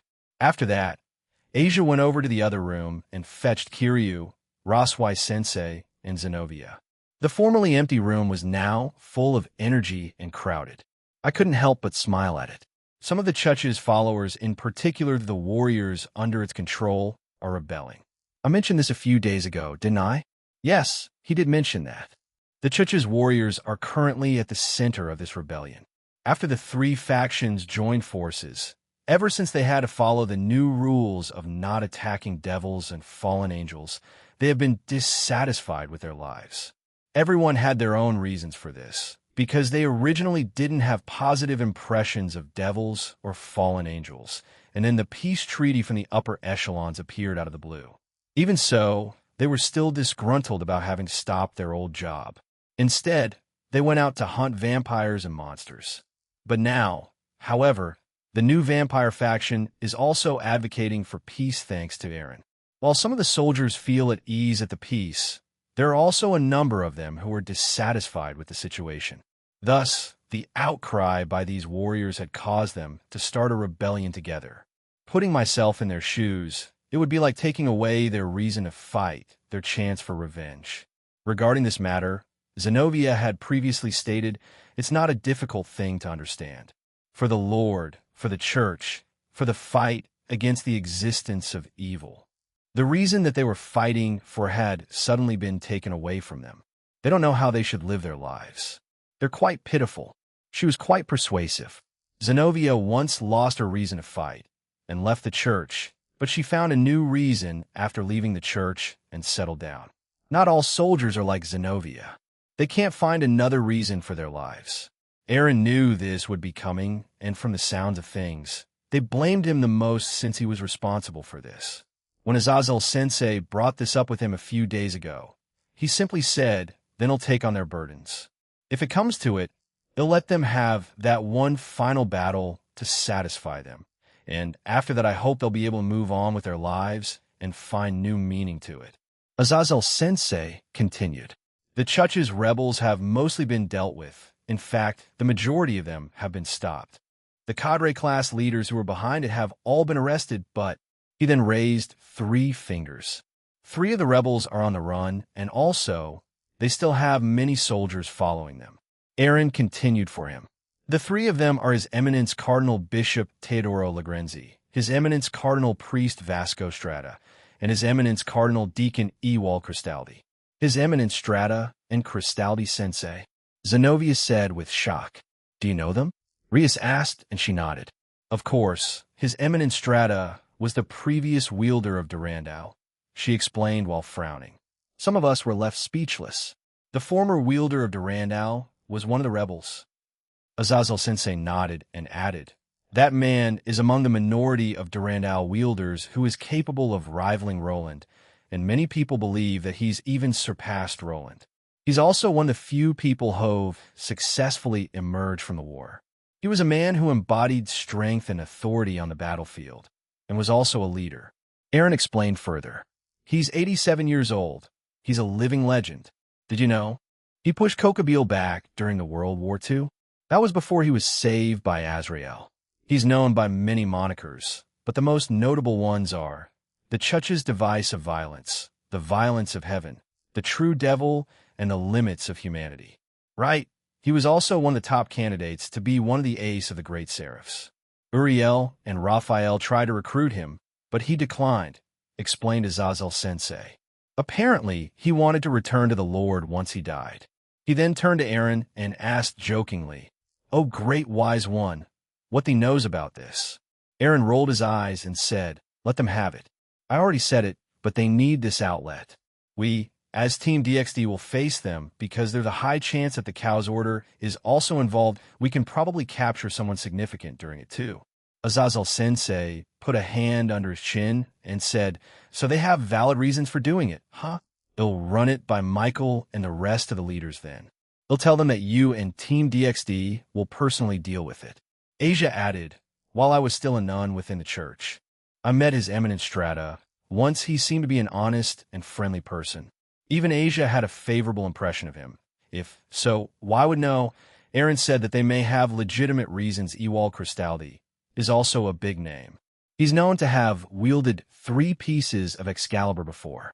Some theorize that he can wield all of them, and even the original. Whether it be Vasco Strata or Ewald Cristaldi, those 2 are living legends that will have to fight soon, said Aaron. He then looked at Irina and Zenobia. "You 2 know him personally, right?" he asked. "Yes, a lot of the church warriors have been mentored by Ewald Cristaldi Sensei," replied Irina. Aaron closed his eyes and added, "Teodoro Lagrenzi is the youngest, whose position as a cardinal bishop is a special case." "Special case? What do you mean by that?" asked Aquino-san. "You even know about that, huh?" Azazel Sensei asked incredulously. Aaron nodded and then elaborated. "He's what's called a miracle child, or one of the miracle children. To put it simply, he was made because of a union between a human and a pure angel. I believe this was before I came into the picture and changed the system to make it easier for such a thing to happen," he explained, leaving us shocked. Miracle children, a union between human and angel. Normally an angel would fall because of such a Barato bond, but there must have been ways for them to do so if such a term was a thing. I've only heard vague things about him from Sister Griselda and others in higher positions, but I assumed that he was just like us, muttered Zenobia. Anyway, since I live here and I caused this, their next destination is here, so just be out on the lookout, all right? He said casually, and we all stared at him with unease. Come on, don't be like that. We've been through a lot of battles. We'll be fine. Also, I said it earlier, but this won't be a bloodshed. He seemed hesitant to add something, but didn't. He might have wanted to say, I think it might not be, but I'm not entirely sure. But it's possible that this could turn into a full-scale war. Although we're trying not to cause any harm, we can't know for certain what will happen. Terrorists may also capitalize on this opportunity to make their move. After all, this is the perfect opportunity for them to do so, said former President Sona. Azazel Sensei shrugged and said, of course, we still need to be wary. It's said that this whole incident was started by Rizavim when that guy encouraged the higher-ups of the church. He just used Jean as a scapegoat. As far as the rebellion is concerned, that man is truly the devil. If it's related to playing with human emotions and their greed, no one can even come close to him. You can't be overly cautious, which is basically what Sona just said. It's like this place's fate is connected with holy swords, said Aaron as he stared at me. I know it involves those again, but I'm not that stupid to let my own past hatred consume me. I'm living for myself, my comrades, and others now. I won't foolishly charge forward like that again. I value my life now. He shook his head and added, anyway, we have the current wielders of Durandal, Hautaclear, and my Ascalon I gave to Kira. They'll definitely test you guys, so he looked at us with those sharp eyes of his and declared, surpass them. Surpass your predecessors. Then end this rebellion. The room fell silent to his words. Zenobia, Irina, and I looked down at the ground. Exceed our predecessors. Huh? In terms of power, we already have that. But what about everything else? Jean Skyward's soliloquy after our brief discussion in the clubroom. It was now nighttime, and I, along with many others, were down in the training facility. I walked around looking at everyone's progress. There were several groups here, which included Valateam, and I had a quick match with Valley earlier. Though it was just a repeat of our first and second match, where I slapped him into the ground for a one-hit win. Quite a lot of the brave saints were here, since they intended to fight the rebels of the church. Once they found out about who was leading them, they became fired up. Dulio was also one of Ewald Cristaldi's students, and wanted to know why he's doing this, and wanted to confront him. So right now, he was training diligently along with the rest of the brave saints. In a corner of the training room, I spotted Valerie and walked towards her. I've been meaning to speak to her about a certain topic, so I decided to do it now. Valerie, can we talk for a second? I asked and she agreed. She was with Ingvild, so I just joined them. What is it? She asked. Do you know anyone that goes by 10k-15This? 10k-15This, she repeated and closed her eyes. She stayed like that for 2 minutes until she opened her eyes. I think I heard my father mention her name a few times, and the same with my brother, Marius. But they never delved into detail. However, I believe I heard once that they mentioned something about illegitimacy, but I'm not that sure. Illegitimacy. So she may be a hybrid or something like that, a damper like her and Gasper. Maybe she's Valerie's sibling? If so, why do you ask, Aaron? Did you find something out about her? Asked Valerie, kind of though I have nothing concrete so far. Anyway, sorry about that actually. Ingvild, about your tour, you didn't get stalkers or anything, right? I asked. No, even. I made a social media account on the Devil's Internet, and I got a lot of followers afterward. I also had a few fans message me, saying that they'd support me until their deaths, which was a bit odd, but I haven't noticed anything extreme like stalking so far. Don't she grab my arm and looked at me unamused. What? I asked, a bit perplexed. I know that face, I don't think they're like that. So please don't go doing background checks on them. Geez, I awkwardly looked away and sighed. Evont. Anyway, are you two done training for the night? I asked and they nodded. We were just talking about this and that. Kuroko was here not too long ago, but I think she went to train with Chiron and Gasper's group, replied Valerie. Oh, a few went to the swimming pool too, so there's that, added Ingvild. Swimming pool, huh? I think Hinami mentioned something about going there to relax after training. They'll go after checking on the rest of them. Thanks for the information, you two. I gave them each a kiss before leaving. My next stop was the Irish and Greek group, so I flash-stepped over there and arrived behind Hestia. Joe, Jaya, she screeched, and threw a punch behind her. I caught it, and she glared at me. What was that for? She asked angrily. I was just coming here to check up on everyone. I can see that it's going well. I looked around and saw various warriors here from the Greek pantheon. This included Medusa, who was meditating, Hermes running around, Hephaestus giving me the side, and Amalthea, to my surprise. Did she come to visit? What she wanted to visit. We didn't see a problem with it. It's fine, right? Asked Hestia as she stopped huffing. Yeah, it's fine. Where are Artemis and Athena, by the way? They're back in our realm. The Queen of the Elves wanted to speak to the both of them, so expect trouble your way. We already know what happened with her, right? She asked and snickered at me. Yeah, she has a screw loose up there, I replied and walked over to Hephaestus with Hestia coming with me. Yo, Faye, sorry about being gone for so long. I didn't get to finish my sentence as she embraced me. A few of the members of the Greek group whistled, much to her embarrassment. Go girl. Wait, no, I'm like a third wheel then, shouted Hestia. I missed you. Texting isn't enough, she said into my chest. I hugged her back and said, sorry, a lot has happened, so how about you, You can make those door things, right? I spoke with Yasaka and Suzaku a few times, and you made one for them. Yeah, I can make one, so you can just come and go as you please if you move in, I told her. She looked up at me with a smile and agreed. Was I just ignored? Hestia asked herself. Fufu, they're in their own world, Hestia. You can't do anything about that, said Amalthea. Jean, I wanted to speak to you about something regarding Alice and Vera. I turned my attention to Amalthea, but she shook her head. I let go of Hephaestus and told her to speak to Graphia about moving arrangements, and we could do it as soon as she wants.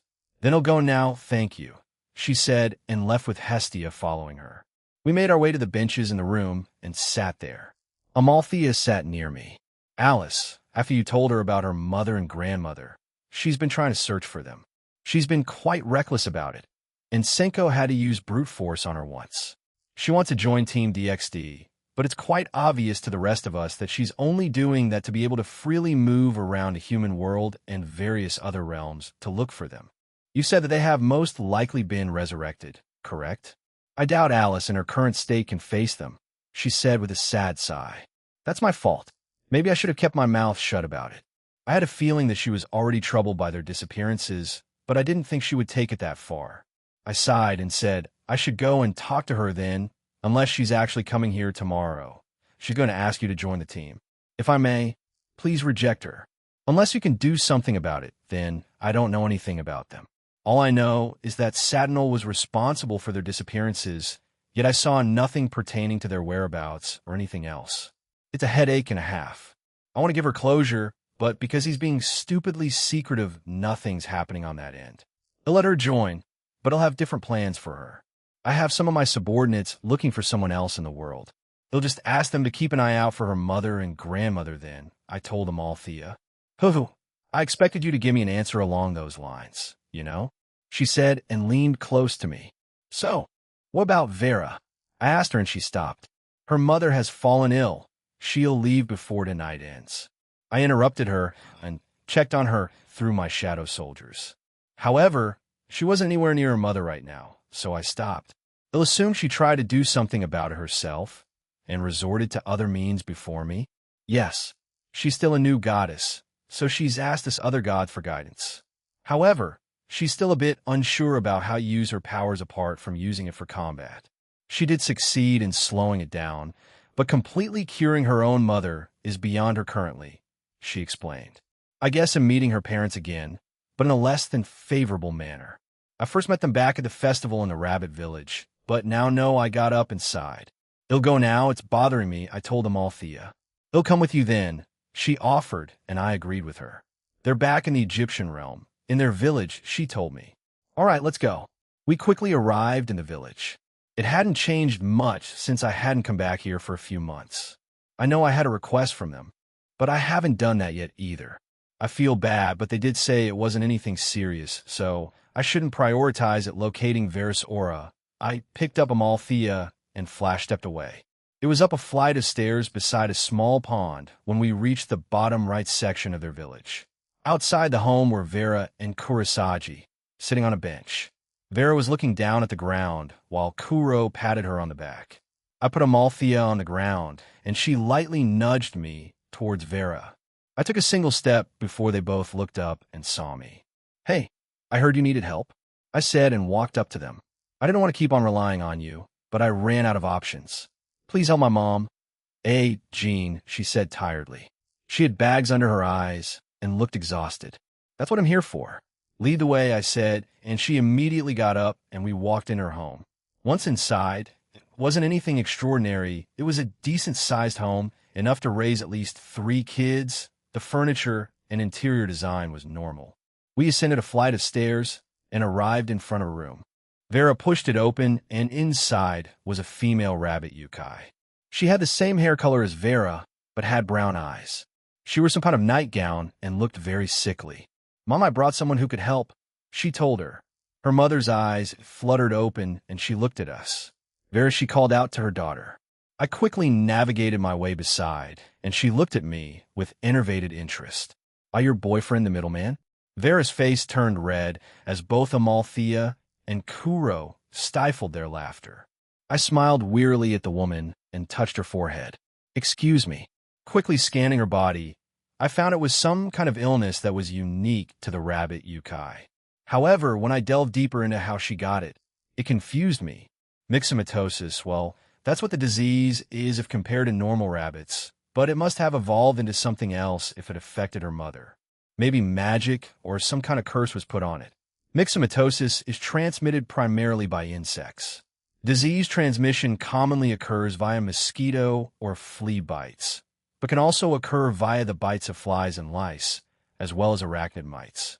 I can assume she went out recently to countries that had a lot of those types after destroying this new form of the disease from her body. I also healed any internal injuries and removed anything else from her body that would harm her in the future. Immediately after that, her face that was pale shifted back to its normal color. "I feel so much better all of a sudden," she said and blinked a few times.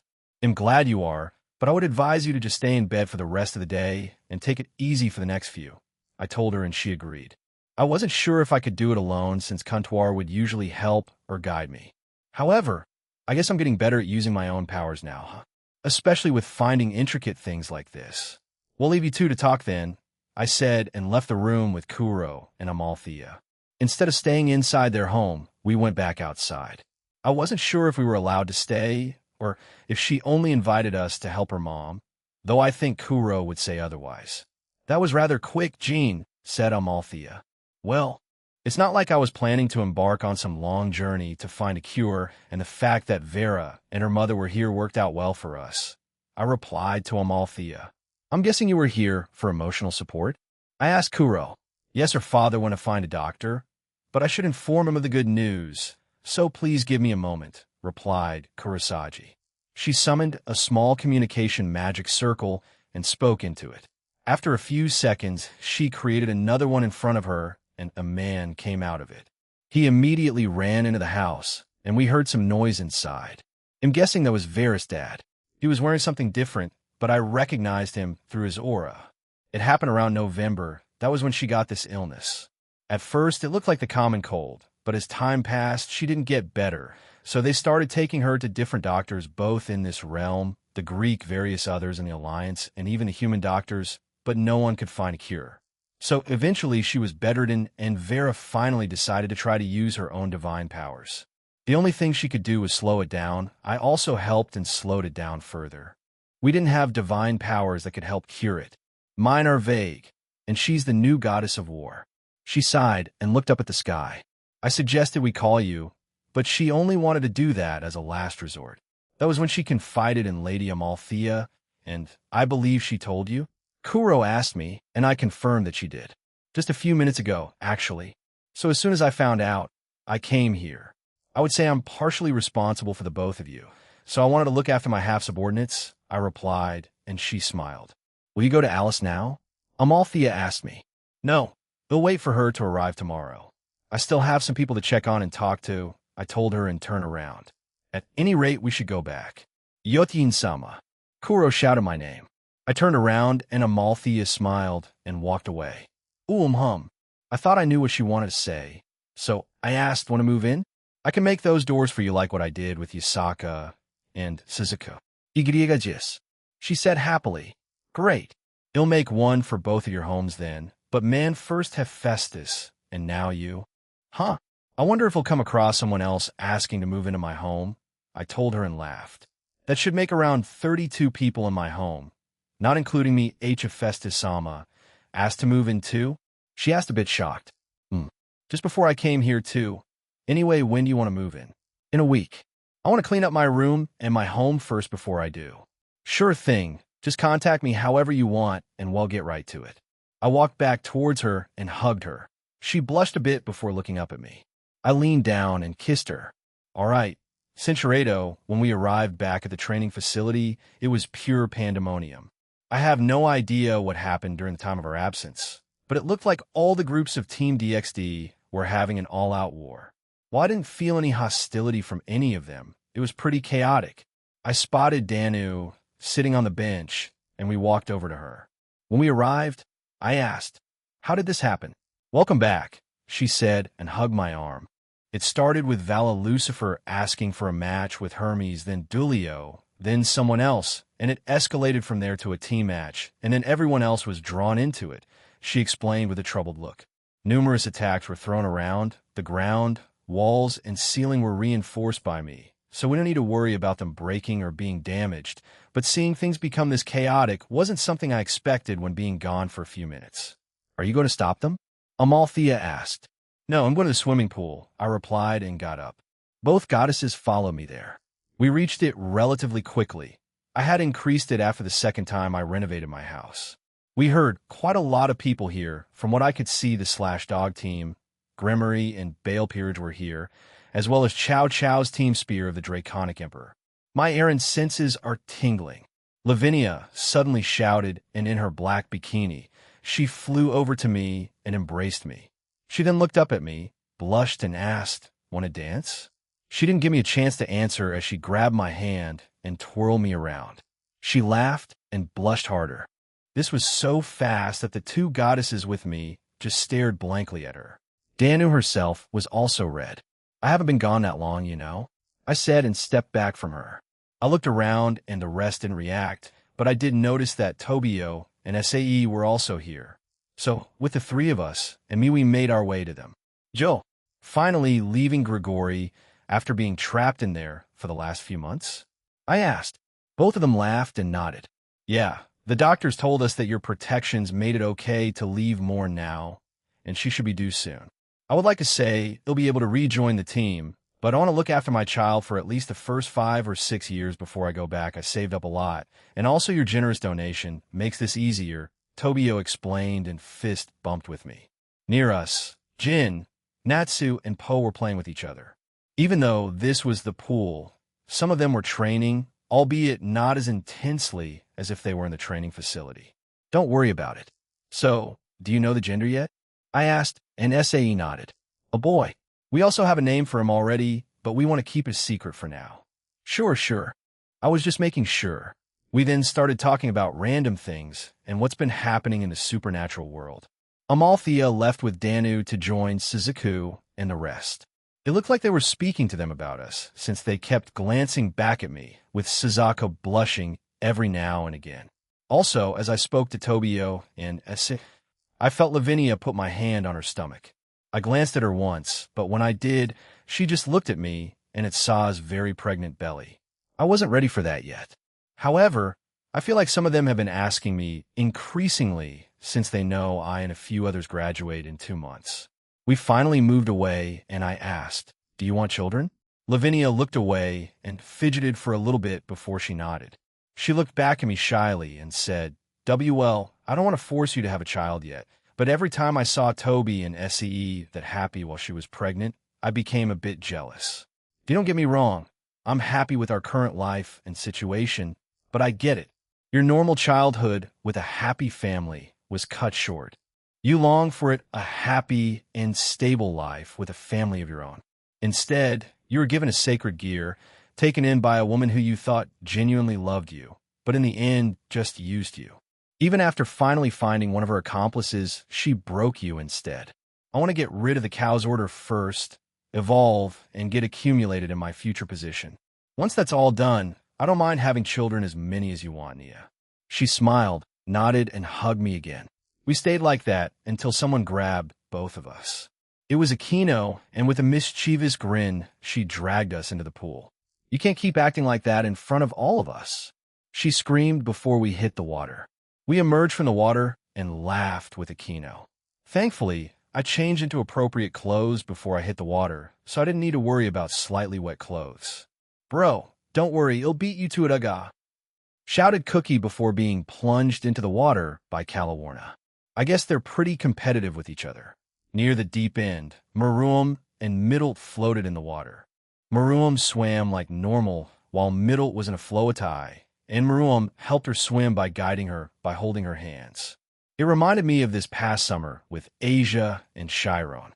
Those two were swimming normally now, so I didn't need to teach them anymore. Suddenly, Saroor jumped high into the air and slammed into the water. A giant wave was created because of it, and everyone screamed because a small whirlpool followed after. The Lion King was as eccentric as ever. A few hours had passed since then, and it was approaching midnight. The girls who had fallen asleep were still passed out, and everyone else had gone home for the night. However, even after being in the swimming pool, it felt strange not to bathe, so I made my way to the bathroom to have some time for myself. To my surprise, there were 3 people there already. More like 3 angels, Irina, Gabriel, and Griselda. Aaron, you're awake? Gabriel asked, and I nodded. I quickly washed myself and joined them in the large bath. Any reason for being awake, Dee darling? Irina asked while blushing. She started calling me that after we began dating. I just thought I would get an extra bath. What about you guys? Well, we thought the same thing then. We were just discussing more about what might happen when His Eminence Vasco Strata and the others finally arrive in Kuo, said Griselda. I see I'm guessing some other brave saints and anyone else associated with those two will want to come along for this mission. I asked them, and they nodded. Dulio wants to face Cristaldi-sensei. He was trained by him after all, including Irina and Zenobia.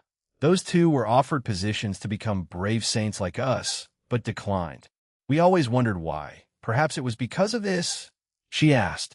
I knew something like this would eventually happen, I said and leaned back while sighing.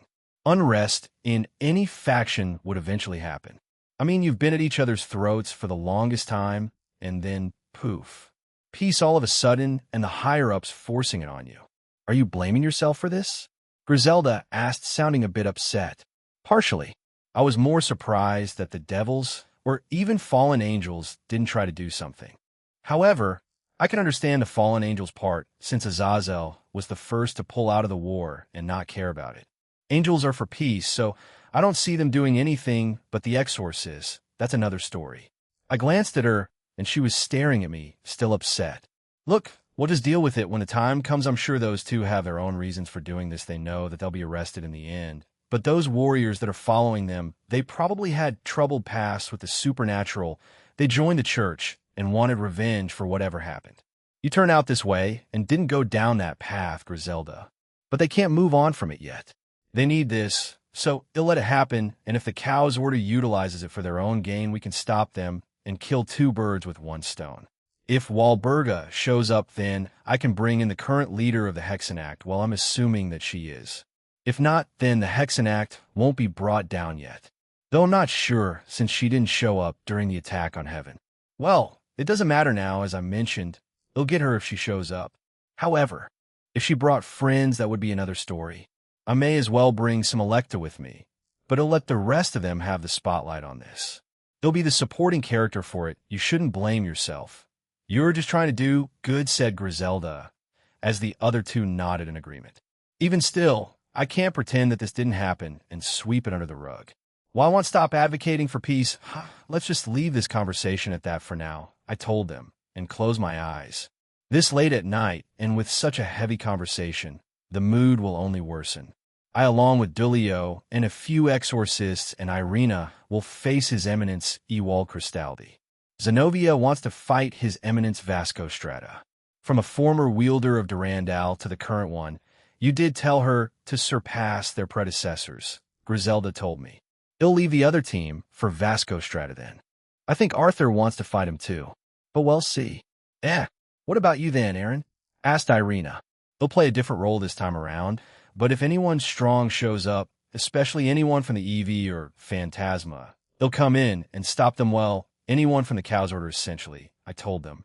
Centuriato Penemu did say the last time you spent time with anyone was 2 days ago, Griselda said with a blush. And how would she know about that? I asked. No, seriously, how?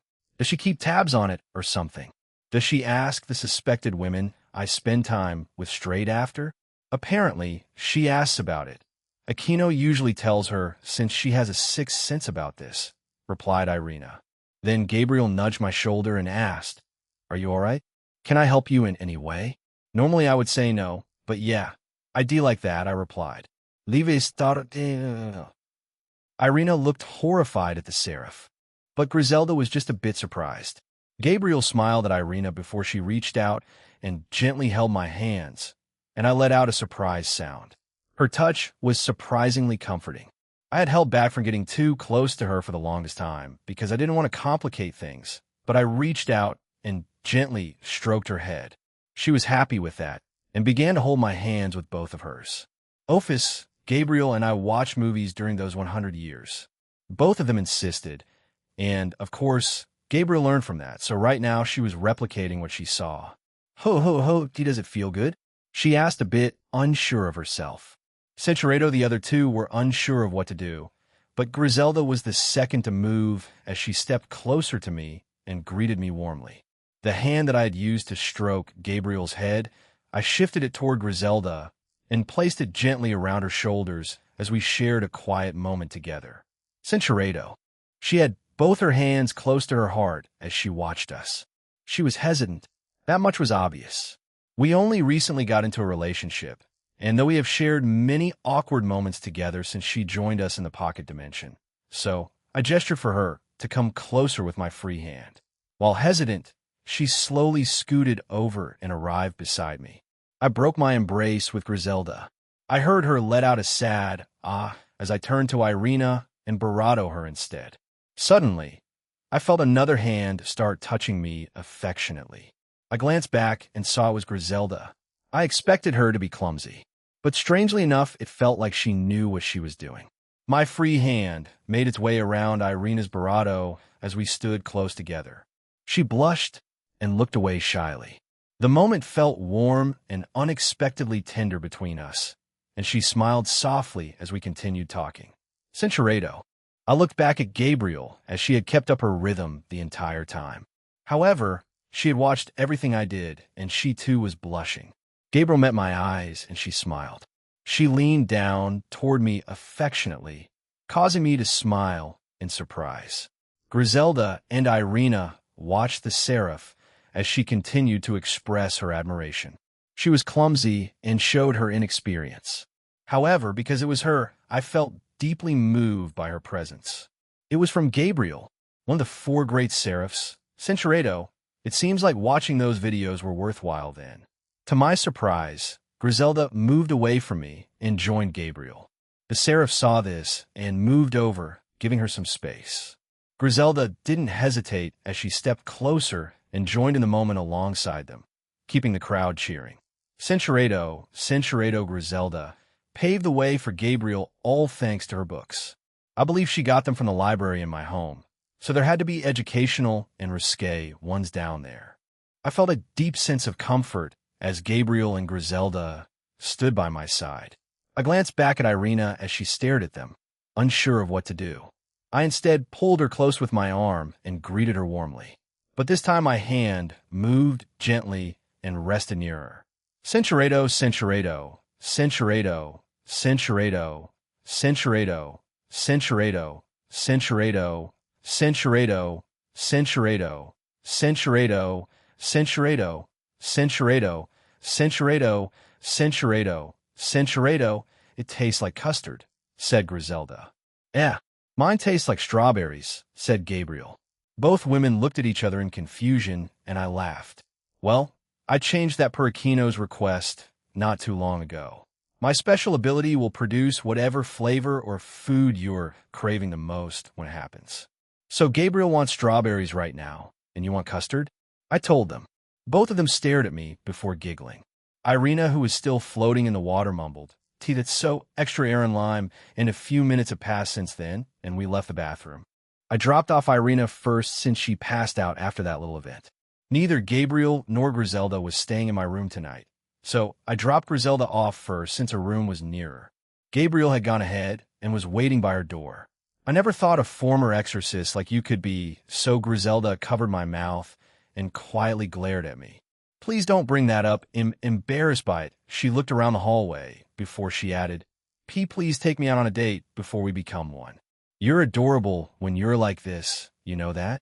You're usually level-headed and have an air of authority around you," I told her and stroked her head. "We'll make sure that happens soon. I'm sorry for the long delays." "No, I understand," she replied, and we shared a kiss before she went into her room. "I'm glad these girls are understanding." Centurato embraced me and rubbed her face into my chest. "I'm fine, I was just happy to do something like that with you. I heard a lot of things like that from everyone during those 100 years. I was curious and a bit jealous," she admitted. "Please don't tell Michael and the others about it," I told her.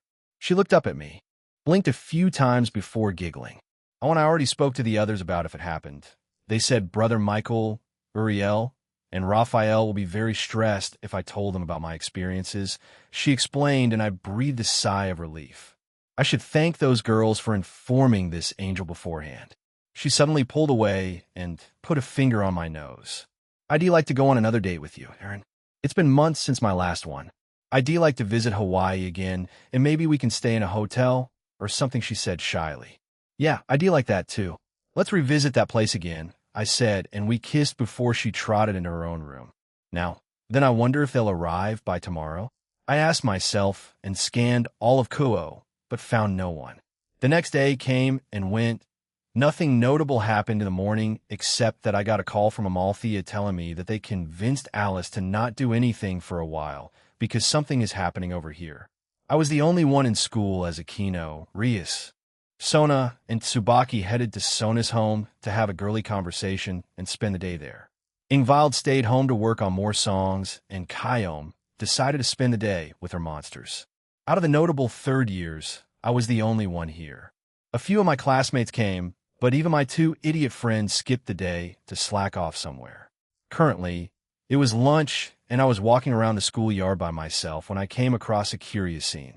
Chiron, Gasper, and Ravel sat on a bench talking to each other, but as I was about to approach them, the church trio appeared with Aika Kiryu.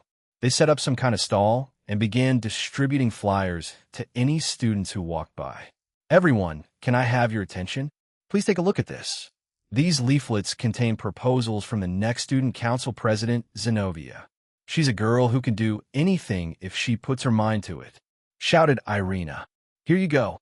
Please take a look and vote for Zenobia-san.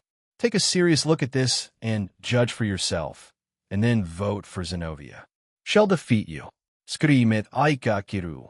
Zenobia gave her a confused look that basically said, "Why would I defeat them?" Irina, Aika, and Asia were enthusiastically handing out the leaflets to the students that passed by. It was currently election period. The corridors were lined up with handmade posters.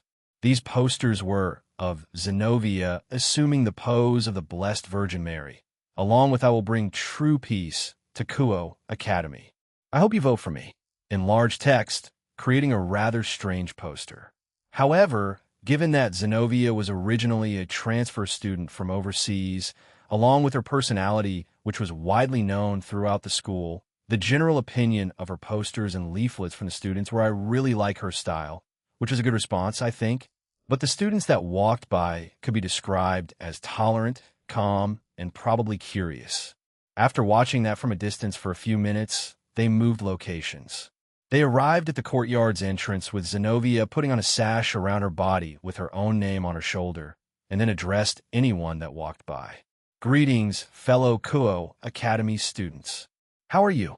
I'm a candidate for this year's Student Council President election, second year. Zenobia. I hope that everyone will listen to my speech. Once I become President O," she dropped the polite tone, and she's using her usual manner of speech. This is a pretty bold move from her, but it's her style, so I expected it. The students stopped walking and listened to her speech, whilst occasionally male students would yell out, "Yo, Zenobia-san, go for it," whereas the female students would cry out, "I'm looking forward to you, Zenobia-chan," and similar support or encouragement. She's popular. From the day she got here to now, her popularity only rose and became even more widespread. She's also quite famous in the town in general, as she's kind of vigilante at times, bringing evildoers to the police station and being scolded for putting herself in dangerous situations. My 3 juniors joined me, and Chiron said, "Zenobia Senpai is considered someone who is well known within the school. So, as soon as she starts a speech, she'll naturally become the center of attention." Simply being a foreigner was enough to catch people's attention, including her personality, which is also different from the general Japanese population. Not to mention that she's accompanied by Asia and Irina, who, like her, are also highly popular girls in the school. Then not only male students, but even the female students will be interested in her. Her style is completely different from that of former President Sona, who also attracted the attention of a lot of people in her own way, added Ravel. Right, that's why she's the center of attention right now. Sona, on the one hand, had a robust working capability, and on the other was also able to listen to the opinions of the students, resulting in a flexible response and attitude. But on the other hand, the opposite of the student council president who gained the students' trust by producing tangible results, the athletic type, Zenobia. She was more like an athlete, and naturally the students would want to know the reason for her candidacy. However, just like when Zenobia had attracted everyone's attention, another candidate for the student council president's seat, Momo, happened to walk past and began exchanging greetings with the students. "Hello, everyone. How have things been recently?" she asked them. Momo also wore a clam smile like Sona whilst greeting the students. She told me herself that she really respected Sona, and so it naturally reflected in her behavior and attitude. "Good luck, Hanakai-san. I'm rooting for you," a student shouted. "They'll be voting for you, Hanakai-san," another added. Girls from the same year were also cheering for her. From the grapevine, I've heard that the majority of the students supporting Momo tended to be honor students. But being Sona's successor isn't easy. When I joined the school, Sona was already the president, and while I knew a bit about her through my own memories, I didn't know the inner workings of the school entirely. She had already led the school for 2 years at that point, and Momo wished to succeed in her position. Another person also walked up and stood beside Momo. He was running for the vice president role, Saji. A few other students also greeted him. "Yo, Saji, they'll cast a vote for you as the vice president, but you have to give my extracurricular activities preferential treatment," a student said and chuckled. "Those are 2 different things, but I hope you'll give an honest vote to whomever you like," he said tiredly with half-opened eyes. "Huh, and just kidding, man. They'll vote for you," he said and patted Saji on the back. "Geez, you athletic types are all alike," Saji muttered. "They'll also cast a vote for him. He has a serious personality and is quite resourceful, so he's going to receive a lot of support from the sports clubs, especially the male students of those clubs who trust him. There are already rumors about the new students that will join the student council in the future. I already know about them, so I won't be too surprised when they transfer in, though I won't be here to see them personally." The next treasurer is Malarka Vordenberg, a vampire. She's also going to be engaged to Ryuta. The next secretary is Uryu Ryuta Nikiri, and the other secretary is Tadami Kamo, a human female that comes from an exorcist family. She has a rivalry with Miltan. Both Momo and Yura quit the student council and become normal student once Momo loses against Zenobia in the election. The rest stay. Rhea, Ruruko, and Tomo. Saji becomes vice president and Zenobia the president. How well do you think Zenobia fares against Momo? I asked my juniors. Momo in reality should win because of her experience and being near Sona and being part of the current student council. Chiron said, "I heard from friend in the news club that it's currently 6-4, with Zenobia Senpai in a disadvantageous position. Momo Senpai has not only worked alongside former President Sona, but she has also produced tangible results, so the support from the students for her is relatively high." Fair enough, but I'm surprised to hear that there's that much support for Zenobia, as bad as that sounds, I said to them. Zenobia isn't and wasn't the type you would expect to run for this position, so having 40 of the support isn't horrible. There are still chances for her to turn it around, but who knows? I've changed this world already, so she may not win. She's a foreigner, an outstanding athlete, and able to get along with anyone. So this kind of personality makes her very popular amongst both the male and female students of Kuo. Especially the first-year female students, she's very popular, added Chiron. She's like the tomboy type, so her popularity is high, Gasper said from behind me. Popularity with the first-year female students. Huh, Zenobia-senpai. They'll be supporting you. A first-year female shouted. Senofia Onie-sama. They'll definitely vote for you. Another shouted. Seeing this situation, it was quite evident that she indeed had a lot of female first-year students around her. She smiled at them and thanked them. Thank you. They'll work hard for all of you. The girls around her screamed with glee in response to her smile. Ravel suddenly said, I heard that among Zenobia-sama's supporters, half of those votes would be unshakable. Why would that be? I asked her. Because these people were all girls from the sports club that Zenobia-sama had helped before. Or they were students that she helped when they experienced some difficulties at school. Zenobia-sama was naturally born with this kind of personality. She won't turn her back on anyone who's having trouble with anything. From before she became a candidate, or to when she was still a student, she quietly helped around the school. That's the reason for it in a way. She reminds me of you, Aaron-sama, explained Ravel. It makes me wonder, would you run for the student council seat if you were in Zenobia-senpai's year? Asked Gasper. Good question, I said to him and patted his head. I wasn't sure, but it would make this place a lot more interesting if I was still a second year. Then I would definitely try. I think I would have support maybe. I sighed and said, I don't know, Gasper. My own popularity is 50-50. I'm either liked or hated by both males and females, so I don't think I'd do too well if I was a year younger and try to run for president.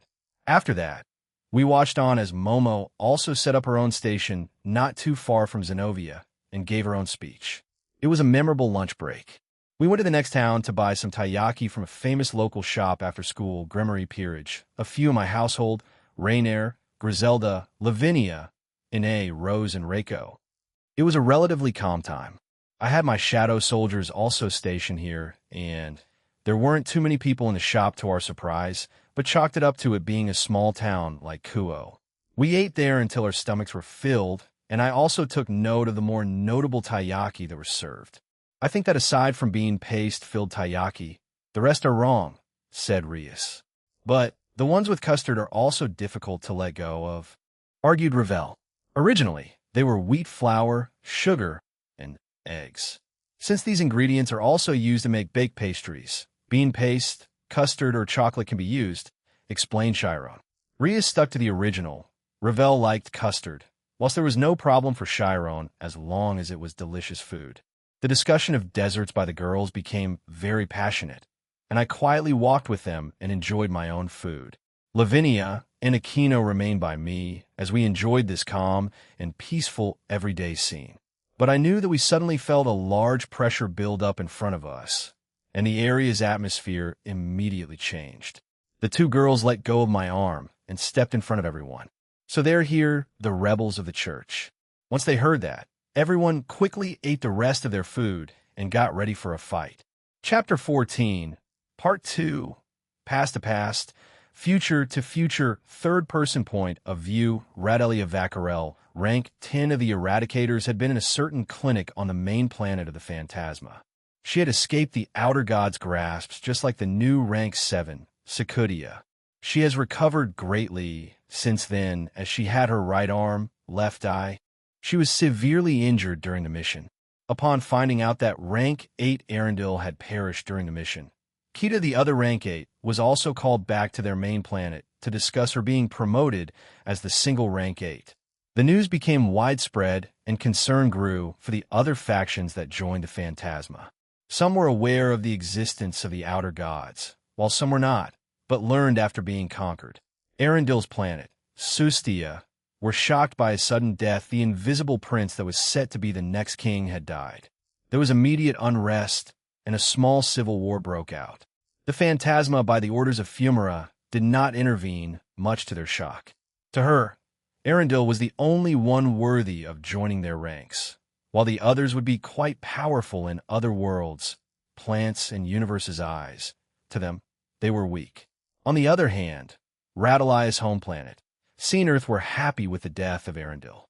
He was the reason they were afraid of starting a war, but once they found out a civil war had broken out in Sustia, they decided to let it run its course, and once it stopped, they would attack it, completely eliminating the planet and its race. On the main planet of the Phantasma, Kita and Radelia met by coincidence. Radelia remembered what Aaron told her and asked Kita if they could speak privately, so they traveled to an abandoned planet, much to Kita's confusion. "What do you want to talk about? We haven't really spoken before," asked Kita as she looked around the planet she was brought to. "I'll be frank. Are you working for the middleman and outer god?" asked Radelia. Kita immediately stiffened after she heard that. She weighed her options and was prepared to defeat Radelia until Sakudia, the new rank 7, is part of the resistance. He and the middleman are working together to give it more power and also bring some eradicators they think that can change into the resistance. "I again ask you, are you working for him?" she asked, stunning Kita even more. "That much has already happened. I was preoccupied with helping Hirokazu and his team, and they hadn't contacted me for any missions, so I was beginning to worry," but she thought and looked back at Radelia. "I am. If I can stay in that beautiful world, it'll work for him and become his subordinate," she told Radelia with unwavering confidence. "Have you contacted them yet?" Radelia asked, but Kita shook her head. "I have, and inspected their base of operations not too long ago. I gave him the items that the middleman provided me. Sakudia is the leader of the resistance along with 2 others. One of them is his lover, the other is someone they recruited a few years back."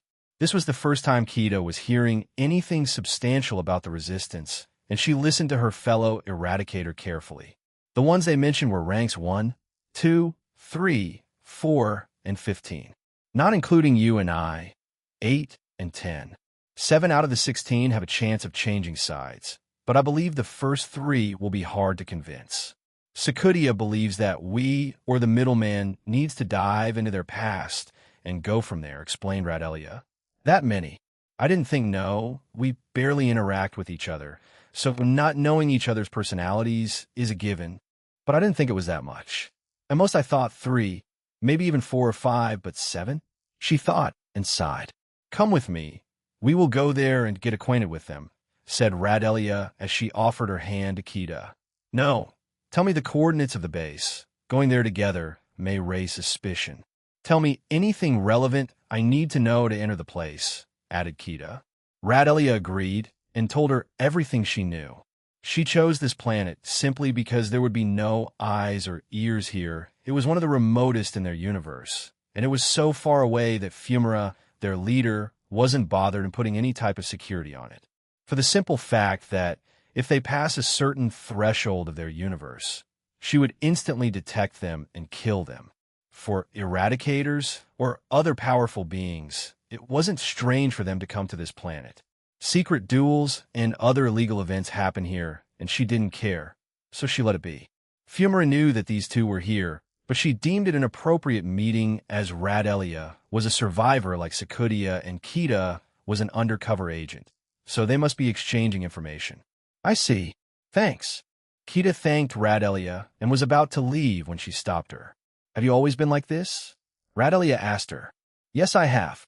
When I was sent to that universe, I fell in love with it, and then I fell in love with a human there. I don't want to leave it. I want to be there forever," she told Radelia honestly. Radelia was shocked, but didn't show it to Kita. But from the expression on Kita's face, she believed every word of it. Radelia didn't answer, but just nodded at her in the end, and Kita finally left the planet. "I have my own reasons, but I don't understand yours. My father, he showed me that, but I can't remember it. Will I understand it if I go there? Or if I ask Sakudia?" She asked herself. Radelia had been confused since she met the middleman. He was strange and not like Magnum Tenebrosum.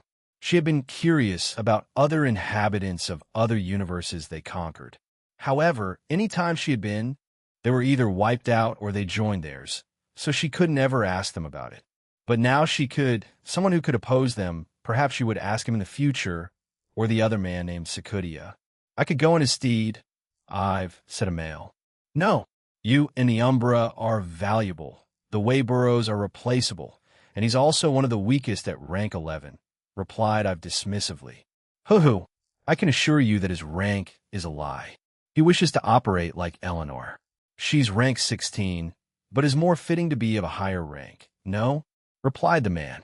In Fursos, what Lady Fumara says goes. Do not question it further, I've said with hostility.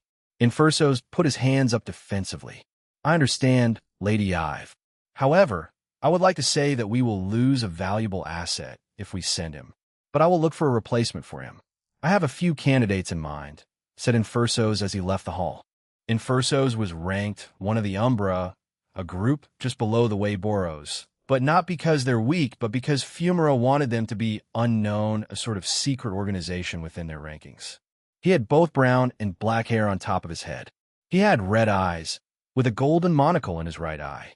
He had a long mustache and a beard.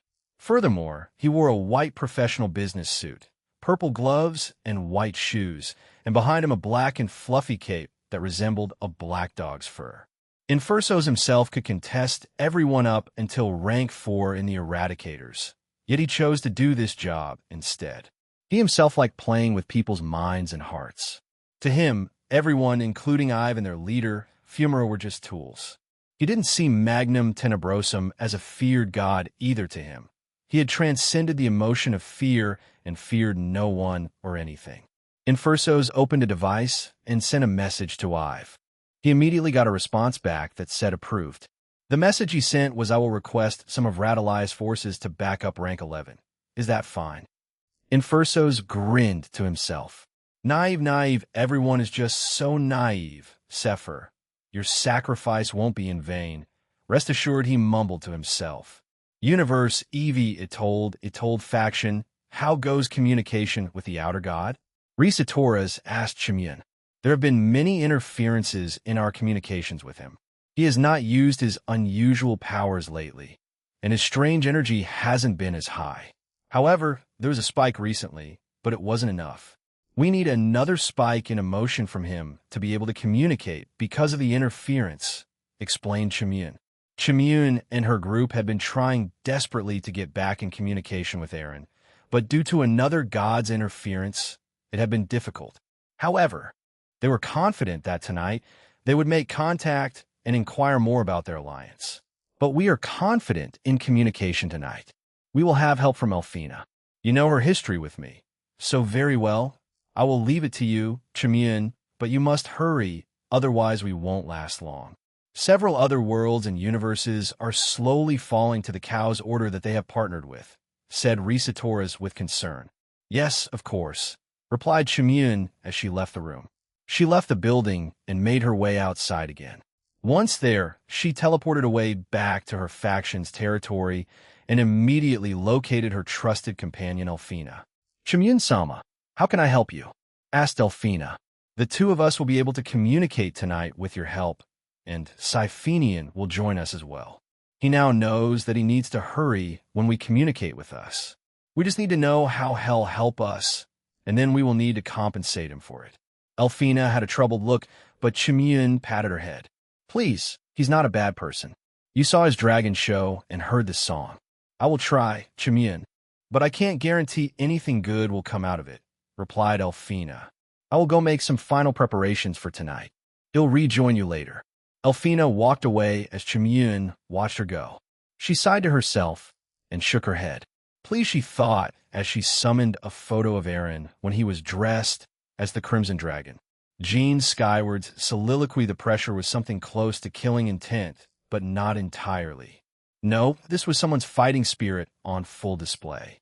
When I glanced at Zenobia, her hand was trembling, not out of fear, but rather excitement from feeling the pressure.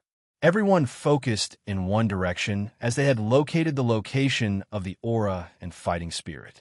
Zenobia grasped her other hand that was trembling and muttered, this feeling, this restlessness, is Durandal calling for me? I looked in a certain direction as everyone else followed. The person I saw was Vasco Strata, with white hair, and he was draped in vestments. Buongiorno, young middleman, and his companions. Vasco greeted us. This person's face was covered with wrinkles. Only going by the appearance of his face, he should be a foreign old man, over 80 years old. However, the body below his face contradicted this idea. An unimaginably thick neck, a thick chest, arms the size of tree trunks, legs which were probably the size of my waist. The most notable point was his height, which looked like it was roughly 2 meters.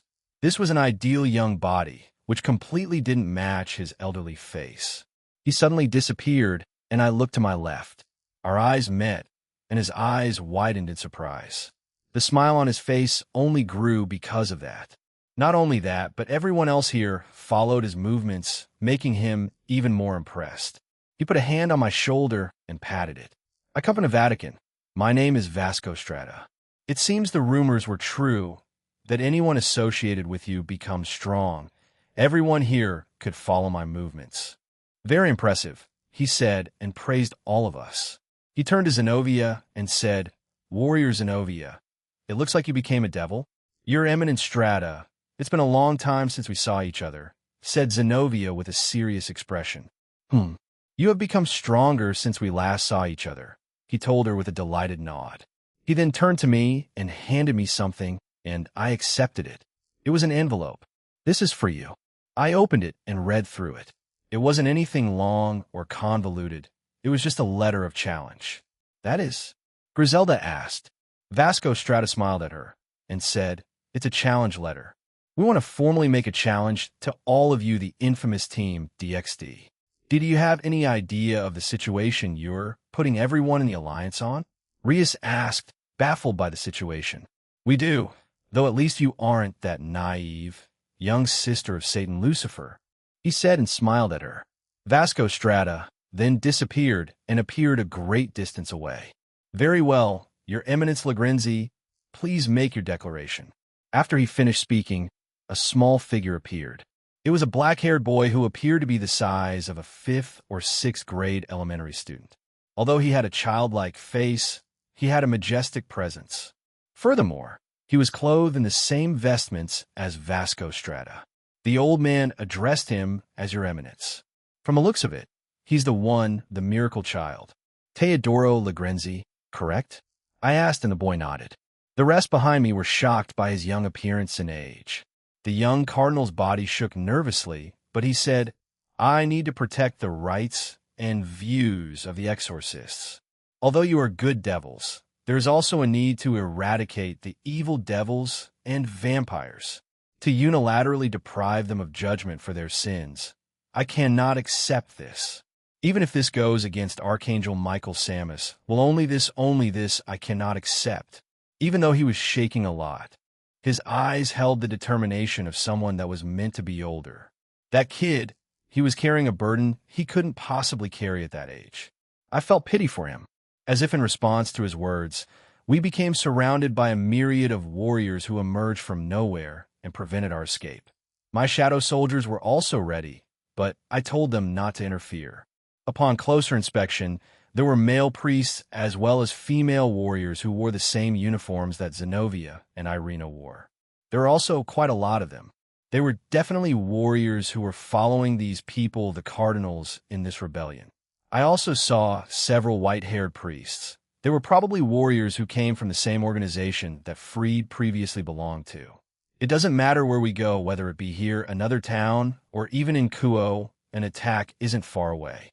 I glanced at Zenobia, who had summoned EX Durandal, and pointed it at Vasco Strata. Your Eminent Strata, she said. Warrior Zenobia, are you able to use Durandal to its full potential? He asked her. However, unlike in canon, Zenobia didn't charge in. She simply nodded. Then show me. He told her, and his smile vanished. Right now, all of us were looking at a living legend, Vasco Strata. The limits of humanity, not the kind old man just a few seconds ago. Zenobia glanced at me as if asking for permission. I held my hand up, and the warriors around us tensed up. I created a small barrier around us where she could unleash all her power. Noticing this, an enormous aurora pillar burst from Zenovia's body as she brought EX Durandal to her side. All the church warriors were shocked by this. Even Vasco's eyes widened in surprise.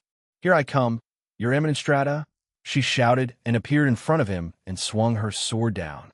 The ground and space were split apart. She had aimed at the area beside Vasco Strata. She had no intention of hitting him. The attack was so powerful that it blew away everyone else except Vasco Strata. However, it seemed he was using everything he had in him for being blown away. For what I could tell, Zenobia used around 10 of her physical strength, and it caused that much destruction. The buildings around us had been completely destroyed. Before I created the barrier, I put the people inside that shop to sleep and teleported them away. The other church warriors got up in a panic and came back to us, worried about Vasco Strata. Zenobia withdrew her sword. Both had their eyes closed. The young boy, Teodoro Legrenzi, looked horrified at the scene. "This is the power of the current wielder of Durandal," he muttered in a trembling voice. Everyone else stood at a distance, waiting for whatever was to happen. They clearly saw that Vasco wasn't injured, so they didn't jump in. Warrior Zenobia," he said, and opened his eyes and looked at her.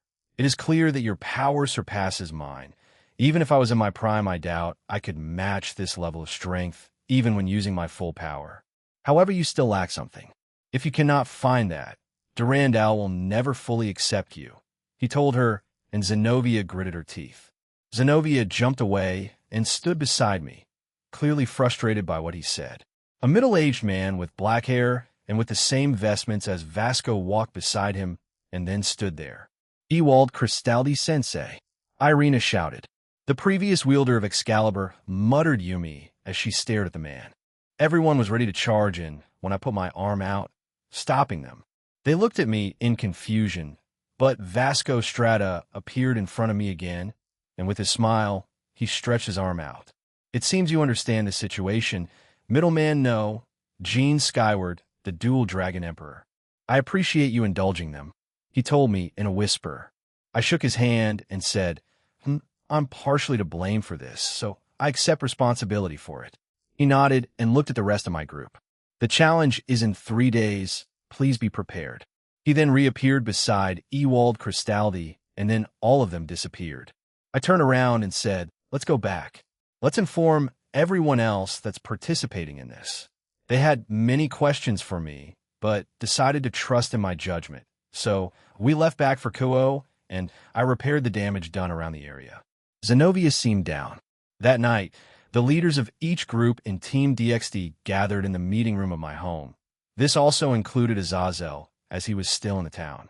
"I'm terribly sorry to have all of you repeatedly get involved in matters related to us," Michael said through a magic communication circle. "We just created that, and those were his first words. Their request is to have a battle against Team DXD, and they especially hope to fight you guys in Kuo Town," added Michael. "Why would they want to hear?" Ine asked. Azazel replied to her question.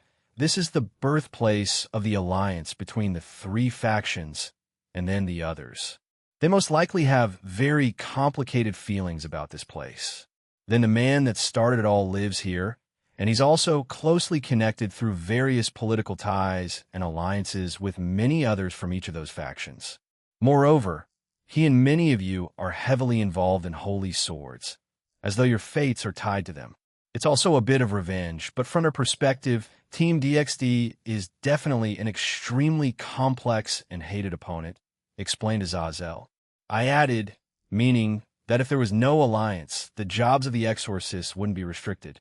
We were related to the incident with Azrael and Kokabil, as well as the peace treaty between the 3 factions.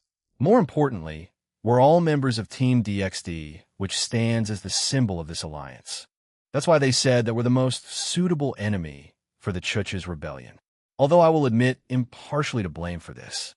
Griselda, who stood beside me and held my hand, said, "The people involved in this rebellion are mostly those whose families were killed by devils or vampires, or who have had their lives destroyed by those people. In the past, they wanted revenge or to prevent a reoccurrence of the tragedy that befell them, the Chuch's warriors. When the 3 factions formed an alliance, the greatest opposition to it was from them or the high-ranking officials of the church who also supported them. Those who saw the lives of their loved ones taken away by the devils or vampires, they couldn't accept the alliance. This rebellion was started with this sentiment at its core. Irina added, although some of them have defected or joined other organizations, most of them are still devout followers of Christianity. Although they believe in God, they're still unsatisfied. Azazel sighed and said, to be blunt, this incident is an internal affair. Although I really want to call upon more members of DXD, like Seek Vera Agars and Saror Bale for assistance. Protecting their own territory is their #1 priority. The most appropriate time to ask for their help is if we act against the Cow's order. However, if we recklessly ask for their help, those old bats from the upper echelons will complain. Michael, who had a very serious look on him, added, the fundamental reason for this is because our management is poor. I will use our power hold on. Don't act so rashly. Michael, Azazel interrupted him. Michael, you are the symbol of heaven. Even if Altaria is the one managing it and doing the background work, you are the poster child, if I had to say it in modern slang. But giving strict orders is also the responsibility of a leader. But this is what you would call a conflict. Even if there are complicated reasons and feelings, using force to coerce people won't solve the problem. Since it's become like this incident should be handled carefully. But Azazel, handing this matter entirely to Team DXD it's fine. As I said, I'm partially responsible, and I already accepted the challenge. Please trust me when I say that they don't plan on endangering or taking lives. However, if the Cow's order appears, then it will be a different situation entirely, I told them. I stood up and added, as long as we live in this town, we'll have to accept that challenge. I also accepted it before speaking to the rest of Team DXD about it. But for once, please indulge in my selfishness. They looked at me and smirked. Yeah, I'm pretty selfish, but it's usually just for myself, and I don't involve most people, certainly not Team DXD. But this time around, I accepted it before I spoke with the rest of them. Azazel, what about the Vala team? They didn't show up, Rias asked him. Couldn't be contacted. They're probably acting independently, so don't hold your breath on them. But Lu Fei is here, so we can probably contact Arthur through her. He looked around at the current members. Okay, let's summarize. In the upcoming battle, Ria's Peerage, Sona's Peerage, and DXD's Brave Saint, Norse group, Irish group, and Jean's own group is participating. Good, they'll head over to the underworld and inform those 2 devil groups about the situation then. He told us and got up. Everyone agreed, and we began to disperse. I glanced at the trio of Zenobia, Irina, and Yumi. They all had frowns on their faces, but they're probably bothered by the upcoming battle. Zenobia was upset with what Vasco said, and both Irina and Yumi about Ewald Cristaldi for different reasons. Well, it's come to this, and I'm playing a supporting role this time around. They'll go ahead with that plan of mine. They'll have 2 Electas helping them just in case, and have several shadow soldiers on standby just in case things go south. As I was about to leave the room when I felt someone grab my arm.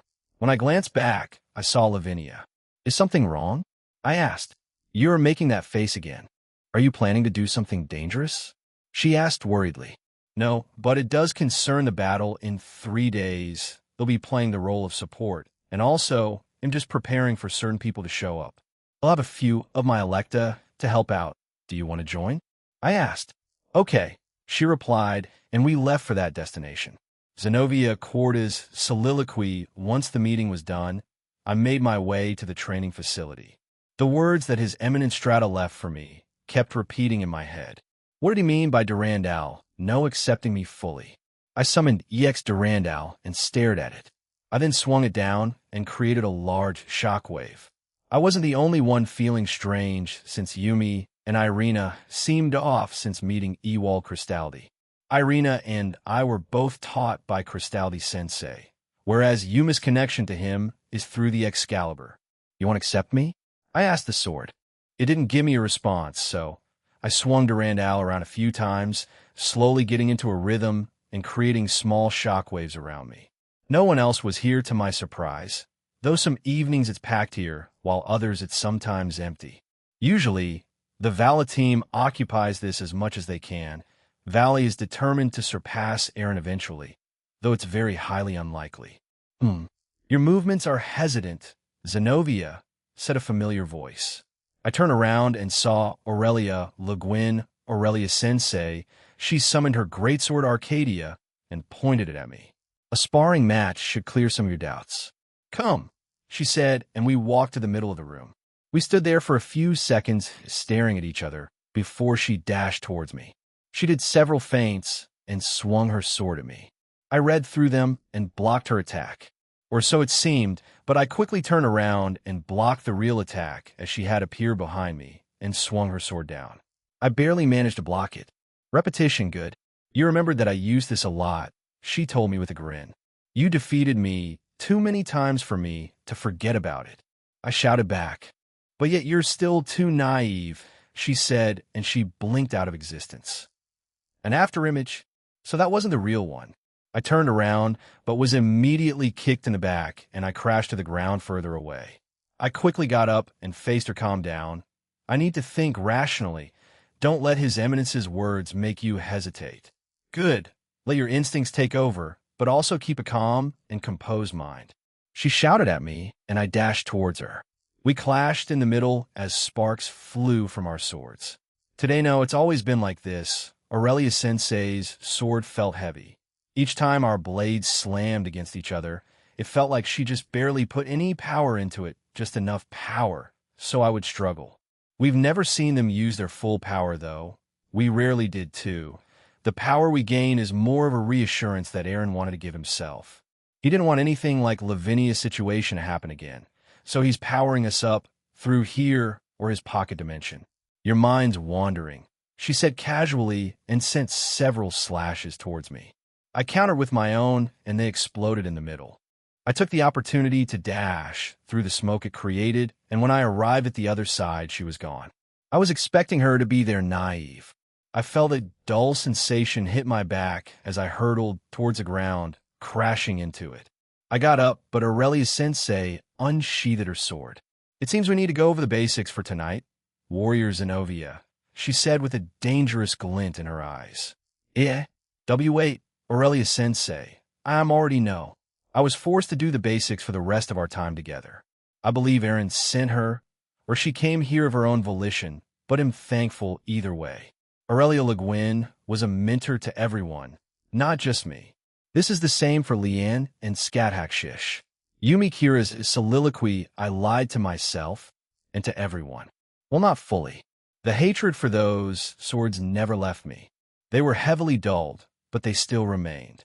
However, since I saw one of the previous wielders of Excalibur, I wanted to fight him, not defeat him.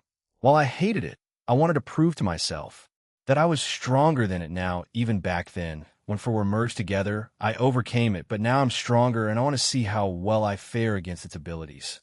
Ewald Cristaldi, he could wield up to 3 of the Excalibur fragments, but I'm curious what he will use in the upcoming battle. I won't put it past the Cow's Order is helping them. Maybe he may have several replicas of the Excalibur pieces, or even a replica of Excalibur itself. If so, then definitely your heart is in turmoil. Yudo. No, I should refer to you as Yumi now, yes? I turned around and saw Leanne Sensei. Leanne Sensei, what are you doing here? I asked. I was in the back garden of Aaron Senpai's home, and I swung a wooden sword around lightly. I know Zenobia is in the training facility, but I felt powerful clashes earlier that were from Aurelia Sen too. Ah, yes, please call me that. How can I help you? I asked her and held my sword to my side. Is revenge still on your mind?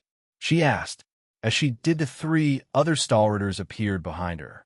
Centuredo, then how about you take your mind off such things and spar with Duvalai? She suggested. Duvalai was shocked, but then stood in front of me and summoned her own wooden sword. I won't take no for an answer, Kira, Duvalai declared. Very well, I wish to blow off some steam, I replied, and we got into our positions. It seemed like Leanne San was going to be the arbiter. Duvalai San, also known as Duvalai the Swift, she's confident in her speed, but like all of Aaron Senpai Selecta, I don't know their full power, so I don't know how fast Duvalai San can get. A few people refer to my own speed as Godspeed, but compare to them begin, shouted Leanne San. Duvalai San didn't hesitate, as she immediately appeared in front of me and thrust her sword towards my head. She was moving at a speed I could follow, so I blocked the attack. but I felt my shoulder and cheek be hit with something, and I jumped away. She hit me even after I blocked it?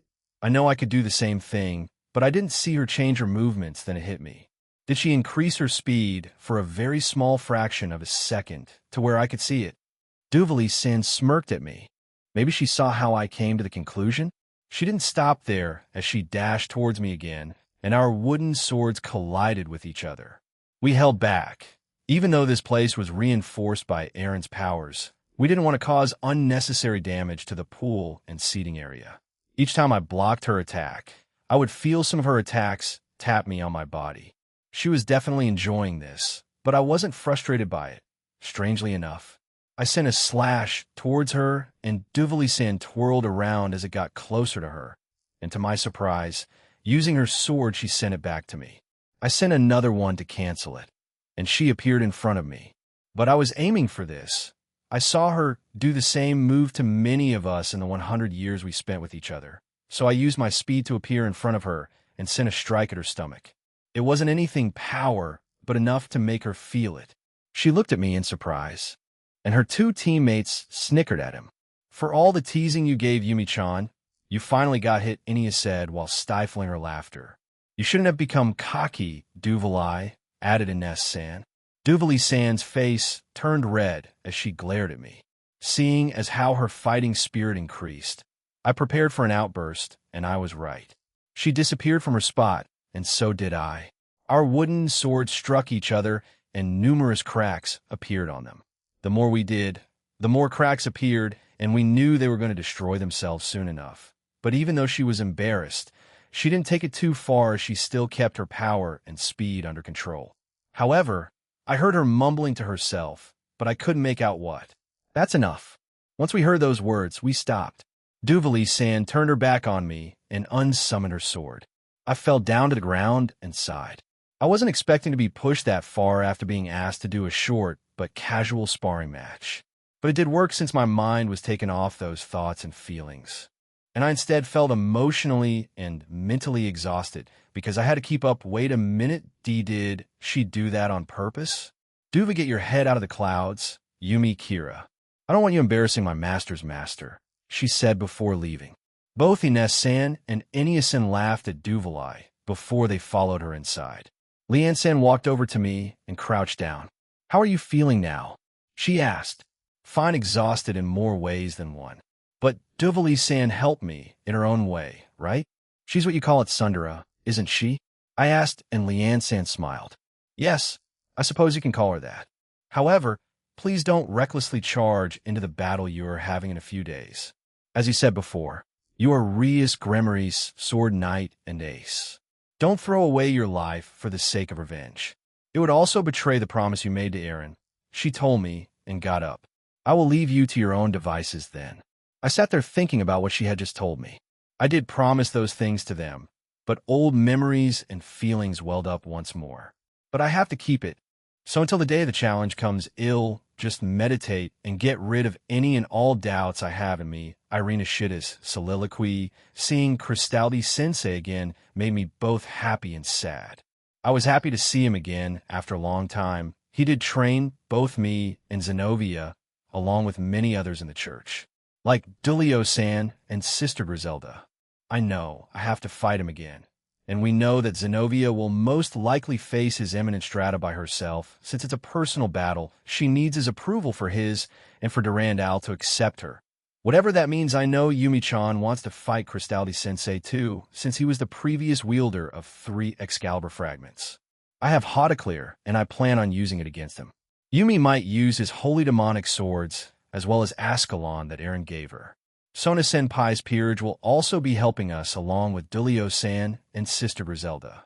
Aaron's group and Rias' group will be helping Zenobia fight his eminent strata. I feel like I'm both ready and not ready. A lot of things are going to happen, but the interaction between his eminent strata and Aaron was strange. It seemed like they came to an understanding which left me and many others confused, but he has to have his reasons. Is something troubling you, Irina? I looked up to see Ayelet-san, one of Aaron's Electa. I think she was the one he rescued during one of the attacks on the Shinto realm. She was part of the EV and was formerly a human turned into a machine. Ayelet-san, I was just thinking about the upcoming fight and how I'll deal with my former teacher, I told her. She sat down beside me and nodded. We stayed like that for a few seconds before she said, before I became the goddess of swords in my universe and planet, I was just another person wanting to become stronger. I had a master too. We didn't hear anything about Ayelet-san's past. So, I was very interested, so I listened carefully. I like dual wielding, and I have taught Yumi and Zenobia how to properly do so over the last few months and 50 years. Anyway, I mastered the way of the sword through my master. She was a very powerful lady. She had the title of Goddess of Swords before I did. Did you? I was hesitant to ask, but she laughed and shook her head. She died because of a disease and a duel. She had suffered from that disease for the majority of her life. She never told me until it was too late on her deathbed. She had looked the same as ever, so there were no signs of it on the outside. So when she lost her duel that way, I was shocked. So that was when she revealed her illness to you?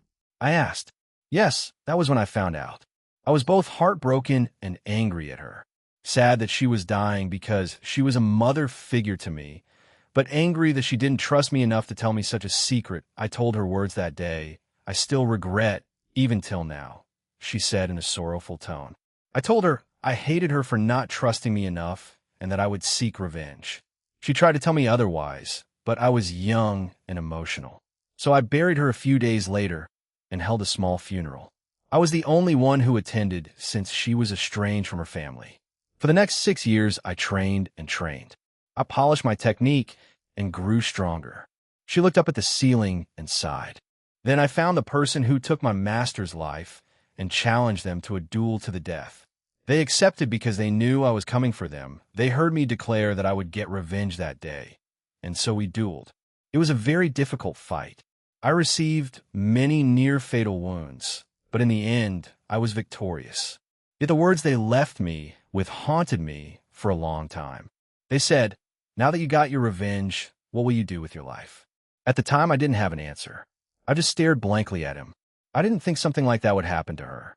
So what did you do after that? I asked a bit hesitantly. I became a wanderer. Unlike before, I didn't have any goals in mind.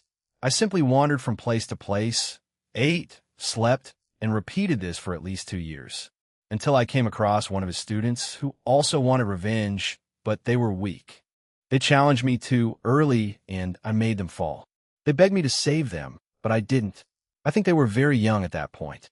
I took the life of someone so young, so I began to think more about my situation. I knew I couldn't bring the dead back, so I decided to become a master and atone that way. I set up a small dojo-like place, and anyone who came to me for training, I would do my best to help them. For the first few years, I did it out of obligation, but eventually I fell to love it. Partway through that, I started getting challenges from warriors all over my universe. I eventually became known throughout my planet, and eventually gained the title my master once held.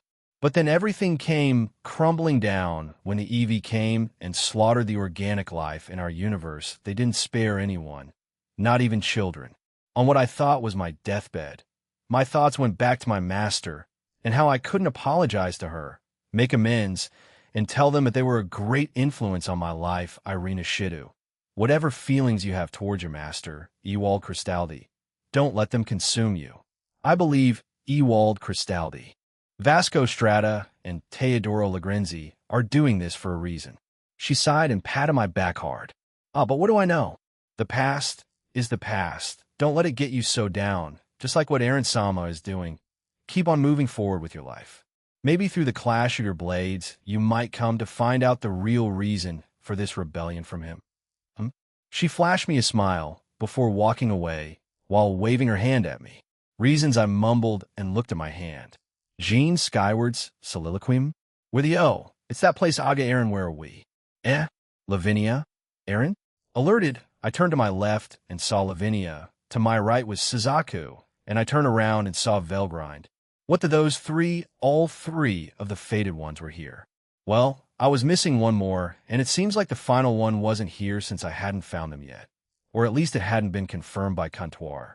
I shook my head and explained where this was, and we had to hurry since we'd have a limited time here. I wanted to ask Velgrind several questions, but decided to do that later. We rushed towards the large tree protruding into the sky, and once we arrived near it, we saw 3 people this time.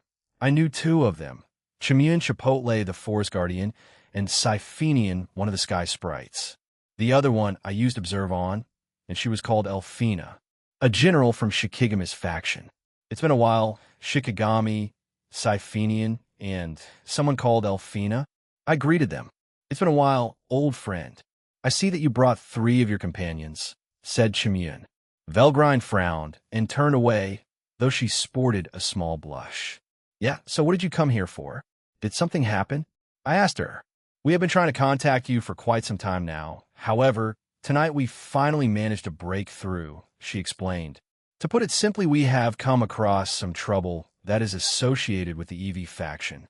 We're losing more and more of our armies and factions. If this keeps up, we will perish. We would like your help if possible. I wasn't expecting to go there until I evolved, but I nodded. All right, I can send 3 of my subordinates and a shadow soldier to help. After that, if you need more assistance, you can ask them to contact me, I told them. Both Shikigami and Siphenian looked relieved. However, the woman elf called Elfina glared at me. Her hostility was quite apparent. Is something wrong? I asked her, but got no response. I can assume she hates me, or men in general then. I feel a bit of déjà vu since I saw a bit of Ain in her.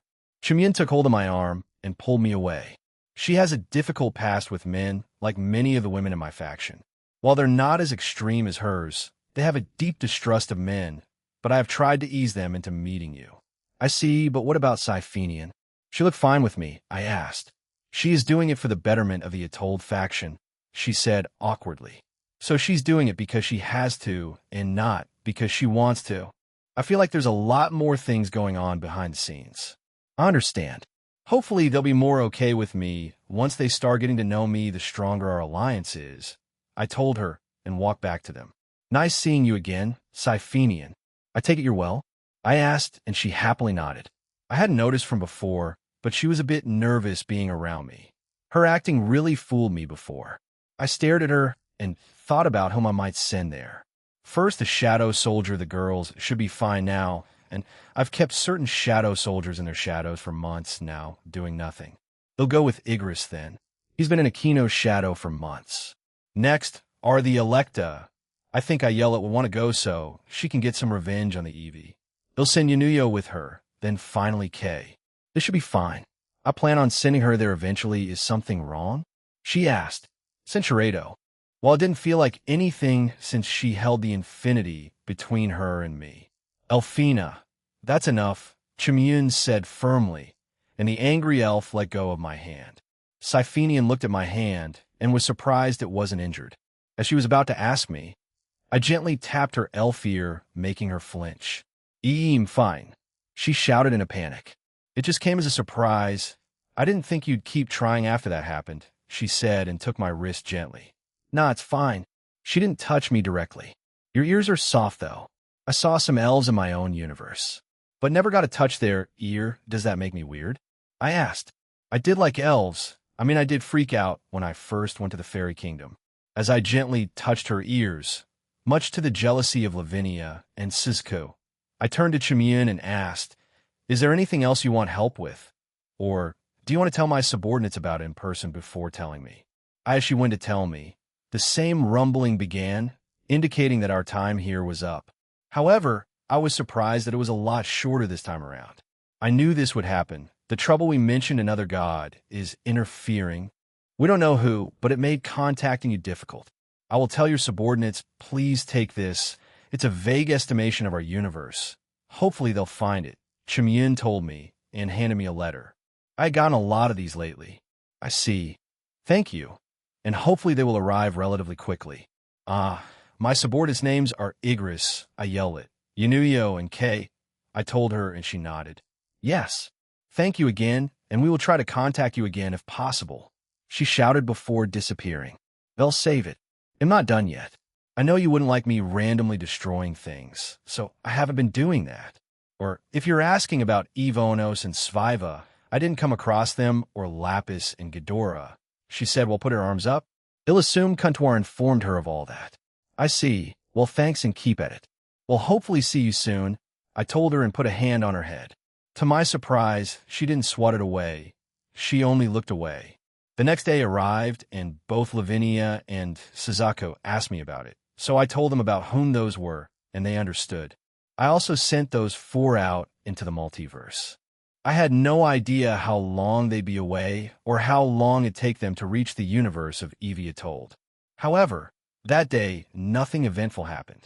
Everyone prepared for the upcoming battle in their own way, and another day passed. But this time something happened. We had an unexpected visitor. It was Tannen, the former Dragon King. He had teleported to the front entrance hallway, and I was called by Rosette. Dual Dragon Emperor, Rias Grimory, I came for a favor, he told us in his mini-dragon form. Shoot, I told him, and he nodded. My role is mainly for the sake of the dragons that come from the human world seeking peace. And there's one in particular called the Spectre Dragon, which is a rare species. It recently laid an egg, he explained. I heard Spectre Dragons are quite rare, aren't they? I asked, and Rias, who was beside me, excitedly nodded in agreement. That's correct. That's why this egg that's been laid has brought a lot of hope. However, the incubation and hatching of Spectre Dragon eggs are very difficult. The underworld's environment has very adverse effects on the egg of a Spectre Dragon. If this process continues on, the egg may decay before it's able to hatch. Then I can create a space beneath my home. ITLL be safer than the rest of Kuo. I can adjust its environment to be the most suitable for that egg, I told him. Tannen looked surprised by this suggestion and asked, Are you sure? I was originally going to ask Rias Grimory for permission to use Kuo's underground for the egg. It's fine. This place is the safest place in Kuo, maybe even in our universe. So I insist, you don't mind, right, Rias? I asked, and she agreed. Yes, it would be more suitable here. With a new room that Jean will make, it would be even more ideal for the Spectre Dragon's egg, she replied. How long do you think it will hatch? If it's in the human world, it should be faster than expected. The Spectre Dragon's egg has already been in a location which wasn't ideal prior to coming here. Yeah, then I'll get right to it. Come with me. I'm sorry again, and thank you in advance. Rias and I took Tannen to an entirely different section of my home. It was a floor before the room that powered my entire household. So when we entered it, right, Kromkruch insisted on using this place for the time. Being Kromkruch, one of the evil dragons? Why is he down here?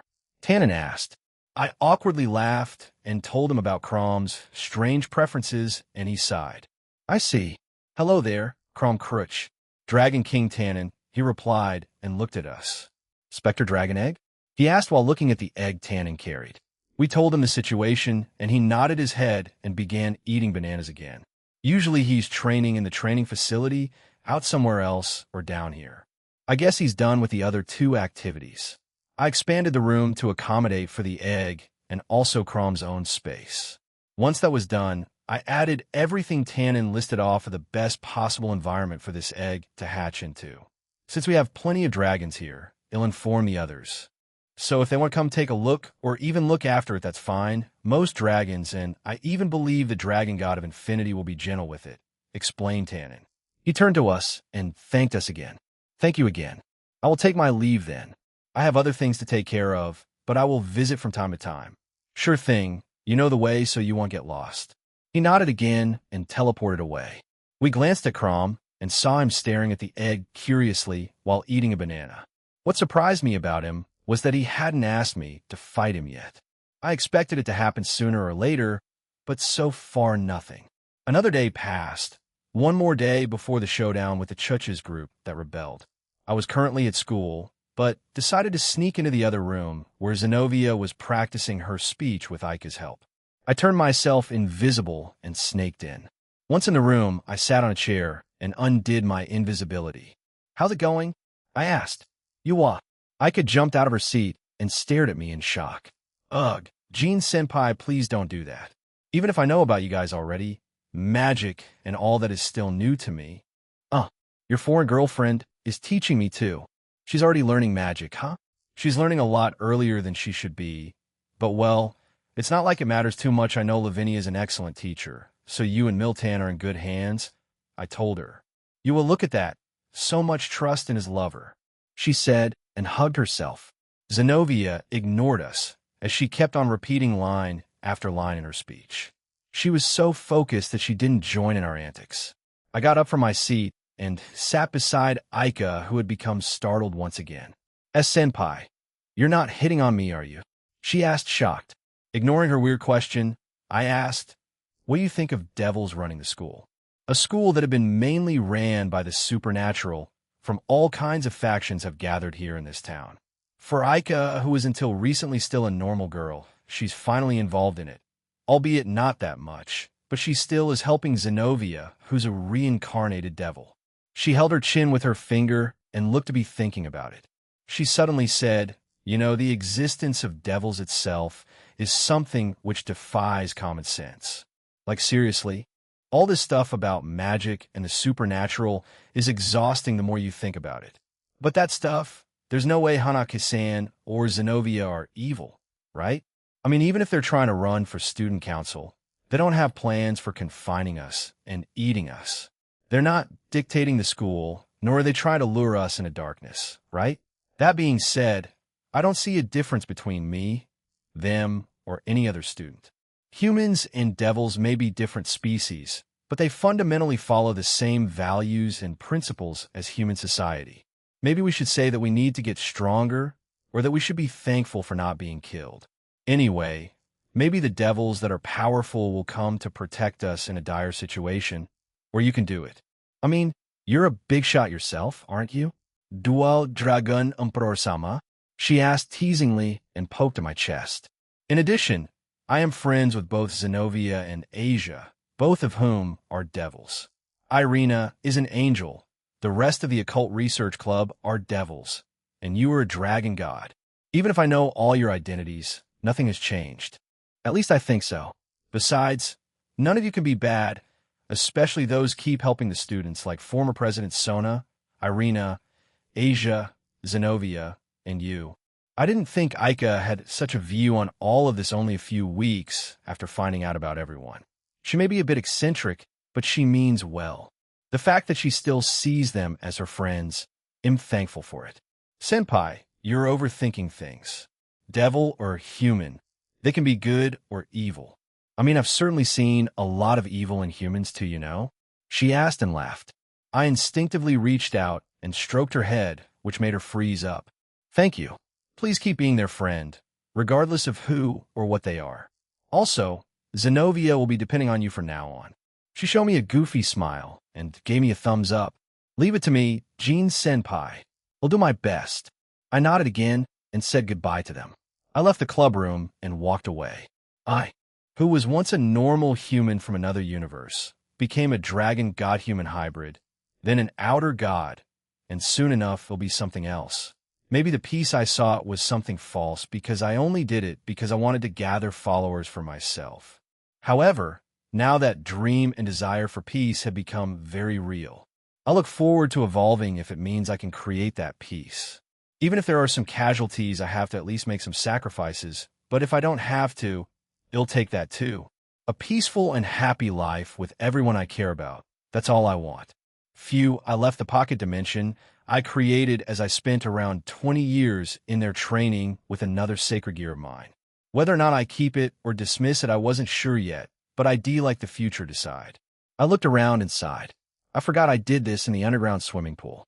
I didn't want to get in anyone's way, so this place was usually deserted at night, so I came here. It seemed like only around 10 minutes had passed, so those 20 years weren't wasteful. He's still sulking, even after you beat him, said Elsha.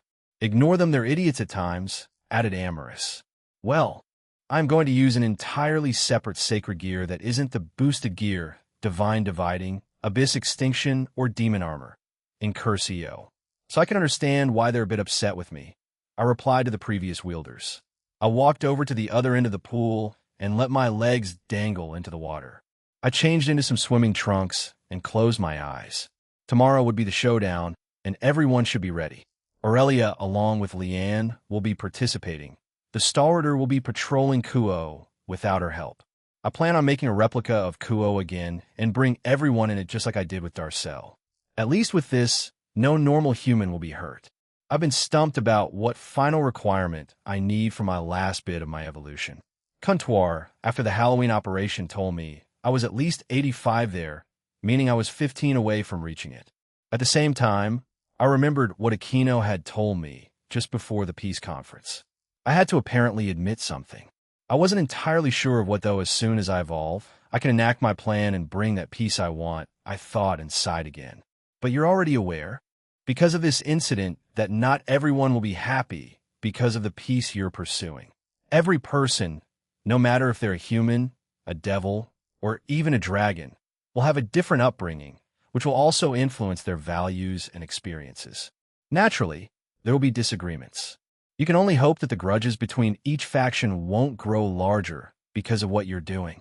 Yet there are still people and groups that just want destruction, regardless of what they think. The Cow's Order is my prime example. They simply want to rule with an iron thumb. They don't care about the weaker ones, because they're simply weak, I reply to Elsha. But as I finished saying those words, Valis' words from a few months ago echoed in my mind. This might be what you call peace, but there are people who have suffered as a result. I looked up at the ceiling and sighed again. I feel like I've been sighing a lot. It'll deal with whoever is against this peace, one person or group at a time. I've chosen this path for this universe and this version of the Draconic Deus. I can't start doubting it now. I have to keep pushing forward. If billions are happy and a few thousand or millions aren't, I'm fine with that. I finally got up and decided to leave the poll. As I did, I came across a person. It was Zenobia, wearing only a t-shirt. Huh, Aaron? What are you doing here? She asked, also confused. I was done with my own training, and I was teleported here. What about you? I replied and asked her back. I just came here for a swim. I do this from time to time, she replied, and went up to one of the diving platforms. Once up there, she prepared herself for the dive, and then leapt gracefully into the water. Cinchuredo, she suddenly said, and then swam around 3 extra laps as I watched on. She suddenly swam over to me and pulled herself halfway out of the water. Aaron, she suddenly asked seriously, I can surpass them, right? I can surpass President Sona and his eminent strata, right? The two opponents that Zenobia had to beat soon. Both of them were formidable opponents, in more ways than one. She continued, I always thought that if I had to do it, then I had to do it in a way that surpasses the predecessors. You even told us to do so, whether it's as a warrior or as a student of Kuo Academy. She sounded uneasy, yet her eyes held strong, unwavering determination. She was definitely the if I'm going to do it, I'm going to win type of mentality. Oh, right. I already know the answer, but I may as well ask her. That reminds me, I haven't asked the reason why you want to become the student council president, I said to her. Zenobia became silent for a while as she looked at the water below her. She then gave me an answer. This is the first school that I've attended since I was born. Since I started attending school here, I've never felt bored. Chatting with classmates during class, in breaks, club activities, class activities, school trips, all of them were very new and exciting to me. I'm truly very happy. Aaron, I really like this school. I truly think that it's possible to have such a meaningful place in this world. So I want to give something back in return. No, I want to leave something behind at this school. That's why I naturally thought about becoming the student council president, to give my all for this school, she told me quite earnestly. I see she really liked this school. Huh. Though if I did looked at her circumstances, it made sense. A girl raised to be a warrior got entangled in my mess and started attending this school. She finally got to act like a girl her age, make normal friends, and live a normal life for the most part. She was always so active after all, helping out clubs, doing all sorts of things to liven her day and the people around her. No wonder she has a lot of support and fans from the first years. They're basically the new sheep of the place, and she helped them in all sorts of ways. I never felt anything for school. Well, I don't think I did. With the limited things I knew about my previous life, I probably hated it after a certain point. But I can understand Zenovia's sentiment. I also love Kuo Academy and everyone in it. My normal school days were very enjoyable thanks to everyone in them, especially those in my own classroom. The guys, even if they were a bit extreme at times, and especially my 2 friends Higuro and Kikiho. Zenovia seemed to have come to a conclusion. Oh, now I get it. It would be an excellent idea to say this to everyone. There's basically nothing difficult to understand in this so-called speech. Regardless of what's said, there's still the battle. She then extended her hand to me and said, "Pull me up, Aaron."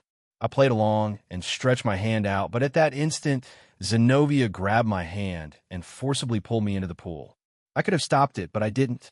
We both emerged from the water, but we had already started sharing a romantic moment at that point. Zenobia was the one who initiated it. She pulled away and laughed. "Is this one of many sweet moments we've shared?" she asked. "I don't know, I lost count of all the wonderful times we spent together while in the pocket dimension," I replied as we kept on hugging while in the swimming pool. She closed her eyes and bumped her forehead against mine and said, "I'm serious about you now. I may have wanted just babies from you at the start, but whether it's about being student council president or being in love, I'm serious." She looked at me and, with tear-filled eyes, and added, "The reason I was able to have this current way of life was all thanks to former President Rios, Asia, Irina, as well as my other friends, and you. But there are still so many things that I want to do, and all of them will be possible because you're by my side, Aaron. I never thought I would have such happiness in my life prior to meeting you. But with you and everyone in it, I just love it. You're the first and will definitely be the last man to give me such things in life. Please make me immortal. I want to be with you for the rest of my life. I'll follow you and want to be there when you become the next ruler." I was about to say, "Are you sure?" But seeing how serious she was, I agreed with her, touched her gently, and turned her immortal. She suddenly held my cheeks with both her hands. It felt like what Griselda did with her a lot. "You have found your path, and I need to find my own. Many others already did too, with a bit of your help. So please bravado me too." She gave me one last kiss before letting go and turning around. "Now I'm motivated. I'm going to do a few more laps. You could go ahead and leave. Sorry for pulling you in," she said and swam away. I chuckled to myself and floated back up to the side of the pool. I want to say a few things to her, but seeing her this happy and having her own perspective being widened like that. But then Val's words echoed in my mind again. "But Valley, there are people that also feel happiness as a result of the peace that I pursue, you know? Zenobia is one of the examples. I also want you to be part of that happiness in the future." I walked away from the spot before telling her to go to sleep soon, because we had a battle to attend tomorrow. The day of the battle finally arrived. We skipped school today, so we could prepare. I also got into contact with Vasco Strata, along with Michael and Azazel, and we decided to set this up a certain way. Vasco also slyly told me that the cow's order may appear, so I was able to prepare for that too. In the meeting room of my home, all the groups that were going to participate in this battle were ready. Azazel then approached us. "Listen up, this time you're going up against the Church's rebellion group. The location was built by Gene in advance. The place was designed after the raiding games, and it's also a replica of Kuo. You'll be transported there via a magic circle. The other side has accepted this due to Gene." Michael and I approached them. "Don't underestimate them. This battle will be intense." Sona added, "It's scheduled to start at midnight. Our opponents will be using a magic circle drawn up by Gene, so they'll be transported to the same place, the replica of Kuo. Normally I would be skeptical about this, but since it was made by Gene's senpai, then I'm okay with it, though it's strange that they would accept it like this. Couldn't Gene's senpai set it up for them to teleport straight to prison?" asked Saji. Even if we did that, the other side wouldn't have been satisfied. The opposite would have happened, and they would have become even more enraged. If we did such a thing, the rebellion would probably erupt into them attacking anyone from the Alliance indiscriminately. Michael and I considered it, but in the end, we decided to trust in Gene's decision, explained Azazel. The only choice we had was to accept, and I did that in advance, knowing how it would partially work out. I got the heads up from Vasco that the cow's order was definitely involved, and I already planned accordingly. I had Rossweiss implant her new sealing technique into this replica of Kuo, so escape was impossible when combined with my own sealing technique. If not, they'll just brute force it and cut out their powers from them. The opponent will be splitting up their forces into 2 squadrons. Ewald Cristaldi and Vasco Strata will lead each squad, I told them. Dulio the Joker will be leader for Squad 1 on our side. He'll be accompanied by Griselda, Irina, the Brave Saints, and the Citri group. I glanced at Saji. Originally, he'd fight with the Grimmery group against Vasco, but they'll be fine on their own. Aurelia is going with them, so they'll have him stay with his peerage this time around.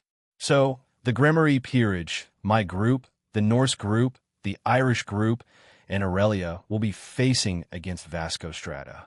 Ah, Leanne will also accompany Dulio's group, I added, but Saji raised his hand. What about you, Jean-senpai? He shared a few nods at his question.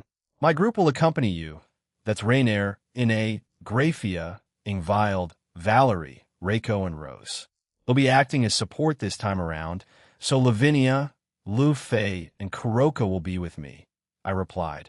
The Slash Dog team, along with the Pleiades and Alicia, will be on standby in the real Kuo, and the Stalwarter will be patrolling the entire city during this battle. May I go to former President Sona's side? Yumi asked with her hand raised. Because of Excalibur, right? Azazel asked, and Yumi nodded. Vasco Strata has a replica of Durandal that he received from an unknown source, while Ewald Cristaldi received a replica of the complete Excalibur, although according to him, it's not as powerful as the original, said Azazel as he stared at me. I shrugged. It must have been created by the Cow's Order and given to them, or it could have been made by the Church. I heard that after they gathered all 7 fragments, they had been trying to create a replica of the original Excalibur, although its power is less than a fifth of the original, said Rias. Yes. In that case, His Eminent Strata should have received a replica of Durandal. I don't believe the Cow's Order or Jean was responsible for providing them with those weapons, explained Griselda.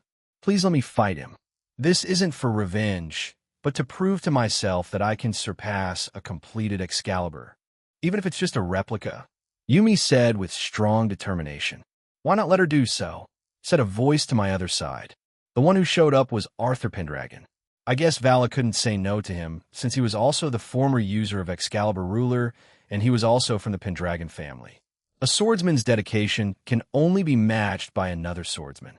Isn't that right, Kiba Yudo-kun? No. Should I refer to you as Yumi Kira? He asked. He then turned to me and Rias. If Kira is going to the Citri side, then allow me to participate and face Vasco Strata. I don't plan on replacing you, mind you. Rias sighed and turned to Sona. Do you mind, Sona? She asked. Sona nodded and said, Yumi, we'll allow it for this time only. Please settle your feelings regarding Excalibur.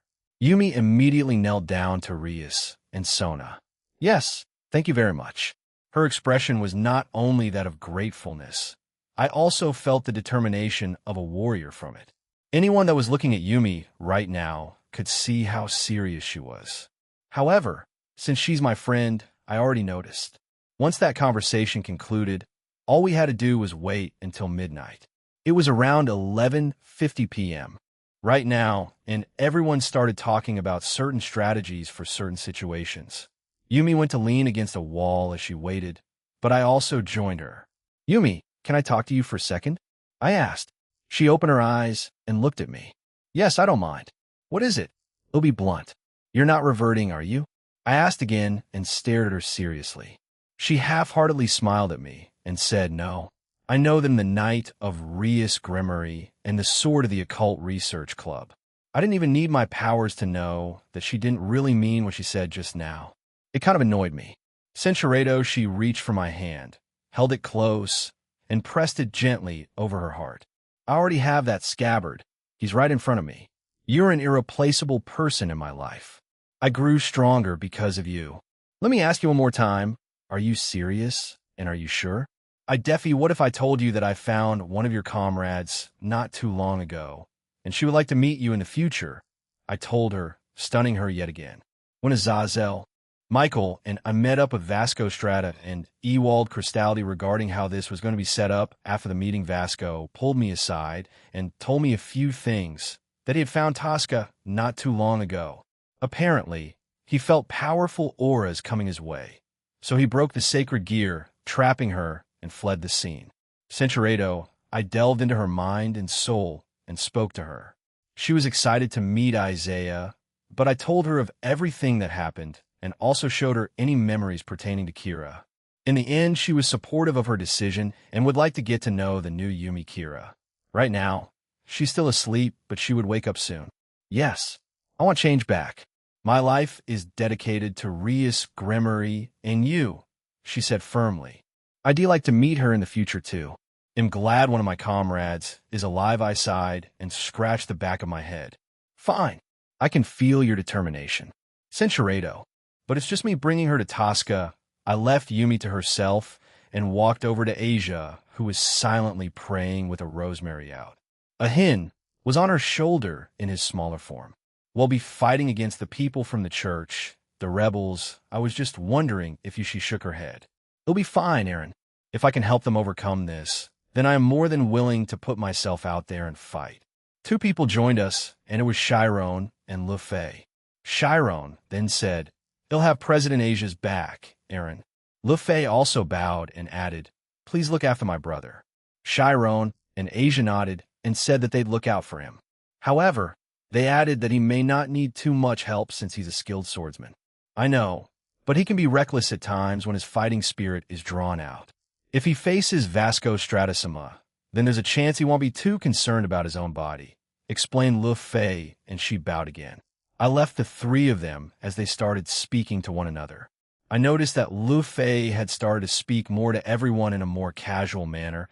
She stopped using the Sama honorific with most of us, but still does for a few. As I walked away, I spotted Zenobia and Irina with their holy blades drawn. Although I don't really want to fight against our comrades, it can't be helped. I'm approaching this battle with the thought of surpassing our former teacher and matching the holy swords they wield. Zenobia, Irina said enthusiastically. Zenobia agreed and said, right, we need to become worthy wielders and live up to people like Roland who wielded Durandal and Oliver who wielded Hauteclair. Both of them appeared to be rather cheerful about the whole thing. After all, they had the honor of being chosen to be the wielders of holy swords.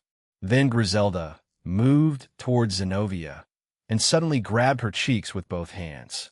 Zenobia and I both thought that she had come to say a few words before the battle. However, Zenobia, your opponent is His Eminence Strata. You understand this, right? She asked. She nodded her head nervously. Uh-huh, of course. I will fight with respect. I absolutely won't be disrespectful, she replied nervously. Born in the same facility, Griselda was like a sister to Zenobia and someone she had to obey. The sudden question seemed to have puzzled her. As the opponents were related to the church, she felt some disrespect, and Zenobia could only apologize. Then, Griselda hugged Zenobia in her arms. I had to say that first, Zenobia, do you understand? A woman's power is not in her physical strength as a girl, but it's in her abilities and skills in the household, Griselda told Zenobia. What kind of advice is that? It sounds pretty traditional, although Griselda herself is a bit traditional with all the books she reads about being a good wife. Zenobia rapidly nodded her head. Oh, of course. I already know that. I have never once showed the boys in Kuo Academy my trained biceps. Only Aaron has seen them. Also, after I find the true meaning after this battle, I'll improve more as a woman. Again, what kind of response is that? That's slow of you, Zenobia. I already found this. Oh, you only got caught off guard a few days ago. Censurado. They then turned to me, and I awkwardly looked away. I don't want any part of this, so I walked away, but I didn't get far as Ravel came to my side. Eren-sama, I have everything ready, she said and handed me a clipboard. When I looked at it, there were calculated guesses on where everyone's positions would be in the replica of Kuo, as well as who would face who at certain points in time. Ravel had simulated the upcoming battle in her head for the past few days and wrote down every possible scenario that would potentially happen tonight. She had told me she would do this. At the time, I was shocked and tried to persuade her on not doing it, but she ended up doing it regardless. I did, however, give her a cutoff point so she wouldn't exhaust herself. If I had some extra time, I could have added around 50 or 60 more scenarios, she said tiredly. Jesus Christ, Ravel sighed and patted her head while using a soothing technique on her. This is fine, and thank you for the hard work. Ah, yes, thank you, she said tiredly. Go to sleep, leave the rest to us. They'll speak to Latia about the rest, I told her, and she immediately fell limp, so I caught her. She didn't get that much rest, huh? I really need to be stricter with some of them. Around 10 minutes later, everyone was ready, and the clock struck midnight. Azazel, Michael, Lufe, Latia, Lavinia, Karoka, and I would stay back here while the rest of the group would go to the replica. That time has arrived. Good luck, I told them. Dulio, I leave them to you as a sub-leader. I fist bumped with him and then clicked my fingers and they were teleported away. What are you planning to do? Asked Azazel. Well, wait. He'll leave Lufe, Lavinia, and Latia to monitor the entire space I made with Rossweiss. When the time is right, Karoka and I will join the fight, although I suspect that ITLL be nearly done at that point, meaning the Cow's Order may appear, said Michael. Yeah, I summoned a magic circle in front of us that showed what was happening inside the replica of Kuo. Chapter 14, Part 3, Bubbles of Hope and Slashdog Yumi Kira's soliloquy. A few minutes had passed since we had arrived in the replica of Kuo Town. Just like back then when Aaron made the replica of Kuo to fight Darcel, the fallen angel, in, it felt like we were just teleported to the normal town of Kuo. I wanted to fight Ewald Cristaldi, the former wielder of Excalibur, and in order to do that, I joined the Citri group for this fight, along with Griselda-san and Dulio-san. Behind us was Leanne-san. A few minutes ago, she told us she would step in if things got out of hand, but if not, she would simply observe the battle. The area where we were waiting at was where Aaron faced off against Darcel, the church where their former base was. It felt strange since this is where Gasper Cohen and I found out about Aaron's identity as the middleman and Red Dragon Emperor. We were led by Dulio-san, Griselda-san, and Irina, who were part of the Brave Saints of Heaven. Everyone participating with Dulio-san had some sort of history with Ewald Cristaldi. They all definitely had complicated feelings about this. Someone they looked up to, someone that was a mentor to them, was now rebelling. A few of them mentioned understanding their frustrations, but they wanted to go about it another way. A few also voiced that they were happy with the alliance because the endless fighting was, well, endless, and they didn't want it to keep going forever and ever. Joker Dulio-san suddenly approached me. I didn't think I'd fight alongside Kira-chan on the front lines of this battle, he said and grinned at me. Fighting alongside anyone in Team DXD is an honor, especially you, Dulio-san, I told him, and he scratched the back of his head out of embarrassment. I fought him a few times while we trained at Aaron's home, and I've come out victorious, but I had to hold back, and it was rather difficult. I've already heard about the complicated situation surrounding Kira-chan's origin, so I thought that Kira-chan wouldn't want to cooperate with me. He admitted and looked in front of us. My hatred for the church and heaven in general has greatly diminished, so I have nothing against you. Jean-senpai trusts you, and you're also our sub-leader. I explained to him, and he seemed relieved. I've spoken to him a few times, as well as many other members of Team DXD, and we all came to the same conclusion. Just like Aaron, he was soft, maybe even more so than him, but a smile on his face suited him more than anything. I heard of your past, Kira-chan, so I was somewhat concerned about whether you could participate today with a clear mind. However, from what I saw earlier, I think you'll be fine. But even if you hold a grudge towards those swords, this is an internal conflict between my own comrades, so we wanted to bring the best of the best for tonight, he explained to me, and at the same time took out an origami paper crane from his pocket. Did you know? There were many underground facilities all over the world, including Kuo Town, that held children that were diseased by their own sacred gears. He asked me. I shook my head. I only heard small bits of this from Aaron and Suzuku. It was mentioned in passing and why he started to get the moniker of Miracle Dragon. A smile appeared on Dulio's face, almost as if he was relieved. I still check on them regularly, but they no longer have those disabilities thanks to Gene Cohen. He would sometimes pop up at random facilities and help heal them. One time we came across each other, and we spent the day just chatting to the children there, and him healing them. Oh, he also made them food. They really liked that. Sacred gears, even though the Lord made them in mind for normal humans to receive and combat the supernatural, they unintentionally resulted in some human suffering. But as I said, Gene Cohen made that disappear.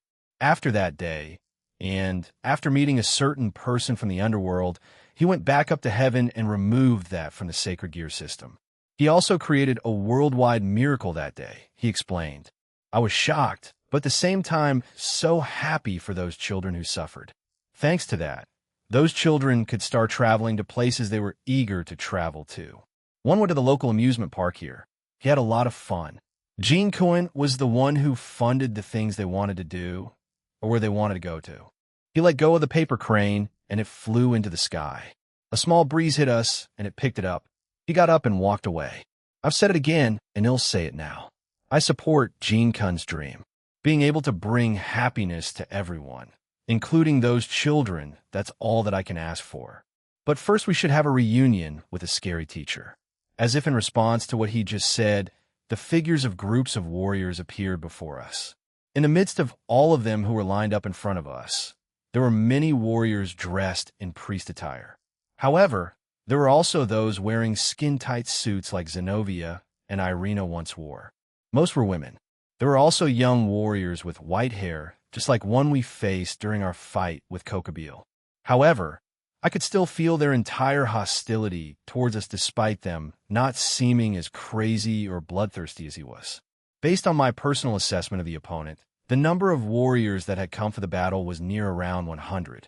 I believe that the Grimmery household was also facing around the same number.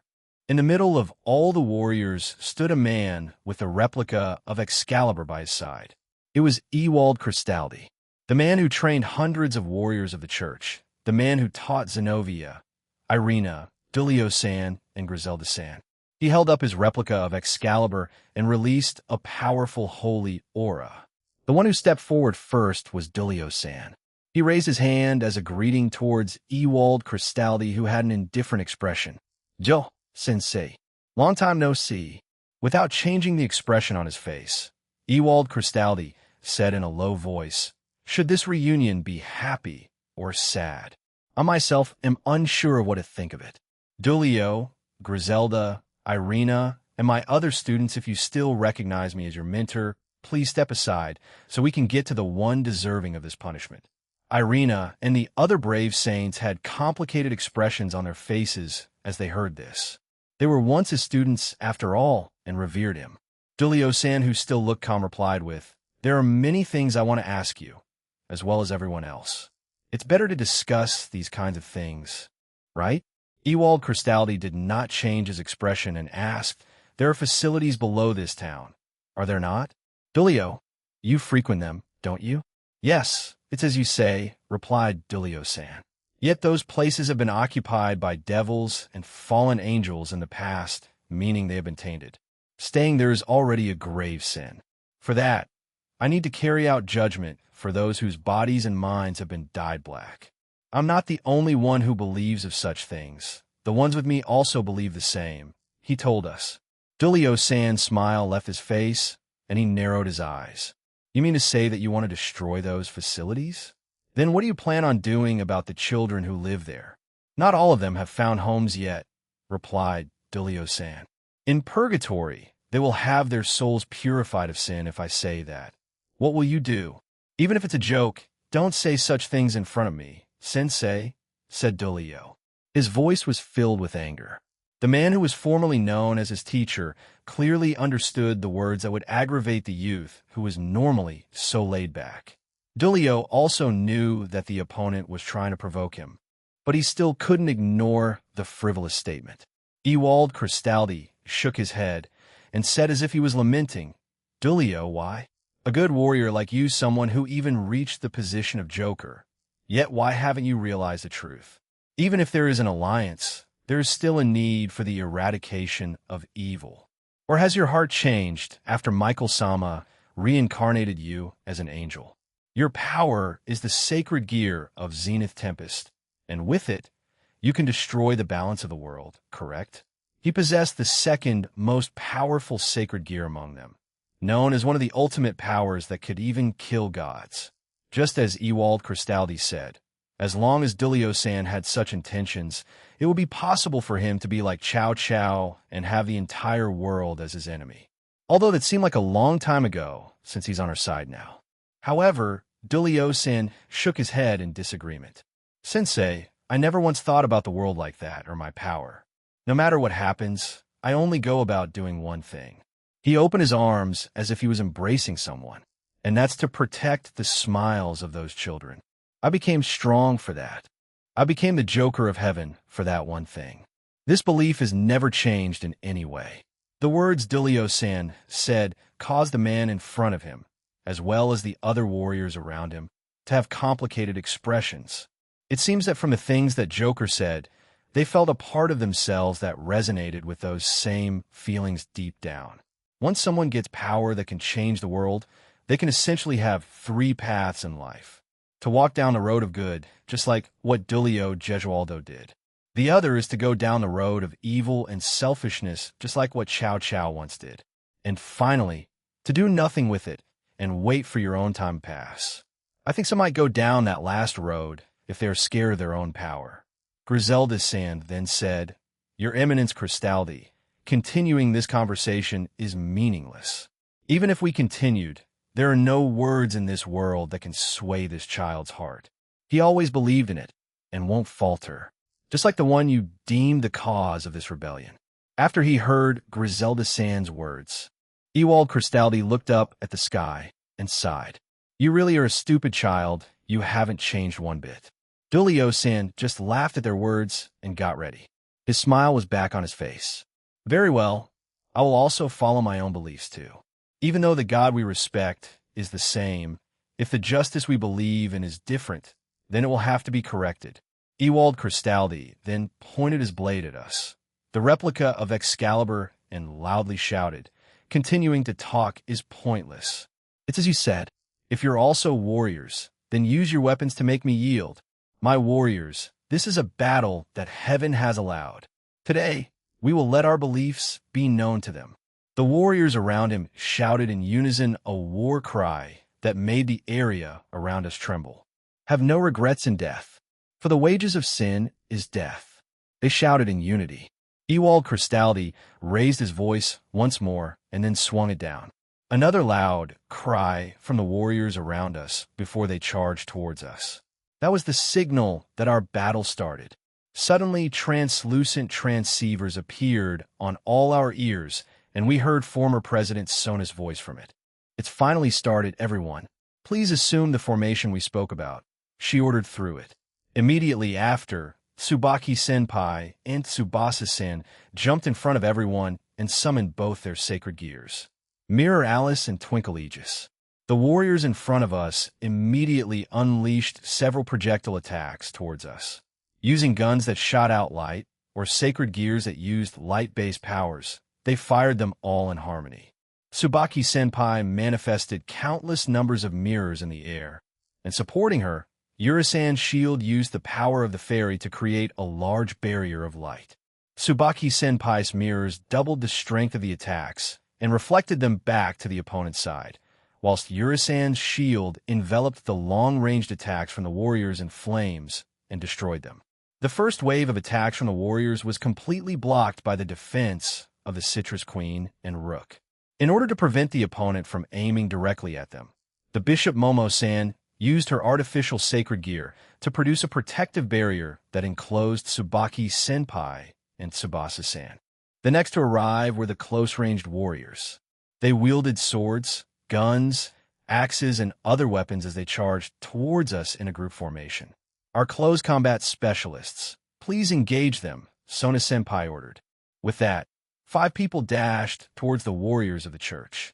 Pawn, Ruruku-chan, Knight Tomo-san, Knight Benia-san, Rook Rubel-san, and Pawn Sajikoin. First come, first served. Vritra, balance break. Sajikoin shouted as his body was covered in black flames, and he donned his balance breaker's armor. Sajikoin then sent out several absorption lines towards the church's warriors. Many were caught by it and had their powers absorbed. Some tried to cut it off, but they couldn't. Saji then switched his attention to the ones caught by his lines, and one by one, he quickly and meticulously one-hit KO'd them. However, some managed to dodge the lines and retaliated immediately. However, Ruruko-chan slammed her armor-covered legs and foot into the side of each warrior that tried to attack Saji. I was fine, said Sajikwan. Yes, yes you were, Ruruko-chan said dismissively. At another location, Binia-san sighed. Ah, how troublesome, she muttered. She had been given a metal staff to wield by Aaron earlier. She was a Grim Reaper, so if she used her scythe to attack these church warriors, she would accidentally reap their souls once she struck them. Beside her was Rugal-san, the hybrid rook of Sona-senpai. His arms were covered in fire magic as he knocked down numerous warriors that came close to them. He was a werewolf and had the power to easily tear apart these warriors if he wanted. However, like Binia-san, he was holding back and using non-lethal attacks on them. I, along with Irina, had been tasked with staying back for now. The brave saints had also started to fight their fellow exorcists. Many of them had sorrowful expressions on their faces as they clashed. Neither wanted to do this, but they had to, since they wanted their ideals to be heard by us. As the battle raged on, Tsubaki-senpai said over the transceivers, "President, well, I don't need to meet those requirements anymore, I just did. May I use it?" "Very well, everyone fall back." Shouted Sona-senpai. When she did, everyone, including the brave saints, also retreated. "Balance break," Tsubaki-senpai shouted. As she did, numerous mirrors of all shapes and sizes appeared all over the place. "Come out, Mad Hatter, Dormouse, and March Rabbit." Out from a mirror came a demon wearing a hat, an enormous mouse, as well as a rabbit that wore a tailored coat and walked on 2 legs. I had only seen this a few times in the pocket dimension. Tsubaki-senpai had been trained to use this at various points in time, and once she mastered it, she asked Aaron to remove the condition that had to be met before she could use it. It's called Nostalgia Mad Tea Party. The large mouse ran towards the warriors and expelled a gaseous substance from its mouth. Then, the warriors' legs became weak, and they fell to the ground one after the other. Dormouse will forcibly put anyone to sleep in a fixed area. Wawa, Yulo. At the same time, some of the warriors burst out in laughter and savage growls as they suddenly began to violently trash around. The rabbit in a tailored coat jumped all over the battlefield, and it created ripples on the surface of the ground every time it jumped. Those warriors became like that because of the ripples. March Rabbit causes the people within a fixed area to become violent. Finally, the slender demon that wore a hat on its head. This demon caught the eyes of the warriors, and its eyes suddenly emitted bright light.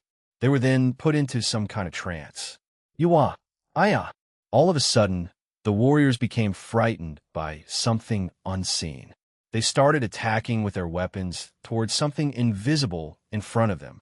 Mad Hatter was capable of causing the people in an area to hallucinate.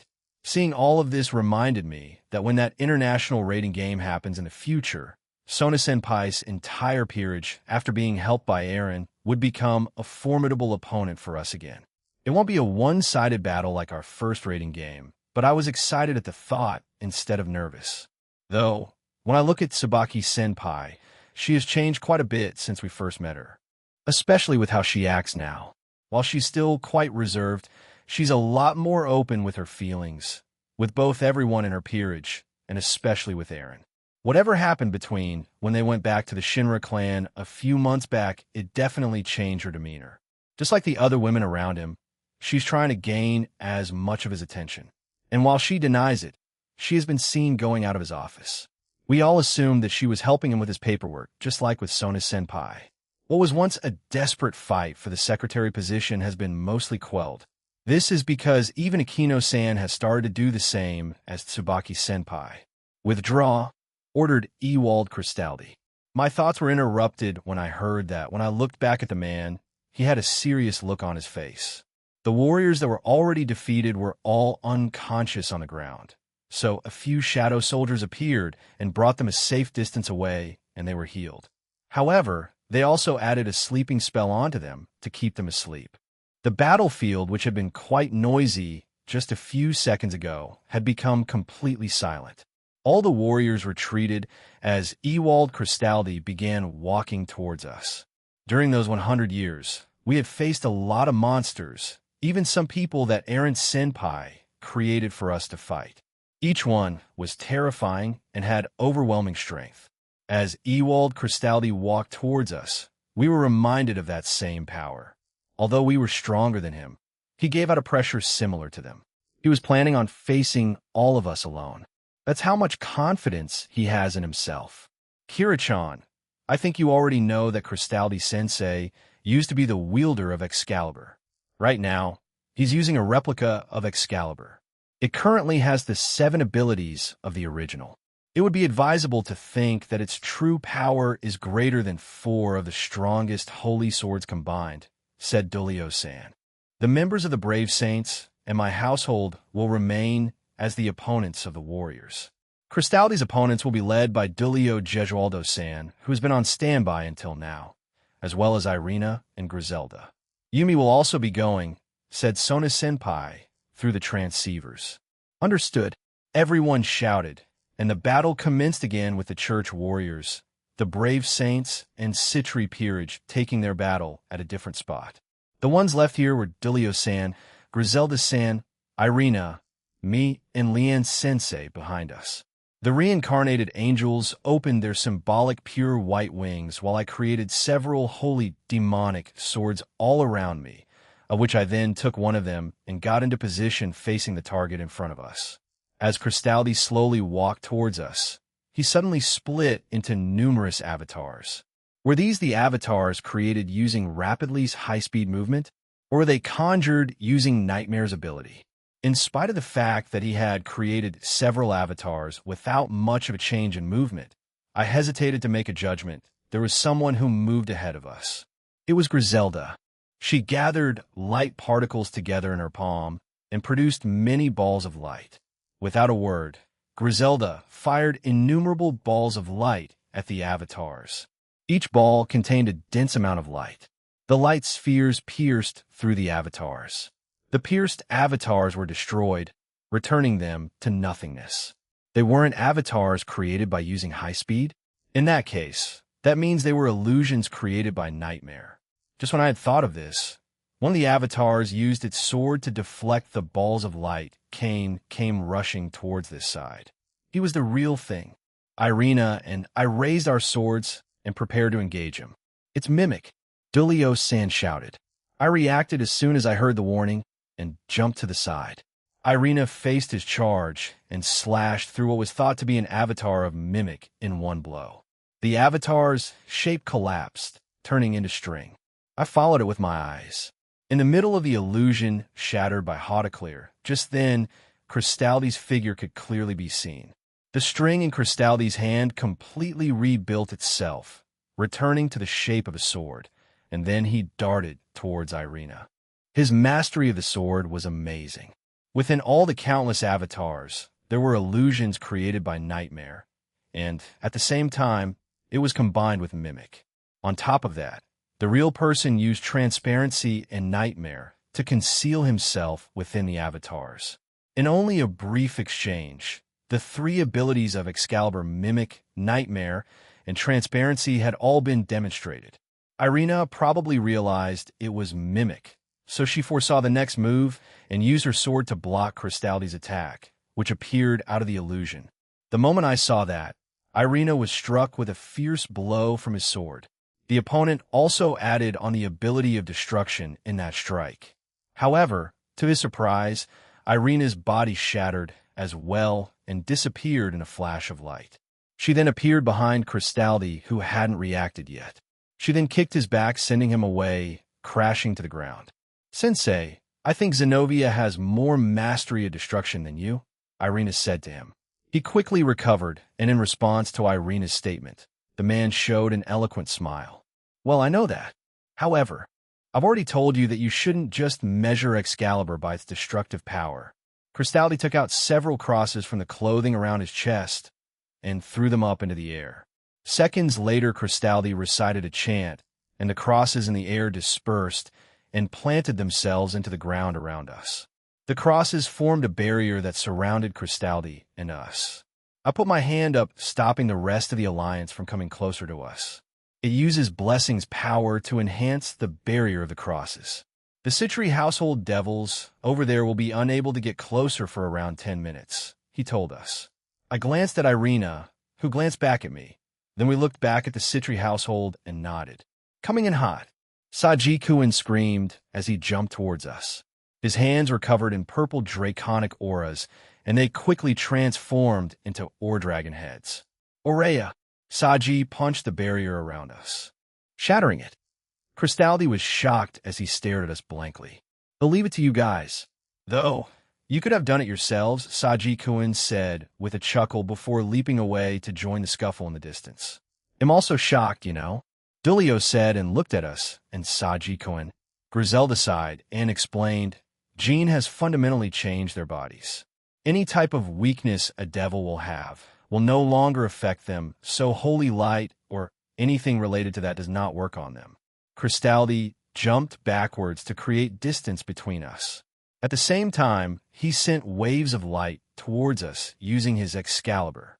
Irina and I also sent our own slashes towards them, but once they hit them, they evaporated like fog. So those attacks were also an illusion, no? There were some that were real and some that were illusions. We've seen attacks like this before. The ones that we didn't destroy missed us as we jumped away, but they immediately changed directions after we avoided the attacks. While I didn't have this back in my day, I do have a grasp on the abilities of Ruler, Cristaldi said casually. "I see. So he's using the ability of Ruler. Even though he didn't have much practice with it, he can already do something like this? As expected of a wielder of the Excalibur fragments. I can't wait forever, right?" asked Dulio as he generated lights from his palms. In the next instant, the holy energy waves that were coming back to us were struck by lightning. "It seems like he used his sacred gear. Even if this is a replica, as long as I'm wielding Excalibur, this kind of situation is a piece of cake," said Cristaldi. After that, he disappeared. I sighed and brought my holy demonic sword in front of me. Irina seemed to understand what I was about to do. While I wanted to surpass Excalibur using technique and skill, seeing its abilities like this is a bit annoying, I said to myself. Dulio-san looked at me confused. I turned my blade to its dull side, and, using speed that was beyond the exorcist that was playing with us, I swung my sword around us. Ugh! A pained grunt was heard, and Cristaldi was blown away as he clutched his chest. All three angels looked at their teacher with worry as I walked towards him. "You may have mastered many of its abilities, and may have been amazing back in the day. However, it's clear to me that all this movement is tiring you, Cristaldi-san." I dismissed my holy demonic sword and summoned Graham. "Hirashin, isn't that Graham? Why are you using it? ITLL sap away your lifespan," Dulio-san said with worry. I glanced back at him briefly, then back at Cristaldi. "No, Gene Senpai did something to it, so I won't have to worry about it anymore. As far as I'm concerned, Graham can be used exclusively by me and no one else," I told him and pointed the sword at the man in front of me. "Even still, this is just a family matter. Laying down your life in this instance isn't worth it," Dulio-san said and walked towards me. He quickly arrived and put a hand on my shoulder. "Leave this to me. It'll defeat Sensei. So please use that sword against the cow's order and not against our comrades." "Oldait, Kira no, Jumi-chan. You came from one of the church facilities, right? Well, that just makes you like a little sister to me then. I can't let my younger sister act so recklessly. Leave this to your older brother. I'm a sub-leader, and I can't bring myself to tell Gene Cohen that I endangered your guys," he told us and stepped in front of me.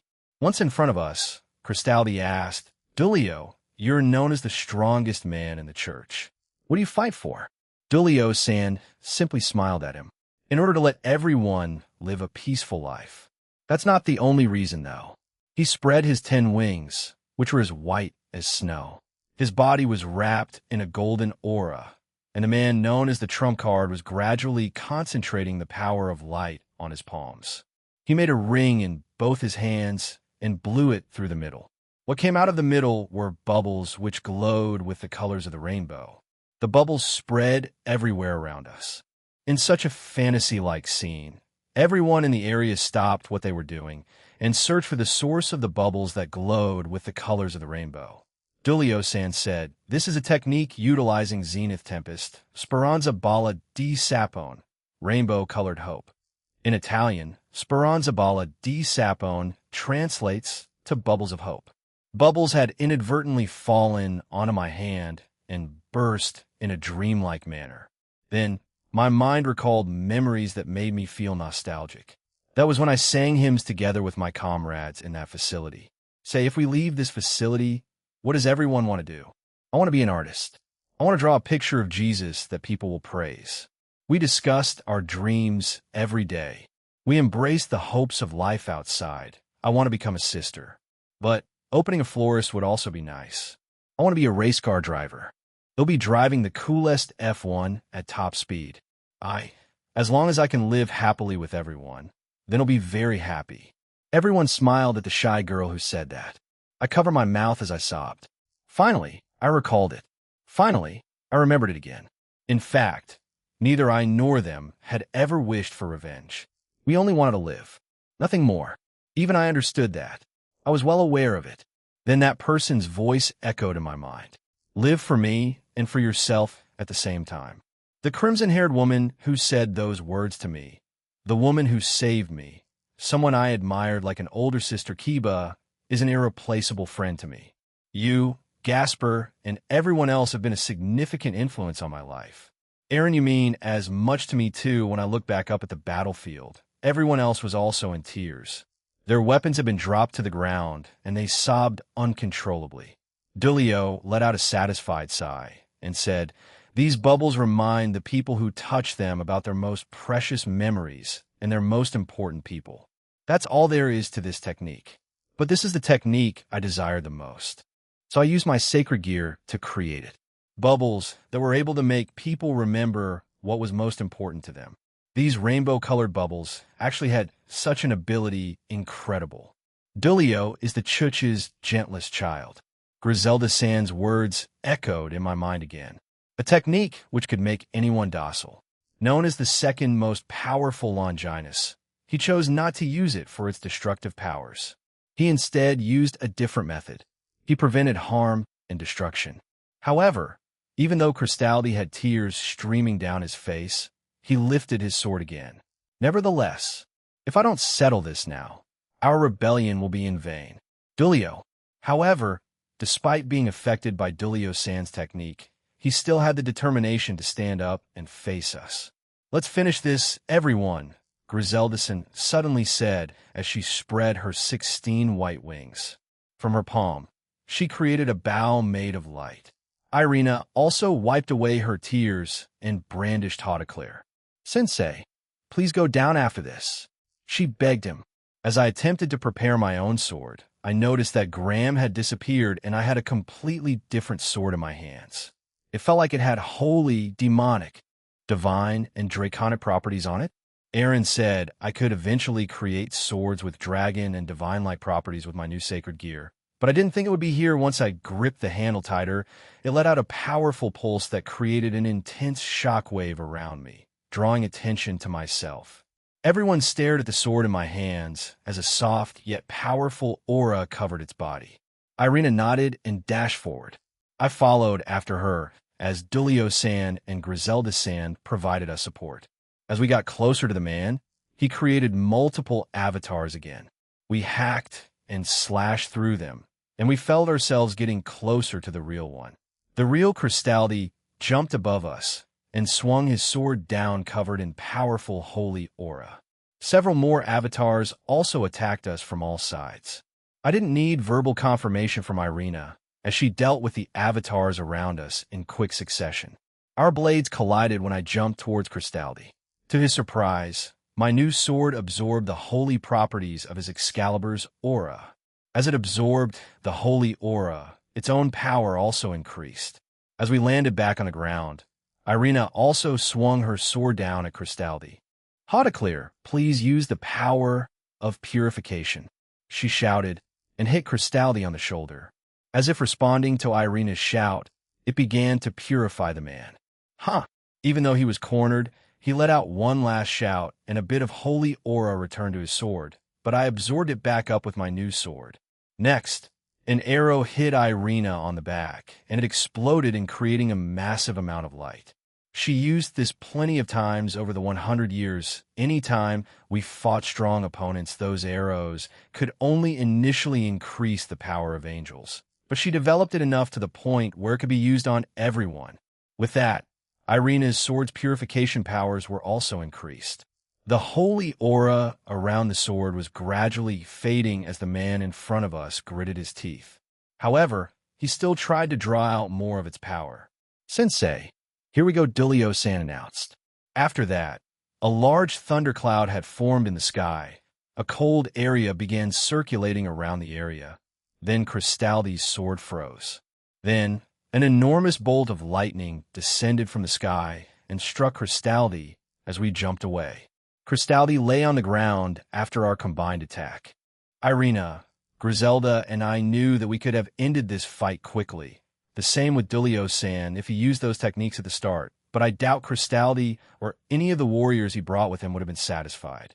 Griselda then used her transceiver to tell both our groups that Ewald Cristaldi had fallen. "If you used those bubbles at the beginning, you would have won already." "No. As long as you use your balance breaker, you should have been able to easily defeat us all at once," said Cristaldi. He then shook his head. "Know those three as well. I felt Yumi Kira's power briefly. If she tried, I would have been destroyed in seconds. Why didn't you?" "I didn't want to use my power to do that, as the warriors wouldn't have been satisfied.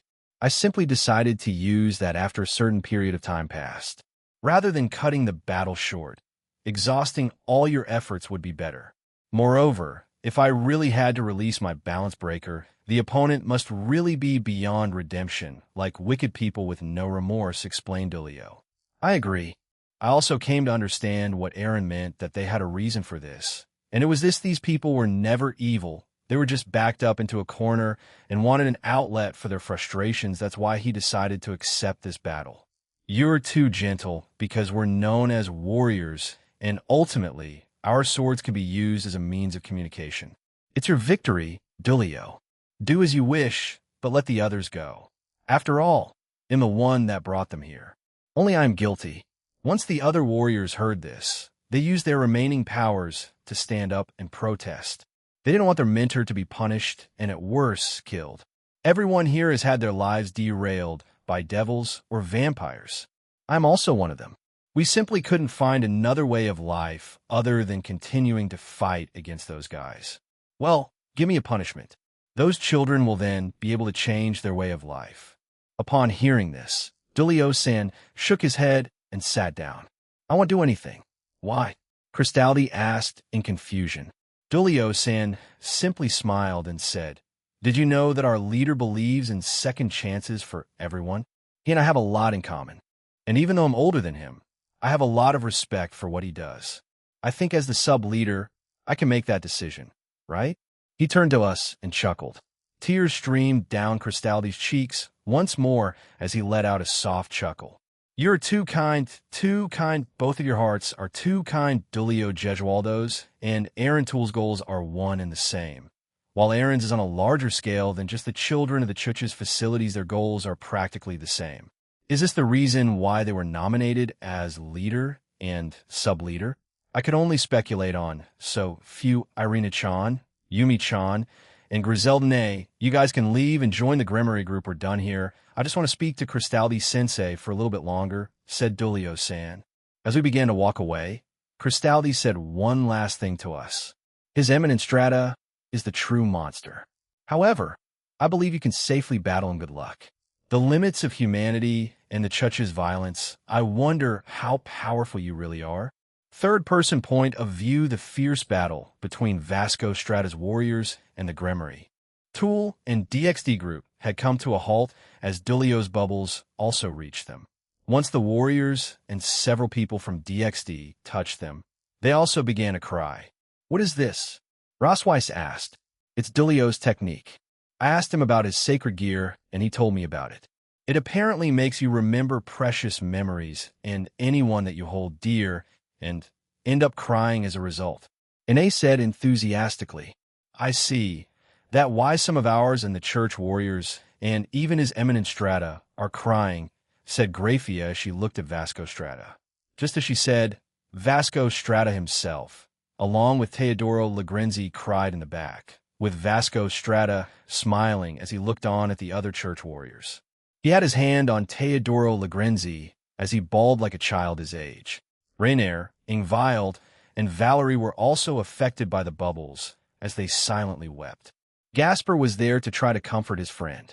A truly wonderful ability made by the Joker of Heaven, praised Vasco Strata.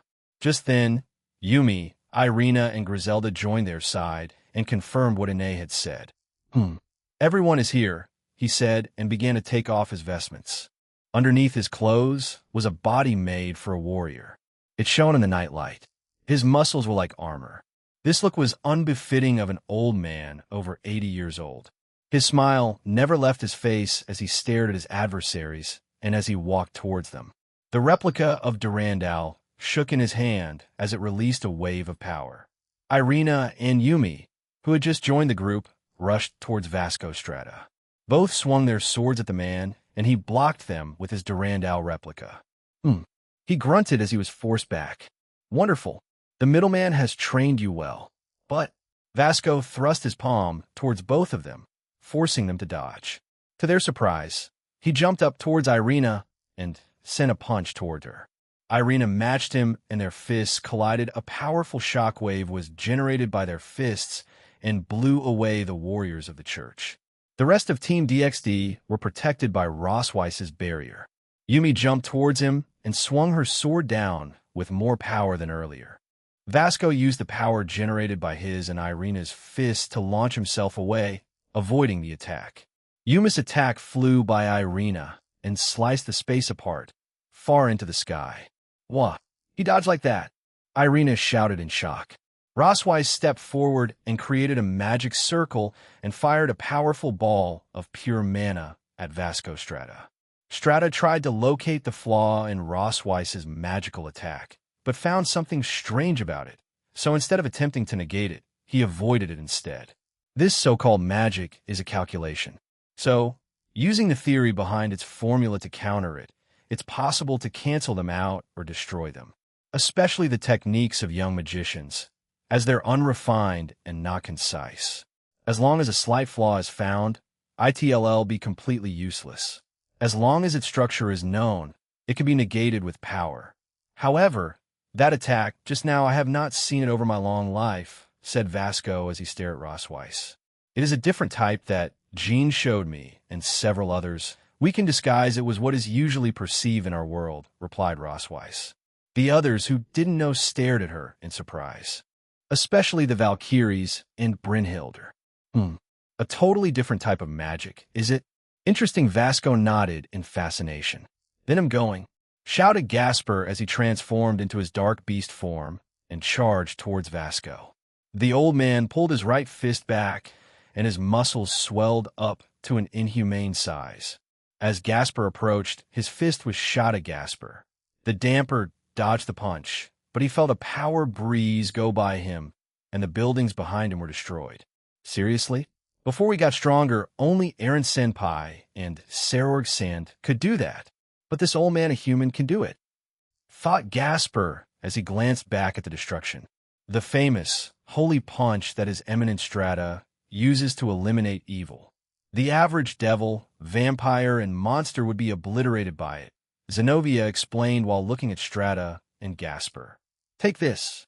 Gasper Baylor shouted as he sent a large darkness-covered tendril toward Strata. Vasco evaded the attack, but Gasper wasn't done as he created more tendrils out of the one he used, and they all started attacking the old man.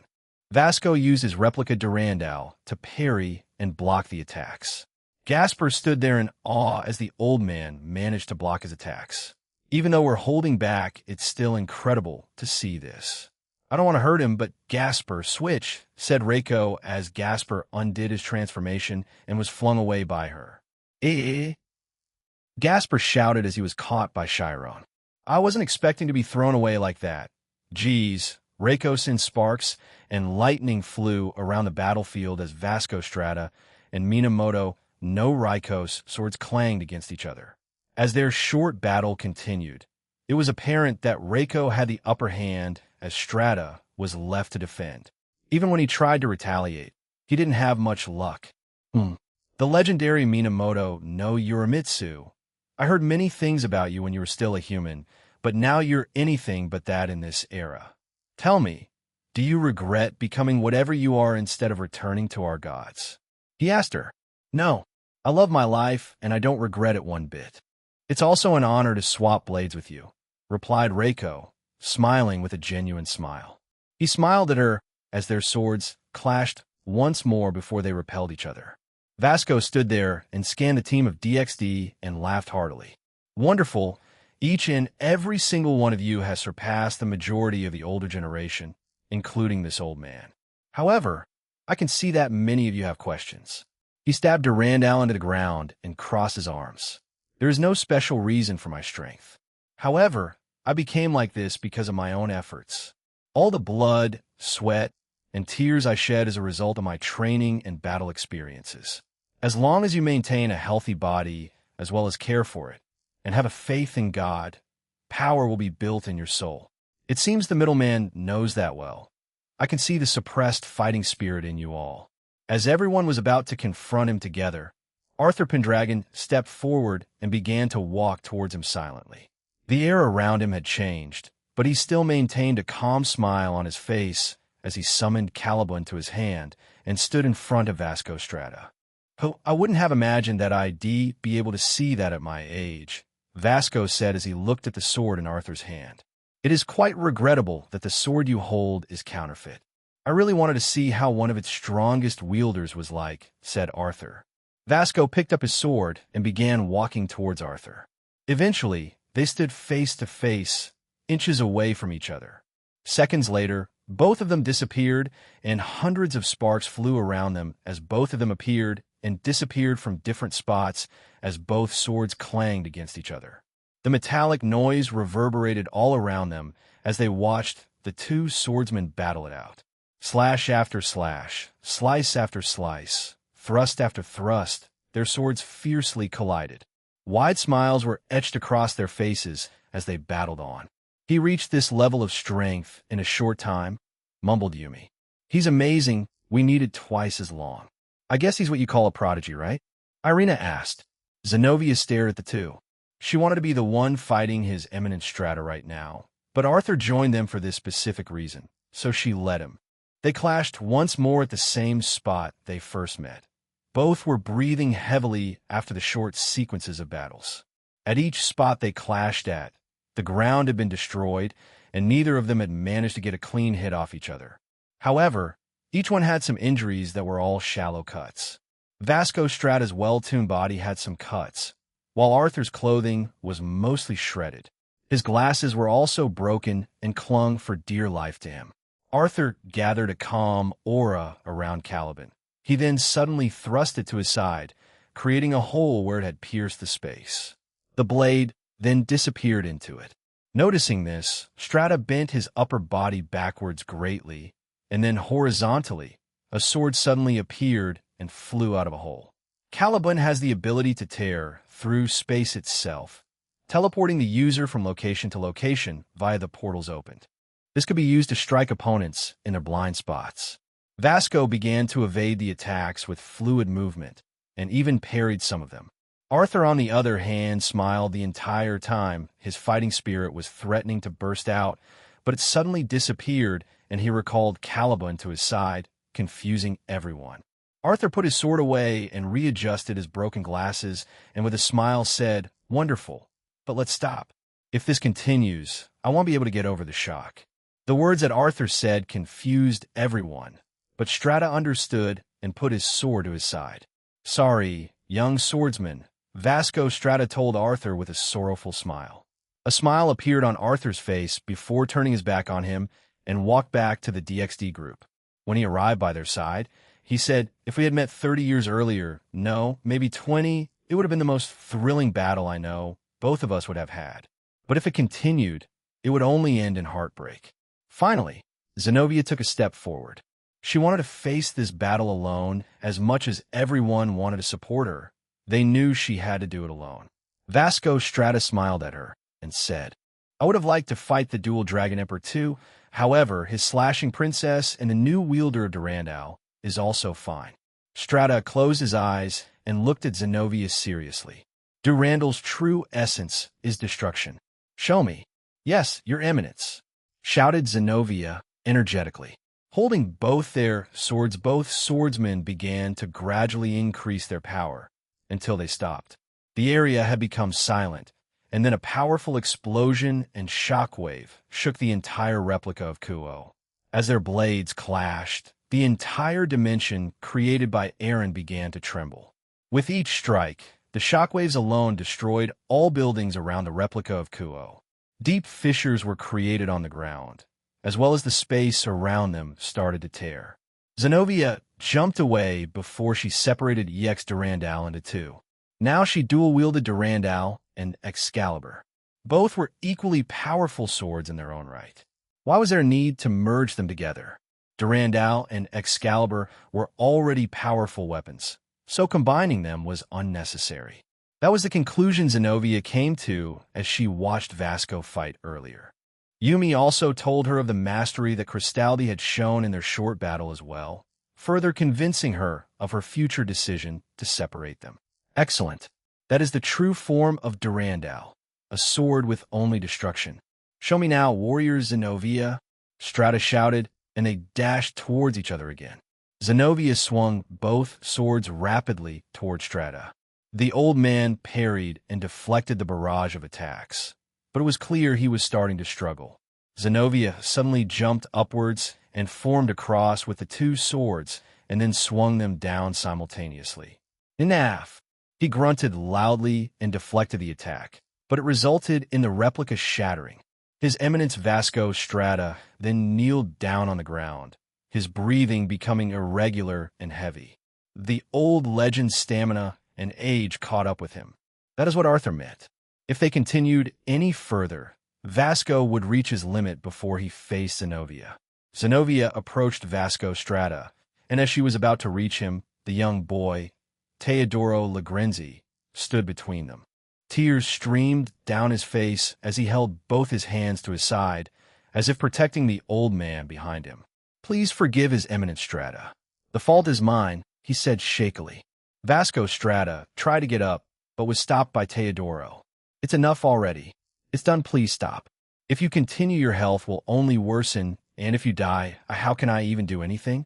Teodoro turned around and spread his pure white wings, which proved his status as a miracle child.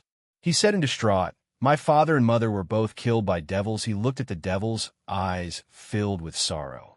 That's why I will never forgive devils. They'll never let them get away with it. They were shocked by this, especially the devils, as they looked at the young boy who was born from a human and pure angel. To have his parents taken away by their enemy at such a young age, Strata hugged the boy with a sorrowful expression, and he quietly said, an alliance is also wonderful, as it is a form of peace. However, some people will not be saved, and some people will be angry. Whether it's His Eminence Teodoro, or the warriors you face today, they took up their swords after their lives were derailed by devils. No one was sure in what to do or say until Yumi stepped forward. We only want to live peacefully. You have your own sense of justice, and you have your own values. However, my master, Rias Gremory, as well as Jin Senpai, Akino-san, Chiron-chan, Asia-san, Zenobia, Gasparman, Irina-san, Rossweiss-san, Ravel-san, the Citri household, and everyone dear to Jin Senpai are all my many comrades who live in this town. We've survived life and death situations together and have been through good and bad times. Zenobia agreed with Yumi. It's true. We all support each other. We're friends and comrades who have faced many things together. Even if His Eminence Strata or His Eminence Teodoro don't recognize it, we will face it with pride. Even if someone isn't satisfied with it. Centuredo. Yumi and Zenobia were similar in that they were from church facilities, yet the path they followed in life were different. But now, while serving under the same master, and through their mutual experiences, they began to have similar ideas again. Irina also approached the two knights and stood beside them. Your Eminence Strata, Your Eminence Teodoro, I also believe that evil devils exist, but Irina looked back at the friend she had made and smiled. There are also good devils. It's the same as humans. Even in other mythologies, there are good and evil gods. Upon hearing that, Strata laughed loudly. Ah, Ise. However, As an angel for you to talk about pagan gods, yes. Yes, this is the result of the alliance, the one that Gene Skyward wanted. It means a new era has begun. Vasco Strata tried to stand up again while holding onto the broken replica of Durandal. He hadn't lost his fighting spirit and was willing to die at that very moment. Seeing this, Teodoro shook his head. Please stop. It's already enough, Your Eminence Strata. You and His Eminence Cristaldi and the warriors who fought for me. It's enough. When my feelings and frustrations were heard by these people, they supported me, but am willing to take full responsibility. So I should receive the punishment. I will use my life as payment. Strata revealed a kind smile, and he gently stroked the boy's head. A child complaining about injustice is something that happens in any era. Your complaints were very honest and pure. Due to that, I, along with the other warriors, would take up the sword again. What I wanted to see the most was them accepting yours and the warriors' beliefs. They didn't dismiss us. They accepted us and listened to our beliefs. They had already thought deeply about how to stop us, how to accept our beliefs without crushing them. At that point in time, we had already lost. He smiled at them again. That is why I shook hands with Gene Skyward that day. He understood our side's predicament and accepted it without hesitation. Team DXD, you have a young leader, but it feels like he already lived another lifetime and has knowledge of it. He continued, in my mind and Cristaldi's mind, we had already asked the Lord to forgive us. His Eminence Teodoro and the warriors are still young. This incident was caused because I fanned the flames. After hearing what was said in this battle, and with my death, they will be able to find a new way of life. The warriors around them began to plead to him, and that they would follow Vasco Strata to the depths of hell and purgatory, making the old man smile and the young Teodoro cry harder. Then let me destroy all of you, said an ominous male voice. When everyone turned towards the voice's direction, a large blade covered in purple flames was already inches away from striking Teodoro and Strata. The ones nearest to them tried to react, but they were too late as the attack was about to hit both of them. A sea of darkness sliced apart the attack that created an even more powerful shockwave than Zenobia and Strata's clash from earlier. What the female's voice said. In the distance, a man with long black hair, elf-like ears, and clear blue eyes. He wore an elegant black and pale blue suit with bat-like wings near his waist. He had a bright blue bow near his neck, a feather near his heart, and he carried a book. Beside him was Walburga, the Witch of the Purple Flames, and two more elf-like people beside them. Both were males. The one on the left had ashen-colored hair, red eyes, and wore a clown costume, and had the white makeup on his face. To the right, the male dressed like Walburga, except he was a guy and had crimson-colored lips, hair, purple eyes, and the dress was a mix of crimson red and purple. That feeling, it felt like Walburga was cut off as a figure appeared from the shadows below them. Slash dog, she screamed. I thought accused San was in Grigori, looking after assistant Gasper, said confused. And know this feeling, Jean? Rainier screamed out and pointed at the black beast humanoid covered in darkness. Another figure appeared, and it was a jet-black hound resembling a dog, and it held a crimson-colored sword in its mouth. The black beast humanoid turned back to everyone, and the darkness that covered his head vanished, revealing his face to them. Yo, I guess my bet paid off, he said, and turned back to the new enemies. The dual dragon emperor has Canis Lycaon? Walburga asked confused. Who cares about what he has? We can take them down now and retrieve the thing that the old thief stole, shouted the clown vampire elf thing. Shin, let's go. The rest of you can regroup with Group 1. My shadow soldiers will guide you, Vasco Strata. Take this, said Aaron as he threw a slime pill at him. Oh, woo. Canis Lycaon howled as both of them appeared beside the clone elf vampire and the Walburga look-alike vampire elf. Without waiting for them to respond, both Shin and Aaron sliced them apart, with Shin using his crimson sword and Aaron using a scythe made of darkness. Damn, he's as proficient at using it as Tobio accused. We need to retreat, shouted Walburga. Why? That is not necessary, replied the vampire elf man who wore the elegant suit. Walburga ignored the man beside her and tried to activate her magic circles, but they did not work. Why? She shouted. It worked literally a few seconds ago. Because I let you teleport in. Once you're in here, not even Lapis and her creations can save you, Aaron calmly told her. Earlier, before Vasco Strata and Zenovia's duel, Aaron and his group stood by in his meeting room with Azazel and Michael. So, what on earth are you going to do, and when? Asked Azazel. Instead of answering him, Aaron smiled at him, and a small jet-black puppy with glowing red eyes materialized on his shoulder. Why you? I thought you got rid of that. He asked, shocked. Is that Canis Lycaon? Michael asked as he reached out and stroked the puppy's head. How did you acquire it? I believe it belonged to Tobio Ikuskun, right? Aaron told Michael what he showed Azazel a few months ago and his original plans pertaining to heaven and gaining their trust. Safe to say, Michael was flabbergasted by this. Lavinia reached out and took the jet-black puppy from his shoulder, and he snuggled into her embrace. What's his name? You plan on keeping it? Azazel asked again in shock. Shin, like the Shinigami, the god of death in Japan. And if you add our names together, Shinjin.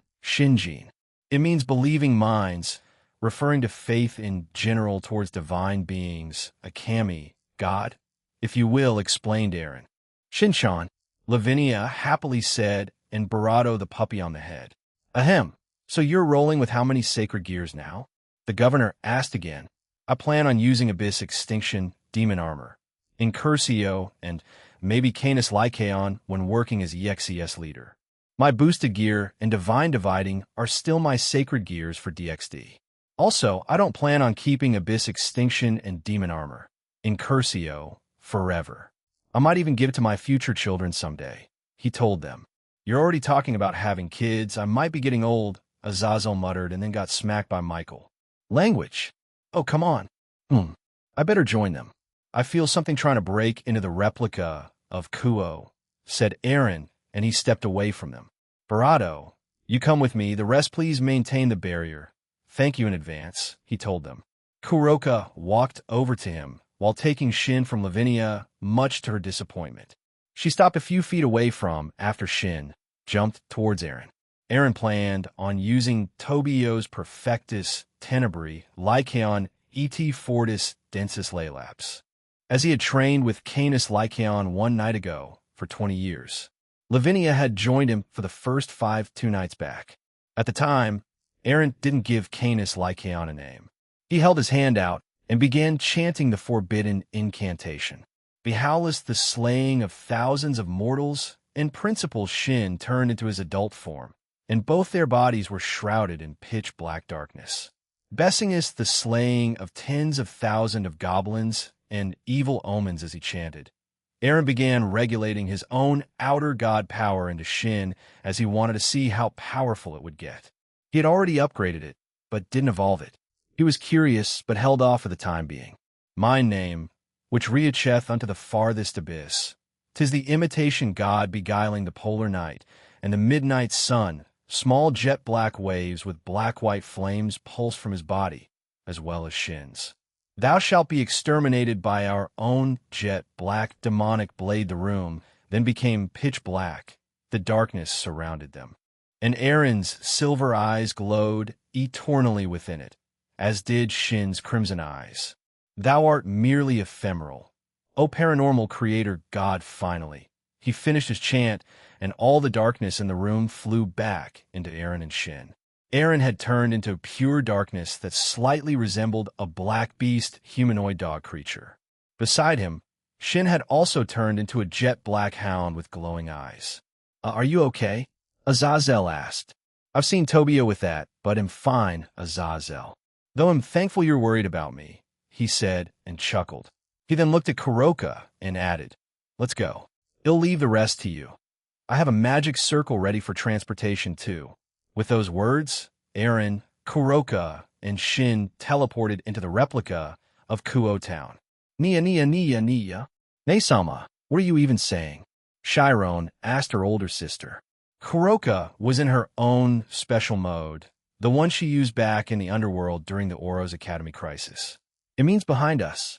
Kuroka shouted and fired several balls of Tuki behind them. Shadows of the Phantasma and a few creatures that belonged to their universe had appeared there too. But we don't need to stay. Let's leave this to before she could finish her sentence. Shin appeared along with several other Shins, and they began to hack and slice their way through the Phantasma shadows. Shin, because he's here, Naya? The original Shin looked back at them and nodded his head before joining the others in defeating the rest of the Phantasma shadows. On the other hand, Eren fought Walburga, and the man he found out was called Sefer. He was also part of the Wayboros and was ranked 11th. The man was half elf and half vampire to his surprise, and the others he killed earlier were also part of his species in his universe. However, there weren't many of them, as their planet originally fought back against the Phantasma's invasion and was nearly wiped out. That was when they surrendered and they joined them. Sefer wasn't born when those events happened, as it was around 300 years back. Sefer himself was only 78 years old. He was quite young, but was also born special in his species. He had the power to rival God-class beings at birth, and was only made powerful afterward through training and doing several trials within his universe. I can't. Eren struck Walburga and sent her away. In one swift motion, he turned his attention to Sefer, who tried to retaliate, and changed his arm into a black crimson spear and thrust it towards Eren. Sefer grinned at the thought of hitting Eren, but to his surprise, when he hit Eren, his hand just passed through him, like he was trying to attack a black fog. Eren elbowed Sefer on his nose, sending the young hybrid away. He turned his attention back to Walburga. He didn't want to harm her, as she would be more valuable as a prisoner, so he planned on capturing her. Eren created another scythe of darkness and swung it in her direction. Walburga recovered and barely dodged it, but noticed her arm was gone.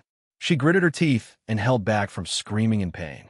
She fired purple holy flames towards Eren, but he simply sliced them apart. Curses! Darn it! I don't need a repeat from 4 years ago. She thought frantically as she got on a broom and flew away. She looked back in alarm as Eren was right behind her. Startled, Eren crashed into her, causing her to break her broom, and they both tumbled to the ground. Walburga briefly lost consciousness, but she quickly woke up and looked around her. They'll have to do. She then used her Sacred Gear's Balance Breaker, Incinerate Antiphona Calvario, or Blazing Verdict by the final judge. It's Walburga's subspecies Balance Breaker. It has the ability to manifest different forms depending on the souls that she uses. The forms are able to move independently from her and act like an independent avatar type. She used the souls of the dead Phantasma shadows, and they rose up in medium-sized crosses while they had turned pure white with flames surrounding them. Get him! She screamed and pointed at Eren. The new white Phantasma shadows rushed towards Eren as they fired white-purple holy flames at him. Eren slammed his foot on the ground as thousands of blades made of darkness appeared in front of him. They shot up from the ground and eliminated the attacks. He then increased his speed and sliced apart the reanimated souls of the Phantasma shadows. Hi! Walburga flinched as she tried to jump away, but was caught by tendrils made of shadows. Well, he can't do that, can he? I can, and I will, replied Eren as he appeared behind Walburga. He brought his darkness scythe and prepared to slash down Walburga. TCH, why did I have to go down like this? At least I want. Eren swung his scythe toward her, separating something from her body. Walburga fell to her knees confused. She felt around her body, and something was odd to her. She looked up and saw Eren carrying something. Looking for this? He asked and held purple flames in his hand. You cut my sacred gear out of me, she asked, unable to comprehend what had just happened. Tobio accused was able to cut anything as he used his Canis Lycaon, so Eren went into his pocket dimension to be able to do that too, and more. If Tobio could cut everything ranging from concepts to magic, space-time, and gods, then Eren wanted to be able to do that, as well as people's threads of fate, and as well as separate their sacred gears or other powers from them. Eren right now, with his own version of Canis Lycaon and Perfectus Tenebrae Lycaon et Fortis Densis Laelapse, could even remove anything from anyone, though he could do that with a simple punch too. But he wanted to evolve this version of Canis Lycaon and eventually pass it down to one of his children. Well, We'll be keeping this for now. Good night, former Witch of the Purple Flames. Walburga's world then turned dark as she passed out after Aaron chopped her neck and put her in his inventory. He glanced back and saw that the clone he left was still playing with Sephir. Aaron jumped back to the two fighting and high-fived with his clone before he disappeared. That was a mere clone. Sephir asked in shock. Sephir had been doing well against the middleman, so he thought he wasn't much. However, to his surprise, just now I was fighting a clone. Aaron slammed his fist into his gut, knocking the wind out of him and sending him away. He then sent thousands of blades of darkness at Sephir, who quickly countered by summoning sharp tendrils of crimson black and fired them at the blades. The attacks collided and destroyed each other, or so thought Sephir. But he felt searing hot pain all over his body, and when he looked at it, he had been pieced by the blades. KH, everything the plan already went wrong. Darn it, shouted Sephir. Sephir was a calm and composed man. He wanted to plan everything and account for every variable in a mission. No matter how minuscule it was, he needed a plan for it. However, the mission he was on was currently meant to be done by rank 10 Rad Elia. But it was suddenly thrust upon him with no warning by the one person he trusted and respected. Confused and left with no choice, he found out everything about the mission and came up with only a few plans for it. The man who told him about this mission was Infursos, the leader of the Umbra. He offered to have some of Radalia's followers help him, but he didn't trust them. Instead, he enlisted help from two others of his race. However, their lives were cut short as Aaron and Shin immediately killed them with no remorse. What he didn't know was that Aaron transferred their memories into a new item he created a day prior. He linked this item to himself personally, so anyone he targeted the item, it would have their memories stored in that item. The two he killed earlier only showed things that concerned their own planet and species, as well as a few missions they had been on. Aaron found that this was originally meant to be Radalia's mission, but was put on Sephir for unknown reasons. He didn't care, though, since it didn't make it complicated, since he would have to fake Radalia's death. I want to die. I can't die. I have too much to live for, roared Sephir, and his power increased exponentially. Millions of crimson black spears materialized everywhere around Aaron. Some began to change into different types of weapons like axes, javelins, swords, halberds, and many more that Aaron didn't know the name of. I'm a weapon and magic expert. I learned and mastered your universe's magic circles and formulas. It's inferior to our powers. If I had time, I would have meticulously destroyed all of you. Sephir screamed at Aaron and then gestured his hand, and the weapons began raining down on him. After Sephir sent those to Aaron, balls of light also appeared, as well as balls of crimson blood that transformed into creatures that also flew towards him and began to attack him. It looks like he has a short temper when things don't go his way, thought Aaron as he internally sighed.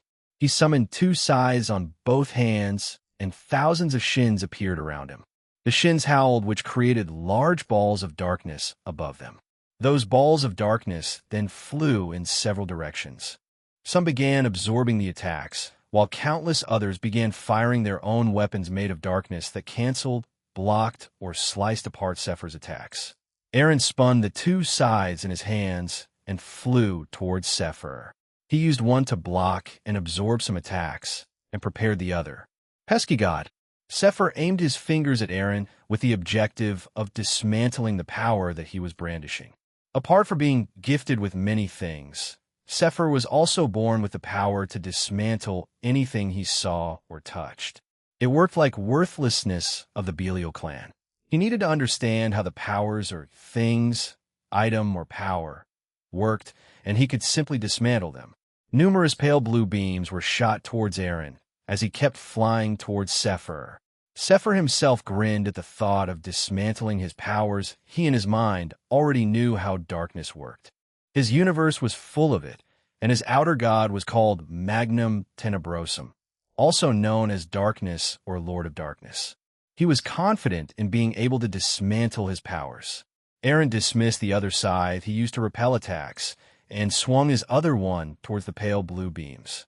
Much to Sephir's horror, Centuredo as he glared at Aaron, the words of Infursos repeated in his head.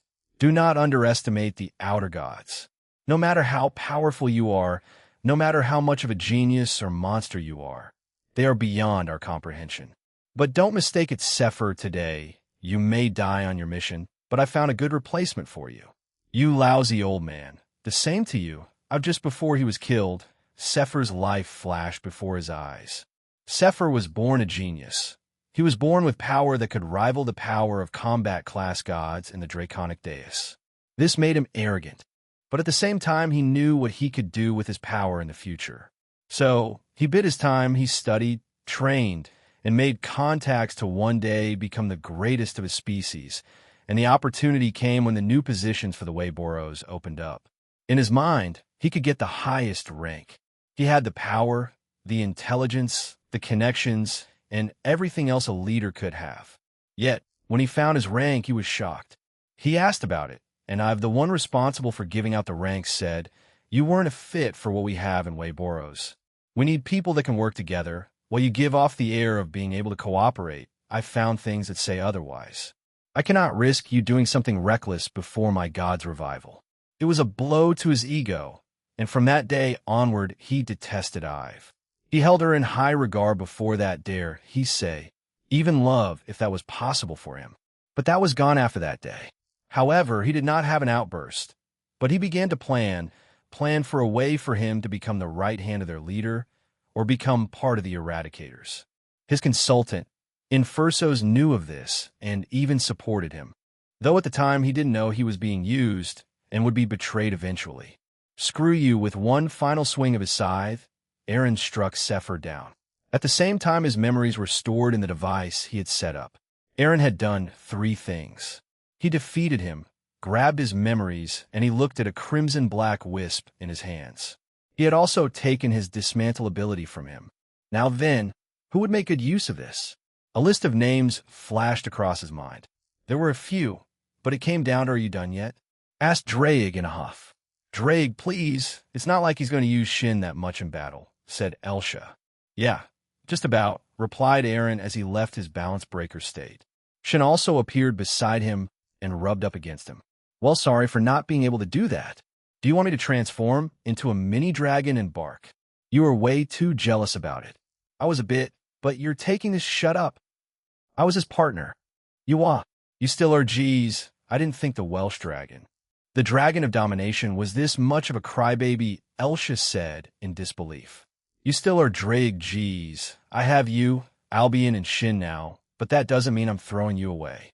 "You're my partner too," explained Aaron. Suddenly Drake came out in his human form and hugged Aaron. You lo, Parrot near." Aaron chuckled and hugged him back. "I swear, you're more of a handful than the girls at times." Jean Skyward's soliloquy. I grabbed the grimoire that was also left on the ground and inspected it. It was blank. It must have something. We'll take a look at it later. So I shoved it into my inventory. As I walked back to everyone else with Shin, Drake had gone back into his sacred gear. I spotted everyone had been near the teleportation circle, but didn't leave. I guess they just watched me then. "Naihaha, I got rid of them with Shin earlier," said Kuroka as she gave me a peace sign. I walked over to her and patted her head. "Well done, and thank you for helping him." "How are those Phantasma guys?" she asked and patted Shin on the head. "Shin and I killed him pretty quickly. I could feel that he was panicking the entire time. If I had to guess, he wasn't meant to be in this attack, so he was underprepared, and that led to his death." "Well, not like it matters. We'll just take them down when necessary," she said with a grin, and we arrived by everyone. "Good work, guys. I saw it all earlier with Azazel and Michael," I told him and patted Dulio on the back. "I would expect something like that from one of my sub-leaders. If I'm ever out of commission, take over for me." "Roger that, Captain," Dulio said with a salute and then laughed. The church warriors had long since given up as their weapons had been gathered up by everyone else. When I looked around, Arthur had left.